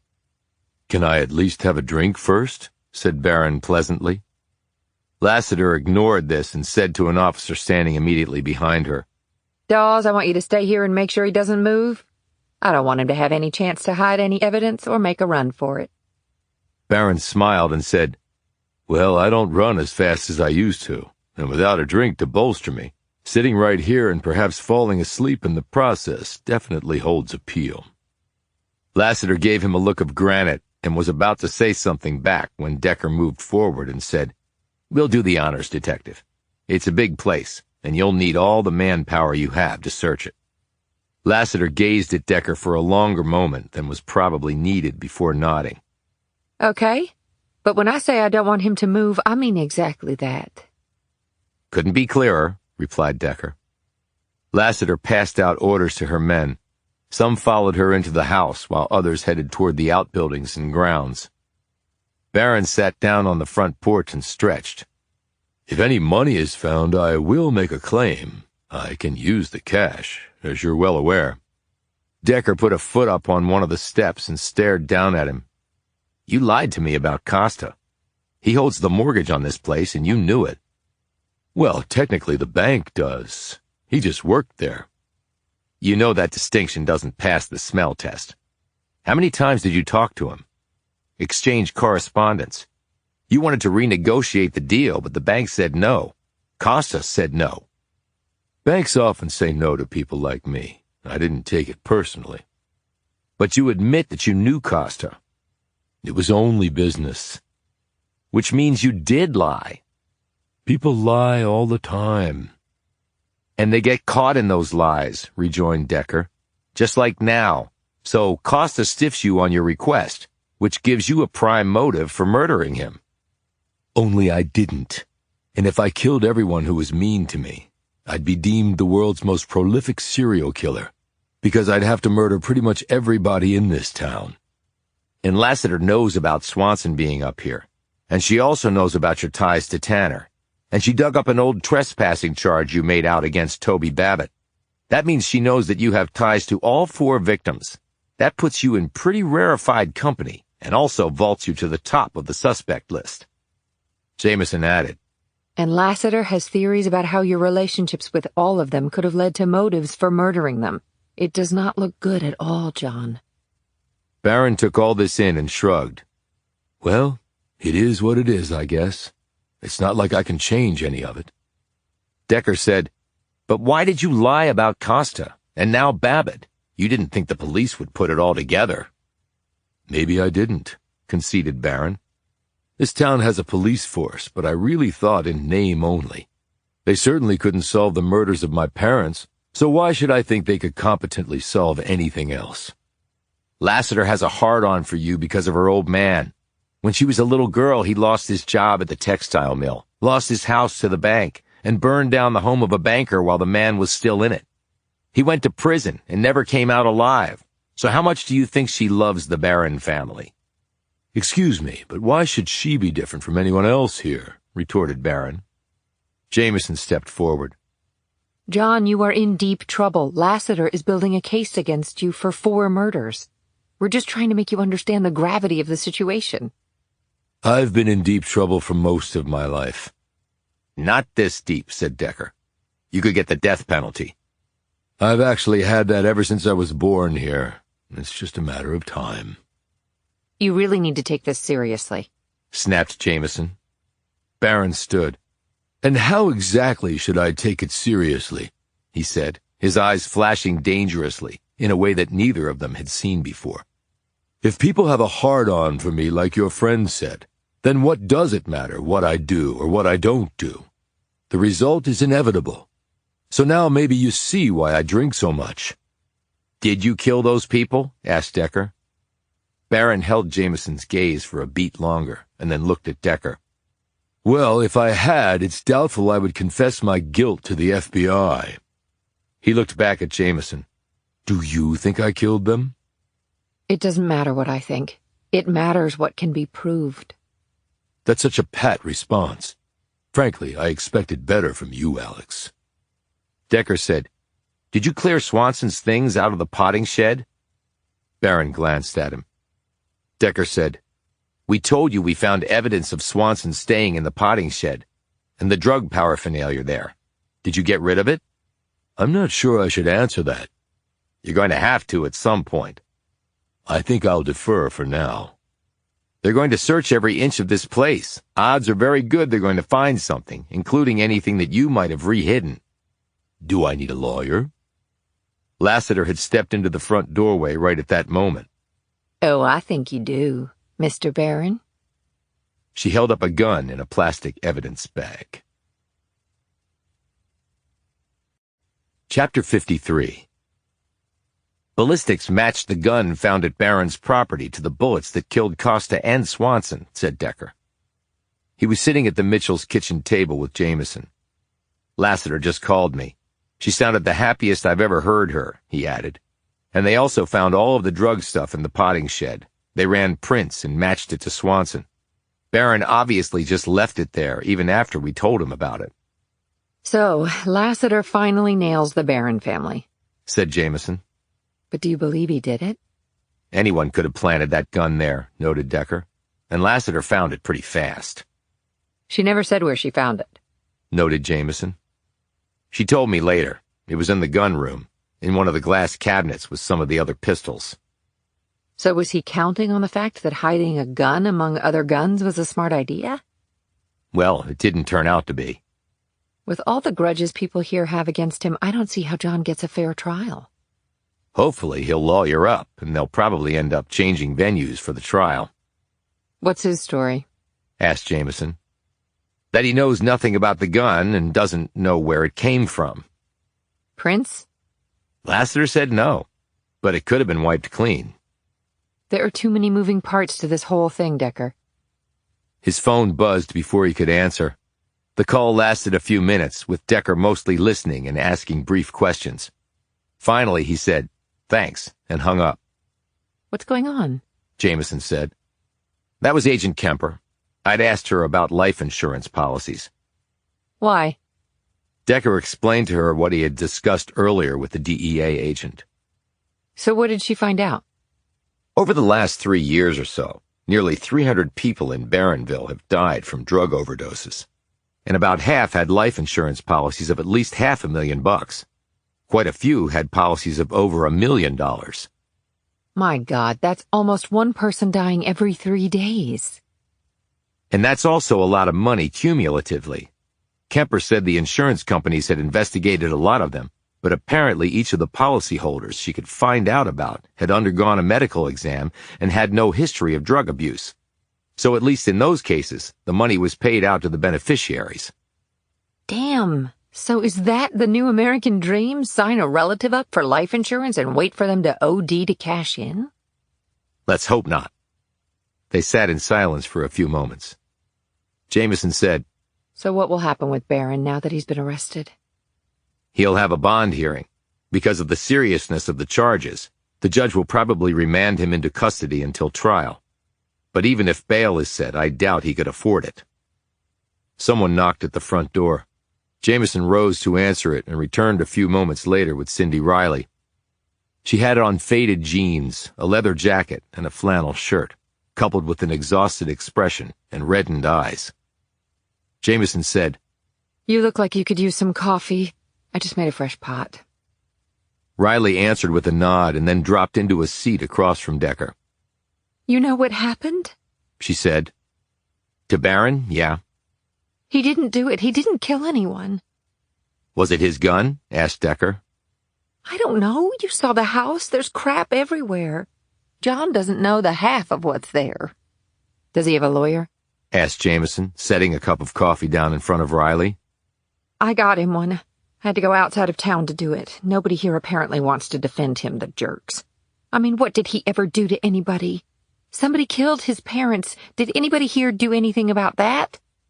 Have you talked to him? Asked Decker. Yes, at the jail. I'm really worried about him. He should be worried, said Decker. They're charging him with multiple murders. No, I don't mean just that. I mean that John seems to have finally given up. He's always been so positive. No matter the crap they throw at him here, he just brushes it off, turns it into a joke, and keeps going. Jamison sat down next to her. But not now. No, I think he believes this is it, that he's going to die in jail. They set bail because he's not a flight risk. I tried to pay it after his hearing, but he refused to let me. If he didn't do it, he won't be in jail long, said Decker. Riley glared at him. You're a cop. You should know that innocent people go to jail all the time. Not if we can prove that someone else is responsible, said Decker. Then he's home free. How do we do that? It's all we've been doing since we got here, said Jamison. And we've made some progress. Does Barron have alibis for any of the murders? Asked Decker. I talked to him about that and not really, no. Like you said, with some of them it's hard to tell exactly when they died. And John spends most of his time alone at his home, except for a couple of hours once a week at the bar. Decker nodded. Okay, then we have to approach it from another way to clear him.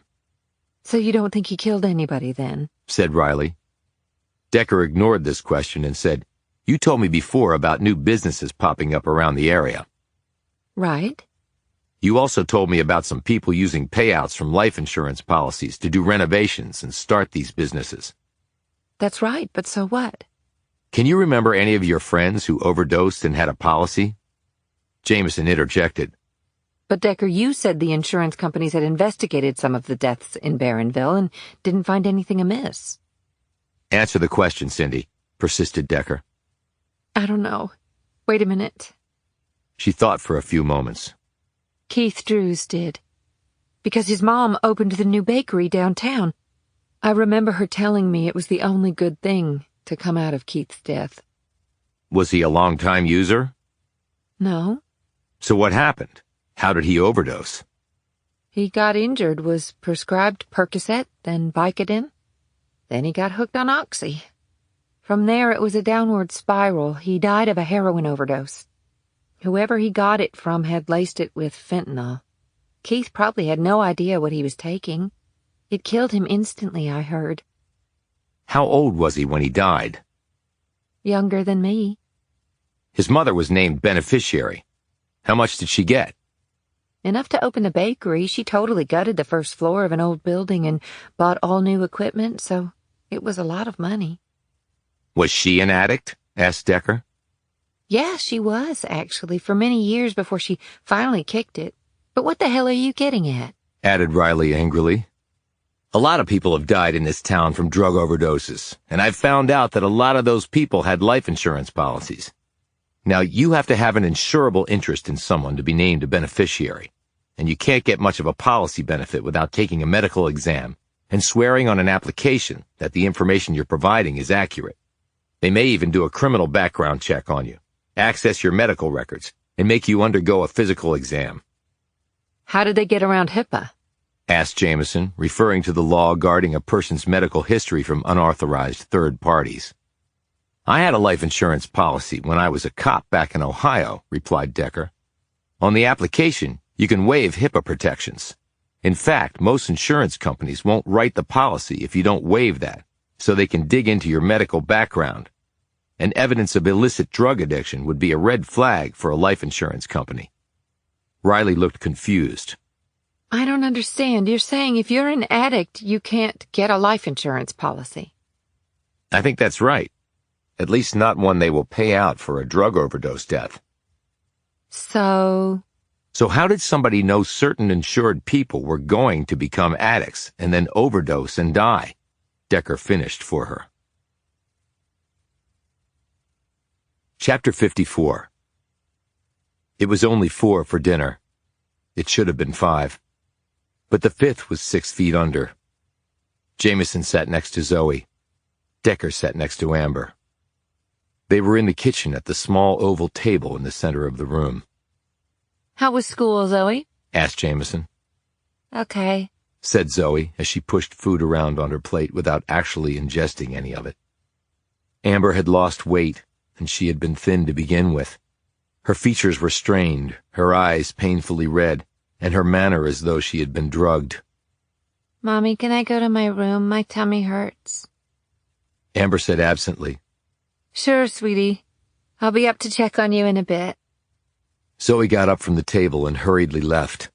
They could hear her shoes clattering up the stairs. She's not eating, said Amber miserably. Neither are you, sis, said Jamison. You've got to keep your strength up. Amber waved this off. I'm fine, just not hungry right now. Jamison glanced at Decker and then laid her fork down. What do you plan to do? Amber looked up from her plate. What do you mean? I mean, will you stay here or move? Amber looked at her sister incredulously. I haven't gotten that far. For God's sake, it hasn't even been a week since Frank died, Alex. I know, but I don't think there's anything keeping you here. You could move closer to family. They can help out. I've thought about that. Amber conceded. And even with the life insurance, I'll have to go back to work. I'm the breadwinner now. You are going to bring legal action against Maxis, right? Said Jamison. Damn straight I am. But to uproot Zoe again so soon, I'm just worried how that will affect her. A fresh start somewhere else might be best for her and you, replied Jamison. How can I be sure of that? Have you talked to Zoe about this? Interjected Decker. They both looked at him. Decker, she's only 6, said Jamison. That doesn't mean she doesn't have an opinion. I'm not sure she can possibly understand the circumstances, retorted Jamison. All I'm saying is that her mother should talk to her about it. If it's going to affect her, why not? Amber and her sister exchanged a glance. Amber said, I actually think he might be right. She rose from the table. I'll talk to Zoe, and then I'm going to bed. I'm just very tired. Jamison rose too and hugged her sister. I'm here for you, sweetie, whatever you need for as long as you need. Alex, you have your own life, and you have a job. You can't babysit us forever, not that I'd want you to. I'll get my life together, I have to. For Zoe. She glanced at Decker. Thanks for the advice, Amos. Decker nodded. She left the room, and Jamison sat back down. Decker rose and poured himself another cup of coffee. He sat down and drank some of it. You going soft on me, Decker? He looked at her. How do you mean? You're worrying about other people a lot lately. I investigate homicides. That means there are always lots of people to worry about. Do you think they should stay here or leave Barronville? I don't have a good answer for that, because I'm not them. But there's nothing for them here. Frank Mitchell is here, replied Decker. He's always going to be here now. Jamison changed color and looked down. Right. I guess I wasn't thinking about things that way. Decker took another sip of coffee and glanced out the small window into the dark. I didn't want to leave Burlington, and at the same time, I wanted to get the hell out of Burlington. My family was murdered there. They're both buried there. When I left, I felt like I was abandoning them.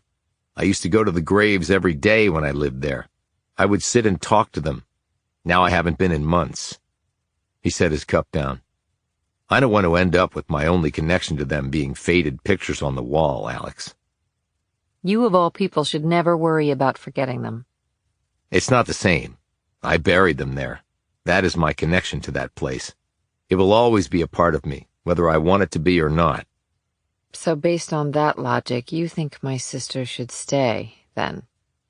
I think everybody is different. With that he rose, cleared the table, and he and Jamison loaded the dishwasher. Then he left the kitchen and went to his room. Decker opened his closet and pulled out 2 things, the construction drawings he had found in the hall closet. and the piece of graph paper he had uncovered at Toby Babbitt's trailer. After looking over the pages for about a half hour, he decided he needed something else in order to make sense of it. He left his room, walked down the hall, and knocked on the door.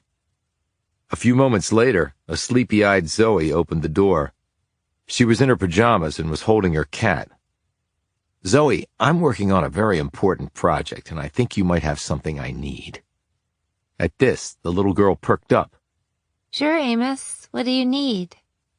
"A ruler. Do you have one?" She nodded, hurried over to a small white-painted desk set against one wall, and opened a drawer. She pulled out a green ruler and brought it over to him. "Thank you very much, Zoe," he said, taking it from her. You're welcome. Decker had turned to go, but then he faced her once more. "Did your mom talk to you?" She nodded. She asked me if I wanted to stay here or move someplace else. "And what did you tell your mom?" Zoe shrugged. Daddy's here. I don't want to leave him all alone. Decker knelt down so he was eye to eye with the little girl. "I can understand that." Zoe stared back at him. You told me that when I visited Daddy, he would know I was there. That he would know here. She touched the center of her small chest. "Yes, I did." So I can't leave him, or else he'd be sad. He would be sad here. She touched the center of Decker's chest. Right? Now Decker wouldn't meet her gaze. "Right." She yawned. "You better go get some sleep, okay?" Okay, Amos. Zoe gave him a hug and he quietly returned to his room, his gaze downcast. Life really is a bitch sometimes. He sat down on his bed and looked at the plans spread out there. Then he looked down at the ruler. Written on it in Sharpie was the name Zoe Mitchell. He got up and walked over to the window and looked out over a town that was in despair, but that was perhaps slowly coming back. But at what price? And how many more people were going to die before it was back? He turned his head in the direction of Zoe's room. Should they stay or should they go? It would be very easy to say they should go. Flee the violence and danger. Go to a safer place. But where exactly was that anymore? "I guess if I have any purpose in life, it's to help make sure there are safe places left to go." With that thought in mind, he sat down and used the ruler to go over every dimension of the construction drawings and Toby Babbitt's version of the same. He used paper and pen to make his calculations, and when he was done, he had found only a single discrepancy between the two documents. But what a discrepancy it was. Chapter 55. "Can I see Mr. Ross, please?" said Decker. He showed his credentials to the woman at the front desk of the fulfillment center. "He knows me. I've been here before." It was the next morning, and Decker had driven here at a very specific time.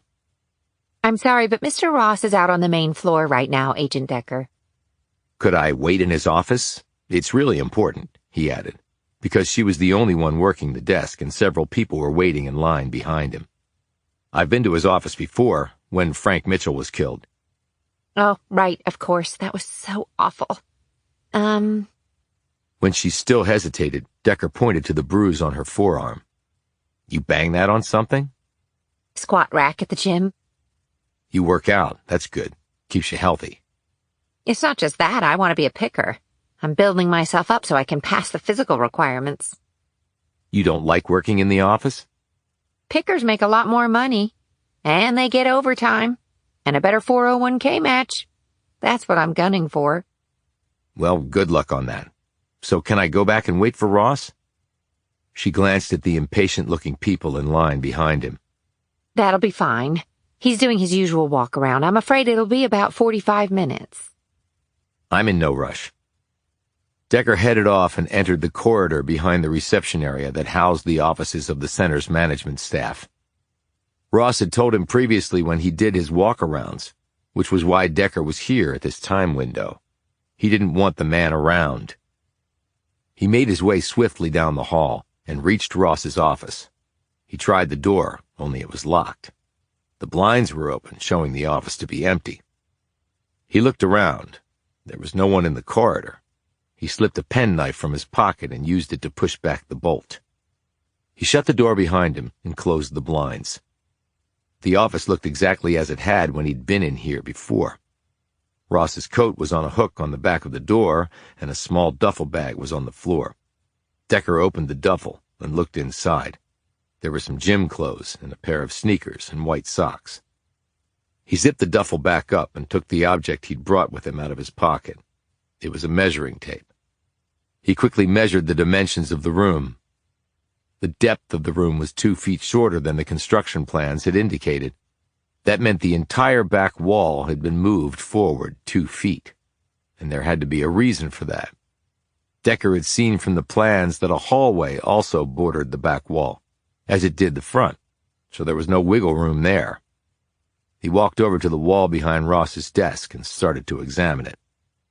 He had seen before that this wall was paneled wood with elaborate moldings, with a boxed Pittsburgh Steelers jersey hanging on one section.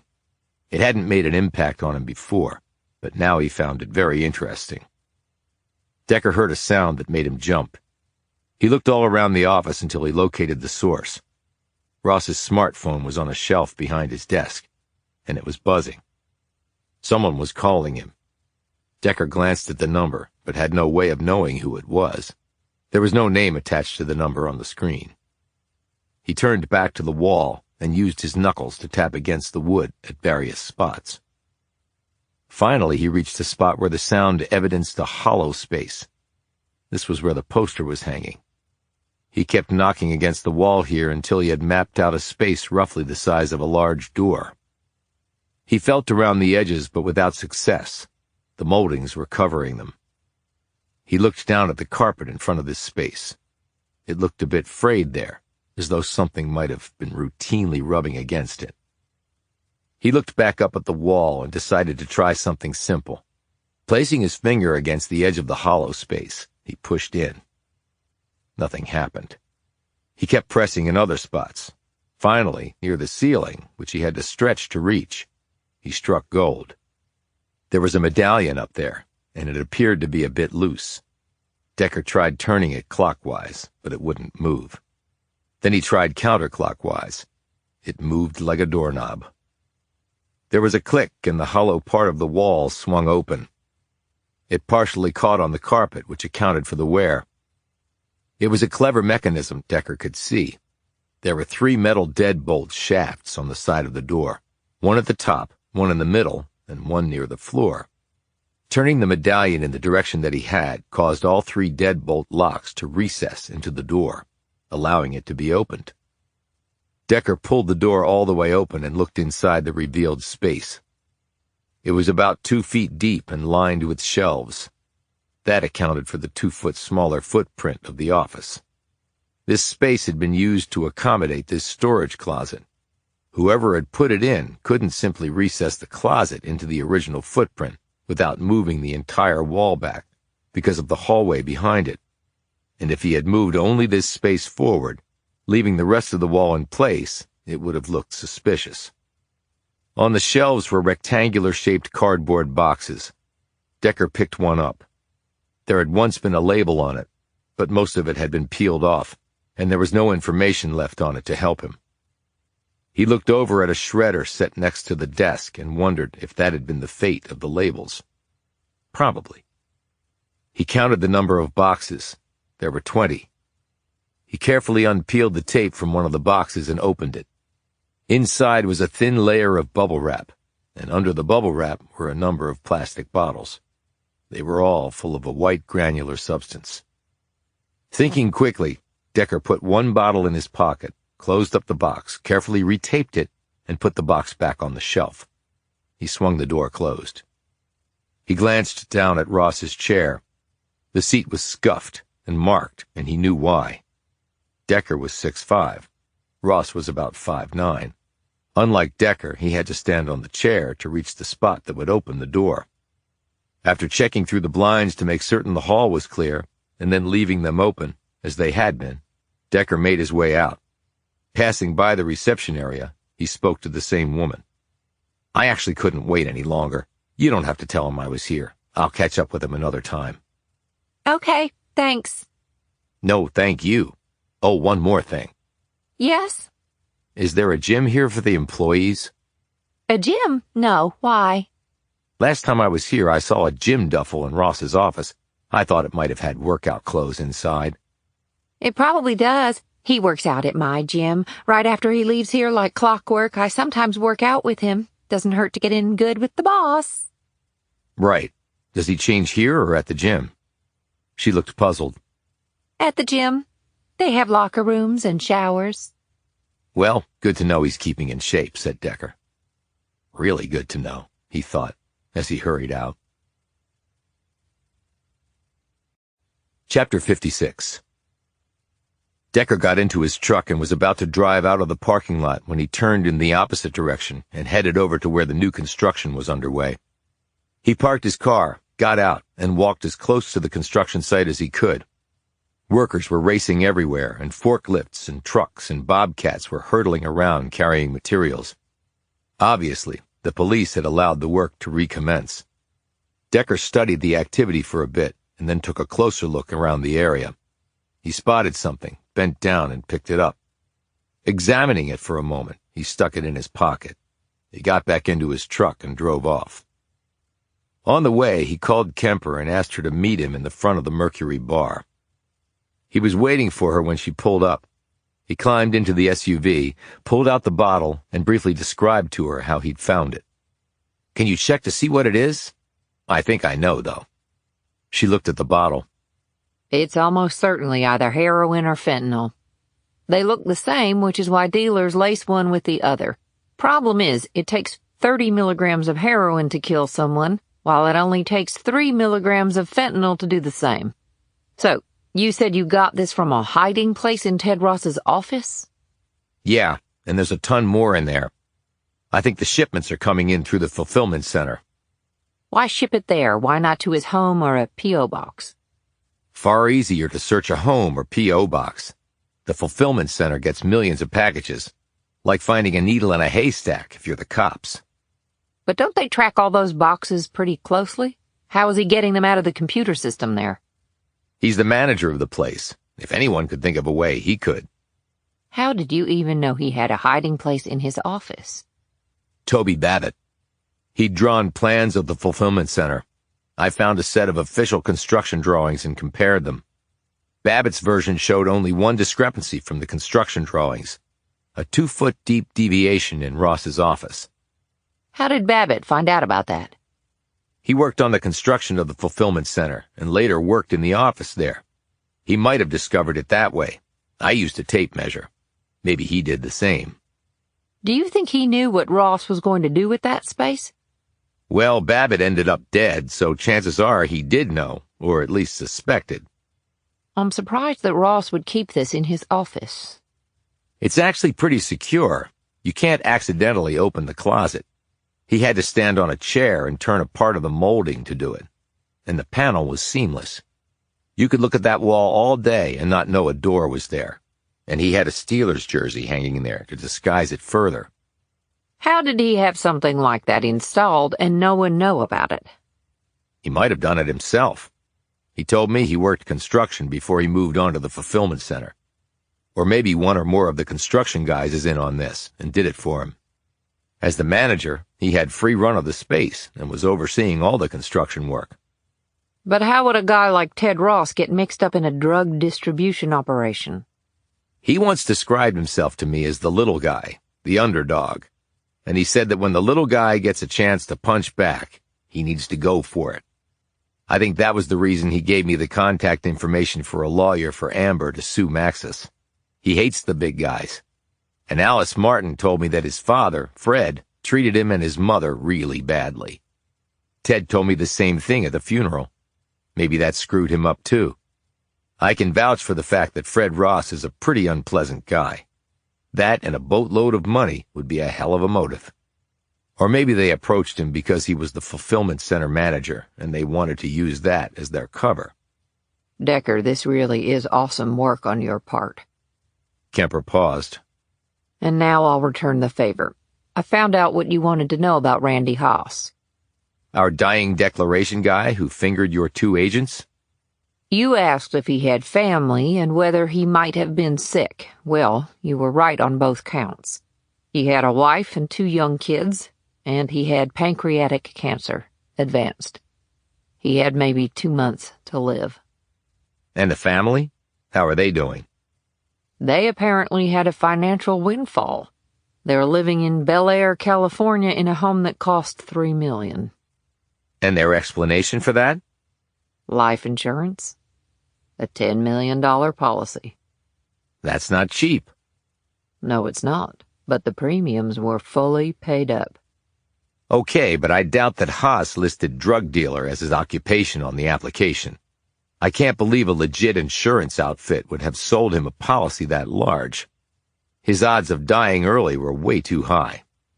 The policy wasn't written by an American company. It was an overseas outfit that we've tried to find out about.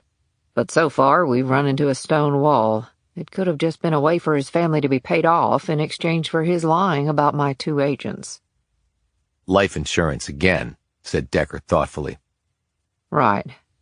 But how'd you know we'd find out Haas was terminal? Because I believed he lied about your guys. He set them up to take the fall. They weren't rogue. I think they had stumbled onto what was happening here in Barronville, and they had to be taken out.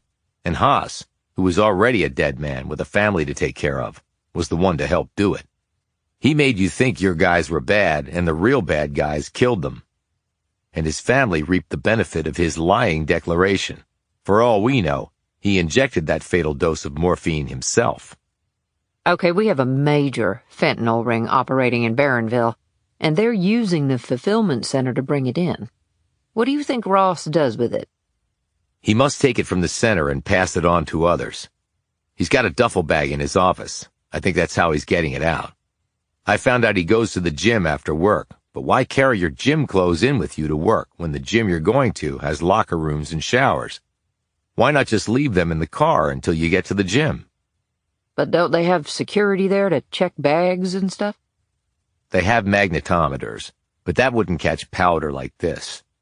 Now they do search bags, but I'm betting the duffel has a false bottom. I opened it up when I was in his office, and it seemed to be shallow for how large the bag was.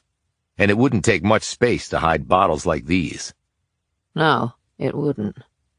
Decker indicated the bottle. So educate me on the economics of this. The cost to make a kilo of heroin and a kilo of fentanyl is about the same. About $3 to $4 grand. A kilo of heroin will fetch $60,000 on the streets. But because fentanyl is so much more potent, 1 kilo of fentanyl can be made into about 24 total kilos of drug product, making it far more lucrative than heroin. And a kilo of fentanyl can produce nearly 700,000 pills that sell for about $25 each. She looked more closely at the bottle. This is about 5,000 milligrams of powder. There were 20 boxes in his office. The one I opened had 5 bottles inside. If all the others had the same number of bottles, what would that be worth on the street? If it is fentanyl, you're looking at nearly $9 million sitting in the guy's office. I wonder how many shipments are coming through there. I wonder, too, said Kemper worriedly. Why does it strike me that the dollar amounts we're talking about make this seem less like a small-town conspiracy and more like an international one? She nodded. You just read my mind, Decker. I can tell you that the Mexican cartels are all in on fentanyl. They either import it directly from China, where it's manufactured both illegally and by legit pharma corporations, or they buy the stuff they need to make it from the Chinese and do the lab work themselves. They sell it in powder form, like in this bottle, or they cut it with heroin. But they're also pressing millions of fentanyl pills. And the thing with fentanyl, when you put it in pills, the dealers usually have no idea it's in there. And the consumers don't either. But people who don't want to snort or smoke something because they're afraid, or it makes them feel like addicts, will take a pill because they think it's safer. And it feels more legit. You know, sort of like taking a prescription. The pills will look like an oxycodone pill, or you can cut it with Xanax or other pain pills. They're even stamped with the dosage amount of 80 because that's a typical dose of oxy. Shady 80s, they're called on the street. As I said, they can cost about $25 a pill, and a typical addict will take 20 pills a day. $500 a day. Expensive habit. I've arrested dealers who routinely sell a minimum of 1,000 pills a day. That much is called a boat on the street, and there are dealers who do a lot more than that. Decker looked at the powder. Do you think the plan is to make pills from the powder? That would be my guess, which means this powder is going to a pill press operation probably somewhere close by. I mean, why else ship the stuff to a place like this? How much space would it need? You can do it in your bedroom or the back room of a legit business. But they would need to bring in equipment. That would include a pill press, quarter or half-ton or bigger, depending on your output requirements. A quarter-ton unit can produce 3,000 or 4,000 pills an hour, and you need people to process and package this stuff. You have to be careful while handling it. I've had local cops go in on drug busts and touch the fentanyl without using gloves. Next thing you know, they're on the floor turning blue. It's that dangerous. Well, there are a lot of empty buildings around here. In fact, I was thinking about the empty house where your two guys were found. With a whole house, you could probably have a bunch of pill presses going. And that would explain why the power was turned on, even though no one was living there. Kemper's eyes widened. You think? Like I told you before, they probably had a drone flying over the street that night. Yeah, but you never told me why. I think maybe they were moving out equipment and then moving in the bodies, and they wanted to make sure no one was watching or coming that way. Best way to check for that was by aerial surveillance, and that's what drones can do really well. Then we need to go over the space again to see if they left behind any trace of a pill press operation. I checked the house next door, too, where I shot Brian Collins. That place is empty as well, and has the electricity turned on, too. And the old man who lived across the street? Dan Bond might have heard something, and they needed to get rid of him. They probably picked that street because it was nearly empty. In fact, only 3 people lived there, including him. And Fred Ross is the father of the guy with all the drugs. So what's your suggestion? Do we go in and bust Ted Ross? We bust him. Chances are good everybody else gets away. And you can't get a search warrant based on what I told you, because I had no probable cause to do what I did today in his office. But when he checks his stash, won't he know a bottle is missing? He might think they just shortchanged him, but we'll need to watch him. If it looks like he's onto it, we'll need to pick him up. Okay, I'll get people on that. What are you going to do? We know the end game here now. Drugs. Now I just have to find the rest of the pieces. Do you think all the other murders are tied to this? Yes, I do. But there might be something else going on here. Like what? As soon as I know, I'll tell you. Chapter 57. I take it you couldn't make bail? It was the next day, and Decker and Jamison were sitting across from John Barron in the visitors' room at the Barronville jail. Decker had told Jamison what he had found in Ted Ross's office and about his meeting with Agent Kemper. Barron was in a white prison jumpsuit. He was unshaven and his hair was in disarray. He looked like he hadn't slept much. That's right. No, that's not right. Cindy Riley tried to post bail for you after your hearing, but you refused. It's not her problem. She hired me a lawyer. She shouldn't have to waste more of her money on me. Very noble of you, said Decker. But I don't think nobleness is going to get you out of this. But the truth might. Barron said sharply, Meaning I've lied to you? I've admitted that. I'm not necessarily talking about you. I'm speaking more generally. So why are you here then, generally speaking? It's pretty clear to me that Bradley Costa came to town because he thought he knew where a treasure left behind by your namesake was located. And I thought I made it very clear that I don't believe that there is a treasure. It would have been found by now. But let's assume there is a treasure, just for argument's sake. Barron sighed, sat back in the molded plastic chair, and said, Okay, it's not like I have anything else to do right now. If the treasure is located on your property somewhere, it would be difficult for someone to go up there and take it, I would imagine. Depends on what it was. I don't think we're talking paper. That would degrade over time. And I think your namesake would have wanted something that would be around for the long haul. Why would he care? He'd be dead.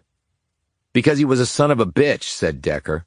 He didn't want his family getting his money. In fact, a letter I read from Nigel Nottingham to his son said that your ancestor considered his children unworthy of his fortune. Baron mulled over this statement and shrugged. I didn't learn how desperate things really were until my parents died. It wasn't until then that I found out the house had been mortgaged to the hilt, and there was really no cash in the bank. I just assumed that preceding generations had simply squandered it. But I did some digging and learned that there just wasn't a lot of money left by Baron I to his heirs. So if he was so successful, where did all the money go? Asked Jamison. My father talked to me about it once. He apparently had looked into it as well. With him being a lawyer, he knew where to look, so to speak. After examining the matter, he told me that Baron had largely cashed out from the businesses, meaning he had borrowed heavily against his assets. That was a double whammy for his heirs. The businesses would be heavily indebted, and there was little liquidity to support that debt. Maybe that's what the treasure is, the missing money, said Jamison. Baron looked at her. There's no treasure, Alex. Why not? Because lots of my ancestors have looked for it. You saw all the holes in the walls, and the grounds were all dug up too. My father told me it was like someone had been mining on the property. If there was treasure, I'm sure it would have been found by now. Why would they have even assumed there was a treasure? Asked Jamison. Baron said, I don't know for sure, of course, but I guess because they couldn't believe what they inherited was all there was. And maybe, like Decker said, they thought Baron was trying to screw them. The businesses were still operating when he died, said Decker. Yes, but they all petered out from a combination of a lack of capital and Baron's heirs not being nearly as good at business as he was. Decker said, That brings me back to my original question. If there is treasure up there, it would be pretty hard for someone to look for it without you knowing, right? Well, I'm almost always there, and when I'm gone, it's only for a couple hours. And you can't access the grounds without coming right past the front door. And you still own the place, right? Of course I do. But if you get convicted of murder, what happens? You know damn well what happens. I go to prison. Jamison interjected. No, he means what happens to the property, the house. Baron's brows knitted together. Oh, I see. Well, I'm barely keeping my head above water. I wouldn't be able to work in prison, so my income, little though it is, dries up. You could sell some of your personal assets, like the old guns you showed us. It's not just that. What else? Well, although Brad Costa denied my most recent request, I did manage to refinance the mortgage a year or so ago. The bank gave me a slightly lower interest rate, but there was language added. What sort of language? Asked Jamison. A moral turpitude clause. The estate possibly could be designated as a historic site. That gives it value. But any sort of scandal would lessen the worth of the property, and that added value was factored into my refinancing request. Jamison said, So are you saying that if you were arrested and convicted of a crime, the bank would be able to declare an event of default, and they could foreclose and sell off the property to the highest bidder, even if I could continue to make the payments on the mortgage? But why would they care if you could still make the payments? Said Jamison. Because the collateral for the loan is the house. If I committed a serious crime, they argued that it would diminish the marketability and value of that collateral. Thus, they wanted the right to find me in default so they could try to salvage that asset. Baron eyed Decker. You don't seem surprised by this. I'm not. Why not? If you didn't commit the murders, then someone was trying awfully hard to see that you were blamed for them. You knew or had contact with all 4 victims. This wasn't apparent for all of them. It required some digging on our part, and you didn't help yourself by lying to us. Obviously. So whoever did kill them didn't want to make it seem too easy. Why not? Asked Jamison. Because we would have come to the conclusion that someone was framing Barron. And is that the conclusion you've now reached? Asked Barron. I'm getting there. How much is the mortgage on the property? A lot. So whoever wanted to buy out the mortgage would have to have deep pockets. Yes, the bank will take less money for it, but not a lot less. And Costa knew all this. He was the one who did the New Deal, including the moral turpitude clause. As I said, when I went back to him later for another extension at a lower rate and better terms, he refused. Jamison said, Do you think Costa was planning to somehow buy the mortgage off and get the property that way? Then he would own the place and be able to look for the treasure at his leisure. I think that was his plan, but I also think he already knew where the treasure was, said Decker. Barron sat up straighter. What? Then where is it? I'm not sure, but he nicked a letter from the Historical Society that I think provided him with the answer. Jamison said, But Decker, Costa couldn't buy the property himself, could he? That would be like self-dealing. There have to be bank regulations prohibiting that. I'm sure there are, said Decker, which is why he was going to need a straw man. Somebody to buy the property in their name and then let him go up there and get the treasure? Yes. He probably offered the person a percentage of the take. So now we have to find that person, said Jamison. Yes, we do, because that person also murdered Babbitt, Tanner, Swanson, and Bradley Costa. He paused and looked at Jamison. And I think they murdered Frank, too. Chapter 58. As they were driving back to the Mitchells, Jamison blurted out, If you thought they had Frank killed, why didn't you tell me? I told you before that I suspected his death might not be an accident. Yeah, but now you sound a lot more sure. That's because I am a lot more sure. But why would they kill Frank? He saw something he shouldn't have, probably. But it was the robot that killed him. But people control robots, and what if it did exactly as it was programmed to do while Frank was standing next to it? Before Jamison could answer, Decker's phone rang. It was Kemper. We just did a quick down and dirty on the two houses. Both tested positive for traces of heroin and fentanyl. Decker, I don't know how long I can sit on this. We need just a little more time. Have you been keeping Ross under surveillance? Yeah, he left yesterday with his duffel, and I'm betting there wasn't just gym clothes in there. He went into a number of buildings, including the gym. It would have been too conspicuous for us to follow him inside. He came back out each time with the duffel, but there's no guarantee that the pill bottles were still in there. So there's evidence that probably just went poof. We'll nail these guys, Agent Kemper. We better, because if we don't, my career is over. I just need you to understand that we're running out of time. She clicked off, and Decker looked at Jamison, who had obviously overheard the DEA agent's strident tones. She sounds a little panicked, said Jamison. Yeah, I guess, Decker said vaguely. Don't you ever panic, Decker? Never saw the value. We can't tell Amber your theory about Frank, not until we're sure. I know that. The skies opened up and a fine rain began to fall.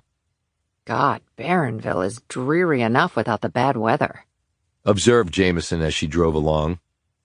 Dreary with bright spots, amended Decker. Look over there at that bakery.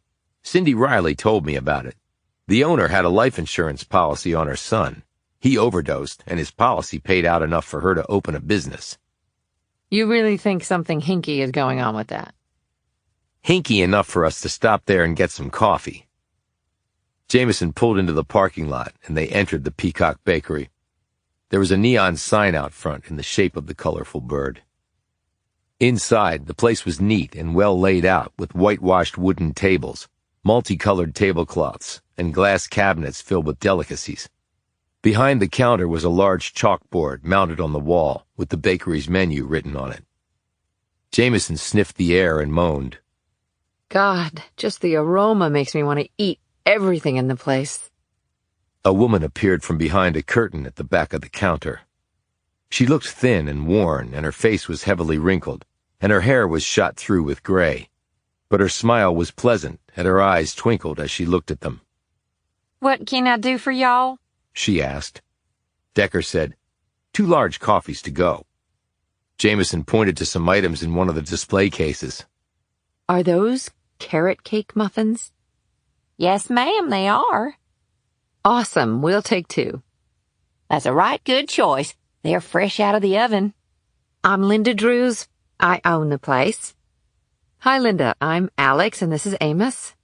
So, why name the place the Peacock Bakery?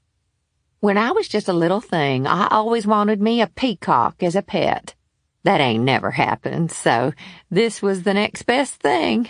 And the sign sure is eye-catching, or so folks tell me. As Drews prepared their order, Decker said, "This place looks pretty new." Open less than a year. I always loved to bake, so why not make money off it?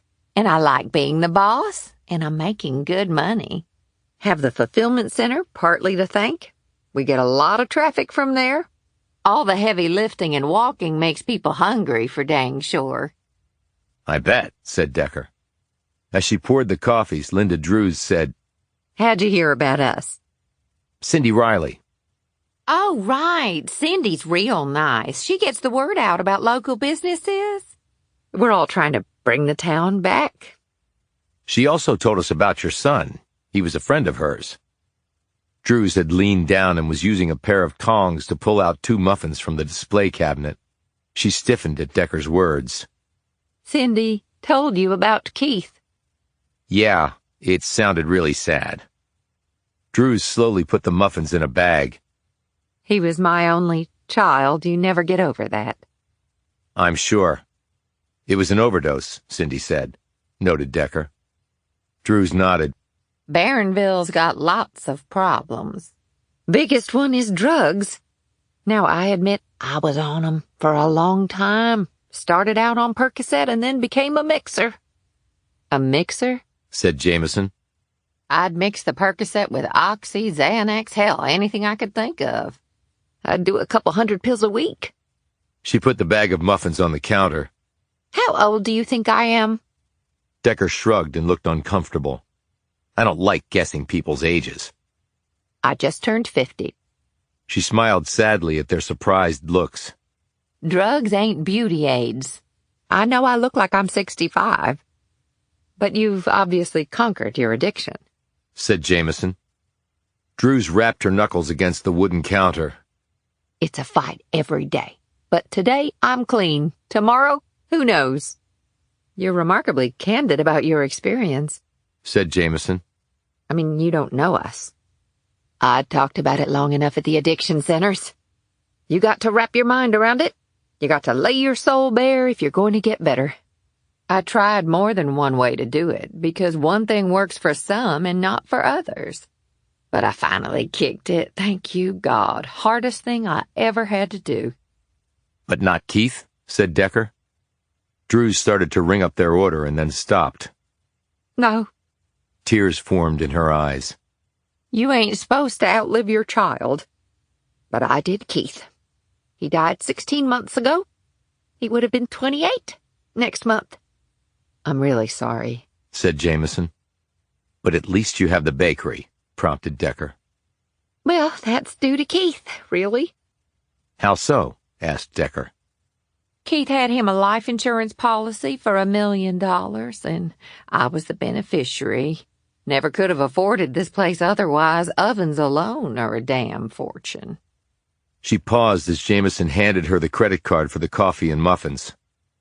I'd rather have my son, she said dully. Well, it was lucky that he had a policy, said Decker. I guess he had it through work, maybe.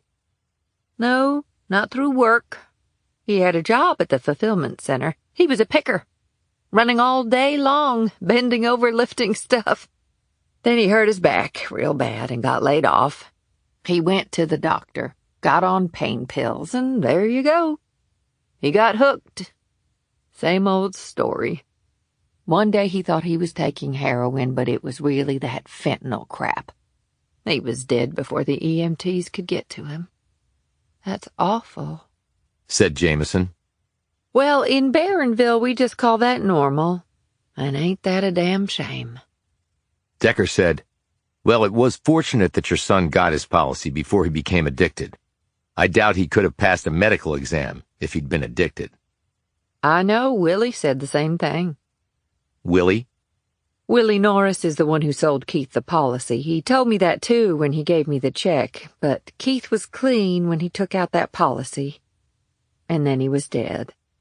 So he took out the policy after he injured himself? And for $1 million? Yeah. He heard it was a good idea. See, he wanted to get rehired at the fulfillment center, and that place can be dangerous. What with all them robots and such. Someone just got killed by one of them suckers. Did you know that? Yeah, we heard, said Jamison quickly. Who suggested your son get life insurance? Was it this Willie Norris? I don't know exactly, but I guess some good came out of Keith's death. I was able to bury him proper with the money and then open this place. She rubbed her eyes. I hope you enjoy the muffins and spread the word. Jamison said, Do you have the contact information for Mr. Norris? My sister just lost her husband, and I'm thinking she might need some life insurance. She has a young daughter. Oh, sure, you got to think about that stuff, 'cause you just never know in this old world. Linda Drews rummaged around in a drawer and pulled out a business card. Here's the information. It's about a mile from here. Willie's a good guy. Lived here forever, just like me. Jamison looked down at the card. Thanks a lot. She put a 5 in the tip jar on the counter. Thank you, said Drews. Decker looked the place over. I hope you make it, he said. Me too, Drews replied. 'Cause this is all I got left. Chapter 59. Jamison handed Decker the business card as they climbed into the truck. It does make you wonder, he said. What? She asked. Keith Drews loses his job and then he buys life insurance. But Linda said he bought the policy after he hurt his back. That means he would have been on the painkillers. Maybe he wasn't addicted then. Maybe not, said Decker doubtfully. Do we go see Willie Norris now? No, that'll keep. Right now, let's drive around a bit, have our coffee and muffins, and talk some things through. Okay, shoot. Then she bit into her muffin and moaned. Oh, God, I'm going to need a cigarette. Yeah, well, hold that thought. He took a bite of muffin and a sip of his coffee. He said, Costa, Tanner, Swanson, and Babbitt. Let's take them one by one and see where we stand. Okay. Bradley Costa figured out where the Barron treasure was and came to town to get it. He got hired by the bank that held the mortgage on the property. You think he planned it that way? Decker nodded and took a moment to wipe cream off his lips. I'm sure he did his research and joined the bank because it held the mortgage. He was a hotshot Wall Street type. How many of those do you think come to places like this? 0. So he renegotiated the deal with Barron and put in the moral turpitude clause. And then do you think he proceeded to frame Barron for the murders? No, for the simple fact that he ended up being murdered. I think he might have had some scheme in mind to nail Barron on the moral turpitude clause. It didn't have to be murder. It could have been drugs. Maybe he knew about Swanson squatting up there and keeping his drug stash in the potting shed. Then Barron goes to jail and the loan is called, the property foreclosed, and the straw man buys the property. Then they get the treasure. But the straw man double-crossed Costa and killed him so he wouldn't have to split the treasure. And then he completed the original plan to frame Barron by murdering 4 people. In that way, with Costa, he killed 2 birds with 1 stone. But that's all speculation. I'm going on probabilities. Okay, and Swanson died because he was squatting on Barron's property. And he was also a drug dealer, which, like you said, would probably trigger the morals clause if they could tie Barron to drug dealing. Decker nodded. And they wouldn't want Swanson around on the property while they looked for the treasure. Again, 2 birds with 1 stone. They get him off the property and use his murder to frame Barron. That makes sense. You remember the nail we found in Tanner's car tire? Yeah. Well, when I was at the fulfillment center, I drove around to the new section they're building. Guess what I found? He pulled from his jacket pocket the object he'd found in the parking lot and held it up. It looks like the nail you found in Tanner's tire. It's exactly the same. You think Tanner was at the fulfillment center? I think her car was there. You think she was kidnapped from there? I don't know, but Tanner had a connection to Barron. She was his ex-girlfriend. He was helping her financially. That's why she was killed. And Babbitt? He'd trespassed on Barron's property, like Lassiter said. Why? Maybe looking for the treasure? But how could he have known about that? It's a small town. He might have heard something. And a treasure is a big incentive. Do you think Babbitt also knew about the drug ring? It's certainly possible, said Decker. At the very least, he might have suspected what was going on at the fulfillment center with Ross.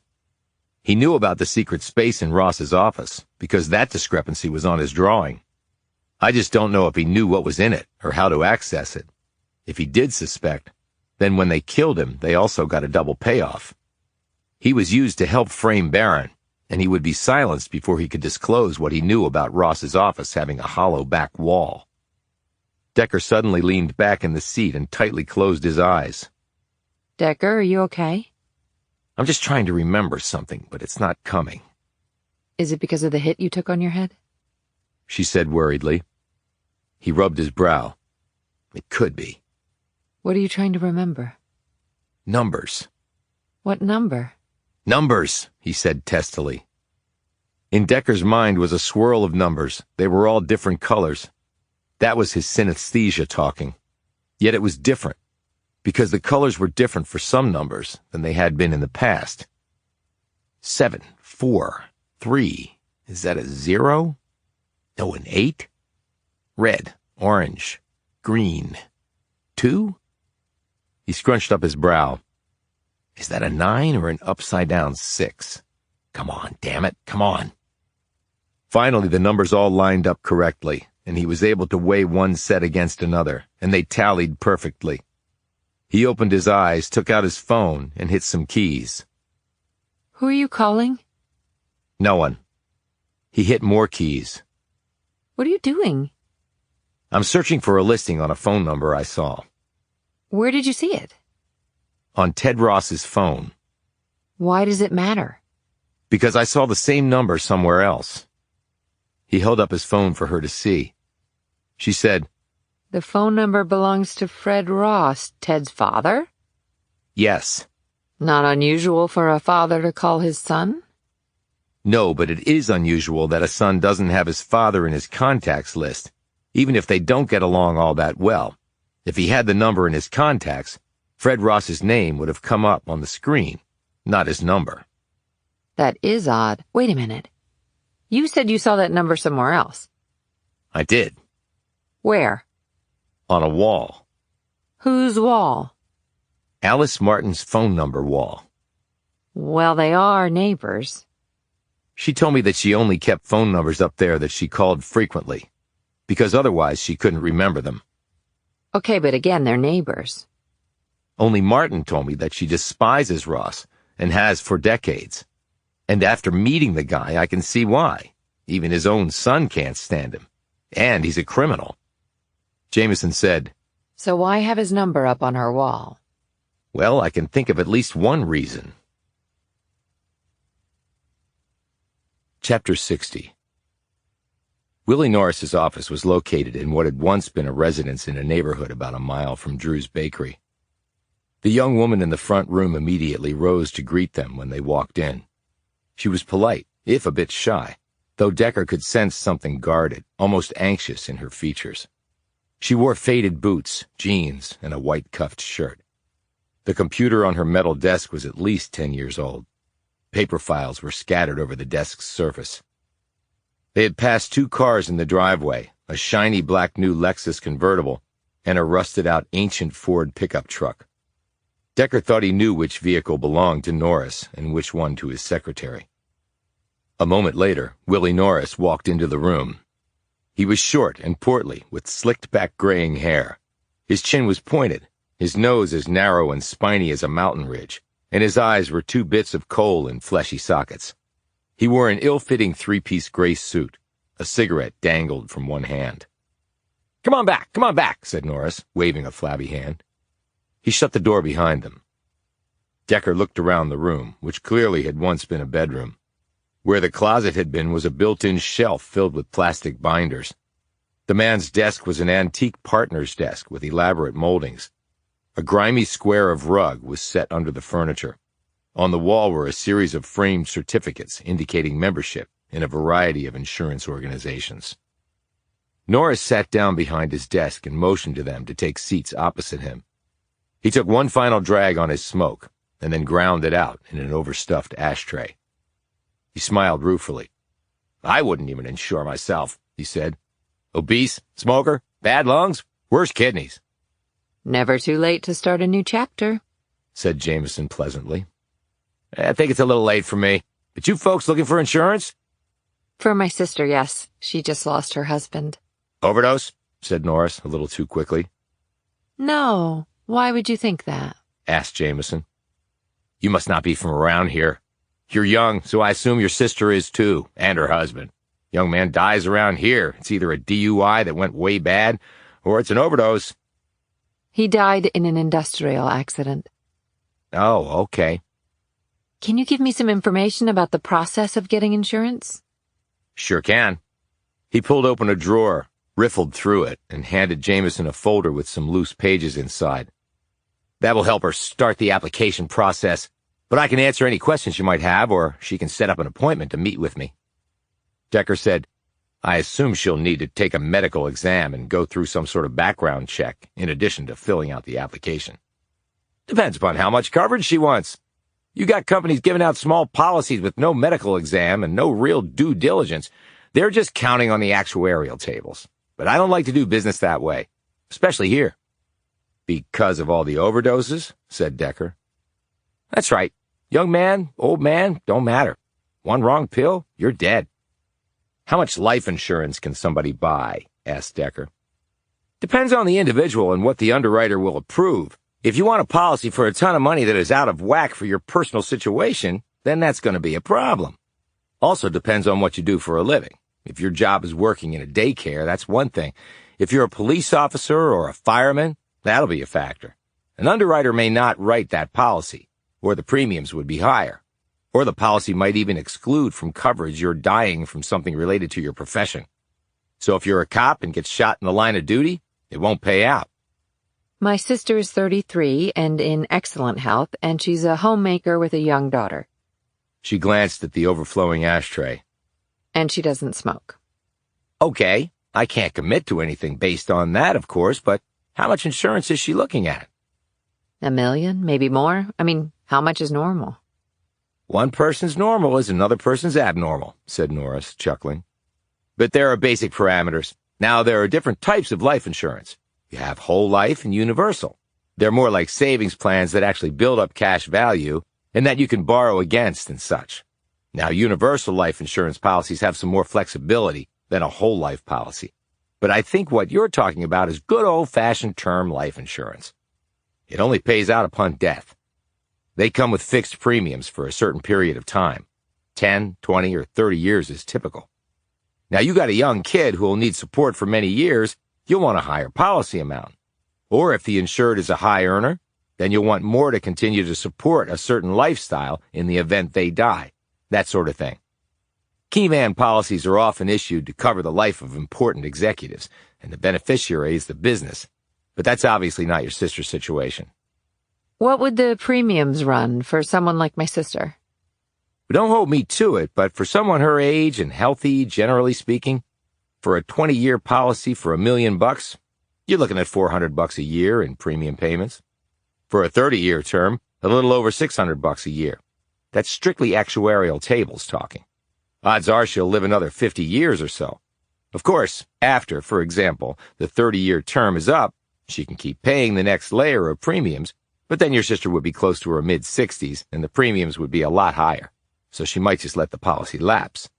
That way the insurance company has collected 20 or 30 years worth of premiums from the insured and not paid out a dime. Nice business if you can get it, noted Jamison. Selling insurance is a for-profit business after all, Norris said, with a laugh tacked on. Jamison glanced at Decker and then said to Norris, Thanks, I'll give these materials to my sister and she can follow up with you. Sounds good. Norris rose. However, Decker remained sitting and said, We were referred to you by Linda Drews. Norris slowly sat back down. Oh, right. He shook his head sadly. That was tough. Her son dying like that.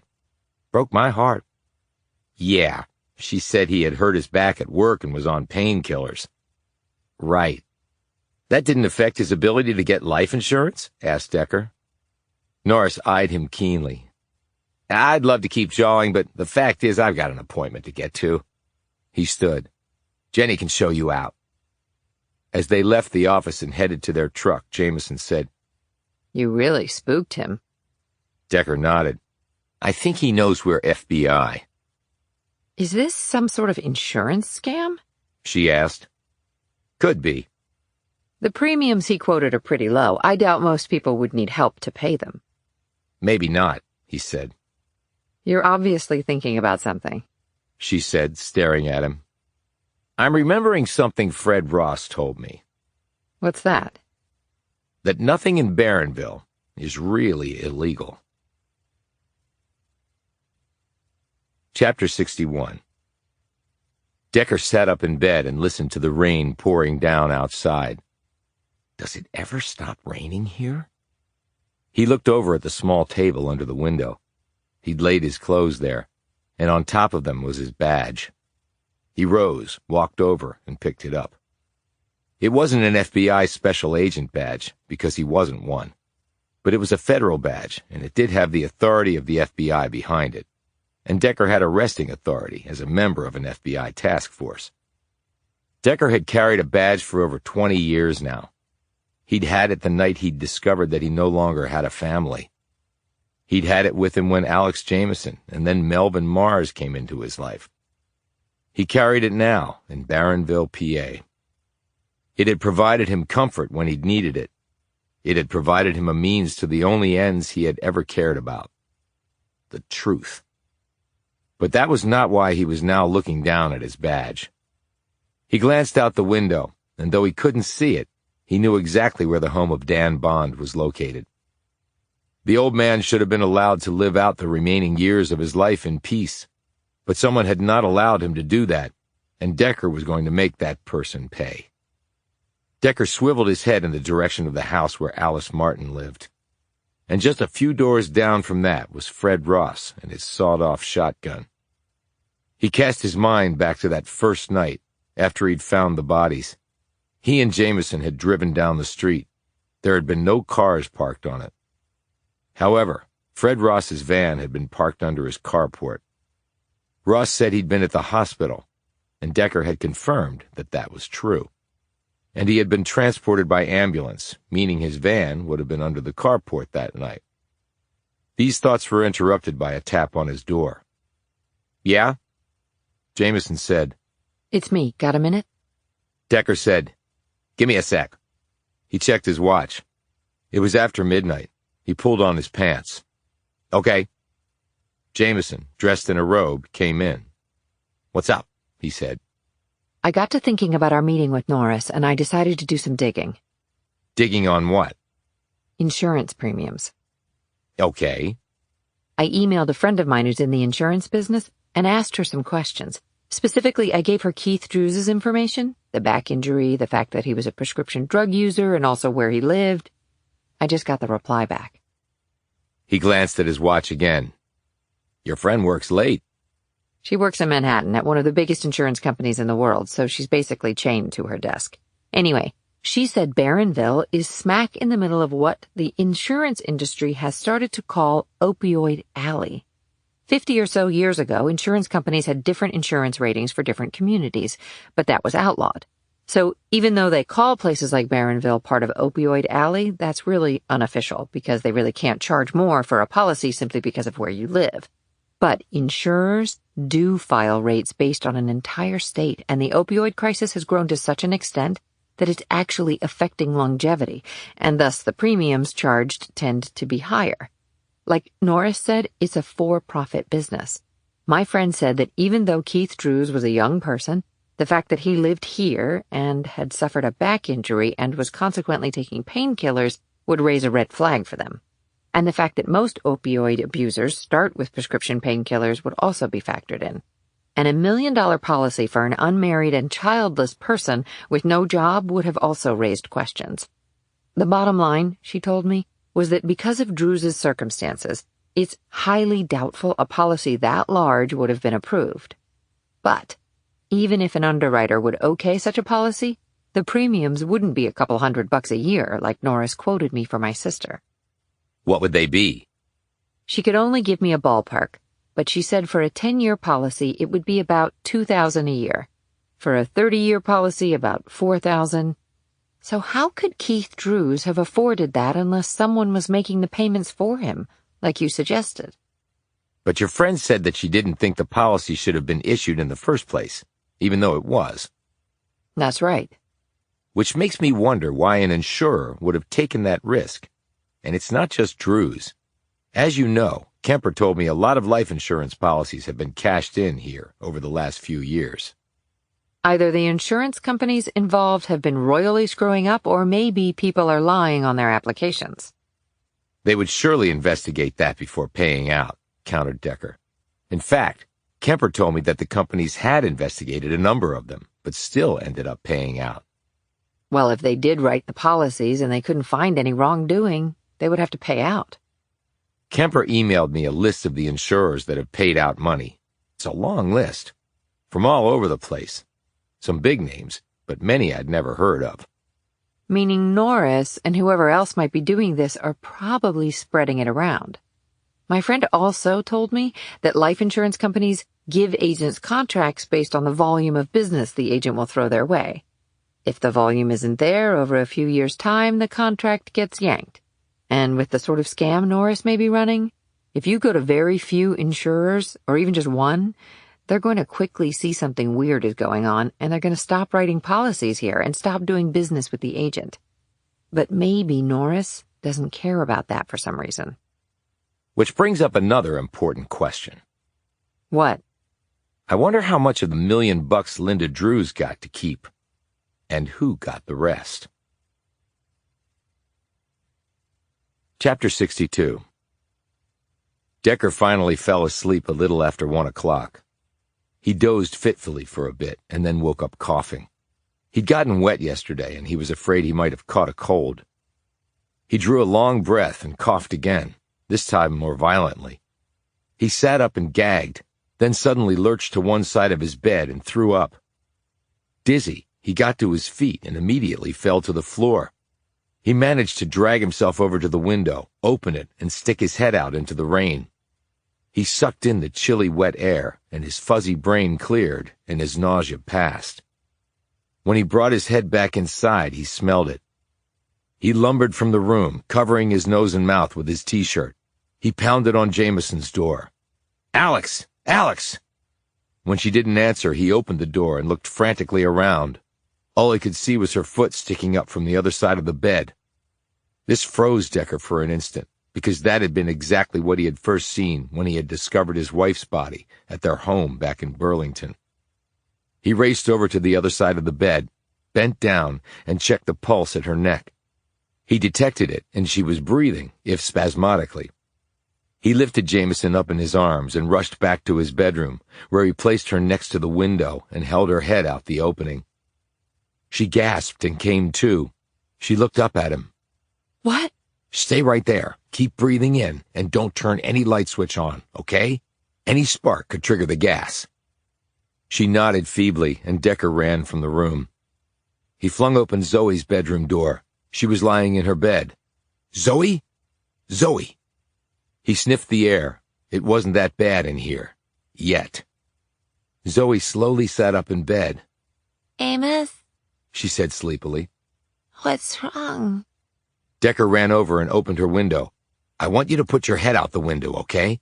There's a gas leak in the house. I'm making sure everybody's okay." Mommy! Zoe cried out. "I'm going to get her right now. Put your head out the window and take deep breaths, okay? And don't turn on the lights." She nodded, jumped up, and ran over to the window. Decker thundered down the stairs because Amber's bedroom was on the ground floor in what had been a den that they had converted into a bedroom. Its bathroom was down the hall. He opened the door. Amber? Her bed was empty. He scanned the floor, then he heard a moan from somewhere. His gaze darted to the hall. He ran back out and looked in the direction of the bathroom. Amber! The moan came again. Decker ran down the hall and opened the bathroom door. Amber was lying on the floor in her nightclothes. As Decker knelt down next to her, she stopped breathing and went limp. Decker started gagging again because the volume of gas in the bathroom was so high. He lifted her up and took her outside. Laying her on the porch, he started to perform CPR. A few moments later, he felt a presence next to him. It was Jamison. I've called 911, she whispered, staring at her sister. She knelt down and, synchronizing with Decker's pushes on her sister's chest, started blowing air into Amber's mouth. Finally, after about 30 excruciatingly long seconds, Amber's chest heaved up, air gushed out of her mouth, and she retched. Mommy! They turned to see Zoe racing out of the house. She dropped to her knees and hugged her mother. Mommy! Amber slowly put an arm around her daughter's waist. She tried to sit up, but Decker gently pushed her back down. No, just lie there. The ambulance is on its way. It arrived a few minutes later, and the paramedics put Amber on oxygen and loaded her onto a gurney. Jamison rode in the back with Zoe. Before the ambulance pulled away, a teary Jamison said, Thank you, Amos. Thanks, Amos, said Zoe, still anxiously glancing at her mom. Decker nodded, closed the ambulance doors, and stepped back as a gas company truck pulled up along with a squad car. Decker told them about the gas leak in the house, and the men hurried around to the back to turn off the gas supply. Decker recognized the police officer who approached as Officer Curry, the one who had responded when Decker had found the dead bodies. You okay? Asked Curry. You look a little green. I'm good. Gas leak, huh? Decker looked at him. Yeah. That's pretty unusual. Yeah. One of the gas men came back around from the rear of the house and walked over to them looking grim. What is it? Asked Curry. Somebody tampered with the pressure valve going into the house, said the man, shaking his head. You're lucky to be alive. Yeah, said Decker. We are. I wonder who would have done that, said Curry. It might be a long list, replied Decker. Chapter 63. Later that day, Decker opened the door to see Alice Martin standing there. Her quad cane was in one hand, and she held a pie in the other. Over her shoulder, Decker saw the police cruiser parked at the curb. Lassiter had authorized it after Decker phoned her and told her what had happened. I heard, Martin said tersely. Is everyone all right? Decker nodded. Amber got checked out at the hospital. They're keeping her for a bit longer, but she should be home tonight. And Zoe? She's okay. The gas didn't get very far into her room for some reason. They cleared the whole house out and checked for gas levels before they let us back in. She's at the hospital with her mom. Do they know how it happened? Still checking on it. Martin turned and glanced at the police cruiser. I take it that the presence of the police means that it wasn't an accident? Instead of answering, Decker glanced at the pie. Is that for Amber? It's for all of you. Lemon meringue. She handed it to him. Thanks, he said. I'll be sure to tell Amber. Martin looked around. This used to be a very nice neighborhood. Now it's not very nice at all. I can see how you would feel that way. It might be best for all of you to just leave Barronville. Decker stared at her without answering. Why would you want to stay in a place like this? She asked. I don't live here, but Amber and her daughter do. Her husband came here for a job. It's not like they had a choice, and I have no idea if they'll stay here or move. He paused. Why do you stay, Ms. Martin? Because it's my home, and I'm too damn old to move. Like your neighbor, Fred Ross? She stared at him. You live long enough, Mr. Decker, you accept things you never thought you otherwise would. Is that a good thing or a bad thing? For some is one or the other. And for you? I hope you all enjoy the pie. I'm very good at lemon meringue. At least I'm still good at something. She turned to leave, but then looked back at him. This used to be a nice town way back. You mean when the sweatshops were operating and a robber baron was making all the money? She smiled. I guess we all romanticize our pasts to make them better than they actually were. Maybe we do, said Decker. Nostalgia can be very tempting and nearly as addictive as opioids. She said sharply, You don't seem very appreciative to someone who just brought you a pie. Decker looked taken aback. I'm sorry. I guess getting nearly killed hasn't put me in the best mood. Well, enjoy the pie, she replied in a softer tone. She walked off while Decker stood there watching. At first he was feeling guilty about having spoken to her so abrasively, but when she left the gravel walk that led up to the house and reached the sidewalk, Decker stiffened. The sounds he'd heard that night. Clunk, scrape, clunk. Her quad cane was striking the pavement, and the broken foot on the cane she had told him about earlier was making those sounds. It was first scraping against the pavement, and when she lifted it and brought it down, it clunked against the pavement. He closed the door and leaned his head against the wood. Son of a bitch. Barronville. More like Murderville. He had some things to do, and he didn't have much time to do them. He went into the kitchen and threw the pie into the trash. Chapter 64. So what's up, Decker? Decker was sitting across from Agent Kemper at the Mercury Bar. Cindy Riley was not working tonight. She might be at the jail with Barron, Decker thought. Kemper's hair was clipped with a barrette. Her sidearm was on a belt holster, and her badge was pinned to her belt. Just wanted to check in on a few things. Has everyone recovered from the gas attack? News travels fast, I take it. Lassiter phoned me. She put a patrol out front. Glad to hear that. I take it someone thinks you're getting too close to things, like when they tried to blow you and Jamison up in that trailer. Seems so.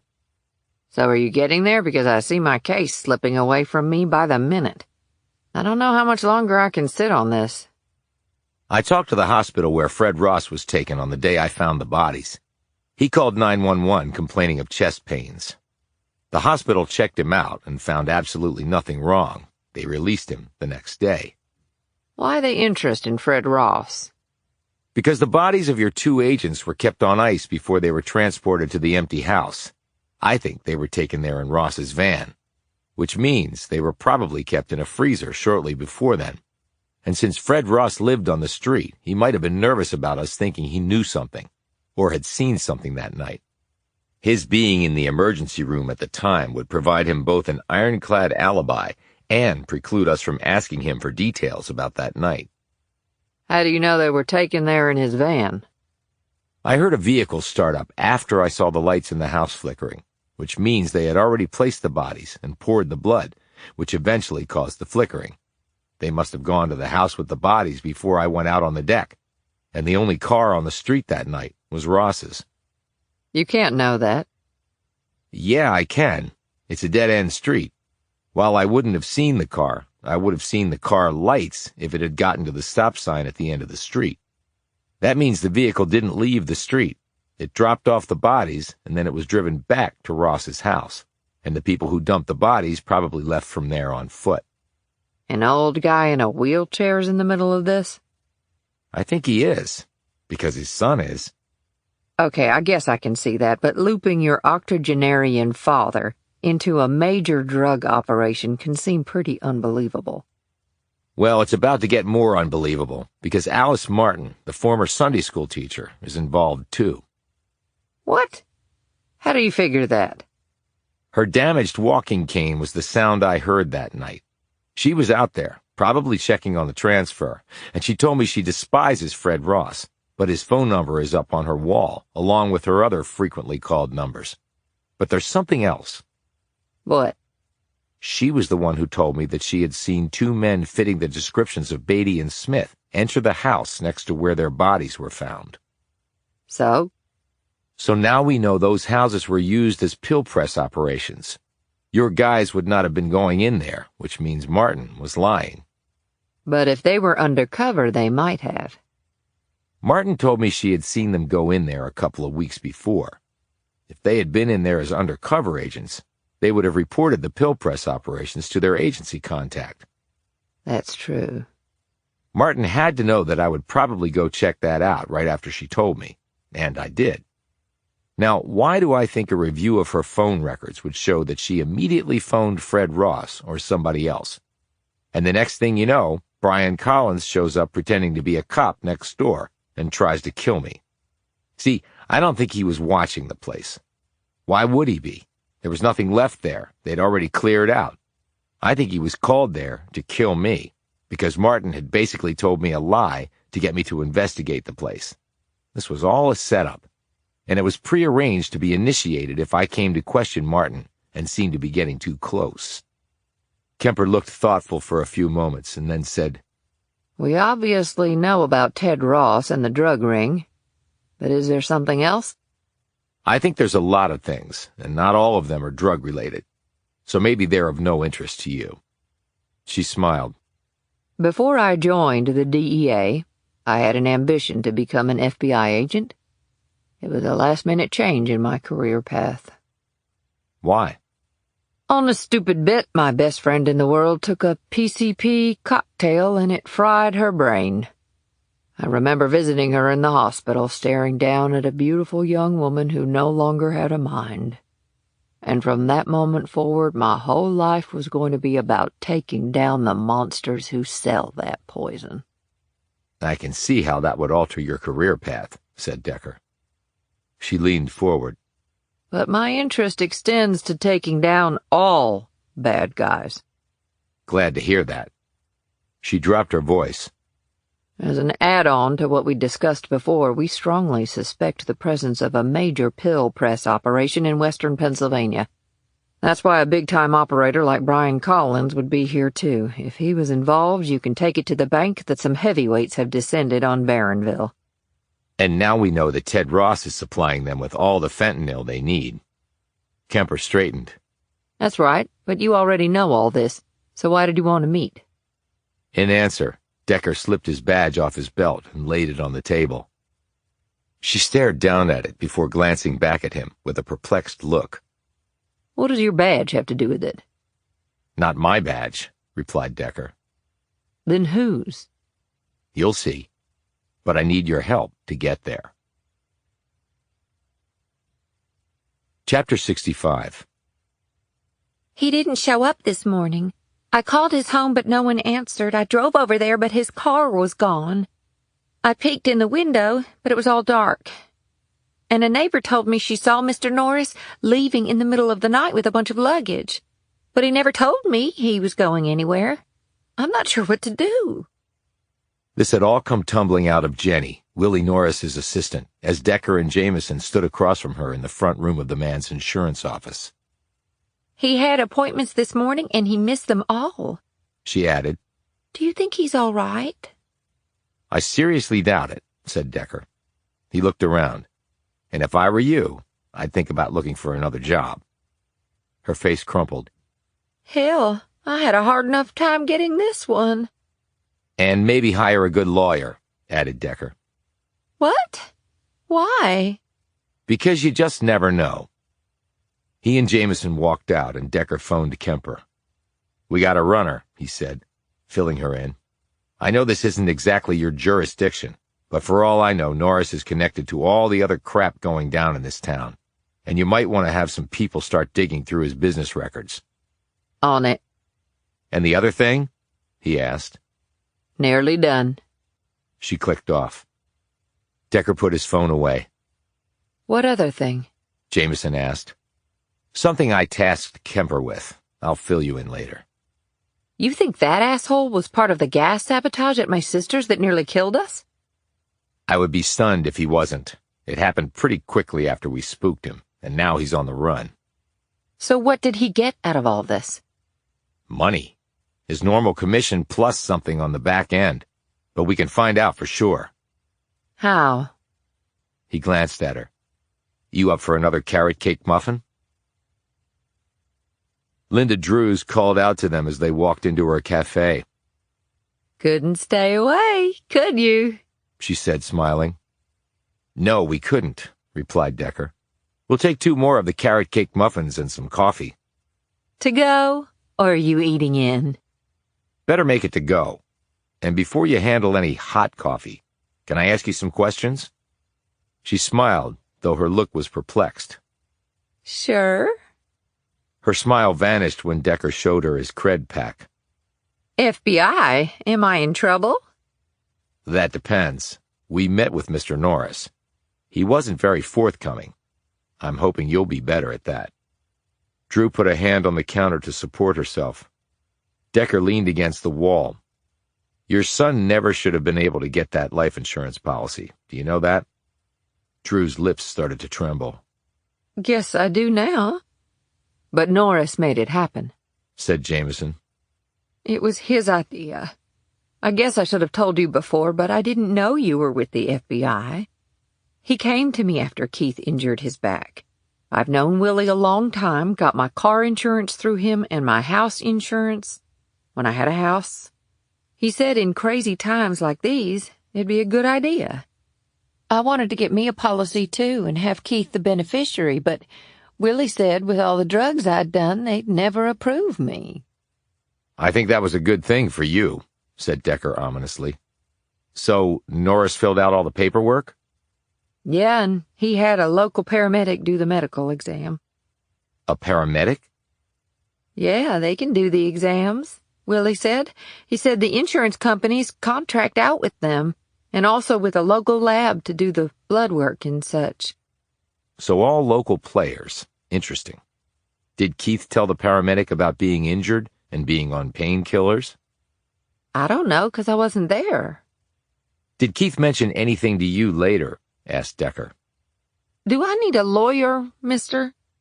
That might depend on your answers. Look, Keith wasn't really on them painkillers no more. And his back was a lot better when he got that policy. But $1 million in life insurance? That's a lot. He wasn't even employed. Willie said Keith was so young that would help. He wouldn't die for a long time. Uh-huh. Well, that turned out to be wrong. How was he going to pay the premiums? Even if they weren't that much, your son had no income. I was going to help him, well, if I could, and Willie, too. So Norris was giving Keith money to make the payments on the insurance policy that Norris sold him? She nodded, her skin as pale as the napkin she was holding. Did you know that was illegal? Said Decker. She shook her head. No, sir. I just thought Willie was being a good friend. And then Keith got hooked on opiates and died? Yeah. But you said he was off the painkillers, Decker said in a dubious tone. Well, he was mostly off them. You said he overdosed because he mistook fentanyl for heroin? Asked Jamison. That's right. And where did this happen? Asked Decker. At a friend's house. And the friend wasn't there to give him Narcan? Said Decker. No, he was alone. I didn't find out till later. Cried my eyes out. Did the insurance company investigate the death? Yeah, they did. But Willie was on top of that, too. He told me he wasn't going to let them cheat me out of my money. And he came through all right. They paid out a few months later. And then you got the $1 million, said Decker. Drews didn't answer right away. Yeah, that's right. No, that's not right. What? You didn't get the full $1 million. How much did Norris get? Well, he got his commission. Which was how much? 30%. So he got $300,000? Yes, sir. That's what Willie said was standard with life insurance. And how was it paid? Willie took care of that. He just made sure my money got to my account. I'm sure he did. Decker paused. Ms. Drews, did you ever think it was strange that soon after your son took out $1 million life insurance policy, which was Norris's idea, he overdosed and Norris got 300 grand? Drew's lips started to tremble and the tears began to slide down her cheeks. Mister, are you telling me that— Yeah, I am, said Decker. They set your son up. They got a big policy on him and then rigged it so he overdosed and died. Drews put a shaky hand to her face and sobbed. I never wanted my son to die, so help me God. But the fact is, he did die. And you really think Willie had something to do with that? I don't think it. I know he did. Am I in trouble, mister? She asked again. I'd get that lawyer if I were you, and forget about the coffee and muffins. I just lost my appetite. Decker and Jamison walked out. Back in their truck, Jamison said, God, I can't believe that. She had to know what was going on. Maybe she did, and maybe she didn't. If I've learned one thing in this business, it's that people can justify anything they want to. So insurance scams, drug dealers, and framing someone for a treasure. Who would have thought one town could have so much crap going on separately? Decker put the truck in gear. Only it's not really separate, Alex. It's all tied together with a not-so-neat little bow. Chapter 66. A phone call a while later brought Decker and Jamison to the Barronville Police Headquarters. They were met at the front door by a solemn Kate Kemper and 3 of her agents.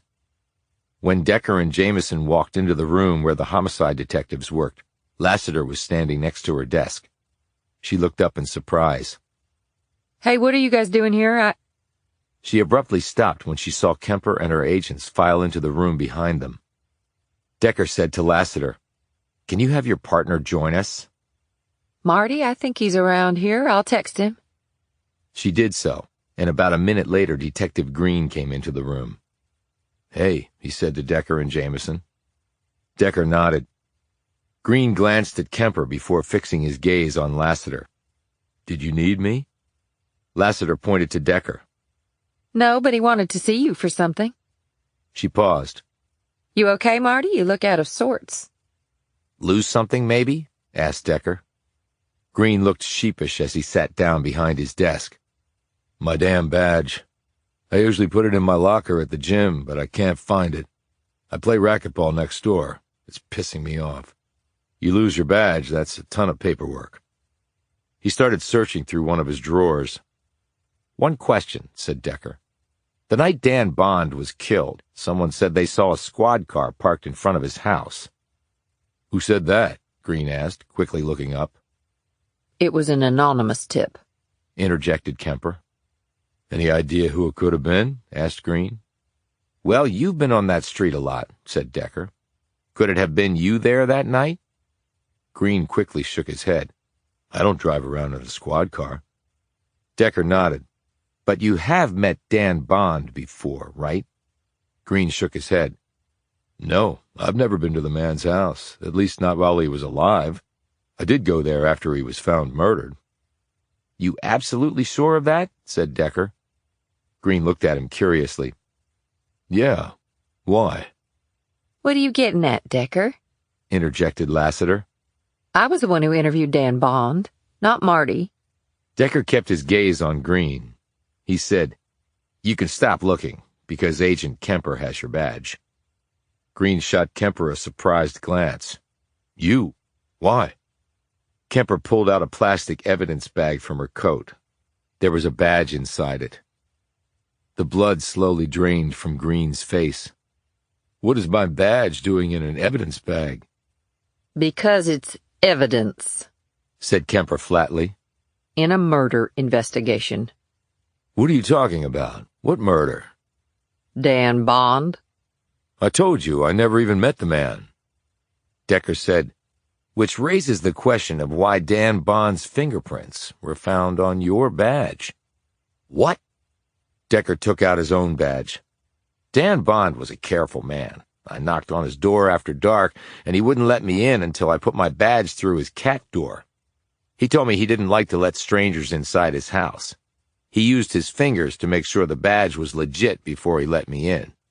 And really, who else besides a cop would he let in at that hour of the night? He held up the badge. So that was how his prints got on my badge. But you just said you never met him, and yet his prints are on your badge. So how do you explain that, Detective Green? Unless you were the one who visited Bond that night and killed him. That's bullcrap. Green looked at Lassiter, who was staring at him open-mouthed. Those can't be his prints on my badge. It's impossible. Decker said, "The day you threw your badge down and I picked it up, I saw it was smudged with prints, and something else that I realized later was flour. Bond told me he liked to bake at all hours. He got flour on my badge, too, when he was checking it out. Agent Kemper also informed me that traces of flour were found on your badge. Now, I don't know if we can match it to the flour in Bond's kitchen, but we really don't have to, since we have your prints." Green said nothing. He just glared at Decker. "The thing is, Detective, if you're going to the trouble of killing someone, you really need to sweat the details," added Decker. Green turned on Kemper. "You bitch! You took my badge without a warrant. That makes it inadmissible." Kemper held up a piece of paper. I got a warrant. Signed, sealed, and delivered. Based on what? Based on the fact that we checked Alice Martin's phone records. Dan Bond called her the night he was killed. Then she immediately called Fred Ross's number. Shortly after that, you received a call from Fred Ross. And an hour after that, Dan Bond was killed. So our theory is that Bond called Martin and told her something that alarmed her, and she phoned Fred Ross to have it taken care of. And he dialed you up to do it. But what could have alarmed Alice? Said Lassiter. She's just an old lady who used to teach Sunday school. Decker said, "She's actually a lot more than that. I believe Bond was killed because he recognized that the sound he'd heard the night the two DEA agents' bodies were discovered was Alice Martin's recently broken quad cane hitting the pavement. Maybe she walked past his house the day he was killed, said hello to him, and so he knew the sound was being made by Martin's cane. He might have later called and asked her what she was doing out that night. That was not good, because Bond might tell somebody else, like me." Green barked, "I want a lawyer." "Yeah, well, maybe your lawyer will convince you to talk, so you get life instead of the needle," said Decker. Kemper looked at her men. Cuff him. Read him his rights and take this scum to the holding cell downstairs. The men moved forward and handcuffed Green. "You don't know who the hell you're messing with, Decker," the detective shouted as he struggled helplessly. "Funny, I was going to say the same thing to you." Chapter 67. "You have no reason to protect anyone," said Decker. He was sitting in an interrogation room at police headquarters with Lassiter on one side of him and Kemper and Jamison on the other. Across from them was Alice Martin, sitting very primly in her seat. She didn't answer. "We checked the big game freezer in your basement," said Decker. "The one presumably your husband used to store his venison in. But you didn't just keep deer meat in there. Whoever put Beatty and Smith in there wasn't all that careful. Their DNA has been recovered by the DEA. He glanced meaningfully at Kemper. "And that particular federal agency is out for blood. So I say again, you have no reason to protect anyone." She lifted her gaze to his. How can you possibly know that? "Convince me otherwise." She smoothed out her long skirt and rested her hands in her lap. I have children and grandchildren, and soon I'll have great-grandchildren. I have to think of them. How did you even get mixed up with something like this? Asked Lassiter. I outlived what little money I had a long time ago. I'm 88 and in reasonably good health. Once you've reached this age, your odds of living another 10 years or so are pretty good. I did not wish to do so in abject poverty. I'm tired of never going anywhere, of never having anything. Your kids couldn't help. My children are barely making ends meet themselves.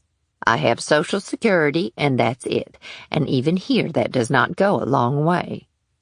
Lots of people have only Social Security, and they don't join a drug cartel to earn more money," pointed out Kemper. "I did not join a drug cartel," she said sharply. "Then why don't you tell us what you did do?" said Lassiter. "I merely looked the other way," she said, her gaze perhaps symbolically averted from them. "When things began to happen on our street." What sorts of things? Asked Decker. "When certain equipment was brought into the house where those men were found, and in the one next to it. When unsavory types started coming and going at all hours." They were pill presses, said Decker. And they picked this street because it only had 3 people living on it, and one of them was blind. "And one of them was also in on it," added Lassiter. "Fred Ross. Was he the one who approached you and asked you to look the other way?" Martin nodded. "That's why they picked this street. Like you said, Dan was blind, Fred was just a horrible person, and Her voice trailed off. If I hadn't gone along, they would have just killed me. What was I supposed to do? Call the cops?" said Jamison. "The cops?" She scoffed. "Fred told me that half the force is in on it." "That's bullshit," exclaimed Lassiter. "You could have come to me, Alice. I would have done something about it." What did they offer you? Decker asked. "Compensation. How much?"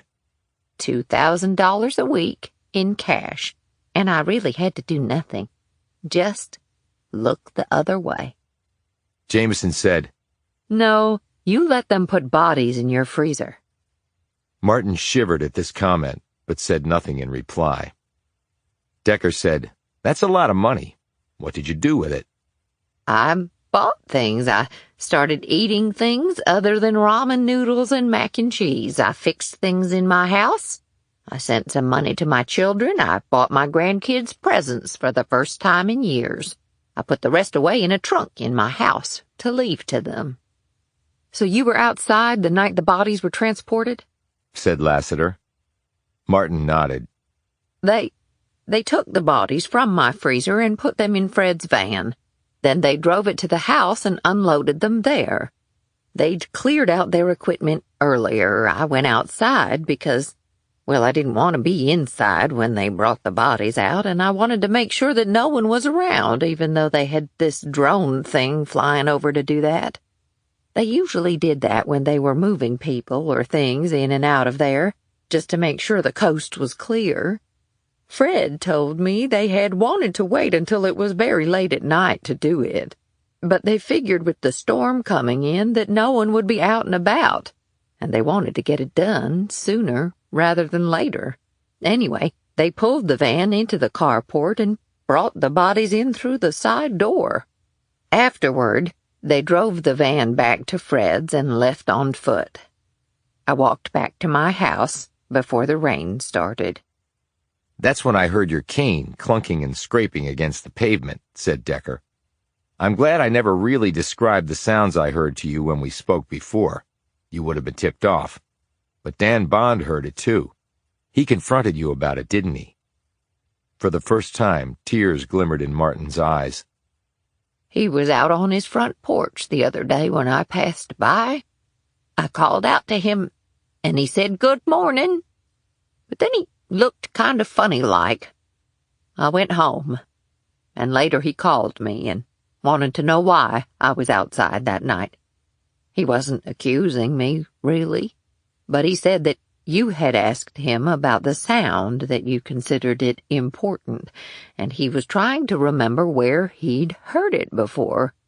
I never even thought about my cane making those noises. I just used it outside to walk without falling. I should have gotten it repaired." "So how did he end up dead?" asked Decker. "I was afraid he would tell you it had been me out that night. So I phoned Fred and told him about it." From the number on your phone wall, said Decker. Martin locked gazes with him. Yes. And what did Fred say he was going to do? Asked Lassiter. He said he would take care of it. She started to tremble.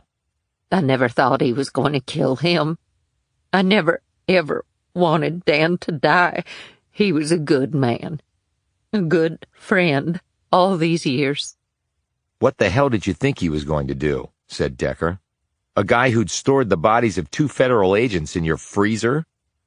Martin shook her head. She fell silent. And you called Fred again after I met with you that night, didn't you? She glanced at him, but said nothing. And he or someone else called Brian Collins and told him to kill me. Did you know that was going to happen when you lied to me about seeing Beatty and Smith going into that house? I just did as I was told. If you showed up at my door, that was all. A long silence followed, during which all that could be heard was Martin's rapid breathing. You know, you should thank us for bringing you in, said Decker. She looked up at him. Why is that? How long do you think they were going to let you live? I'm surprised they haven't already killed you. Maybe they took mercy on me. I highly doubt these guys have any mercy inside them.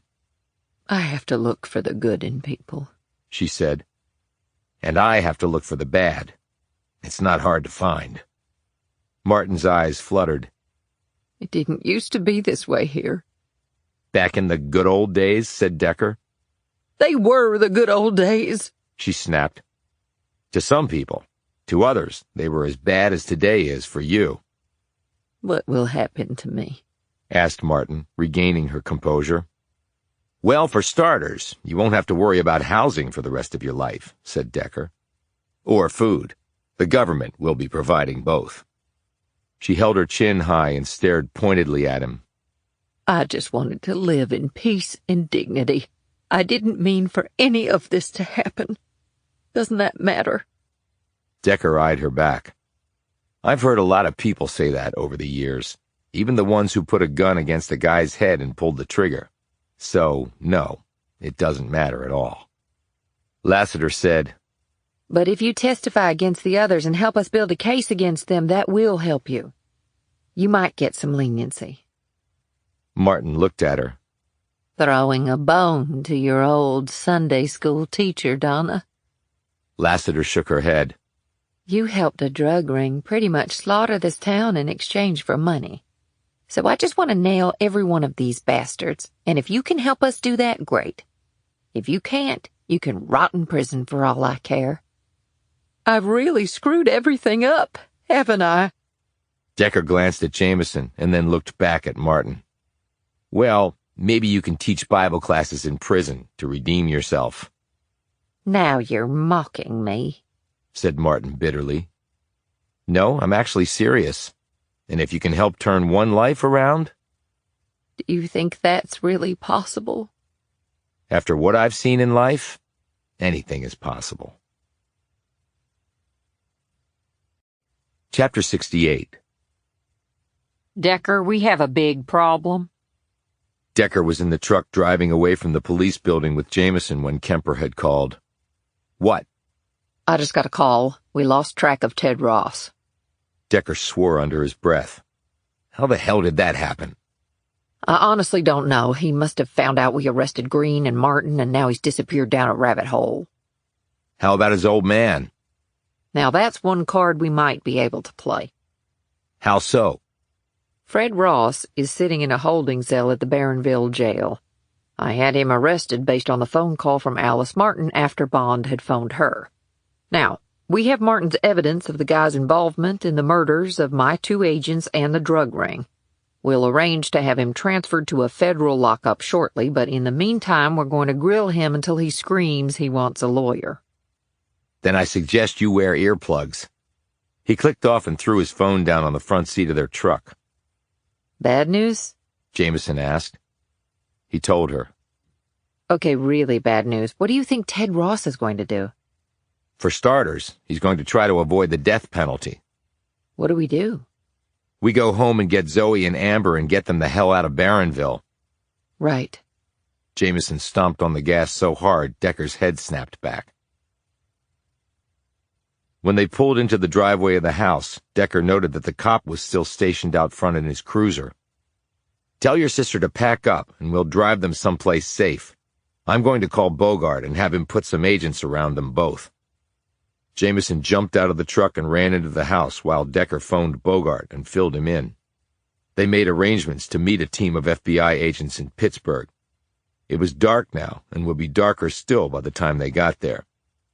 Decker put his phone away and studied the house. It was almost impossible to believe that just a short time ago, he and Jamison had traveled here for some rest and relaxation. "If I survive this, I'm never taking another vacation in my life." He checked his watch. They needed to get going, and he hoped that Jamison had told her sister and niece to just grab the essentials. They could get whatever else they needed in Pittsburgh. Decker? He looked at the front porch and saw Jamison waving her hands at him. He jumped out of the truck and raced up to the house. "What is it?" They're gone. There's no one here. Decker looked at the two cars parked in the driveway. Could they have gone somewhere on foot? Jamison looked over his shoulder and said slowly, Why didn't the cop get out when I yelled for you? They hustled over to the car. Decker knocked on the window, and when he didn't receive a response, he pulled his gun and slowly opened the car door. The dead officer slumped sideways, held in only by his seatbelt. Jamison said, Oh my God, Decker. Decker looked up at the house. You sure it's empty? I called out to them, nothing. I looked around the first floor. Were there signs of a struggle? No, nothing that I could see. We have to search the rest of the house, but hang on. He called Lassiter for backup, but got no answer. He next called Kemper. Again, nothing. They both went to voicemail. He put his phone away. Okay, it's just us. Get your gun out and follow me. They entered the house and searched the first floor thoroughly, including the closets. The place looked normal. There was an empty bowl and glass in the sink. No overturned furniture. They headed upstairs and went bedroom by bedroom until they got to Decker's. He opened the door and looked around. His gaze fell on the folded piece of paper lying in the center of the bed. Next to it was a cell phone. He picked up the paper and slowly unfolded it. You will wait to hear from us on this phone. Any mistakes, they are dead. Jamison held out her hand for the note, and he passed it across. She read it and plopped down on the bed and buried her face in her hands. Decker walked over to the window that looked out over the rear of the house. That was how they must have taken them, through the backyard, over the fence, and onto the next street, where it all began. He said, They're going to call, Alex. We just have to be ready when they do. Jamison said nothing. He sat down on the bed next to her, picked up the phone the kidnappers had left, and stared at it. About the time that Decker and Jamison discovered the dead cop outside the Mitchells' home, Donna Lassiter, 3 uniformed officers, and 2 DEA agents led Alice Martin and Detective Green out of the police station after they had been booked, photographed, and fingerprinted. The next stop would be jail, where each would be kept in an isolation cell until their arraignment. The alleyway here had been closed off, and Lassiter had men all around looking for threats. Lassiter spoke into her phone as they exited the building from the rear, and the transport vehicle immediately pulled up. As they moved toward the vehicle, Martin looked at her. I'm sorry for all the trouble I've caused. Well, that really doesn't matter. But what will matter is for you to make amends by testifying.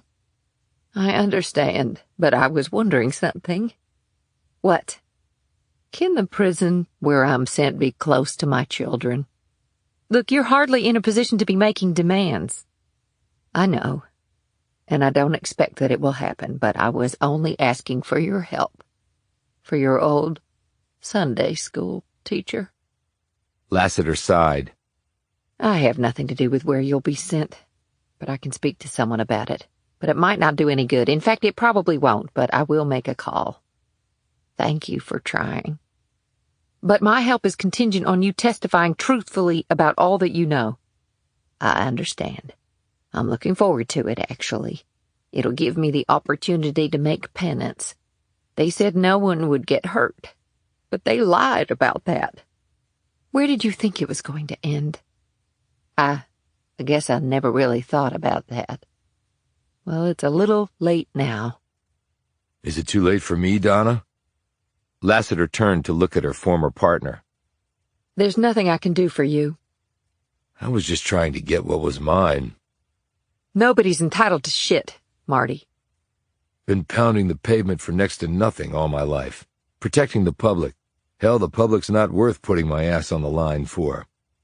Well, you won't have to worry about that anymore. The next instant, the long-range shot hit Martin directly in the chest, blowing a chunk of the woman out through her back. Blood and splintered bones smacked against the window of the transport truck. Green screamed, but it died in his throat as the next round went through his head, taking a large piece of his brain with it. Shoot her! Screamed Lassiter, pointing her gun in the direction from where the bullets had come. She managed to fire several shots. The next bullets slammed into Lassiter and two others, dropping them all to the ground. Chapter 69. The phone rang. But it was Decker's phone, not the one left by the kidnappers. He looked down at the number on the screen and swore. He put the phone in speaker mode and barked.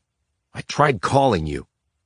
Kemper said, I'm sorry, Decker, I was tied up, and this is turning into a real catastrophe.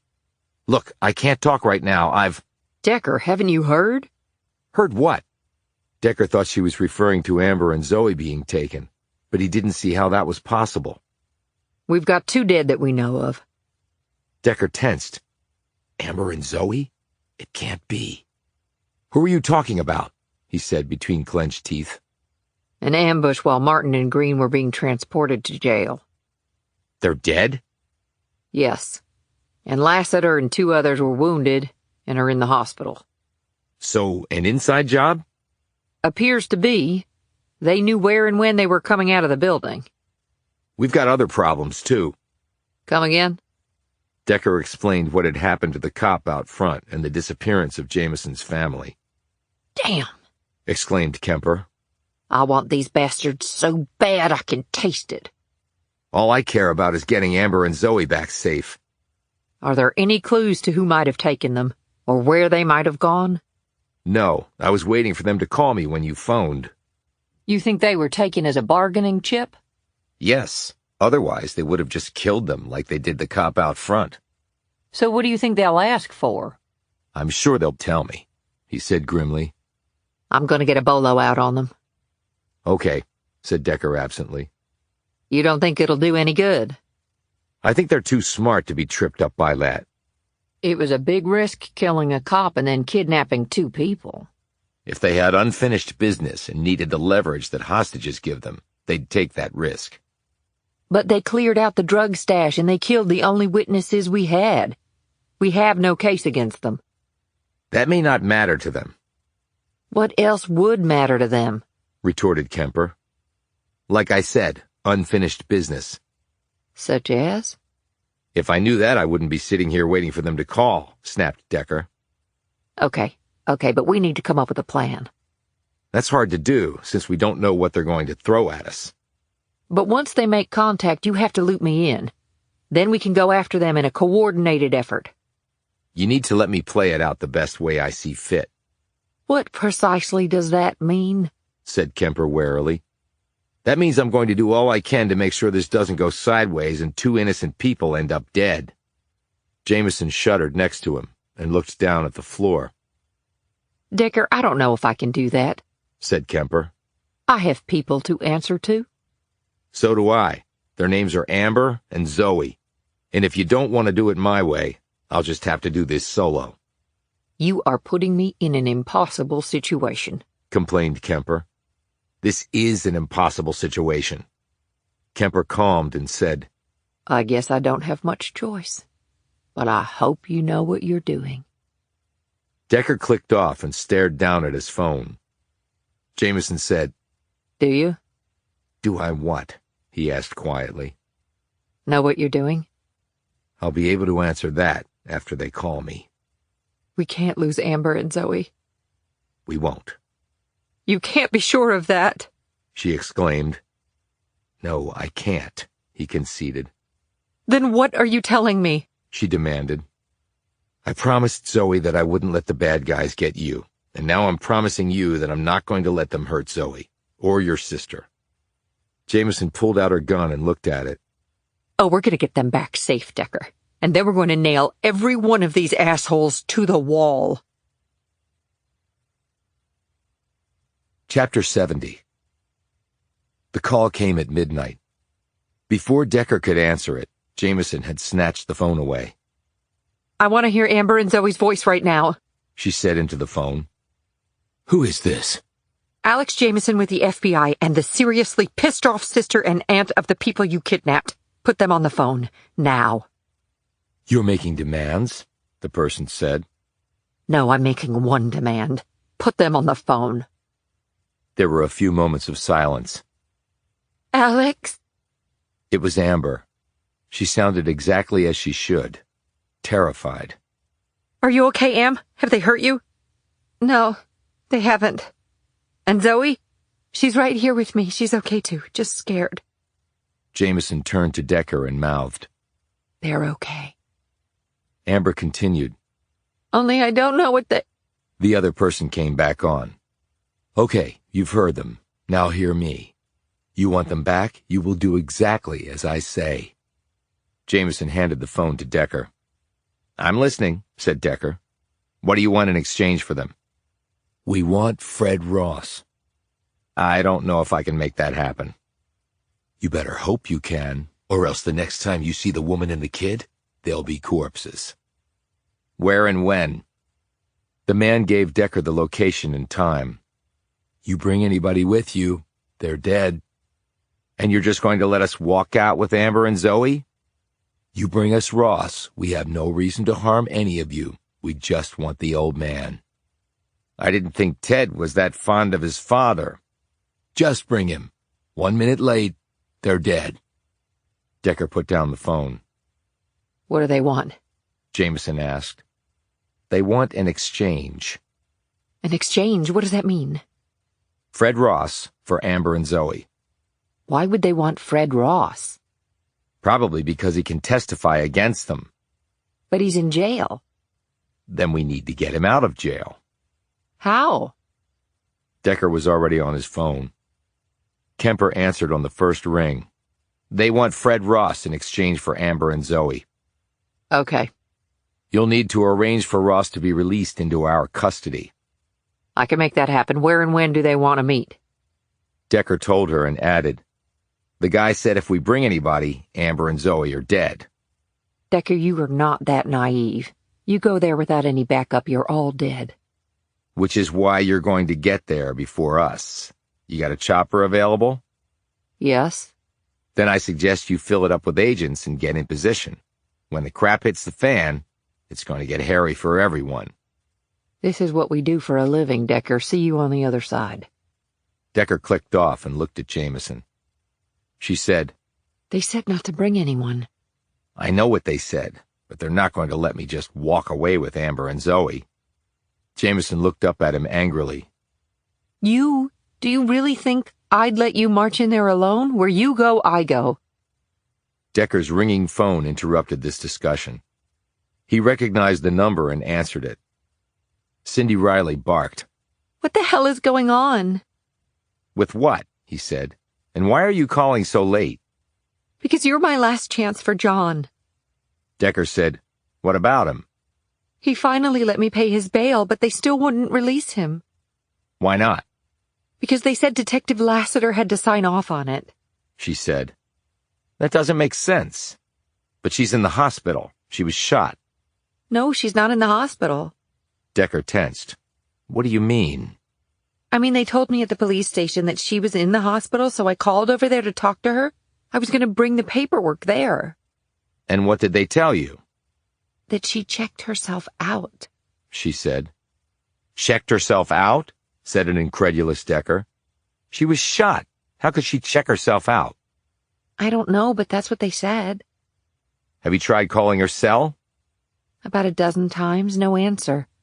What does this mean, Decker? He didn't answer her right away. It means that we'll meet you at the jail in about 10 minutes. Chapter 71. Fred Ross looked up at Decker with a malicious grin. Figured I might see you again, fat boy. An officer had wheeled Ross down the hall and into the lobby of the police station, where Decker, Jamison, and Riley met him. Decker ignored this and looked at the duty officer. We also need to pick up John Barron. His bail's been paid. The duty officer said, We can't release him until Detective Lassiter signs off. Detective Lassiter has gone AWOL. That doesn't matter, began the officer. Decker slammed his fist down on the counter. I'll tell you what matters. He pointed to Riley. She paid the bail set by the judge. You have the paperwork in hand. Lassiter doesn't have to sign off on shit. So unless you want a big-ass lawsuit against this town that'll drain the little money it has left, you better go get John Barron right now. He held up his phone. And if you don't, a team of FBI agents will be here in about 10 minutes, and they're going to arrest you and everybody else in this fucking place. The duty officer stiffened like Decker had just clocked him. Someone behind them said, Hey, Agent Decker. Decker turned to see Officer Curry standing there. I take it you've got a problem? Said Curry. My problem is bail has been paid, the paperwork has been filed, and this guy won't release the prisoner because Detective Lassiter won't sign off on it.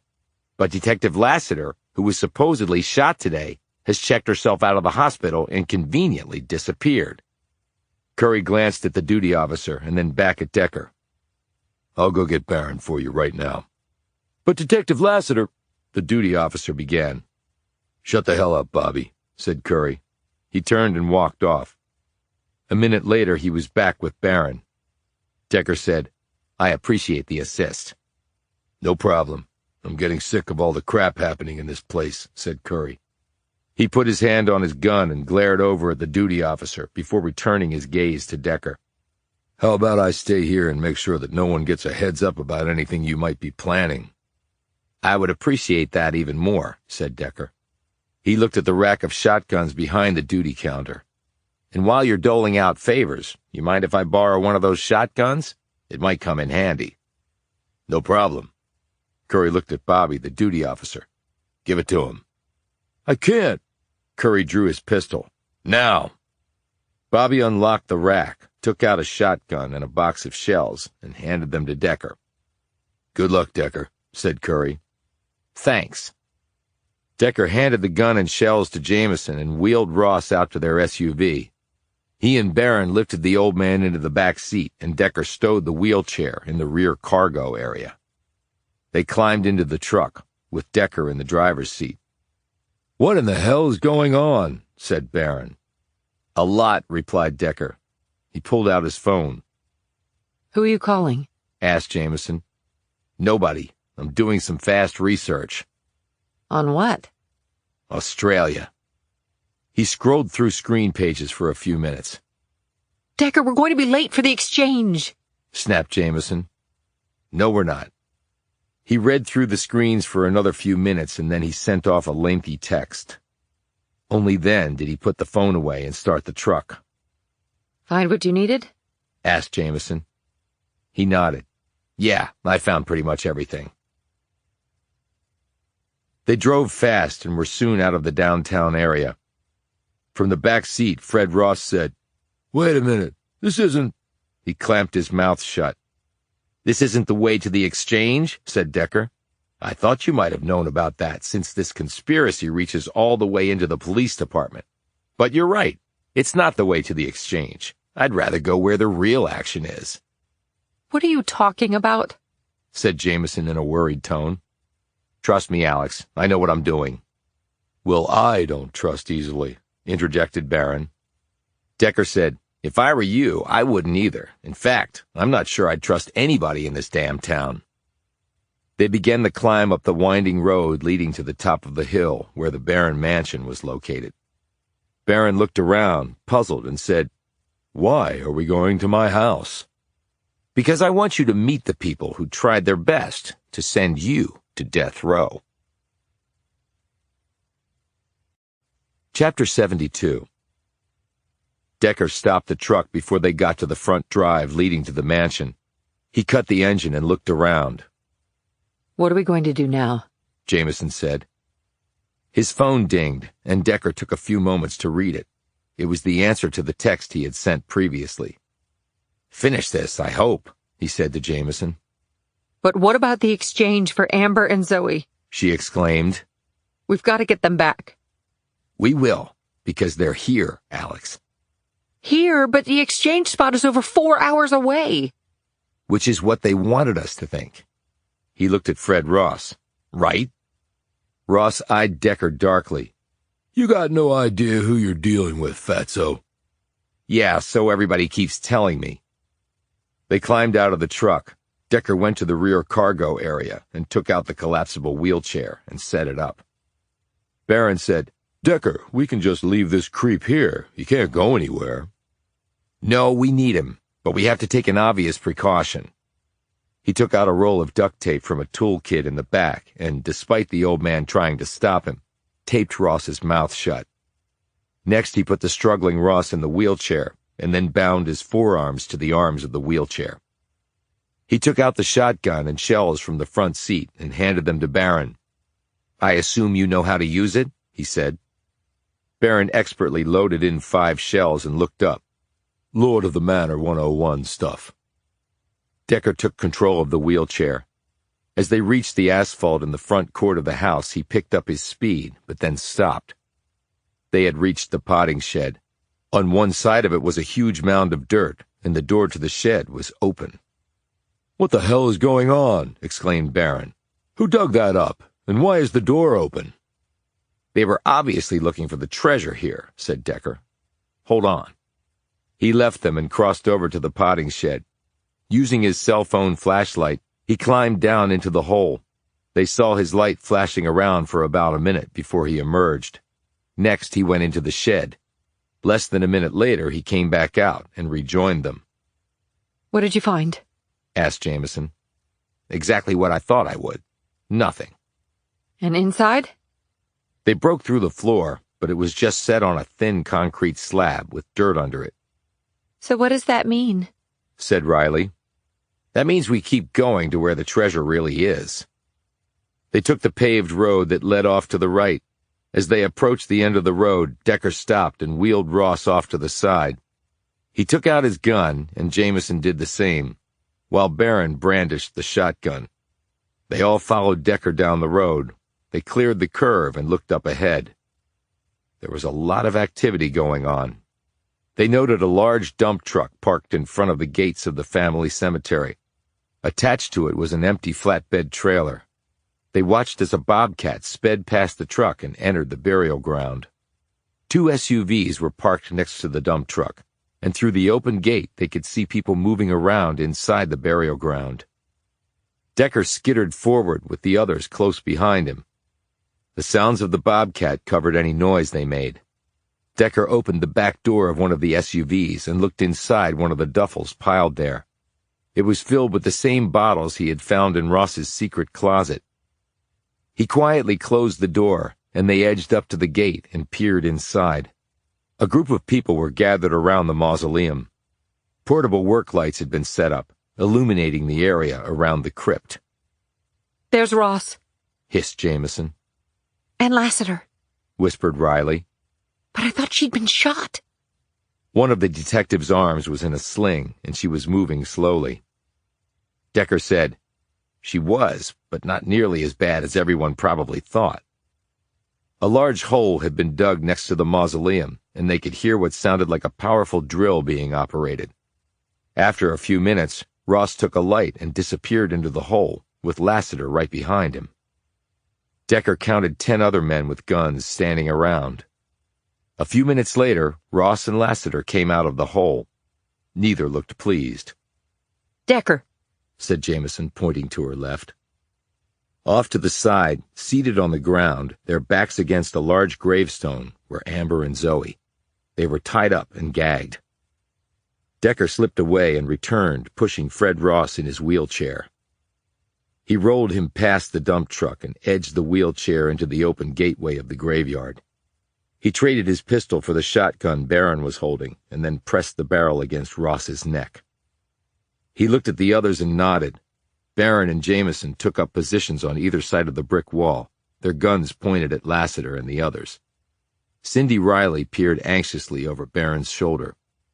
Decker called out, "Okay, we're here for the exchange."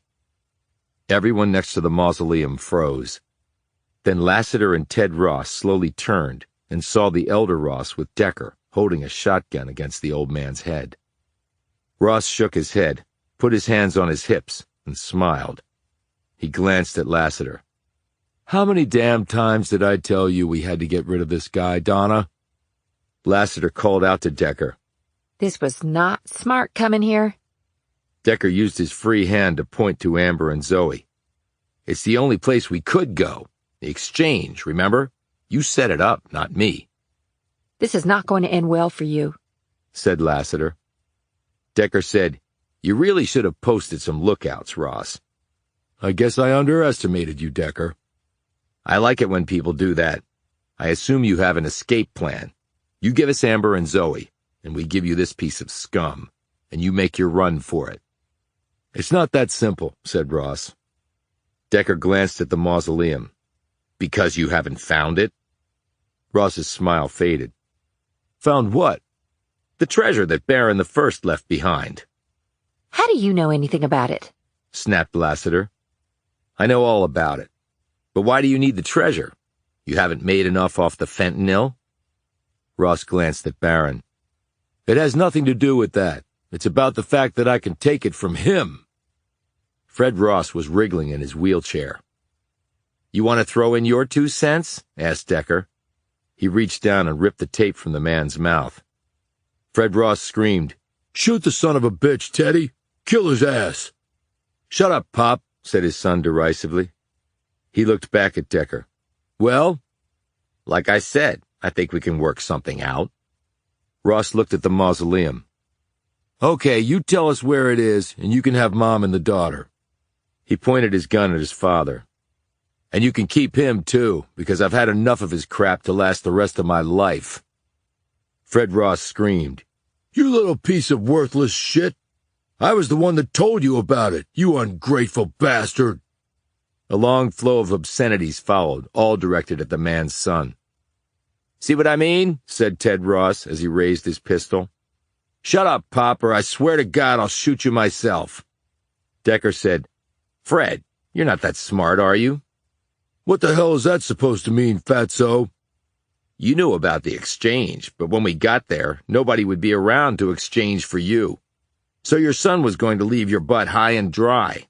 You go to prison while he jets off to a new life." The elder Ross said nothing, but now he glared at his son. Decker said to Ted Ross, "That was the other reason I knew your exchange request was probably a sham, and that you were up here trying to get the treasure." He glanced at the malignant Fred Ross. "Why would you want him back? The guy who was so cruel to you and your mother? Just so he couldn't testify against you? Hell, if it were me, I'd take my chances over having to listen to this asshole, and I think you would too." A fresh burst of obscenities from Fred Ross was only halted when Decker put the duct tape back on. Decker looked at the hole next to the mausoleum. "You thought it was either under the potting shed or under the crypt? Because of the letter to the O'Reilly Company?" "Not nearly enough concrete for a textile mill addition," said Ross. "Besides that, old man Barron would not have built one at that point, because the business was going south, but he used it for the foundation under his crypt. We know that now." Decker nodded. "Green told me about the textile business petering out when he was giving us a little tutorial on Barronville. Although he couldn't have known that later I would see a letter that would put that knowledge to good use. So what do you think the treasure is?" "Precious jewels, maybe. Coins. Cash would have rotted." Decker nodded. "Did you find anything down there?" "A big hollow space inside the foundation they laid with all that concrete." "With something other than treasure?" said Decker. "Like some skeletons, maybe?" Ross said, "There are some bones down there, but how did you figure that?" "Barron was an old man. He didn't hide the stuff personally. So how could he leave behind the guys who did hide it? They'd just come here and try to steal it after he died. Or else they'd tell somebody, and that space would make a convenient burial spot. But where is the treasure? Snapped Ross impatiently. The O'Reilly order told you, but you focused on the wrong parts of the letter. Then enlighten me, growled Ross. I read a letter from Barron's butler, Nigel, to his son. Costa read it too. That was a clue to the treasure. Costa never told me about any letter like that. But he obviously thought it was under the mausoleum. Costa had done a ton of research. He'd read a lot about the history of the estate, and he thought he had narrowed down the location, but he wanted to be sure. We needed somebody to come up here. So I called Toby Babbitt. Why Babbitt? He'd gotten hurt working on the FC. I was throwing him a bone. Anyway, he did some poking around. See, Costa had determined that there were only 2 new structures put up after Barron wrote the letter to O'Reilly ordering those supplies. The potting shed and this place. So Toby came up here and took precise measurements of both. He figured the footprint of either one pretty much aligned with a concrete foundation built with the materials that Barron bought from O'Reilly's. And Barron caught him trespassing and filed a police report? Well, actually, Mike Swanson was also up here when Toby was poking around. He and Barron chased him off the property. Swanson knew Toby and apparently identified him to Barron, and Barron filed the police report. But that was no big deal, Ross added offhandedly. Actually, it was a very big deal for Babbitt and Swanson, because that signed both their death warrants, in your eyes, added Decker. Barron now had a beef and a possible motive against Babbitt, so you could include him with the others you killed in order to incriminate Barron. And because of Babbitt, you knew Swanson was up here, probably with drugs. You could also use that to frame Barron, and you needed to get Swanson out of the picture. He paused. And I think you had another reason to get rid of Babbitt. Ross stared darkly at Decker, but remained silent. He found out about the space in your office where you kept the fentanyl shipments. He was obviously good at measuring the mausoleum and your office footprint. I thought there was a bottle missing from one of the boxes. That was you? That was me. Donna told me about your finding out Toby had the construction plans for the FC, but I never thought you would put 2 and 2 together. You made it sound to her like Toby just had a beef with Maxis because of how they treated him. I got lucky there because I didn't know at the time that Lassiter was a bad cop. Lassiter barked. You know nothing about me. I know enough, said Decker. Ross said, So getting back to business, what was in the letter from this Nigel guy? It told about a trip that Barron and Nigel took to Australia. Australia? What about it? They visited the typical places, but then there were a number listed that I'd never heard of. I Googled them before I came here. Only one of them interested me, Kalgoorlie. What's so special about this Kalgoorlie place? Asked Ross. I'll show you. You got a sledgehammer? Ross glanced at the mausoleum. Why? The treasure's not here.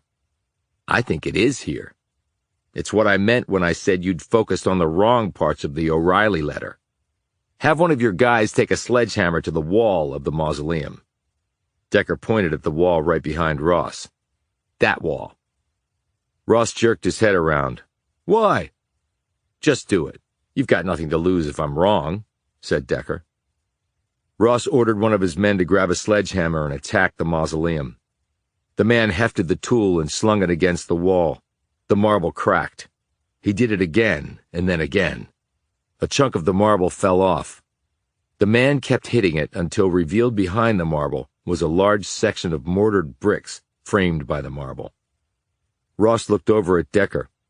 What the hell is going on? They're just damn bricks. Loosen one up and take it out. The man did as Decker said, using a crowbar. When he finally pulled out a brick, he stumbled under its weight and nearly dropped it on the ground. It's heavy as hell, said the man as he set it down in the dirt. Gold usually is, said Decker.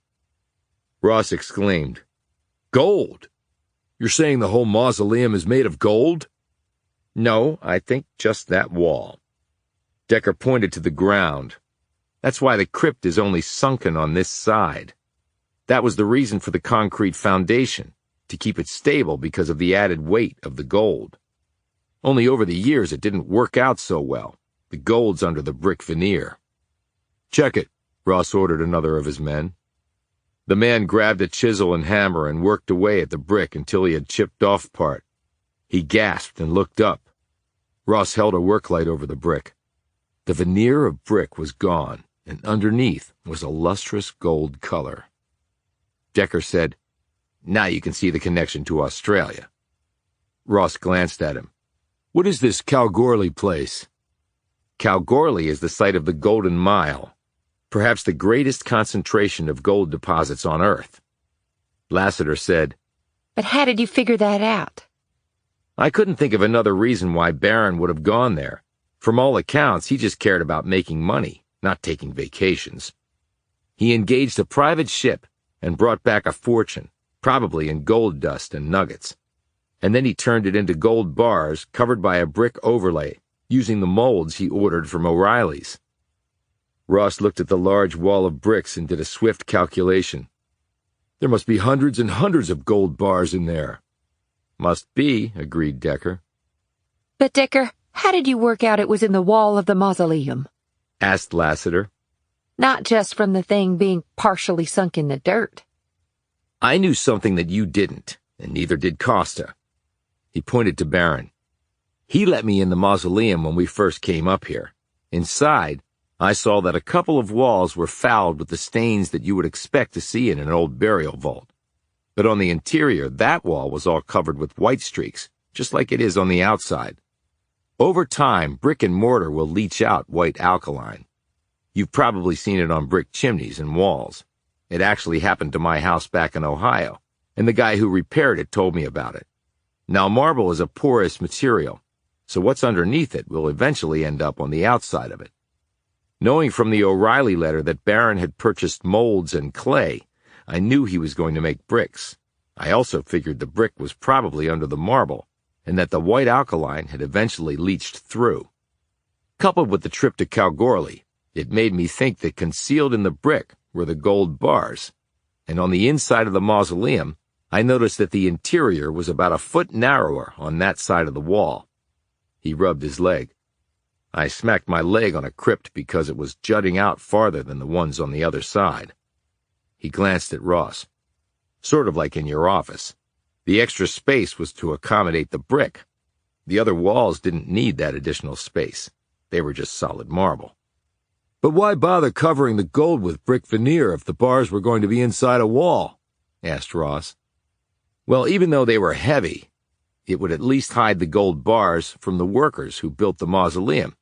And if the marble ever got damaged, it would just reveal bricks underneath and nothing more, just like you thought when your guy opened up the wall."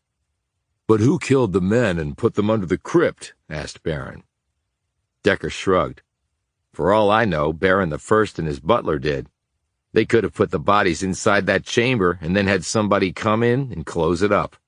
In fact, in the letter to his son, Nigel said it was possible that he might end up in hell, and he was sort of asking for God's forgiveness. That might have been his guilt as a murderer coming out." "What would a wall of gold be worth, do you think?" Ross asked. Decker quickly tallied the number of bricks on the wall. "Gold's over $1,300 an ounce now. A gold bar like that weighs over 12 kilos, or about 26 pounds. So that one bar would be worth nearly $600,000. Lassiter exclaimed. Oh my God, each bar! "Yeah," said Decker, as he ran his gaze over the crypt wall. "I'd say you're looking at maybe 900 bricks or so. Maybe more." "So that means," said Ross, obviously trying to do the math in his head. But John Barron answered, "That comes to well over $500 million in gold." And despite the old saying, Barron the First apparently wanted to take it all with him when he died, quipped Decker. "That's why I knew the gold wouldn't be in the potting shed." Lassiter said, God, I knew old man Barron was rich, but damn. Decker said, "Well, gold was a lot cheaper back then. Turned out to be a good investment." Ross lifted his gaze from the gold bar to Decker. "So, do we have a deal?" Actually, I don't really see how that could happen, said Decker. You've killed at least 10 people that I know of, including my partner's brother-in-law, not to mention thousands more who've overdosed on the crap you've been selling. So I'm actually here to arrest you. Ross looked at Decker like he was insane.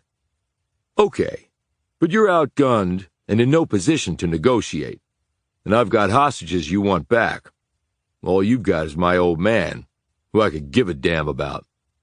No, you've got it all wrong, because you made a big mistake. What's that? Said Ross warily.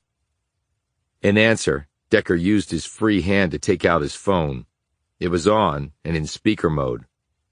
Assuming I'd be stupid enough to come here without any backup. Chapter 73. The lights hit them from all directions. Long guns slid over the brick walls of the burial ground as the men there stood on breached ladders. A voice on a PA called out, "Federal agents, guns down, on the ground, hands behind your heads, now!" A chopper emblazoned with DEA on the side suddenly roared over the tree line and cast its spotlight down on them. Assault rifles were trained from the bird on Ross and his group down below. In the cemetery, some of Ross's men fired up at the chopper and at the armed men who had suddenly appeared at the top of the brick wall. Shots rang out all over. The burial ground was quickly shrouded in smoke from all the discharging weapons. Flashbangs went off and people screamed. The smoke grew denser. The screams grew louder. Decker quickly pushed Fred Ross's wheelchair over next to one of the SUVs. "Keep your head down," he told the old man before rejoining the others. Jamison shouted to Decker, "I'll get Amber and Zoe." She sprinted forward, with John Barron joining her. Ross and one of his men had also raced toward the hostages. The two groups clashed right in front of Amber and Zoe. Ross started to point his weapon at Jamison. "You piece of shit!" screamed Jamison. She kicked the gun out of his hand and drove her fist into his nose, and when he staggered back in pain, she nailed him with her knee directly in his crotch. He went down and stayed there. Just to be sure, she jerked his hands behind his back and cuffed him. Meanwhile, Barron gripped the gun hand of the other man, stripped him of the weapon, bent his arm behind his back, and launched him head first into a granite tombstone.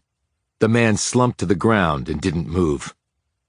Jamison lifted Zoe up into her arms, and Barron helped Amber to her feet.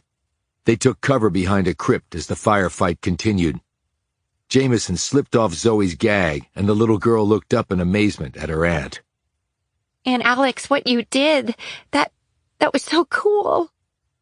At the gate of the cemetery, something came out of the smoky darkness and struck Decker. He stumbled to the side, slammed into the wrought iron gate, lost his balance, and fell down. Cindy Riley helped him up as shots continued to ring out and people screamed inside the grounds. Decker could hear feet running away into the darkness. It had to be the person who had struck him. He looked into the graveyard, and as the smoke cleared, he saw several of Ross's men down on the ground. Others were on their knees, their hands over their heads. Body-armored DEA agents with assault weapons were swiftly moving in and taking control of the situation. The short battle was over. The chopper had landed next to the cemetery, and Agent Kemper jumped out and hurried over to them. She said, "I have to tell you, that text you sent me telling me to come here blew me away. But I trusted you, and it damn sure paid off." Decker nodded and looked over at where Barron and Jamison were escorting Amber and Zoe to a group of DEA agents. "Did you use rubber bullets?" asked Decker. She nodded. "Like you suggested. We figure we can get these guys to turn on whoever they're working for higher up the food chain." As the smoke cleared further, Riley said, "Decker, I see Ted Ross, but not Lassiter." They all looked over to see Ross, his face bloodied from Jamison's blow, being hauled to his feet by two agents. Decker said, "Someone ran off back toward the house. It was probably Lassiter."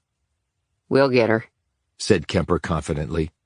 "This place is surrounded. I have agents barricading the road up. There's no way out." Decker glanced over at the SUVs. Ross and his wheelchair were gone. He rushed over there only to find pieces of duct tape on the ground. The old man must have managed to free himself somehow. Kemper joined him a moment later.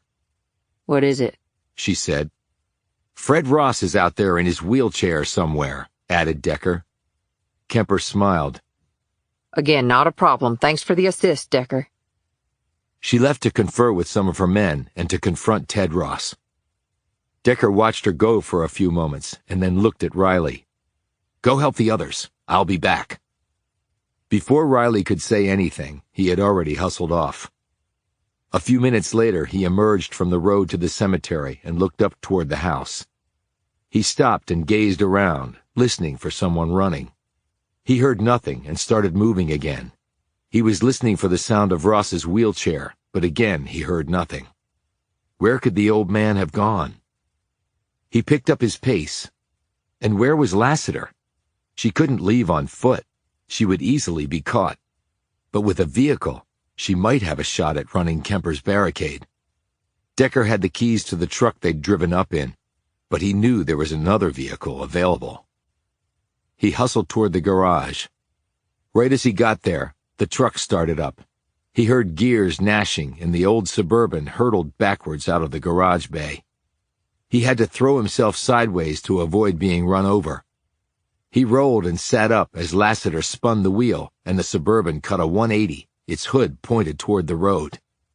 From a kneeling position, Decker settled the shotgun's stock against his shoulder and took aim. Get out of the truck, Lassiter, or I open fire. Her answer was 5 pistol shots fired at him through the open driver's side window. Fortunately, she couldn't really aim and drive at the same time, so her rounds sailed wide. Decker fired several shotgun blasts at the side of the truck. The pellets slammed into the old Suburban, blowing out both tires, shattering a window, and pockmarking the doors. Lassiter screamed, and a few moments later, the passenger door flew open. He heard feet hit the dirt, and then she was running away. Lassiter came into his sight line, and he watched as she ran to the front door of the mansion and disappeared inside. He slowly walked up to the truck and peered inside. He saw the blood inside the cab, so he knew he'd hit her. He followed the trail of blood to the front door and poked his head inside. He heard it before he could see her. Moaning. He made his way slowly down the grand hall, peering cautiously into each room he passed. The sounds of moaning were growing louder, but in this cavernous place, they seemed to echo everywhere. He stopped and listened intently. Decker? He took a few steps forward and peered into the gun room. Lassiter was sitting on the floor with her back against the wall. The arm that had been in the sling was bloody and hanging limply by her side. Decker fixed his gaze on the pistol in her right hand. Yeah, he said. Go to hell. It's over, Donna. So put the gun down, and I can get you some medical attention. She laughed, grimaced, turned to the side, and threw up. She wiped her mouth with her gun hand and looked over at Decker standing in the doorway. You got me good, Decker. She touched the muzzle of the gun against the side of her bloody face. Not so pretty anymore, am I? She laughed and then doubled up in pain. Why, Donna? You're a cop. She sat up straighter. Too much money, Decker. Too damn much. Lassiter groaned and slumped back against the wall. You also wanted to stick it to Barron because of your dad and your mom. She pointed to the bloody sling on the floor. The plan was to take out Marty and Alice when we were transporting them. Then they were going to shoot at me and a couple others to make it look legit. Only the damn round glanced off my body armor and knocked out my left arm. Had to down some serious painkillers just to function. Then you really messed it up with your shotgun. Feels like it's going to fall off. And I think my lung's filling up with blood. You made a mistake in checking yourself out of the hospital. That's what led me here. She waggled her head. Had to. I couldn't trust Ted not to screw me. Right. Honor among thieves. Why all the crap with Beatty and Smith, freezing their bodies and dumping them in that house? I knew our Emmy was incompetent. But we knew the DEA might swoop in after they were identified, so Ross thought the freezing would help us there. She coughed up some blood. But if I'd known you were in the house behind it, believe me, we'd have dumped them miles away. Put the gun down, Donna, and let me get you some help. You're not going to make it otherwise. Who gives a shit? She paused and took in a long, ragged breath, no doubt drawing more blood into her damaged lung. Barronville. This place sucks all the life out of you. Every time I saw that name on every damn street or building, it made me want to blow my friggin' brains out. My dad was a good guy. This place ruined him. It ruined everything. Decker said, "You went to Philly for college. You could have stayed there." She shook her head. Had to move back here. Take care of my mom. Then she killed herself anyway. By then I'm stuck. Right, your crappy life. It's somebody else's problem. You're damn right it is. She waggled her head again. All that gold. What did he say? 500 million? Something like that. But it's just money, Donna. She laughed bitterly. Easy to say unless you don't have any. She groaned and clutched her side. Shit. It hurts so bad. Put down the gun, Donna. I can get you some help for the pain, but you have to put the gun down first. She sat up straighter, and her features calmed a bit. I'm gonna get the death penalty, Decker, she said quietly. All the stuff I've done. Even if you do, it never happens fast. Decker could tell that her blood loss was nearing the critical stage. She started to stammer. I'm not going to prison, ex-cop. Not going to prison. No way. No way. You don't want to do that, said Decker, seeing where this was going. I was a good cop, I really was. And then it all went to hell. Decker could see that her face was growing pale as her blood pressure dropped with each pump of her heart. There was clearly only one outcome now. "How'd you get hooked up with Ross?" he asked, trying to distract her. She seemed to perk up with his query and said clearly, Known him forever. He needed some help on the inside. He knew about my dad and my mom. He knew I was kind of desperate. He made me an offer I couldn't refuse. "Alice Martin didn't know about you, did she?" She shook her head. It's her. I was the nice, good cop. "What about Green?" She shook her head again. Nobody knew about me other than Ross. He had Marty and a bunch of other cops on the payroll, but I was the fail-safe. Otherwise, Marty could have fingered me when you nailed him on Bond's murder. "Put the gun down, Donna." Not gonna do that. She looked up at him with pleading eyes. Shoot me, Decker. She pointed to her forehead with her gun muzzle. Right here, please. Fellow cop, asking a favor, just do it. "I'm sorry, I can't do that." Okay.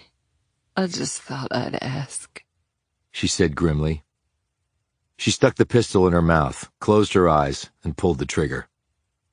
Decker didn't react to this. In fact, he knew it was the logical outcome. And maybe it was better that way. He stepped over to the body, which had slumped sideways.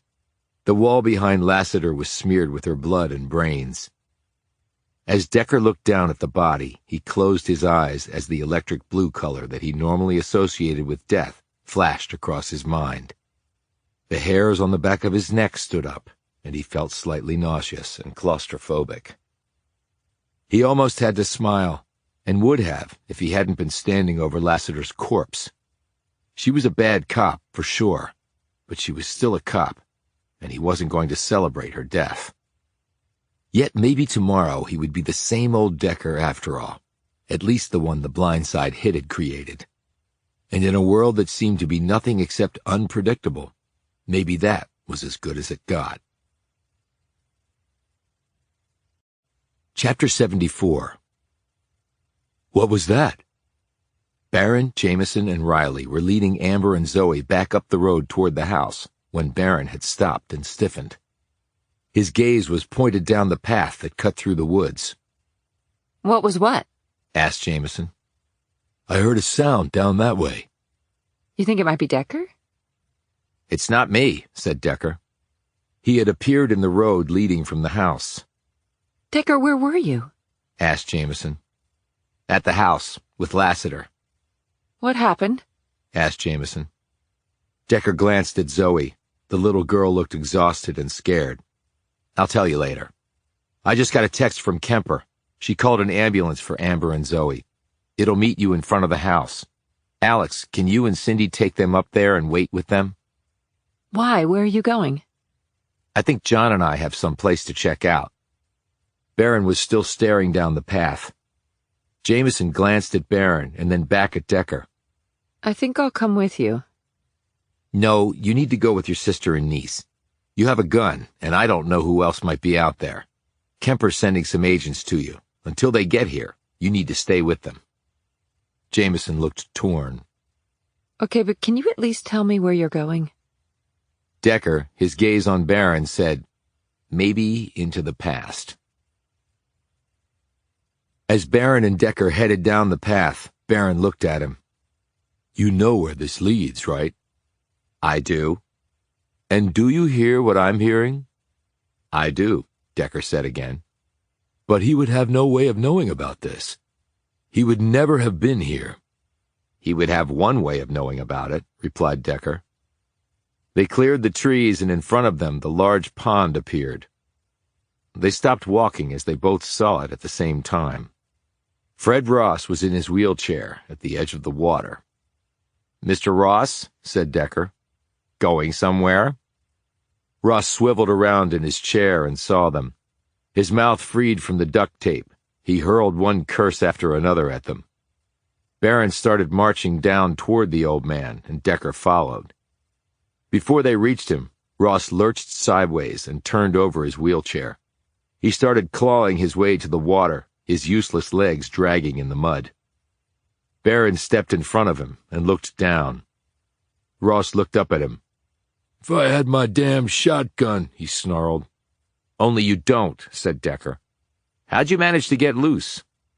You didn't tape my arms that tight. Had some wiggle room. All I needed. Probably thought because I'm old I'm weak. Well, I'm stronger than I look, fat boy. From working hard all my life and pushing myself around in that metal cage all this time. Barron said, How did you know this pond was even here? Ross laughed. How do you think I know? Decker knelt down next to Ross. Why did you kill his parents? Barron shot Decker a stunned look and then stared back at Ross. They were Barron's. Ain't that reason enough? Why in the pond? Because I didn't want to get caught, that's why, you fat, dumb son of a bitch. Why were you up here in the first place? Asked Decker. Looking for it, wasn't I? The treasure? Ross eyed him shrewdly and nodded. How'd you even hear about it? Asked Barron. When she was younger, my grandmother worked up at your damn mansion as a maid. That fancy-ass butler was an old man then, and he would get drunk and run his mouth in the kitchen. Right before he died, he bragged to my grandmother that he was going to be buried with Barron. He was so giddy about it, like that made him somebody. And he said that Barron wasn't going to leave much of anything to his kids. He was just going to hide his money from those spoiled brats because they were nothing to him. Somewhere up on the estate, he said. Well, she told my mom, and my mom told me. One night years later, I went up there to look for it, but couldn't find it. Figured I'd get the damn Barrons to tell me. They didn't know either, you idiot, roared Barron. Do you think if they did, they wouldn't have already gotten it? Ross ignored him and kept his gaze on Decker. Only they wouldn't tell me. I got even more pissed and knocked them in the head, put them in their fancy car, and drove it over here, and rolled it right into the water. But how did you know about the path or the pond? Asked Decker. My grandma told my mom. He looked at Barron. She said the high and mighty barons used to come here for picnics and shit. I figured I'd give 'em a picnic, all right. 20 feet under. Ross eyed the water. And then I went back to work at the damn textile mill and got paralyzed. He glared at the wheelchair. Been trapped in that piece of shit ever since. Well, they say God works in mysterious ways, said Decker disdainfully. But what are you doing here now? Hell, I ain't going to prison. Rather drown my ass. Barron pulled his gun and pointed it at Ross. How about I do the honors? The old man grinned maliciously up at him. Yeah, you go ahead, prick. Pull that trigger. Barron cocked the hammer. Do it, rich boy, do it. I dare you, squealed Ross. Decker said, He wants you to do it, John, because then he knows I'll have to arrest you. It would be like he'd be killing you too, just like he did your parents. You gonna let him sucker you like that? Barron pressed the barrel against Ross's forehead and held it there until the old man started to shake with fear, and tears spilled out of his eyes. Then he uncocked the hammer and handed it to Decker with a smile. You can't be serious. I'm far too high and mighty to fall for that. Ross cursed and spit at him, even as Barron righted the wheelchair, lifted the old man up, and placed him back in it. Come on, Mr. Ross. I'll even push you right up to the paddy wagon. You can ride to jail with your son, 2 peas in a thoroughly rotten pod. Decker leaned down to stare at Ross. You were wrong. About what? Snapped Ross. There are some things illegal in Barronville. As they headed back up through the woods, Barron looked over at Decker. The only friend I have is Cindy Riley. I know. Until now, that is. He paused and stopped pushing the wheelchair. I count you and Alex as friends. It's very clear where I would be without both of you caring enough to figure out the truth to all this. Decker glanced over at him. I believe in second chances, John, because I got one, right when I really needed it. How about you? Do you believe in them? Barron looked around at the grounds that were once part of his family's elegant estate. I didn't, until a few minutes ago. Well, that's all that really counts. Chapter 75. It came to well over $600 million in gold. Even after various taxes are paid, it'll be a huge sum. Barron was sitting in his study with Riley, Jamison, and Decker. Decker and Jamison had returned to Washington for a few weeks, but had traveled back to Barronville for a visit. I'd call that quite the turnaround in prospects, said Decker. What are you going to do with all the money? Asked Jamison. Well, knock this place down for starters, and put up something a little more minimalist and a lot more tasteful. And then I thought I'd invest in Barronville. How so? Asked Jamison. Put money into local education, retraining centers, and a new opioid addiction facility. Try to get new businesses to come here and employ people. Have an incubation place for startups. Whatever I can do to help turn this place around. Pretty nice of you to help a town that's been spitting in your face all your life, said Riley. Barron's features changed from light to somber.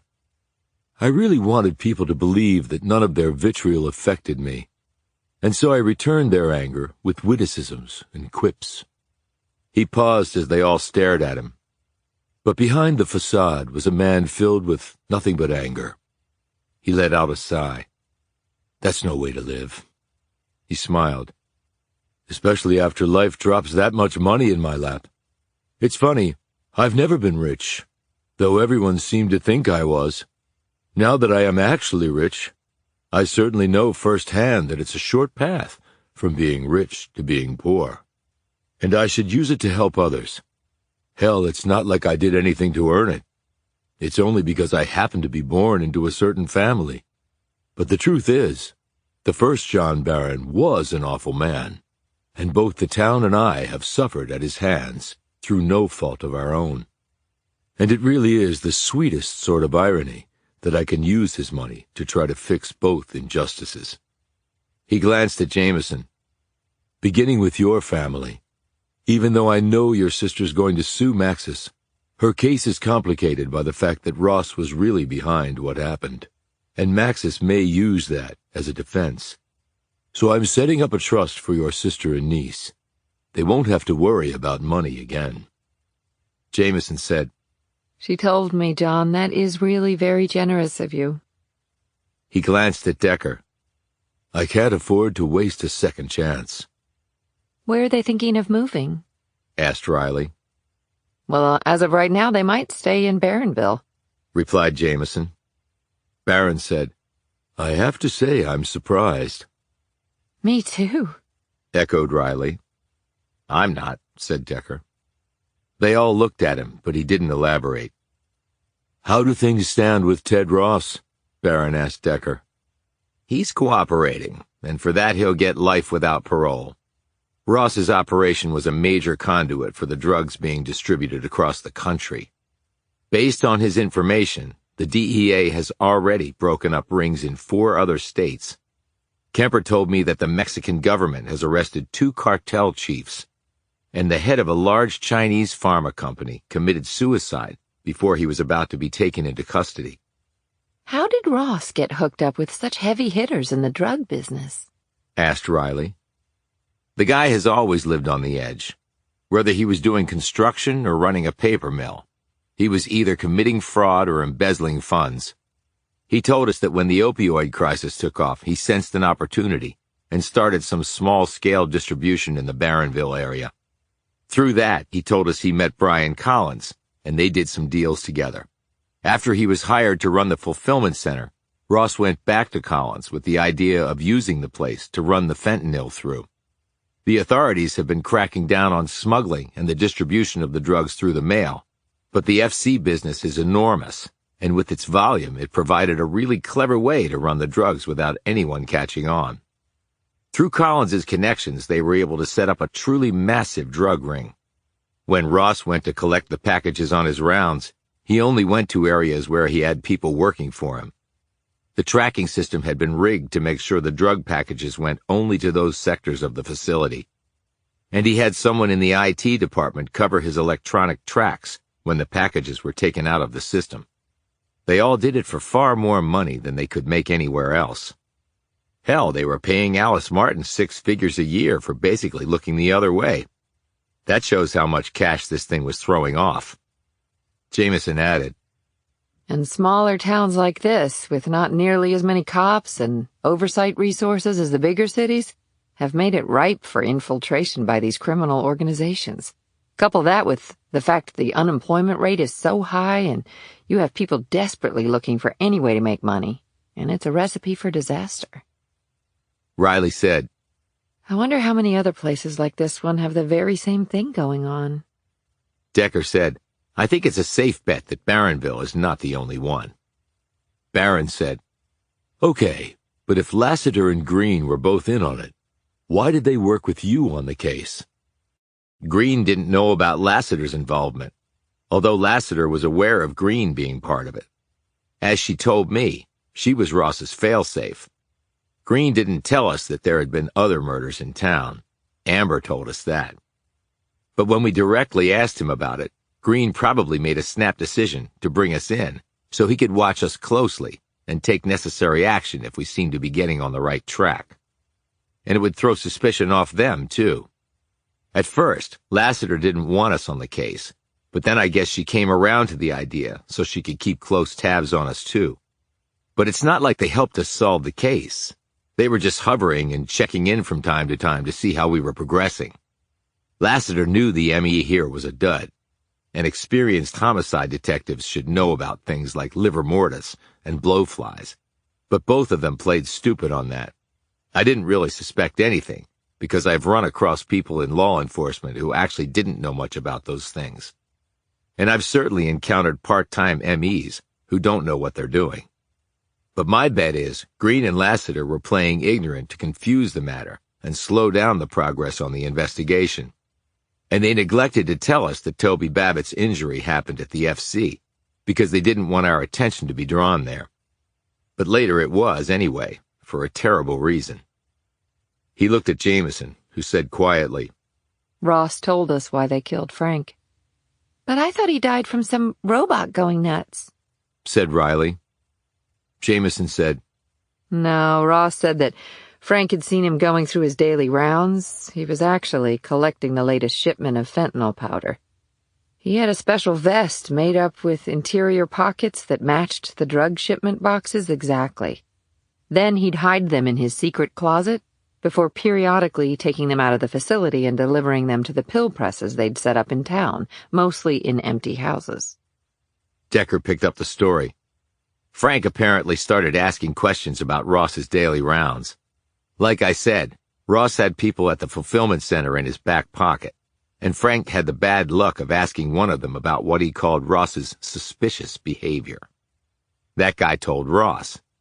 So after the construction crew had gone for the day, Ross had Frank go check on the addition. But he had a couple of guys there who knocked him unconscious. Then they carried him over to the robotic arm, and the rest we know. I'm surprised that Frank didn't mention something to us about his suspicions, said Jamison. Decker shrugged. The last thing Frank would want was to make trouble for his new boss, when there might be a perfectly sensible explanation for what Ross was doing. And Ross used that to his full advantage. What a bastard! Exclaimed Riley angrily. Decker nodded. Ross also told us that it was Marty Green who almost fried us at Babbitt's trailer. Ross said Babbitt started getting weird and talking about knowing things that Ross was up to, outside of the treasure. That was the reason he had to die. So did Lassiter plant the gun at my house? Asked Barron. Decker nodded. That was all part of the plan to get you out of the property. When everything was ready, Ross had Lassiter pull the trigger and search your place. She had the gun with her and did the deed. Your butt ended up in jail. Later, they used the subterfuge of the hostage exchange to try and get us out of the way. They made the exchange spot far away to give them time to search for the treasure at the two possible locations, the potting shed and the mausoleum. That way they could look for it without worrying about us showing up. He glanced at Riley. If Cindy hadn't called and told me that Lassiter had checked herself out of the hospital, things would not have ended the way they did. Barron gripped Riley's hand. Well, Cindy has always been smarter than me. Jamison shook her head. I thought Lassiter was a good cop. Decker said she was a good cop, and then she was a bad cop. Ross didn't entirely trust Green, and he wanted another cop on the payroll that he alone knew about.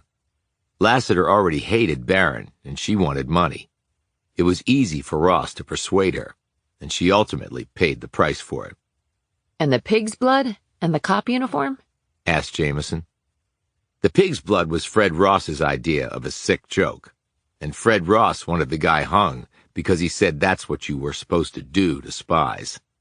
Ted Ross told me later that he thought the blood and hanging were stupid, but his old man just wouldn't leave it alone. Ross especially regretted doing it because it was the blood that led to the electrical short, which was the only reason Alex and I became involved. The idea of using the police uniform was Green's. There were a number of officers paid off to look the other way. Green didn't want any of the bad cops having a change of heart. Now all those people have been arrested. The police forces really had to clean house, and it was about time. But how did Ted Ross hook up with Costa? Asked Riley. Decker said, pretty simple. The bank handled the fulfillment center payroll. It was the biggest account they had, so Costa and Ross became friends. Ross said that Costa started talking to him about a possible treasure at the Barrens. It helped that Ross had heard the stories from his father, too. Together with Costa's research, they narrowed it down. It was Ross's idea to frame John and get him off the property so they could look for the treasure. You saw how involved it was and how long it would take with all the equipment. They couldn't very well do all that with you there, John. But they could have just killed me and then looked for the treasure, or gone and gotten it while I was in jail awaiting trial. I asked Ross about that. He couldn't be sure that while you were in jail, Alex and I or someone else wouldn't come poking around. That would be disastrous. He also said it was too risky if you went missing or your body was discovered. Costa was going to try to get you on a drug charge, especially after they found out Swanson was living in the potting shed, and used that to foreclose on the mortgage. Ross told me that Costa had no interest in murdering anyone, and he didn't know Ross also ran a fentanyl ring. But Ross had a different idea. He wanted to get rid of Costa and Babbitt for his own reasons. So the moral turpitude clause Ross envisioned being evoked by the bank was your being a murderer. He couldn't accomplish that by simply killing you. The thing is, you have to understand that he didn't just want the treasure. He wanted to see you rot in jail, or else be given the death penalty. So did his old man. In their warped minds, it was personal with them. You were a baron, which meant you were everything they despised. And then the bank could sell the property and Ross could buy it through a straw man using his drug profits, said Jamison. Decker added, but when they had to kill the DEA agents and things started going sideways, they changed their plans and kidnapped Amber and Zoe to use as bait to get us out of the way. They had to kill the DEA agents because they had uncovered the fentanyl ring. Ross knew that he had to close things down quickly because once the agents were identified, the DEA would be swooping in, which they did. He wanted to take the treasure and his drug profits and disappear before that happened. Only he never expected us to be involved in the investigation. He was counting on Green and Lassiter slow-walking it. If it had been left up to them, the DEA agents would have remained John Does for a long time.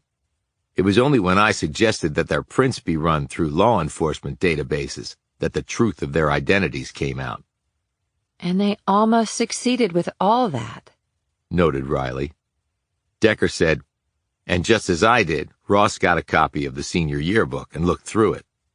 They did all the weird stuff at the crime scenes, the Bible verse, and the death mark on Costa, based on their learning that John was into mythology and Tanner was his girlfriend and had taught Bible school.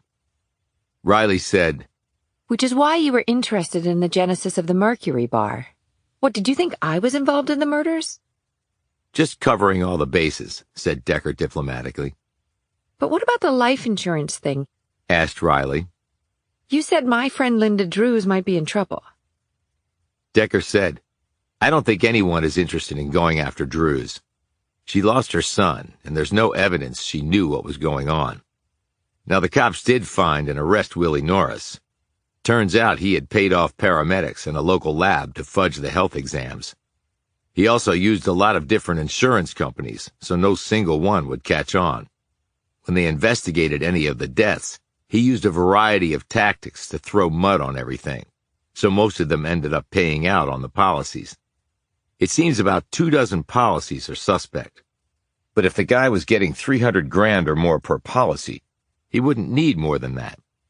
And he used various means to slip pain pills laced with fentanyl to people who'd bought policies. Not all of them died, but many did.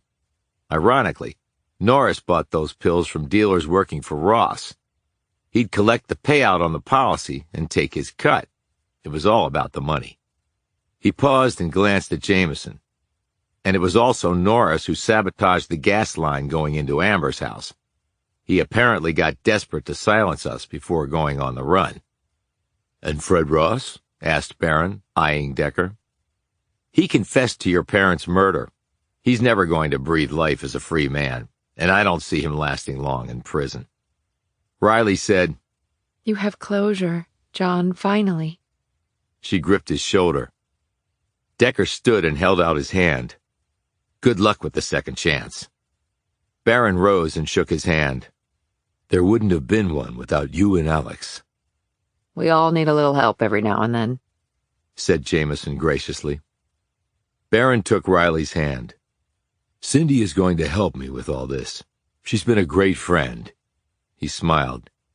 Maybe she sees me as a father figure. Riley kissed him on the cheek. Maybe I see you as something else. Jamison said, You guys up for some lunch before we say our goodbyes? Sounds great, and I'm buying, said Barron quickly. No, you're not, because it's on me at the Mercury, said Riley.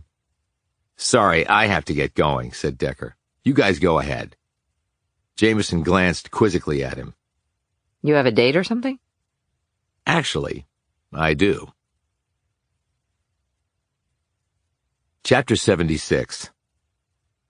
Decker stopped the truck, got out, and hurried around to the other side, and helped Zoe Mitchell out. He closed the door. She reached up for his large hand, which he took.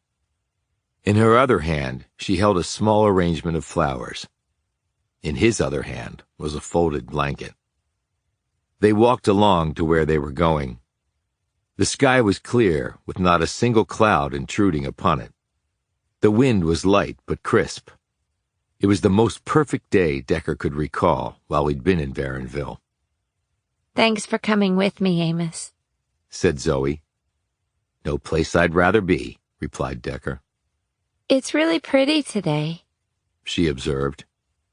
I think somebody's watching out for you. Zoe glanced at the sky and then at Decker. You really think so? Yeah, I really do. They reached the spot, and Zoe looked at the raised mound of dirt.